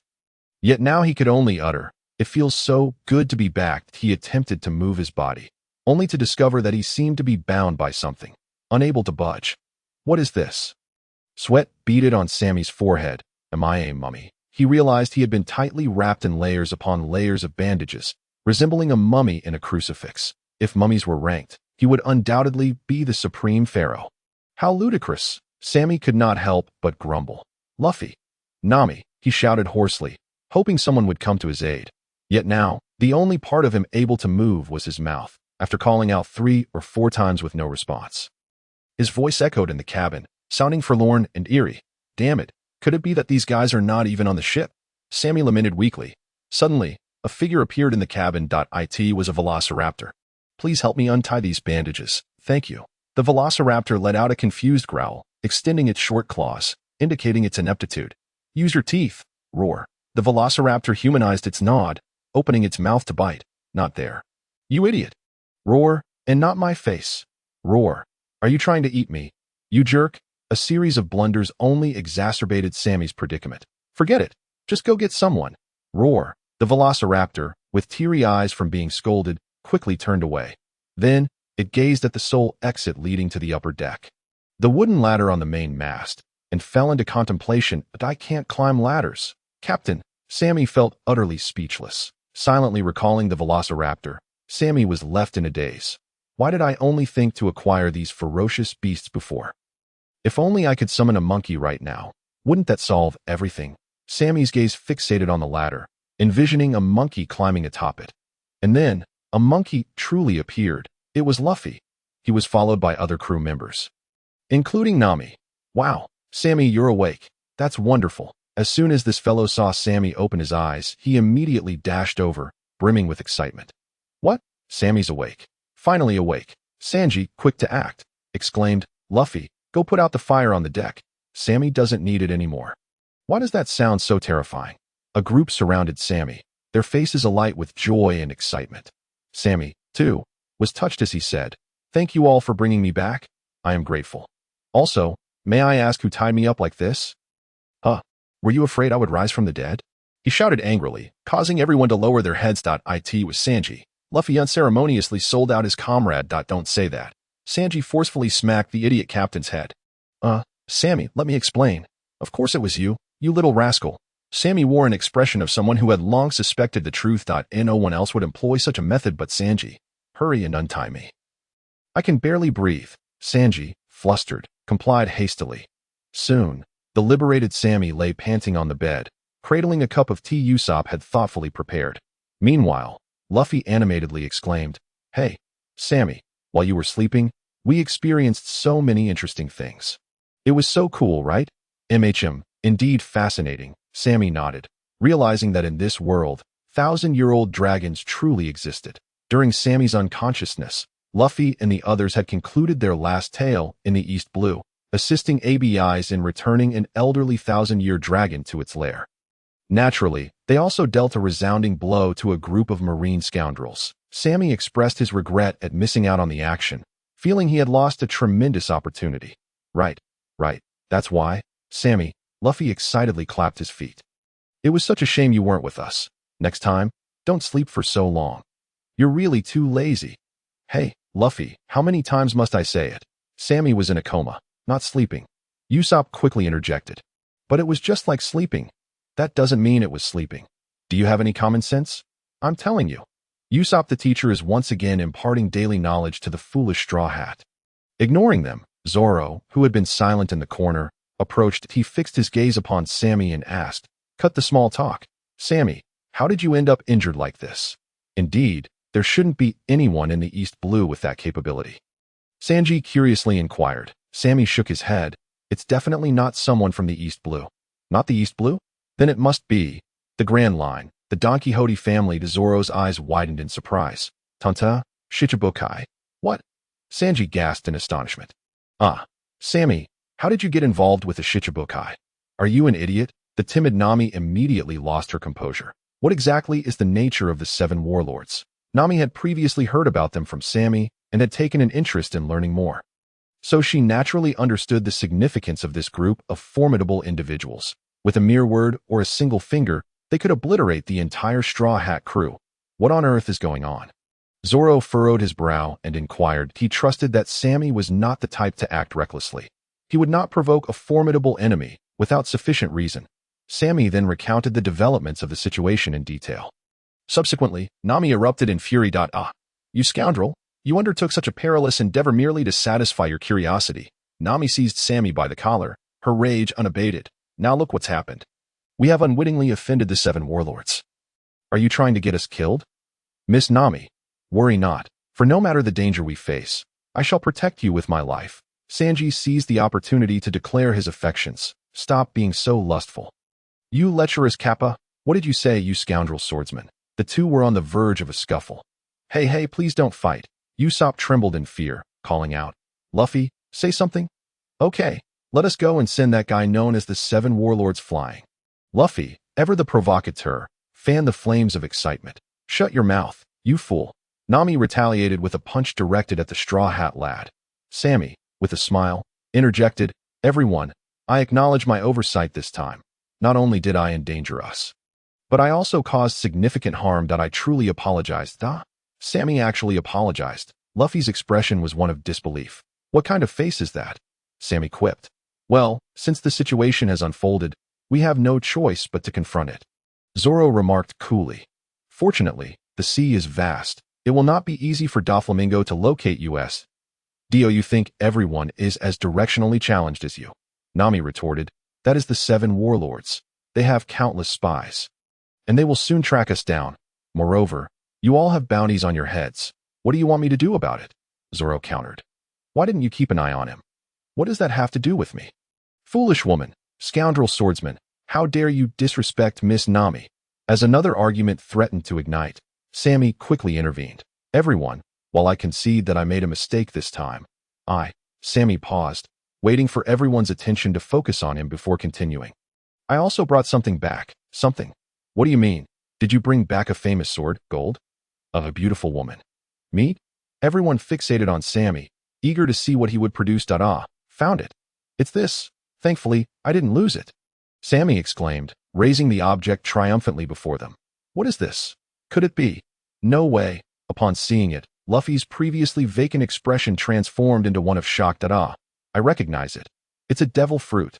This is the devil. Devil fruit? Usopp stammered, trembling. Wow. Usopp, your way of speaking is quite amusing, Luffy remarked, his focus always uniquely divergent from others. Why yes, it is indeed the devil fruit. Don't mimic my speech, you idiot. Nami approached to seize the devil fruit. Inspecting it repeatedly. Is this truly the devil fruit? Indeed, it is worth at least 100 million, right? Ah, well done, Sammy. I knew you were the best. Nami slapped Sammy on the head, nearly knocking him off the bed. 100 million berries. You truly are our vice captain. Hey, this is not merely about money, Zoro interjected. This woman loses her mind whenever it comes to matters of wealth. This is indeed about money. What could possibly be more important? Nami's eyes sparkled with avarice, as if a pile of berries were glowing before her. Wow, greedy Miss Nami is also quite adorable. Hey, Nami, you're not planning to trade this for 100 million berries. Are you? Of course not. Nami decisively shook her head, prompting a collective sigh of relief. I aim to exchange it for even more berries. I knew it. Nami, the value of a devil fruit cannot be quantified in berries. Only by consuming it can its true worth be realized. Sammy attempted to dissuade her. Furthermore, we are about to enter the Grand Line, where we do not know how many formidable foes await us. No amount of wealth can guarantee our safety. Zoro added, do not forget, we have already offended one of the 7 warlords. With our current strength, we are no match for him at present. Consuming this fruit to bolster our power is of utmost importance. But, I assure you, Nami, one day I will help you earn back a great deal of berries. 100 million will be but a trifle. No, it will be 200 million. No problem. I take it back. It shall be 300 million. No, I want 4. Let us decide who will consume this fruit. Sammy quickly interjected. Usopp leaped forward. Isn't it obvious? Of course, I shall be the one. What? Shouldn't it be me? I am the only girl here. Indeed, Miss Nami is the most beautiful. Sanji immediately supported. Such an item that enhances strength should be consumed by the weakest among us. Usopp retorted, in terms of weakness. I have consistently been the strongest. Huh, I don't quite understand that statement. Luffy tilted his head in confusion. That I'm quite weak. You know, this devil fruit should be consumed by me. It should be me. I tremble at the mere mention of enemies. It should be me. I faint at the thought of battle. Well, it seems the weakest duo cannot resolve this dispute. Suddenly, Sanji appeared to have an epiphany and approached Nami, saying, Miss Nami, let me take a look at the devil fruit. What is it? Nami inquired, puzzled, but she handed the devil fruit over. After all, with Sanji's strength, he did not need to compete for it. Sanji took it, examined it carefully, then seemed to ponder deeply, his expression filled with uncertainty. Sammy immediately asked, What is it? Sanji, do you recognize this devil fruit? I once read a devil fruit encyclopedia. Is there such a thing? Zoro asked curiously. Of course. After all, devil fruits have not only recently appeared in this world. Records of them have existed for thousands of years. Is that so? Then do you know what kind of fruit this is? Sanji replied uncertainly. I read that encyclopedia a long time ago, and my memory has since faded. He returned the devil fruit to Nami. I can only confirm that this devil fruit is either a Zoan type or a Paramecia type. It is highly likely to be the dog fruit, a Zoan type. What does Zoan mean? Does it turn one into an animal? Nami asked anxiously.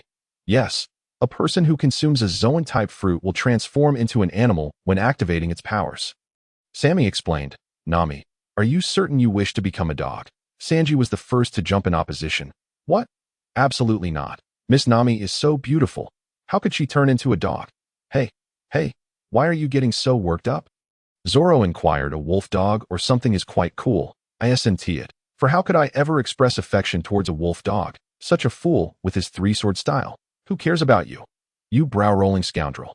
Ignoring the impending quarrel between the two, Sammy turned to Nami and asked, What do you think, Nami? Do you still wish to eat? Of course not.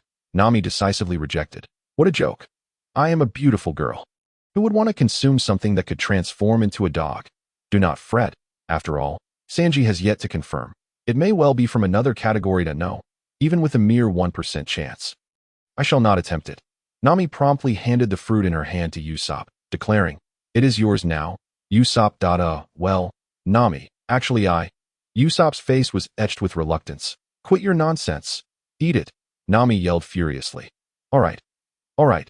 Usopp, frightened, quickly stuffed it into his mouth. "Wait, you've already swallowed it." Sammy was about to remind him how dreadful it tasted, only to realize Usopp had already gulped it down. Ugh! Usopp's face instantly turned pale, then a sickly green, followed by a ghastly gray and a dismal purple. Truly a masterclass in changing one's countenance. "Are you all right, Usopp?" Nami rushed to support him, her concern evident that it's horridly awful. Usopp finally managed to swallow that indescribably vile pulp, spitting out his tongue and drooling. Sammy raised an eyebrow. "Is it truly that terrible? I find it hard to believe. Why not try another bite?" "Don't say that," Usopp exclaimed, nearly retching at the sight of the remaining fruit in Sammy's hand. All right, I shan't jest any longer." Observing Usopp's wretched state, Sammy refrained from teasing him further. "How do you feel? Have you acquired some remarkable ability? Like this?" Luffy exclaimed, pulling on his head, elongating his neck like a snake woman. Uffed. Usopp spat out a mouthful of saliva. "Fool, he isn't consuming a rubber fruit." Sammy knocked on Luffy's thick skull and addressed Usopp. "Take a moment to truly feel. You should sense something different, upon hearing this." Usopp promptly closed his eyes and began to concentrate. Are you defecating, Usopp?" Luffy chuckled. "Do not disturb him." "Huh? What are you even mumbling about? Either it exists or it does not." Nami could no longer endure his pretentious demeanor and delivered a punch. "My apologies," Usopp said, his face bruised and swollen. "I think I might have felt something." "What is it? Quickly demonstrate," Luffy urged impatiently. The others also wore expectant expressions, for the devil fruit is renowned as the treasure of the seas, laden with secrets awaiting discovery. "Wait a moment," Sammy interjected. "The space here is too confined. Let us go to the deck to showcase." "Good point." Luffy donned his straw hat and rose first, followed closely by the others. Once they reached the deck, Sammy immediately noticed that a bonfire had mysteriously sprung up. "Are you truly planning to incinerate me?" Sammy could not help but vent his frustration at the group of fools. Apologies. We did not mean to." Sanji and the others hurriedly fetched buckets to extinguish the flames. "Honestly, do you all wish for my demise?" Enough. Let us not dwell on the details." Nami awkwardly shifted the topic. "Now, Usopp, quickly showcase your abilities." "Very well. Allow me to broaden your horizons." Usopp strutted confidently into the midst of the group, resembling an elegant and mysterious magician that he first bowed, then spread his arms wide, as if awaiting something. Ahem. Where are the applause? If you keep prattling, I shall knock you out." All right, I understand," Usopp said, glancing warily at Nami's raised fist. "Prepare yourselves to witness." He reached into his bag and retrieved a bullet. "Oh, a gunpowder star." Luffy, well acquainted with Usopp's array of peculiar gadgets, was the first to exclaim. "Indeed. Now observe closely." Usopp laid his palm flat, the gunpowder star resting quietly in his hand. He then aimed at Luffy, who appeared utterly confused. Finally, he uttered, "Launch." The gunpowder star suddenly accelerated, hurtling swiftly towards Luffy's face. The motion was both rapid and unexpected, leaving Luffy no time to evade. Only Sammy discerned its trajectory clearly. The others merely caught a fleeting glimpse before the gunpowder star exploded upon contact with Luffy's visage. "Wow," Nami gasped. Zoro and Sanji stared wide-eyed. "Oh, impressive, Usopp. You're incredible," Luffy cheered, applauding enthusiastically. "Doesn't that hurt?" Sammy prodded Luffy. "Wow, so hot. It was only then that Luffy realized, scampering about the deck in a frenzy. Zoro questioned, puzzled, "What kind of ability is this?" Nami, equally astonished, remarked, "He has not used a slingshot, yet can still fire bullets." Sanji, puffing on his cigarette, mused, "The devil fruit is indeed marvelous. He. Usopp swelled with pride. "This is the wondrous power I have acquired. Indeed, the great Captain Usopp is about to embark on his illustrious journey. Everyone, cheer for me. I shall be the brightest star upon these seas. It is indeed the power of propulsion," Sammy stated matter-of-factly. "I observed the subtle yet forceful airflow, so this must be the spray fruit." With the truth laid bare, Usopp's spirits plummeted, leaving him utterly deflated. The magic of the trick lies in its concealment. Once the secret is unraveled, it becomes mundane and tedious. This sentiment resonated deeply with Usopp at that moment. Indeed, the once engaged audience swiftly lost their enthusiasm. So that's how it is. Just SOSO. I suppose that I thought it would be something extraordinary. Amazing. Usopp, truly amazing. Such an incredible ability, right? Hey, what do you mean by that? Did I not consume a devil fruit? Why do you all look so indifferent? Upon witnessing the crowd's return to their former nonchalance, the attention-seeking Usopp became immediately agitated. The great Captain Usopp, now a newly appointed devil fruit user, cannot be treated with such disregard. Please do not be so indifferent. My ability is quite formidable. Look, I can also use it to blow paper airplanes, to blow away dust, and look at my Usopp balloons. Usopp, like Doraemon, continuously produced various gadgets, desperately showcasing them. We understand. Next time I clean, I'll call you. Sanji waved dismissively. The others, too, lost interest and dispersed. The once bustling atmosphere grew cold and desolate. Usopp once again slumped, disheartened. This is too much to bear. I feel as though I might perish. Haha, Usopp, you are truly amusing. Sammy clapped him on the shoulder, offering consolation. Do not lose heart. Usopp, your ability is quite admirable. Is it? Indeed, just look at Luffy. Raise your head. Bling, bling. Luffy's eyes sparkled, his body trembling. Usopp, your ability, it is extraordinary. Thank you, Luffy, thank you. Come, let us play with paper airplanes. You will help me, right? Get away from me. The moment Usopp heard paper airplanes, he immediately pushed Luffy away. Have some respect. This is a power meant for battle. What a pity. What a calamity. I truly wish to die. Sammy smiled gently and said, all right, no more jokes. Usopp, now that you have become a wielder of power, it is imperative that you utilize it wisely. The true potential of a fruit lies in the extent of each individual's development, and I hope you can unleash its genuine strength. That I understand. Sammy. One day, I will make everyone take notice of me. Usopp replied with determination. Yes, I believe in you. To show my support, your training regimen will be doubled from now on. Yamaro, I might actually die, Usopp exclaimed, immediately collapsing to his knees. I have a disease that makes me die from just one special training session. Sammy was about to say something when suddenly, Nami called out, hey, everyone, come quick. What?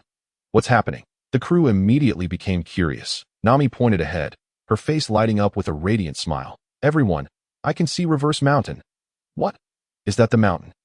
Indeed, it is the entrance to the Grand Line. Are we about to enter the Grand Line, the most significant sea route in the world? In that moment, everyone's emotions erupted. Excitement, exhilaration, fear, hope, and reluctance for that Grand Line. The dream route of all pirates was now within their grasp. Nami, full speed ahead, Captain Luffy shouted. Okay, Nami replied joyfully. Sanji had somehow managed to bring over a wooden barrel. Everyone, to commemorate this moment, let's have a launching ceremony. Luffy was the first to respond. I'll go first. He stepped onto the barrel, declaring, for the sake of becoming the Pirate King, to complete all the sea charts, to find all blue, to become a great swordsman, to become a brave warrior of the sea. One by one, everyone voiced their dreams, then turned their gaze towards the silent Sammy. Unfazed by the attention, Sammy smiled slightly and raised his foot, saying, to witness a grand adventure. Set sail. Yeah. A synchronized cheer pierced the skies, resonating throughout the universe. It solemnly declared to the world, to everyone, regardless of gender, wealth, strength, or fame, we have arrived. You better be ready. A towering red wall appeared before the Straw Hat crew. Is this the Red Line? It's so high, just as tall as a mountain. This is a mountain indeed. Reverse Mountain. Listening to the discussions around him, Sammy's gaze remained fixed on the magnificent sight before him. Is this the Red Line? The only continent in the pirate world, the continent that, along with the Grand Line, divides the world into 4 parts, the land where the gods reside, gazing at the blood-red earth and towering peaks. Sammy couldn't help but marvel at the bizarre physical laws of the pirate world, strange enough to baffle Newton and infuriate Einstein. But how do we get across? We can't just fly over. Can we? Sanji pondered, staring at the chasm, unable to conceive a way to ascend. Of course we can fly, Luffy declared confidently. Usopp immediately retorted, what nonsense are you talking about, Luffy? How can a ship fly? Of course it can. Sammy smiled slightly. We can harness the power of the currents. Currents? Nami initially looked puzzled. but then her eyes widened as if she had an epiphany. Everyone, hold on tight. We're going up. The abruptness of her statement left everyone, except Sammy, bewildered. Yet, they all understood one thing. Never doubt Nami when it comes to navigation. They sprang into action. Zoro gripped the railing tightly, while Sanji held on to Nami and clutched the rope net. Luffy wrapped his arms around the mast, and Usopp clung to Luffy. Charge! At Luffy's bellow, the Mary was suddenly drawn into a torrent of swirling water like a magnet and propelled forward by the crashing waves. Ahead of them lay a narrow channel that flowed from the base of the red line to its summit. Wow, this is amazing, Luffy exclaimed, his face alight with joy. We're climbing a mountain. The Mary ascended rapidly with the force of the rushing water, soon reaching the halfway point. Abundant vapor transformed into swirling mist, obscuring Sammy's view of the surroundings. With a sudden splash, the Mary surged upward only to plummet downwards. Sammy felt an intense sensation of weightlessness, akin to riding a roller coaster. Are we at the top? He wondered aloud, just as a thunderous crash echoed as the Mary struck the ground. They then plunged downward at a speed several times faster than their ascent. Suddenly, ethereal voices emerged from the mist. Did you hear that? Zoro asked, his senses sharp. Huh? What did you say? I can't hear you, Nami replied. The roar of the water drowned out everything else. Without hesitation, Sammy pointed, and a massive sea dragon appeared at the ship's stern, desperately swimming upstream against the current. Sammy, what are you doing? Luffy asked, confused. There's no time to explain. Luffy, grab the sea dragon. Why? Quick, Sammy shouted urgently. Okay, I'm on it. Surprised by Sammy's intensity, Luffy complied without question that he wrapped one arm around the mast of the Mary while extending the other to grasp the sea dragon's enormous tail. The moment they connected, the Mary jolted to a halt, causing everyone to lurch forward. What just happened? Hey, Luffy, what are you doing? I don't know. Sammy told me to do this, Luffy replied, sweating profusely, even with his strength. Holding onto the Mary required all his effort. Sammy, what is going on? Nami inquired immediately. Look ahead. Sammy pointed forward instead of answering. In the brief moment that followed, the Mary burst through the clouds, revealing a clear view ahead. Unfortunately, instead of the azure sea of the Grand Line, they were greeted by a massive, ominous black mountain. What? How can there be a mountain? We're sliding down. We're going to crash, Usopp cried out, clutching his head in panic. A haunting cry resonated once more, this time clearly audible to all. What is that? Zoro discerned immediately. Oh no, that's not a black mountain. It's a whale, a gigantic whale. A whale? How terrifying. The Grand Line is so frightening. Usopp wailed, despairing like a victim of violence. What should we do? Nami. Sanji, forgetting his cigarette, asked anxiously. The Mary continued its rapid descent. Although the sea dragon fought valiantly against the current, it was no match for the swift waters, and it struggled to make any headway. Quick, turn the helm. Escape to the left. In this moment of crisis, they relied on Nami's calm guidance. Come on. Sammy was the first to seize the helm and push it forcefully. Following him were Sanji and Zoro. The three clenched their teeth, straining against the helm as the Mary began to shift leftward, albeit slowly, and the angle was still insufficient. I'm coming too. In this critical moment, Usopp bravely stepped forward to take responsibility. He dashed up, grasped the helm, and pushed with all his might. The Mary swerved sharply to the left. Impressive, Usopp, Sammy praised. I told you not to underestimate the power of the spray fruit.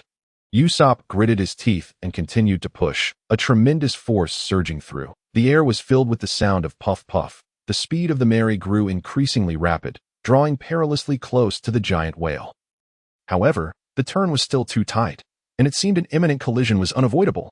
Everyone, give it your all. Push harder, Usopp.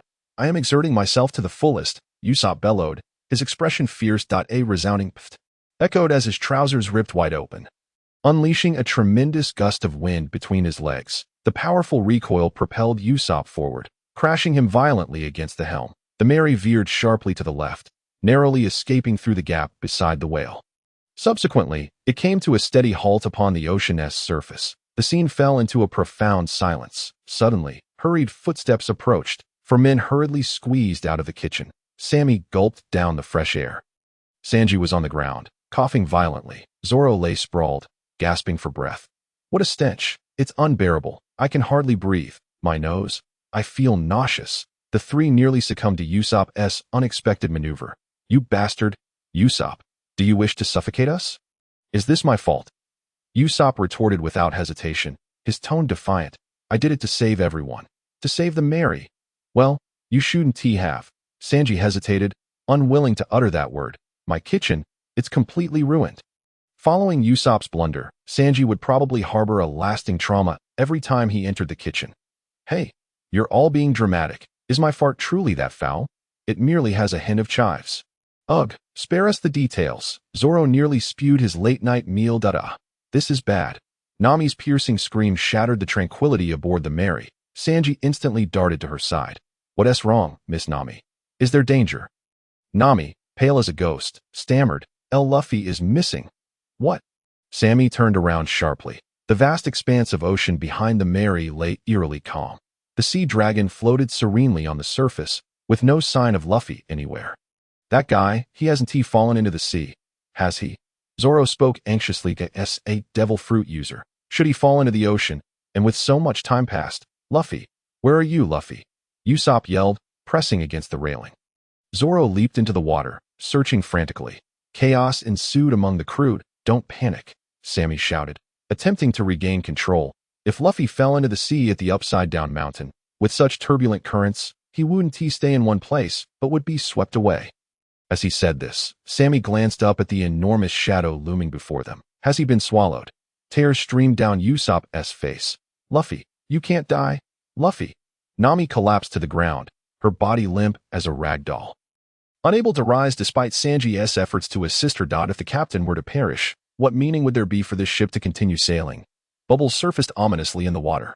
Usopp's face paled immediately. Zoro emerged from the depths, his expression grave as he shook his head at the others. Luffy, what am I to do without you? Luffy. Usopp repeatedly slammed his head against the ground, weeping uncontrollably. Stop crying. Luffy isn't dead yet.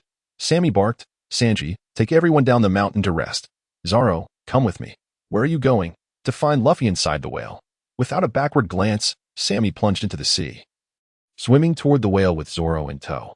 Swim this way, Zoro. Climb onto its head. Huh? Aren't we supposed to enter through its mouth? No, I know a quicker route. Trust me. Sammy swiftly reached the whale's side, drawing out a grappling gun and firing it upwards, the hook sword firmly snagging onto something. The two clambered up the rope, quickly ascending to the whale's head. It's massive. Zoro was taken aback by the sight before him. The whale's smooth head resembled a vast, polished island, appearing both spacious and grand.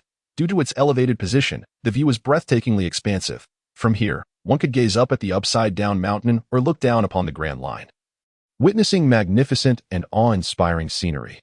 Hey, Sammy. Where is Sammy? Zoro suddenly realized that Sammy was nowhere to be found. There an enemy. His instincts kicked in as he unsheathed his sword, vigilantly scanning the surroundings. What are you doing? Hurry up and come here. From the slick fish skin, Sammy suddenly poked his head out, startling Zoro, who nearly swung his sword in surprise. Don't pop up like that. You'll give someone a heart attack. What in the world are you doing? There's a hidden door here. I just opened it and slipped inside. You're pulling my leg. There's really a hidden door on the whale's head. Zoro's words faltered as he realized it was indeed true. The whale's head truly did have a hidden door. Astonishing. Hurry up. I want to wait for you, Sammy exclaimed, diving back inside, and Zoro quickly followed suit. The two entered a narrow hidden passage and began descending a laddered in the dimly lit corridor. Only their faint breaths echoed. Sammy, what is it? How did you know there would be a hidden door on the whale's head? This should be your first time here, right? Zoro queried skeptically. You're clever, but it can't be mere intuition, can it? Thanks for the compliment. I just have a keen sense of observation. It's no big deal. Is that so? Zoro scoffed, wholly unconvinced by Sammy's explanation. Just like in Roguetown, you managed to have Usopp set up fans on that street in advance for Luffy. That's not something that can be attributed solely to keen observation. Is it? Come on. Smoker is a prominent figure in Roguetown, and his devil fruit abilities are no secret. It's just that you all didn't bother to inquire. Really? What about that clown Buggy? His background isn't something just anyone can know, right? If you've thoroughly read the biography of the pirate King Roger, you'd surely remember the impression of a certain red-nosed intern aboard his ship. Sammy continued. I've read it 8 times. 8 times. Is that so? Zoro was momentarily at a loss for words as Sammy's responses flowed effortlessly. This guy's answers were too smooth, almost as if he had prepared them in advance. Sammy was about to pose another question when Sammy suddenly let go and jumped down. Thud! A crisp sound echoed as he landed. Vivi arrived. Zoro followed suit, looking around to find himself in a spacious corridor, surrounded by steel walls. Where is this? The inside of the whale features such a place. Zoro found it increasingly peculiar. The empty corridor echoed with their voices, lending an eerie atmosphere. Sammy discerned the direction and immediately took off running, beckoning Zoro to follow. This way, Zoro. Coming. You're running the wrong way, you idiot. I'm right in front of you. Shut it. It's dark here. It's only natural for my eyes to be deceived. Zoro, who had been careening in the opposite direction, quickly skidded to a halt and turned to give chase. That you've gone the wrong way again. You directionally challenged fool. I'm on your left. Zoro's face flushed crimson, even in the dim light. After some effort, the two finally sprinted to the end of the corridor, where a massive iron door loomed before them. What now? Zoro panted. We'll have to force it open. Ah, this iron door is remarkably thick. Are you certain you can open it? I cannot. Then why utter such nonsense? For heaven's sake, Zoro, do not shift the burden onto me. Give it your all. How infuriating. Zoro spat a few words at Sammy, then turned to the imposing iron door, a bead of sweat trickling down his forehead. This is forged from iron. Can it truly be cut? I have not. Do not feel pressured, Zoro. Sammy interjected. I have trained with you intensively for quite some time. You will be fine. Intensive training? Zoro's mind instantly recalled the grueling regimen he had endured under Sammy's guidance over the past days, swinging his sword 20,000 times daily, sprinting back and forth over 20 meters 50,000 times, lifting 2-ton dumbbells, meditating. Darn it. All these efforts were not in vain. He gripped his sword tightly. If, after all this training, I cannot reach that level, then I am merely a man of this caliber. But my ambition is to be the world's greatest swordsman. One sword style, Iato, lion's song, clang. A crisp sound of unsheathing echoed as a narrow scar was sliced into the heavy iron door. Following that, the door crashed to the ground with a deafening creak. Iron cutting. In this moment, Zoro finally attained the realm of iron cutting, officially stepping into the ranks of true swordsmen. The sky, the sea, an island. The sight beyond the iron door left Zoro both astonished and bewildered. He vigorously shook his head, ensuring he was not hallucinating. Is this not inside the body of a whale? How could such a scene exist? Zoro incredulously inquired. Sammy, you see this too, right? I do, Sammy replied nonchalantly. Look at those birds in the sky. They are completely motionless. The clouds remain unchanged. Clearly, these are painted on. Painted on. Zoro scrutinized, and indeed, as Sammy had stated, who would be so idle as to engage in such antics? Never mind that. We must find Luffy. Sammy redirected the conversation. This should be the stomach of the whale. That green liquid must be gastric fluid, appearing highly corrosive. It matters not. If we do not locate Luffy quickly, he will be in danger. Zoro spoke with a grave expression. If he truly has been swallowed by the whale, he must be submerged in that gastric fluid right now. Having solidified his assumption, Zoro wasted no time and leaped down. Wait, Sammy attempted to call him back, but Zoro had already plunged headfirst into the green water. Why is he so impatient? Sammy lamented. Could he not at least wait for me to finish speaking? After searching fruitlessly for a long while, Zoro resurfaced, calling out loudly to Sammy. Hey, Sammy, this is bad. I searched everywhere and could not find Luffy. Did you see him from up there? I did. Indeed, this fellow is not here. You did see him? Yes, on that island. What? Zoro immediately turned around. He indeed spotted Luffy lying on that small island, next to an elderly man with a stern expression, wearing an exaggerated sunflower headdress, who was currently wringing out the green liquid from his clothes. Clearly, this old man had rescued Luffy. When was he saved? Just before you jumped down. You scoundrel. Why did you not say so sooner? I did not have the chance, Sammy shrugged. Then please speak faster next time. You rascal, Zoro roared, his face contorted in rage. Okay, Sammy readily agreed. He fired a grappling hook towards the peculiar island, and, with a strong tug, his entire body soared into the air like a nimble bat, quickly landing steadily on the island. Zoro followed closely behind. Swimming up, the old man glanced at Sammy, remaining silent. His already serious demeanor, combined with his squinting eyes, rendered him even more intimidating. He was the very embodiment of an exceedingly stern authority figure.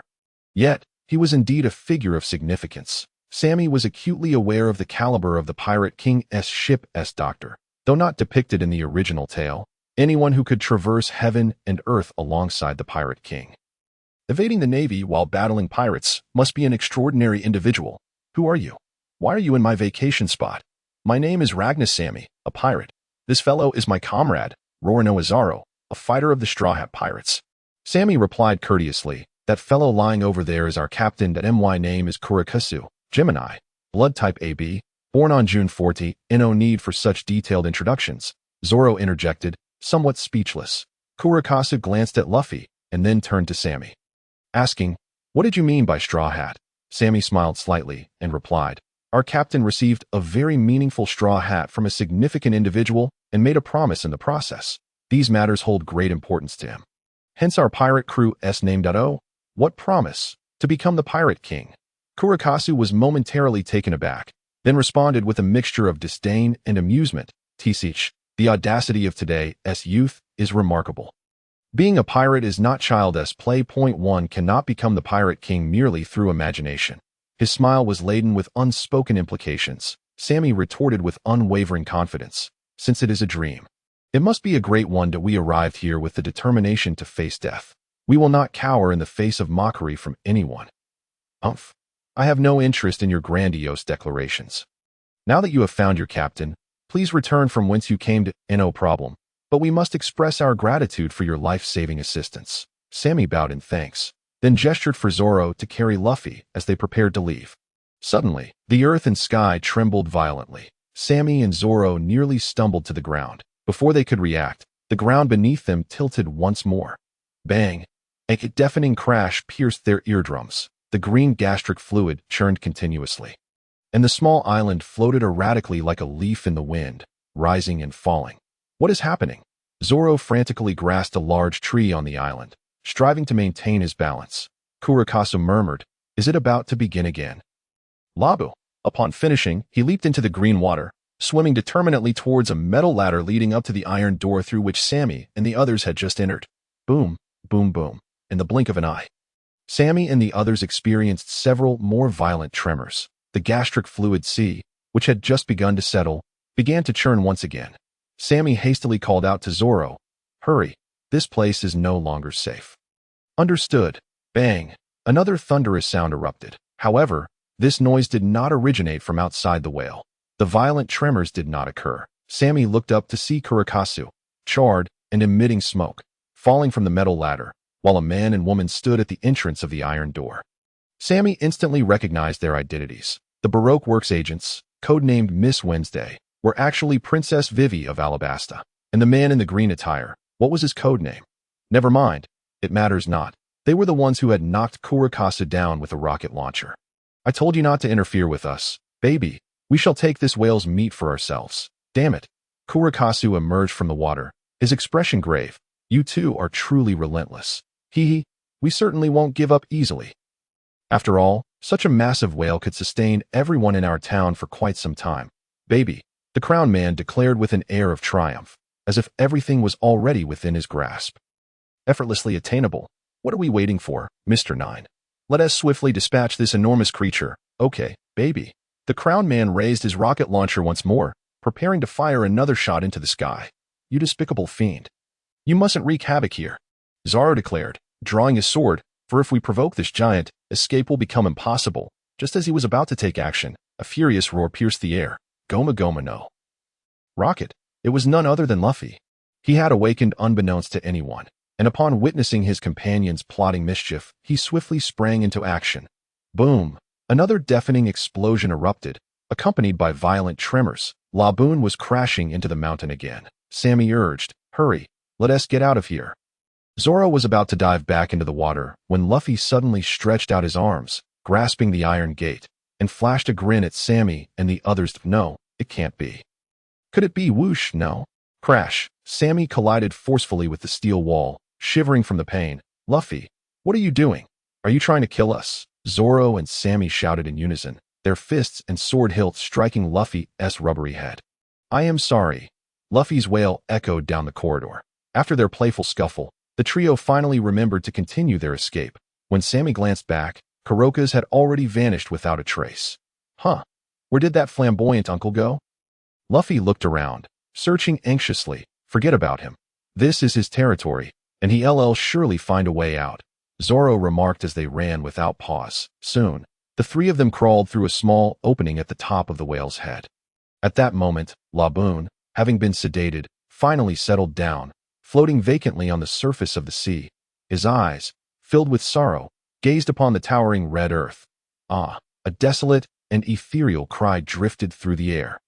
Lingering above Sammy's head, shortly after, it seemed to have traversed the perilous upside-down mountain, floating away to the other side. Laboon slowly sank beneath the waves, the water enveloping his head, licking at Luffy's ankles. We're doomed. The water is rising, Luffy exclaimed, hopping about in fright. Get to shore. Sammy slapped him. The three quickly made their way to Twin Gorges. Haha, Zoro gasped for air, his eyes darting around, and was immediately taken aback. When did you all come up? Vivi and the Crown Man were also gasping for breath nearby. You scoundrels, did you knock us out and leave us to fend for ourselves? You weren't the ones who swam up. Were you? We were nearly exhausted from swimming. Who cares about you? What kind of attitude is that, you scoundrel? The Crown Man erupted in fury, brandishing his baseball bat as he cursed viciously. As a senior agent of Baroque Works, he had always acted without fear. Oh, do you wish to fight? Zoro raised an eyebrow, unsheathing his sword. Crackle. I'm so sorry. The Crown Man collapsed to the ground, bruised and battered, bowing an apology. What a nuisance. Zoro sheathed his sword, casting them a disdainful glare. The two immediately shrank back, trembling in fear. Luffy, how fortunate you are to be alive. Usopp rushed over and enveloped Luffy in a tight embrace, his snot and tears soaking Luffy's clothes. It's all right. I won't die. Luffy grinned broadly, carefree as ever. Nami, relieved to see everyone return safely, quickly inquired of Sammy, since you all entered, the whale has been ramming its head against the red earth. What on earth is going on? Was Luffy causing chaos inside again? Of course not. I was unconscious the whole time, Luffy declared proudly. For this time, he was not the one in trouble. He then turned to Sammy with a reproachful tone. Sammy, I must scold you. How could you venture into the belly of the whale and engage in such perilous activities? Zoro, you too. Wasn't he it to rescue you? Zoro retorted, his neck reddening as he yanked Luffy's ear and scolded. Please shout for help next time you find yourself in danger. I understand, Luffy pouted, his gaze wandering. That expression of yours clearly indicates you didn't take it in. Of course I did. Sanji, what delicious food have you prepared? Luffy blurted out, darting away mid-sentence. It turned out Sanji was approaching with a feast, balancing 3 large platters piled high with meat on his head. Miss Nami, the heartfelt 100 love feast is ready. Coming right up, Sanji, Usopp exclaimed in delight. Is that the meat of the elephant tuna? I've been looking forward to it. Sanji, give me the best part. Get lost. The tastiest belly meat is forever reserved solely for Miss Nami. That Luffy. Zoro rubbed his forehead, clearly displeased. Why does he always act so independently? Sammy chuckled. You've been on this ship long enough. Don't you know Luffy's character? That guy has no concept of fear. You have a point. Well, I never expected to change him. Really, with such a captain, we can only rely on ourselves to work harder. He grumbled a bit, then turned to join the others. That guy. Sammy smiled. Zoro is always like this, silently offering the best support from behind Luffy, and no matter when. As long as Luffy calls out Zoro, he will always be there in a timely manner to lend a hand. Just then, the recently returned Kurokas stood quietly to the side, observing the cheerful atmosphere among the straw hats, and fell into deep thought. What is wrong, uncle? Sammy inquired. Nothing, I was just reminiscing about the past. Kurokas replied, shaking his head. That straw hat-wearing lad is your captain.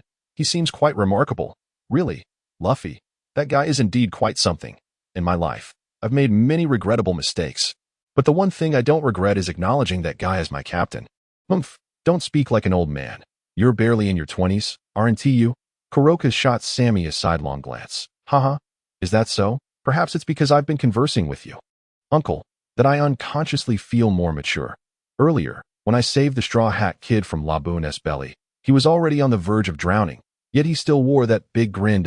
If that guy isn't a fool, then he must possess a belief that transcends life and death. Sammy was tempted to say that guy is just an idiot, but ultimately refrained, wanting to spare Luffy some dignity. That straw hat is no ordinary item. Being able to wear it signifies that your captain must be an extraordinary man.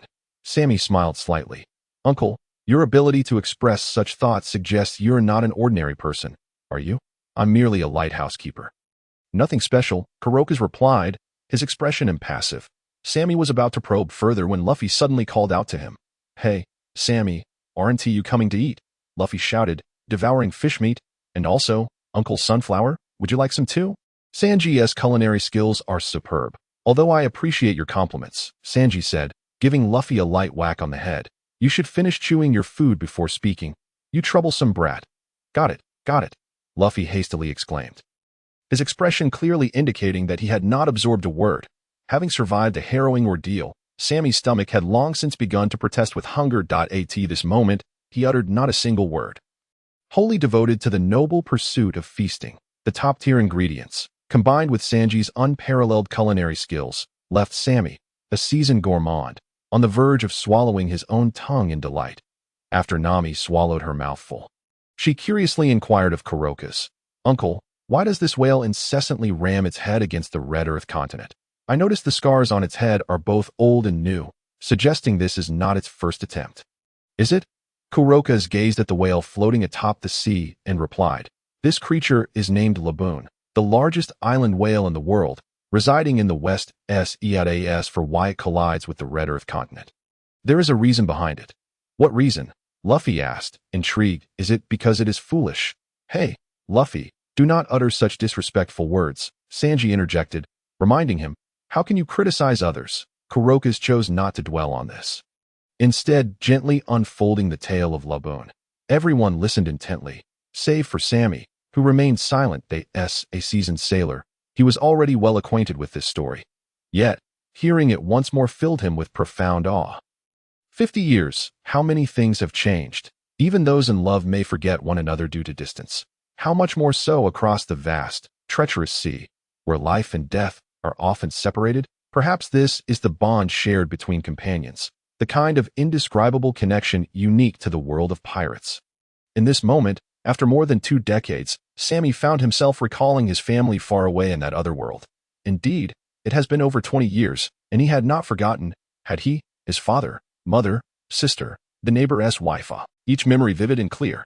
Fortunately, in this life, he had once again gathered a group of like-minded kin, and the bonds formed with them were sufficient to fill the void in his heart. Perhaps, only familial love can truly fill such a void. And only promises can substitute for promises. With this thought in mind, Sammy turned and smiled at his companions, Nami, Sanji, Zoro, Usopp, and Luffy. Luffy, who had been voraciously devouring his meal, had somehow found himself atop Laboon's head once more.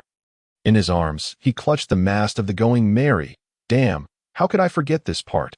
In the astonished gaze of everyone, Luffy forcefully drove the mast into Laboon's head, blood gushing forth. What is that guy doing? The mast of the Going Merry. This fool? Laboon let out a pained cry, shaking its head violently and flinging Luffy onto the shore.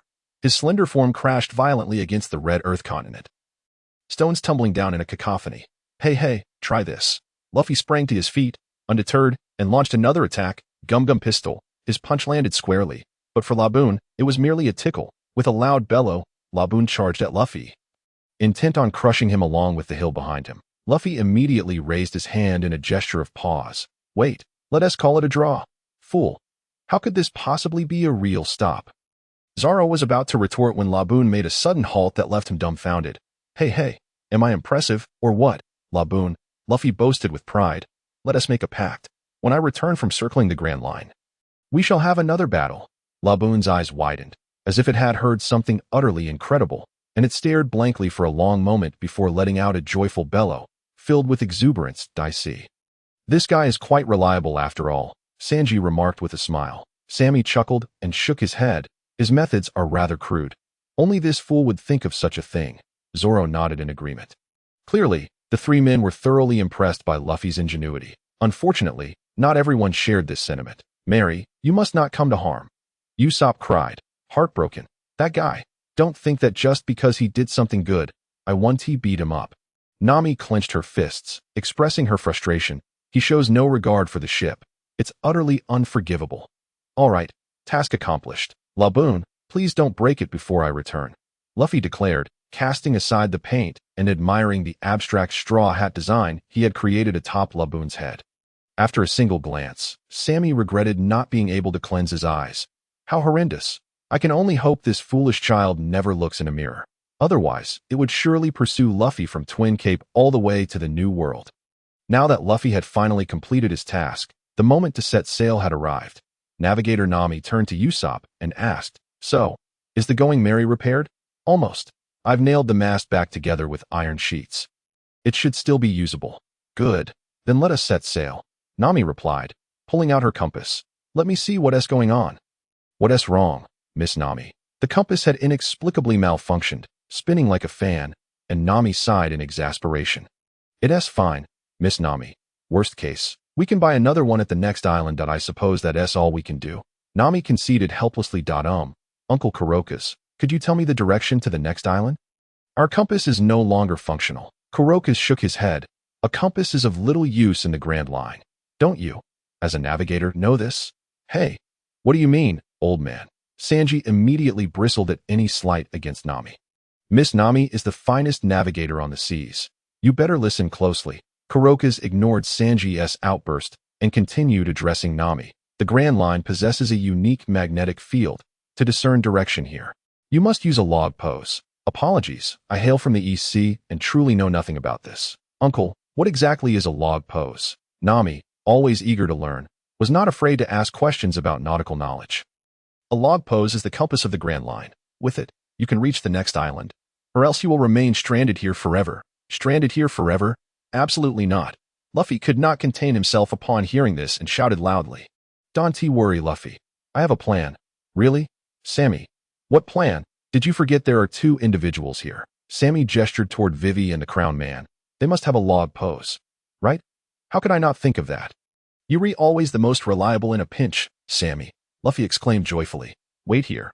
I'll go ask them." He then approached Vivi and the Crown Man. "Excuse me. We are new pirates who have just arrived in the Grand Line.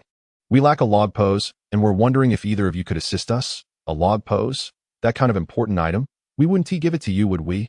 "Exactly. The swordsman from your crew nearly beat me up earlier. And that straw hat guy even ambushed us. Why should we give you anything?" "Oh, so there's no room for negotiation. Who wants to negotiate with you?" "All right then, I am someone who does not rest until my goals are achieved. Since negotiation has failed, I shall resort to other methods. What do you plan to do?" Snap. A sharp sound echoed. Three amiable pets appeared in unison. "Ladies and gentlemen, have you heard of the ancient dinosaur eating incident?" Sammy wore a warm smile. "Farewell, Uncle Kuroka's. Farewell, Laboon," Luffy called out from the stern of the ship, waving goodbye. Laboon tilted its head back and let out a clear, distant cry, filled with hope. Kuroka's remained aloof, lips pursed. Silent as ever. "Roger, this guy truly resembles you. If only you were still alive. I would love to converse with you once more." As the Gemini Gorge gradually receded from view, Luffy, still filled with longing, dashed back to the foredeck. "Nami, where are we headed next?" "Hurry up, I can hardly wait," Luffy exclaimed, bouncing with excitement, for the Grand Line was simply too thrilling.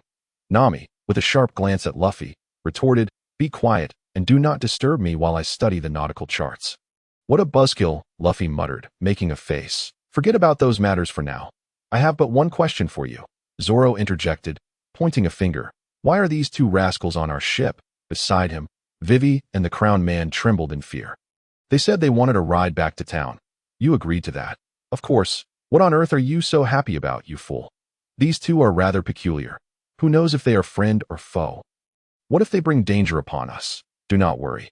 I have a feeling these two are not bad people. Can one rely on feelings for such matters?" "But Sanji said she is a good person." "Any woman would say that," Zoro snapped, unable to contain his frustration. "Come on, Zoro. Having these two aboard isn't the worst idea. We could use a guide," Sammy suggested. "The Grand Line is quite complex. We may very well need their assistance." "Is that so?" Indeed, indeed. Fear not, Master Swordsman. We shall surely guide you well," the Crown Man said, bowing and subtly nudging Vivi.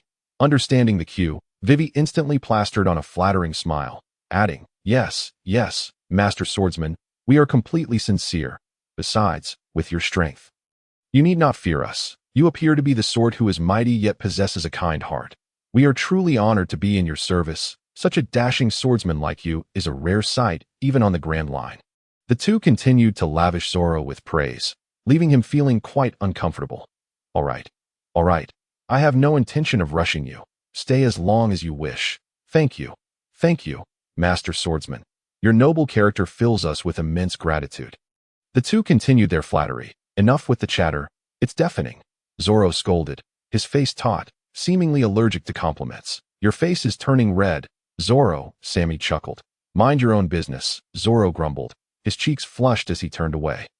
Unable to contain himself, Sammy burst into laughter. Suddenly, a drop of rain fell from the sky. Huh? Is it raining? Before he could finish his sentence, a torrential downpour commenced. Dark clouds loomed ominously on the horizon.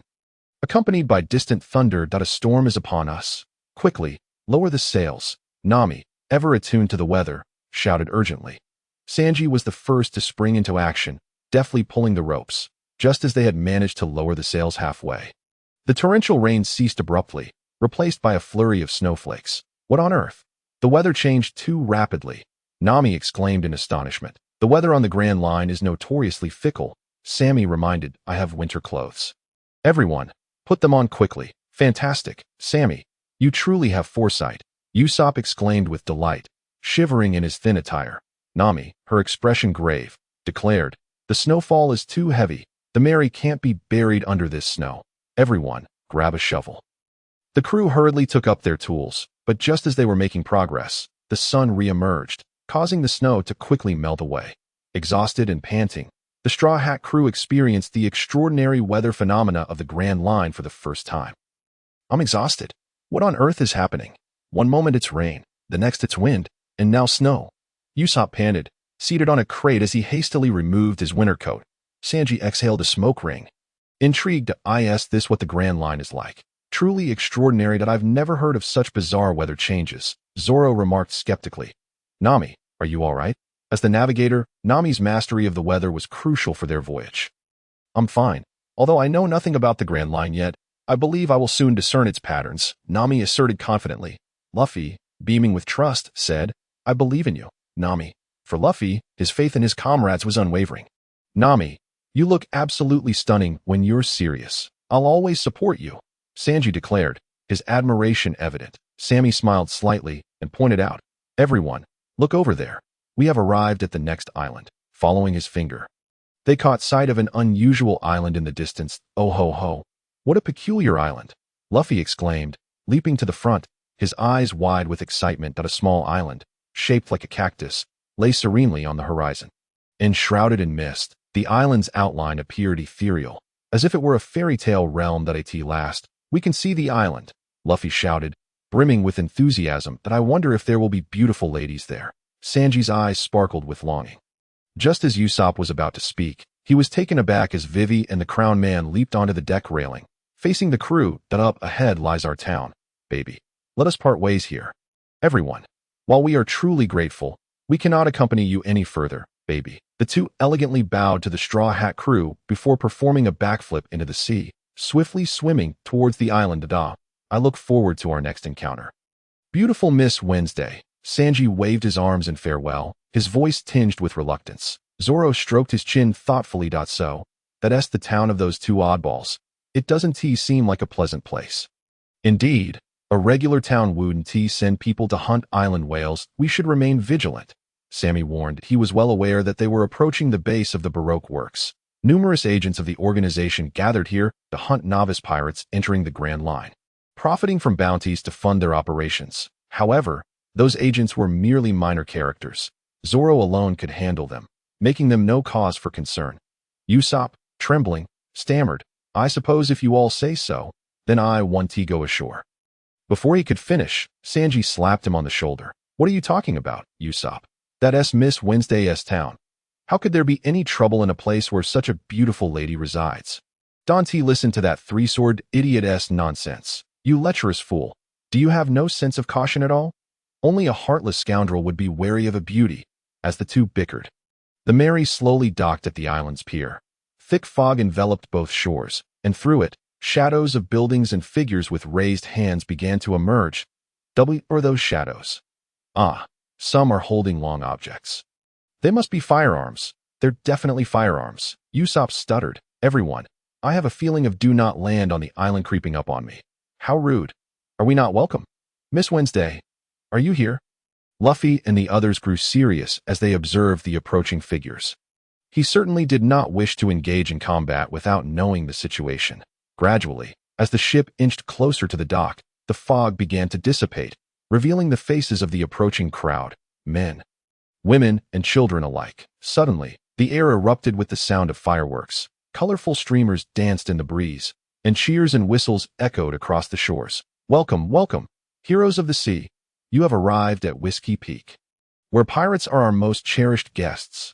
Come, indulge in our fine wines and barbecued meats. They are absolutely delightful. A multitude of individuals, far from expelling the pirates, instead greeted them with fervent enthusiasm, except for Sammy. The entire Straw Hat crew was left astounded. The residents of the Grand Line's warm reception towards the pirates left the Straw Hat crew both astonished and quickly enraptured. Thank you, everyone. Thank you. I am the illustrious Captain Usopp, the valiant warrior of the seas. Usopp exclaimed, his excitement palpable as he blew kisses to the crowd. He was the first to succumb at INA days. A group disembarked from the ship, vaguely hearing an impassioned welcome speech from a curly-haired gentleman to INA stupor. They were invited into a tavern. Sanji, trembling and flushed, was surrounded by a throng of beautiful women. Wow, dear ladies, beautiful ladies, he declared, falling victim next. When sumptuous dishes were laid upon the table and fine wine poured into goblets, Luffy and Zoro were easily enchanted as well. Yum, yum, delicious, they exclaimed, gulping down the drinks. These two, Nami remarked with a huff. Can't they exhibit a modicum of vigilance? Can't they see the strangeness that permeates this place? Honestly, Sammy, how could you have started drinking too? Nami sighed, observing Sammy, who was gleefully guzzling from a barrel of wine. Our wine is the most exquisite in the entirety of the Grand Line. Are you certain you want to have a glass? Icolum urged once more. No, I don't drink. The last one standing in a drinking contest will win 100,000 berries. 100,000 berries, Nami gasped, slamming her fist on the table. Bring me the wine. Thus, with the last of them ensnared, the entire Straw Hat crew was thoroughly captivated. They drained their goblets and devoured the dishes, the feast reaching a delightful crescendo. Icolum, while refilling Sammy's cup, complimented, drink to your heart's content. O pirates, we are most welcoming of you valiant warriors of the sea. Sammy, his face flushed and his speech slurred, replied, I'm so happy, uncle, I truly don't know how to express my gratitude. Oh, not at all. Since we were placed under bounty, we have yet to receive such a warm reception. Icolum continued to flatter while indirectly probing. You mentioned a bounty. May I inquire what your bounties are? Bounty, you say? Our captain's is 35 million berries. Mine is 30 million. And the swordsman over there has 20 million. What? Icolum was taken aback. This is truly astonishing. The seemingly foolish group before him possessed such high bounties. Surely, the Navy must have made an error, or were they fabricating tales? Truly, one must not judge by appearances. Icolum subtly signaled to a subordinate nearby, who quickly darted out of Sammy's peripheral vision. Sammy understood. The fellow was surely going to confirm the information that if Sammy's words were false, then all was well, but if true, reinforcements must be summoned. After all, their capabilities required cunning even against rookie pirates. To confront those with bounties of 30 million. Assistance was imperative. The more, the better. It would be best to summon the chief commander as well. After all, it had been a long time since he had claimed any heads. Sammy, while indulging Icolum's insistence on drinking, secretly reveled in delight. The Baroque Works, under Crocodile's command for decades, had amassed a trove of valuable bounties. The entire organization was brimming with talent. Among them, the chief commanders numbered 9, nearly all possessing devil fruit abilities, with 3 having bounties exceeding 30 million. The mid-level commanders totaled 14, each formidable in strength. Additionally, there were 200 billionaires and 1,800 millionaires among their ranks. Such a composition rendered them a first-rate force in the early stages of the Grand Line, were it not for Crocodile's pursuit of legitimacy. He could have easily seized control of the entire Alabasta with his subordinates might. As Sammy noted the time, he deliberately loosened his grip, causing his wine glass to crash to the floor with a thud. No, I concede, I surrender, Sammy stammered, his face crimson, his words slurred. He then collapsed onto the table, soon snoring thunderously. appearing utterly inebriated at last. Had it finally come to an end? Ikelam sighed with relief. These individuals were truly astonishing. He glanced at the corner where empty wine barrels piled up to 27, for unconscious chefs lay sprawled in a row. Had it gone on any longer, not only would they have depleted their wine reserves, but they might have also lost the ability to cook altogether. What a troublesome bunch. Ikelam wiped the cold sweat from his brow, then smirked darkly, since they had consumed so much of his resources. They would repay him with their bounties. He stood and walked deliberately towards the door. Click. The door closed behind him. Did you hear that, Zoro? Indeed, just as I suspected. Sammy raised his head to see Zoro's mischievous smile. You must have heard of Baroque Works? Yes, I once received an invitation from them. Shall we have a competition? I shall not lose. They exchanged knowing smiles. Sammy suddenly activated his rabbit charm, causing everything around them to slow down dramatically. Then, to Zoro's astonishment, he darted out first. You cheat. Zoro shouted in exasperation, rushing after him. Outside the door, so, have you found out? Ikelam inquired intently of his subordinate. Why yes, Mr. 8. The subordinate stammered, shaken by the Straw Hat Crew's lofty bounties. Every word was true. What? They truly did not lie? Ikelam exclaimed in disbelief. In that case, we cannot handle them with our current manpower. Have you notified headquarters? I have already informed them. Rest assured. Headquarters has dispatched 2 chief commanders to assist us, along with 15 billionaires and 50 millionaires. Is that so? How splendid. Ikelam nodded, feeling relief wash over him. With that, our forces will significantly increase, sufficient to, indeed, capture this group entirely. Hey, who do you plan to capture? A cool voice intoned slowly. Ikelam jumped in shock and swiftly turned to see. At some unknown moment, the black-haired marksman and the green-haired swordsman perched atop the roof, grinning wickedly at him. When did they? Ikelam gasped in horror. Hadn't they been thoroughly inebriated? How had they awakened? Hadn't he dispatched all the billionaires on the island to guard them? How had 2 escaped? The sudden turn of events left Ikelam utterly unprepared. Frozen in place, Sammy smiled faintly, tossing several dark objects at his feet. Are you looking for these? Several round spheres rolled to Ikelam's feet, causing him to jump in fright. They were the severed heads of the billionaires assigned to guard them. Each face frozen in terror, eyes wide open in death at decapitation. Are you demons? No sound emerged. How could this be possible? Gathered together, the Baroque agents, though numerous, were now visibly terrified, retreating in fear. Everyone, do not panic. As the highest-ranked assassin present, Ikelam compelled himself to maintain his composure. He swallowed hard and continued to rally the spirits. Though these 2 are formidable, we are not to be trifled with. Moreover, the headquarters has dispatched 2 chief commanders from the nearby islands to aid us. All we need to do is hold them off. Chief commanders, those esteemed 9 lords. I've heard each of them is as powerful as a monster. Then why should we fear? Let us eliminate them and present their heads as gifts to the esteemed commanders. He chuckled. Who knows, after slaying them, I might even ascend to the rank of chief commander myself, ushering in a life of luxury and prestige. Ha ha ha. The group quickly regained their confidence, their eyes glinting with malice as they fixed their gaze upon Sammy and Zoron, akin to lions spotting a herd of sheep or eagles eyeing chicks. Yet, who truly is the hunter, and who the prey? Hey, Sammy grinned, resembling a devil. Zoron, it seems we have been underestimated. Humph. Since acquiring the Snow Walk and the Sandai Kitetsu, I haven't had a proper chance to test my blade. Zoron, brimming with battle intent, declared, Baroque Works assassins, I hope you don't disappoint me. How do you know our organization's name? Run, before Ikelam could finish his sentence. He witnessed the figures of the 2 vanish in an instant. That a wave of intense crisis surged through his mind. In a flash, the vanished Sammy had leaped into the crowd, under the influence of the rabbit spell. His speed was akin to lightning. Mouse spell. Rain gun. 2 revolvers fired in tandem, bullets piercing through the air like rays of sunlight, mowing down a swath of enemies. What? What is happening? The speed. This guy is too fast. The bounty of 30 million truly befitted a monster. The assassins recoiled in retreat, quickly creating a wide space around Sammy. Fear not. With our numbers, we can surely bring him down. An apparent leader among the assassins shouted. Kid, I am Mr. 7. A senior agent of Baroque Works. You shouldn't. Enough? Sammy stepped forward, ruthlessly striking. Mouse spell. Rain gun. A barrage of bullets surged toward Mr. 7, ensnaring him with no escape. Suddenly, he bent down, his body twisting in midair, narrowly evading the bullets. Yellow gun. Dice. Having evaded one attack, Mr. Seven wasted no time retaliating against Sammy. Croak gun. Frog bullet. Meanwhile, his partners seamlessly coordinated an attack on Sammy. Sammy quickly retreated a few steps, distancing himself from their line of fire.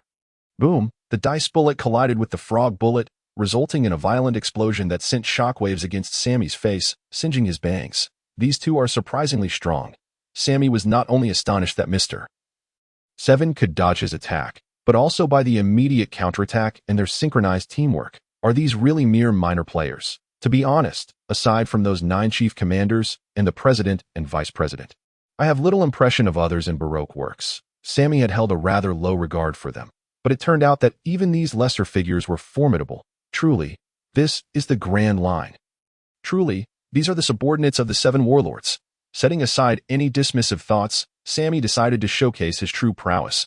Rabbit spell triangle rain gun. The triangle rain gun, one of Sammy's newly developed techniques, unleashed 3 shots in rapid succession targeting the brow, heart, and abdomen of his opponent, each shot lethal. Dodge, Mr. Seven exclaimed, swiftly retreating. Just at that moment, Sammy smirked and raised his gun again. Rabbit spell, triangle rain gun. This time, the target was caught utterly off guard. Uffed. How could one keep pace with such speed? Sammy's 3 shots struck true, and Mr. Seven fell to the ground, lifeless. The commander has fallen. How terrifying.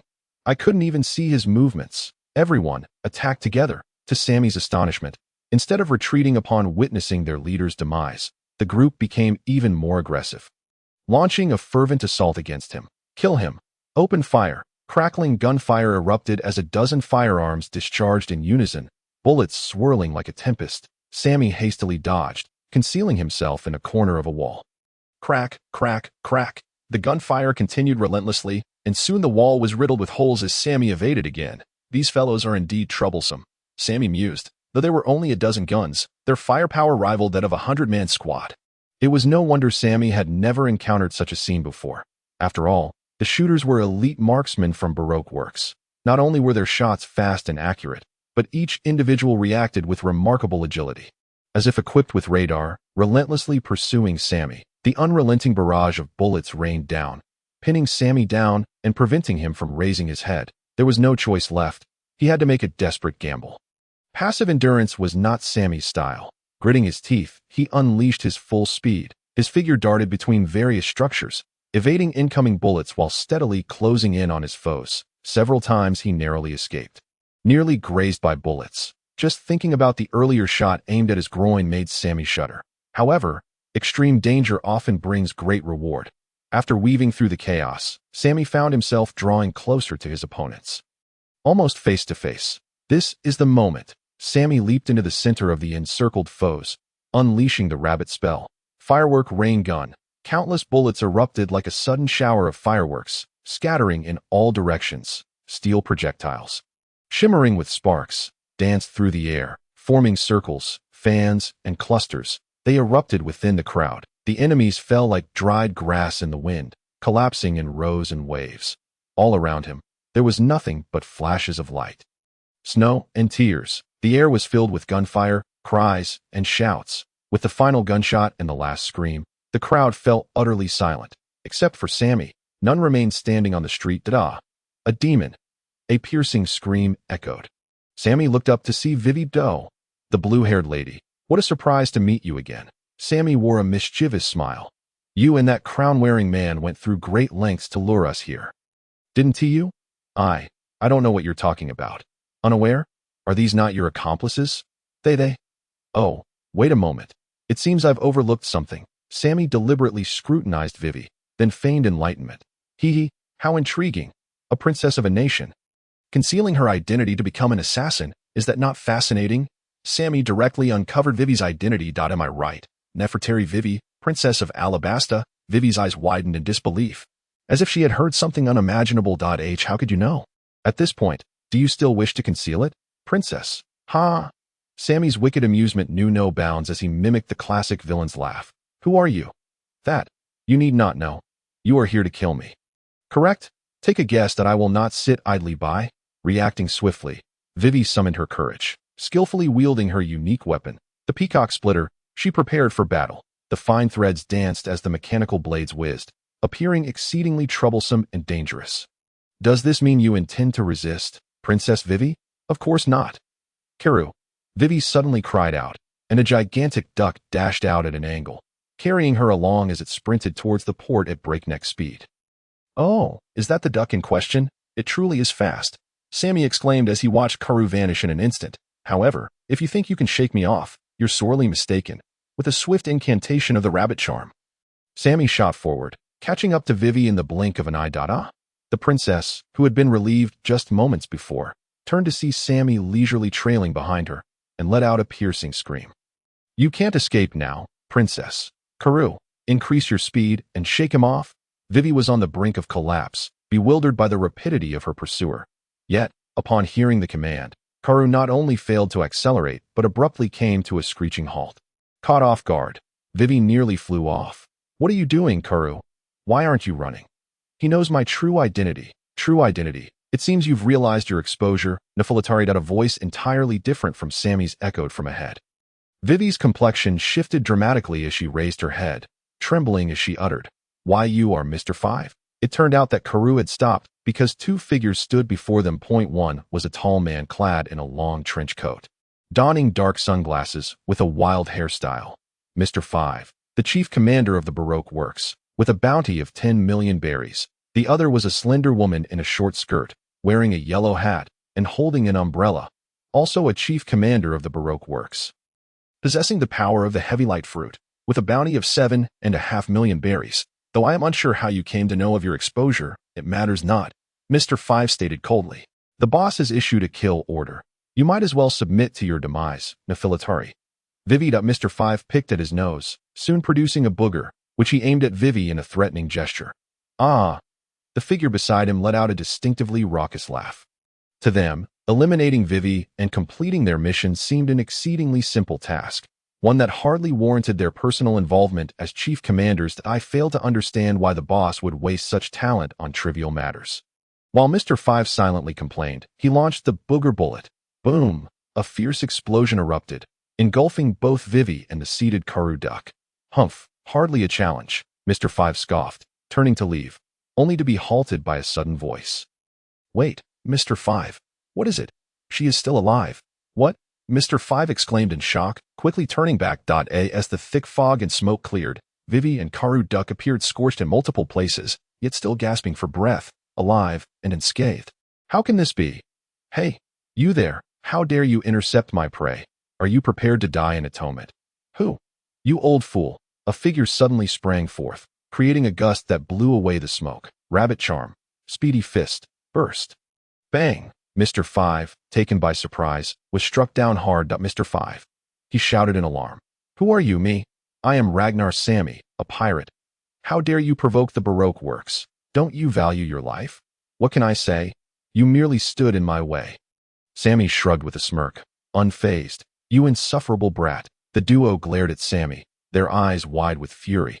Vivi, having finished coughing, grimaced in pain and asked Sammy, Why did you save me? Didn't you want to kill me? Kill you? Not at all. I merely wished to frighten you. Frighten? Vivi was taken aback. Indeed, it's just my wicked whimsy to scare people. Are you a fool? Vivi retorted angrily, her face flushed and expression fierce. Your twisted sense of fun is utterly unamusing. I apologize, I truly did not mean it. You clearly did. Vivi angrily thumped Sammy on the head. Ha ha. Sammy chuckled awkwardly. Fortunately, it wasn't Nami's fist. That wouldn't have been pleasant at all. Mr. Point 5, witnessing the two disregard him entirely and instead engage in a playful tussle, felt a surge of humiliation wash over him. How dare you ignore me? You shall perish for this insolence. Enraged, Mr. 5 launched a surprise attack on Sammy. Delivering a powerful kick, foot blast, the force was tremendous. However, it was too slow. Sammy deftly sidestepped it. Boom! The missed kick struck a nearby building, causing a violent explosion. Sammy frowned. The man before him may not possess great strength, but his devil fruit ability was troublesome. Any part of his body that came into contact would trigger a massive explosion. Therefore, long-range attacks were the only viable option. Rabbit charm. Rain of bullets. Sammy flung his hands, unleashing a barrage of bullets. Mr. 5 sneered. Child's play. Air cannon. He inhaled deeply and then exhaled forcefully, releasing a torrent of air. Under the influence of his devil fruit, a violent explosion occurred, obliterating the oncoming bullets into dust. Undeterred by the failure, Sammy launched another assault. Rabbit Charm. Firework Rain. Once again, he unleashed a formidable attack, sending forth a veritable storm of bullets, many times more than before. Mr. Point 5 remained unfazed, spreading his arms and calmly declaring, "Total body explosion." Countless bullets overwhelmed him, followed by a cacophony of explosions akin to a string of firecrackers, utilizing the explosions generated by his body. Mr. Point 5 destroyed every bullet that made contact with him, emerging unscathed. "Ha! Do you not yet comprehend? My power far surpasses yours. To me, you are but an inconsequential speck." Mr. 5's arrogant words echoed through the street. His towering figure loomed like an insurmountable wall. Quickly kill him, Mr. 5. Do not delay in completing the task assigned by the boss." The exaggerated laughter urged his partner to act swiftly, as you wish. "My partner," Mr. 5 sneered, preparing to launch another booger bullet aimed at Sammy. Booger cannon. Suddenly, Mr. 5 let out a pained scream and collapsed to the ground. Ding. The system notification chimed in Sammy's mind. He maintained a stoic expression, his gaze fixed on the unfolding scene. "What happened to you, Mr. 5? His companion rushed over to investigate. There lay Mr. 5, convulsing on the ground, frothing at the mouth, his complexion a ghastly purple-black, gasping for breath. Has he been poisoned? What on earth is happening? The abrupt turn of events left Sammy bewildered, his face a mask of terror. Sammy chuckled, snapping his fingers. 7 or 8 small, dark-backed scorpions flowed from Mr. 5's clothing, scurrying with agility into Sammy's attire. Vanishing in the blink of an eye, staring in disbelief, he murmured, "These are scorpions." "Indeed, Palestinian scorpions, highly venomous. Just one sting can cause respiratory failure and cardiac arrest." Sammy replied nonchalantly, "Did you do this? Can you control these scorpions? Are you a devil fruit user?" "Indeed, I possess the scorpion control fruit." Sammy lied effortlessly, his heart steady. "Now I see. It seems that from the moment we made our appearance, you had already laid your ambush with these scorpions, feigning weakness all along while waiting for the opportune moment to strike." "No," Sammy replied, shaking his head. To be precise, I had already set the ambush before you even appeared. Impossible, if we hadn't shown up. "Why would you have laid an ambush? Can you predict the future?" came the blunt retort. Sammy blinked and said, "Because that curly-haired man was loudly proclaiming that 2 chief commanders from headquarters would be coming to reinforce. So I had to prepare in advance." "What, that fool Mr. 8? I was infuriated, my lungs feeling as if they might explode. I never imagined my whereabouts would be leaked, which explained why the enemy could set up their ambush so early." Sammy drew 2 revolvers anew. "Having said so much nonsense, it's time to send you on your way. Don't underestimate me." Rabbit Talisman, Rain Gun, 1 kilogram, Feather Dance. With a thunderous shout, my body became extraordinarily light. Riding the wind, I floated gracefully into the sky, evading Sammy's gunfire. Rabbit Talisman, Triangular Rain Gun. With a flurry of shots, I rapidly locked onto my target. In midair, I executed a splendid turn, using the umbrella to deftly dodge the bullets again. "Ah. Although your scorpions are quite venomous, as long as I soar in the sky, you cannot contend with me." Floating in midair, I laughed triumphantly, exuding an air of assured victory. "Then, let us see how you handle this." Sammy, with an expressionless face, snapped his fingers, and a colossal bird suddenly appeared in the sky, casting a shadow like a dark cloud over the entire area. Argentinian Giant Eagle, a prehistoric giant bird, weighing up to 70 kilograms. With a wingspan of 7 meters, it's nearly the size of a modern light aircraft. This giant eagle is more than sufficient to compensate for Sammy's shortcomings in aerial combat. While I weighed only a kilogram in the air, the Argentinian Giant Eagle could effortlessly deal with me. Sammy pointed, and with a piercing cry, the giant eagle swiftly glided towards me. What sort of monster is that? Seeing the massive bird approaching, I was instantly startled. Glancing at Sammy's actions, I quickly realized this giant bird was under the enemy's control. How infuriating. "Aren't you a scorpion controller? How can you control a giant bird as well?" I asked, exasperated. "Ha. I was just kidding earlier. I'm actually a bird."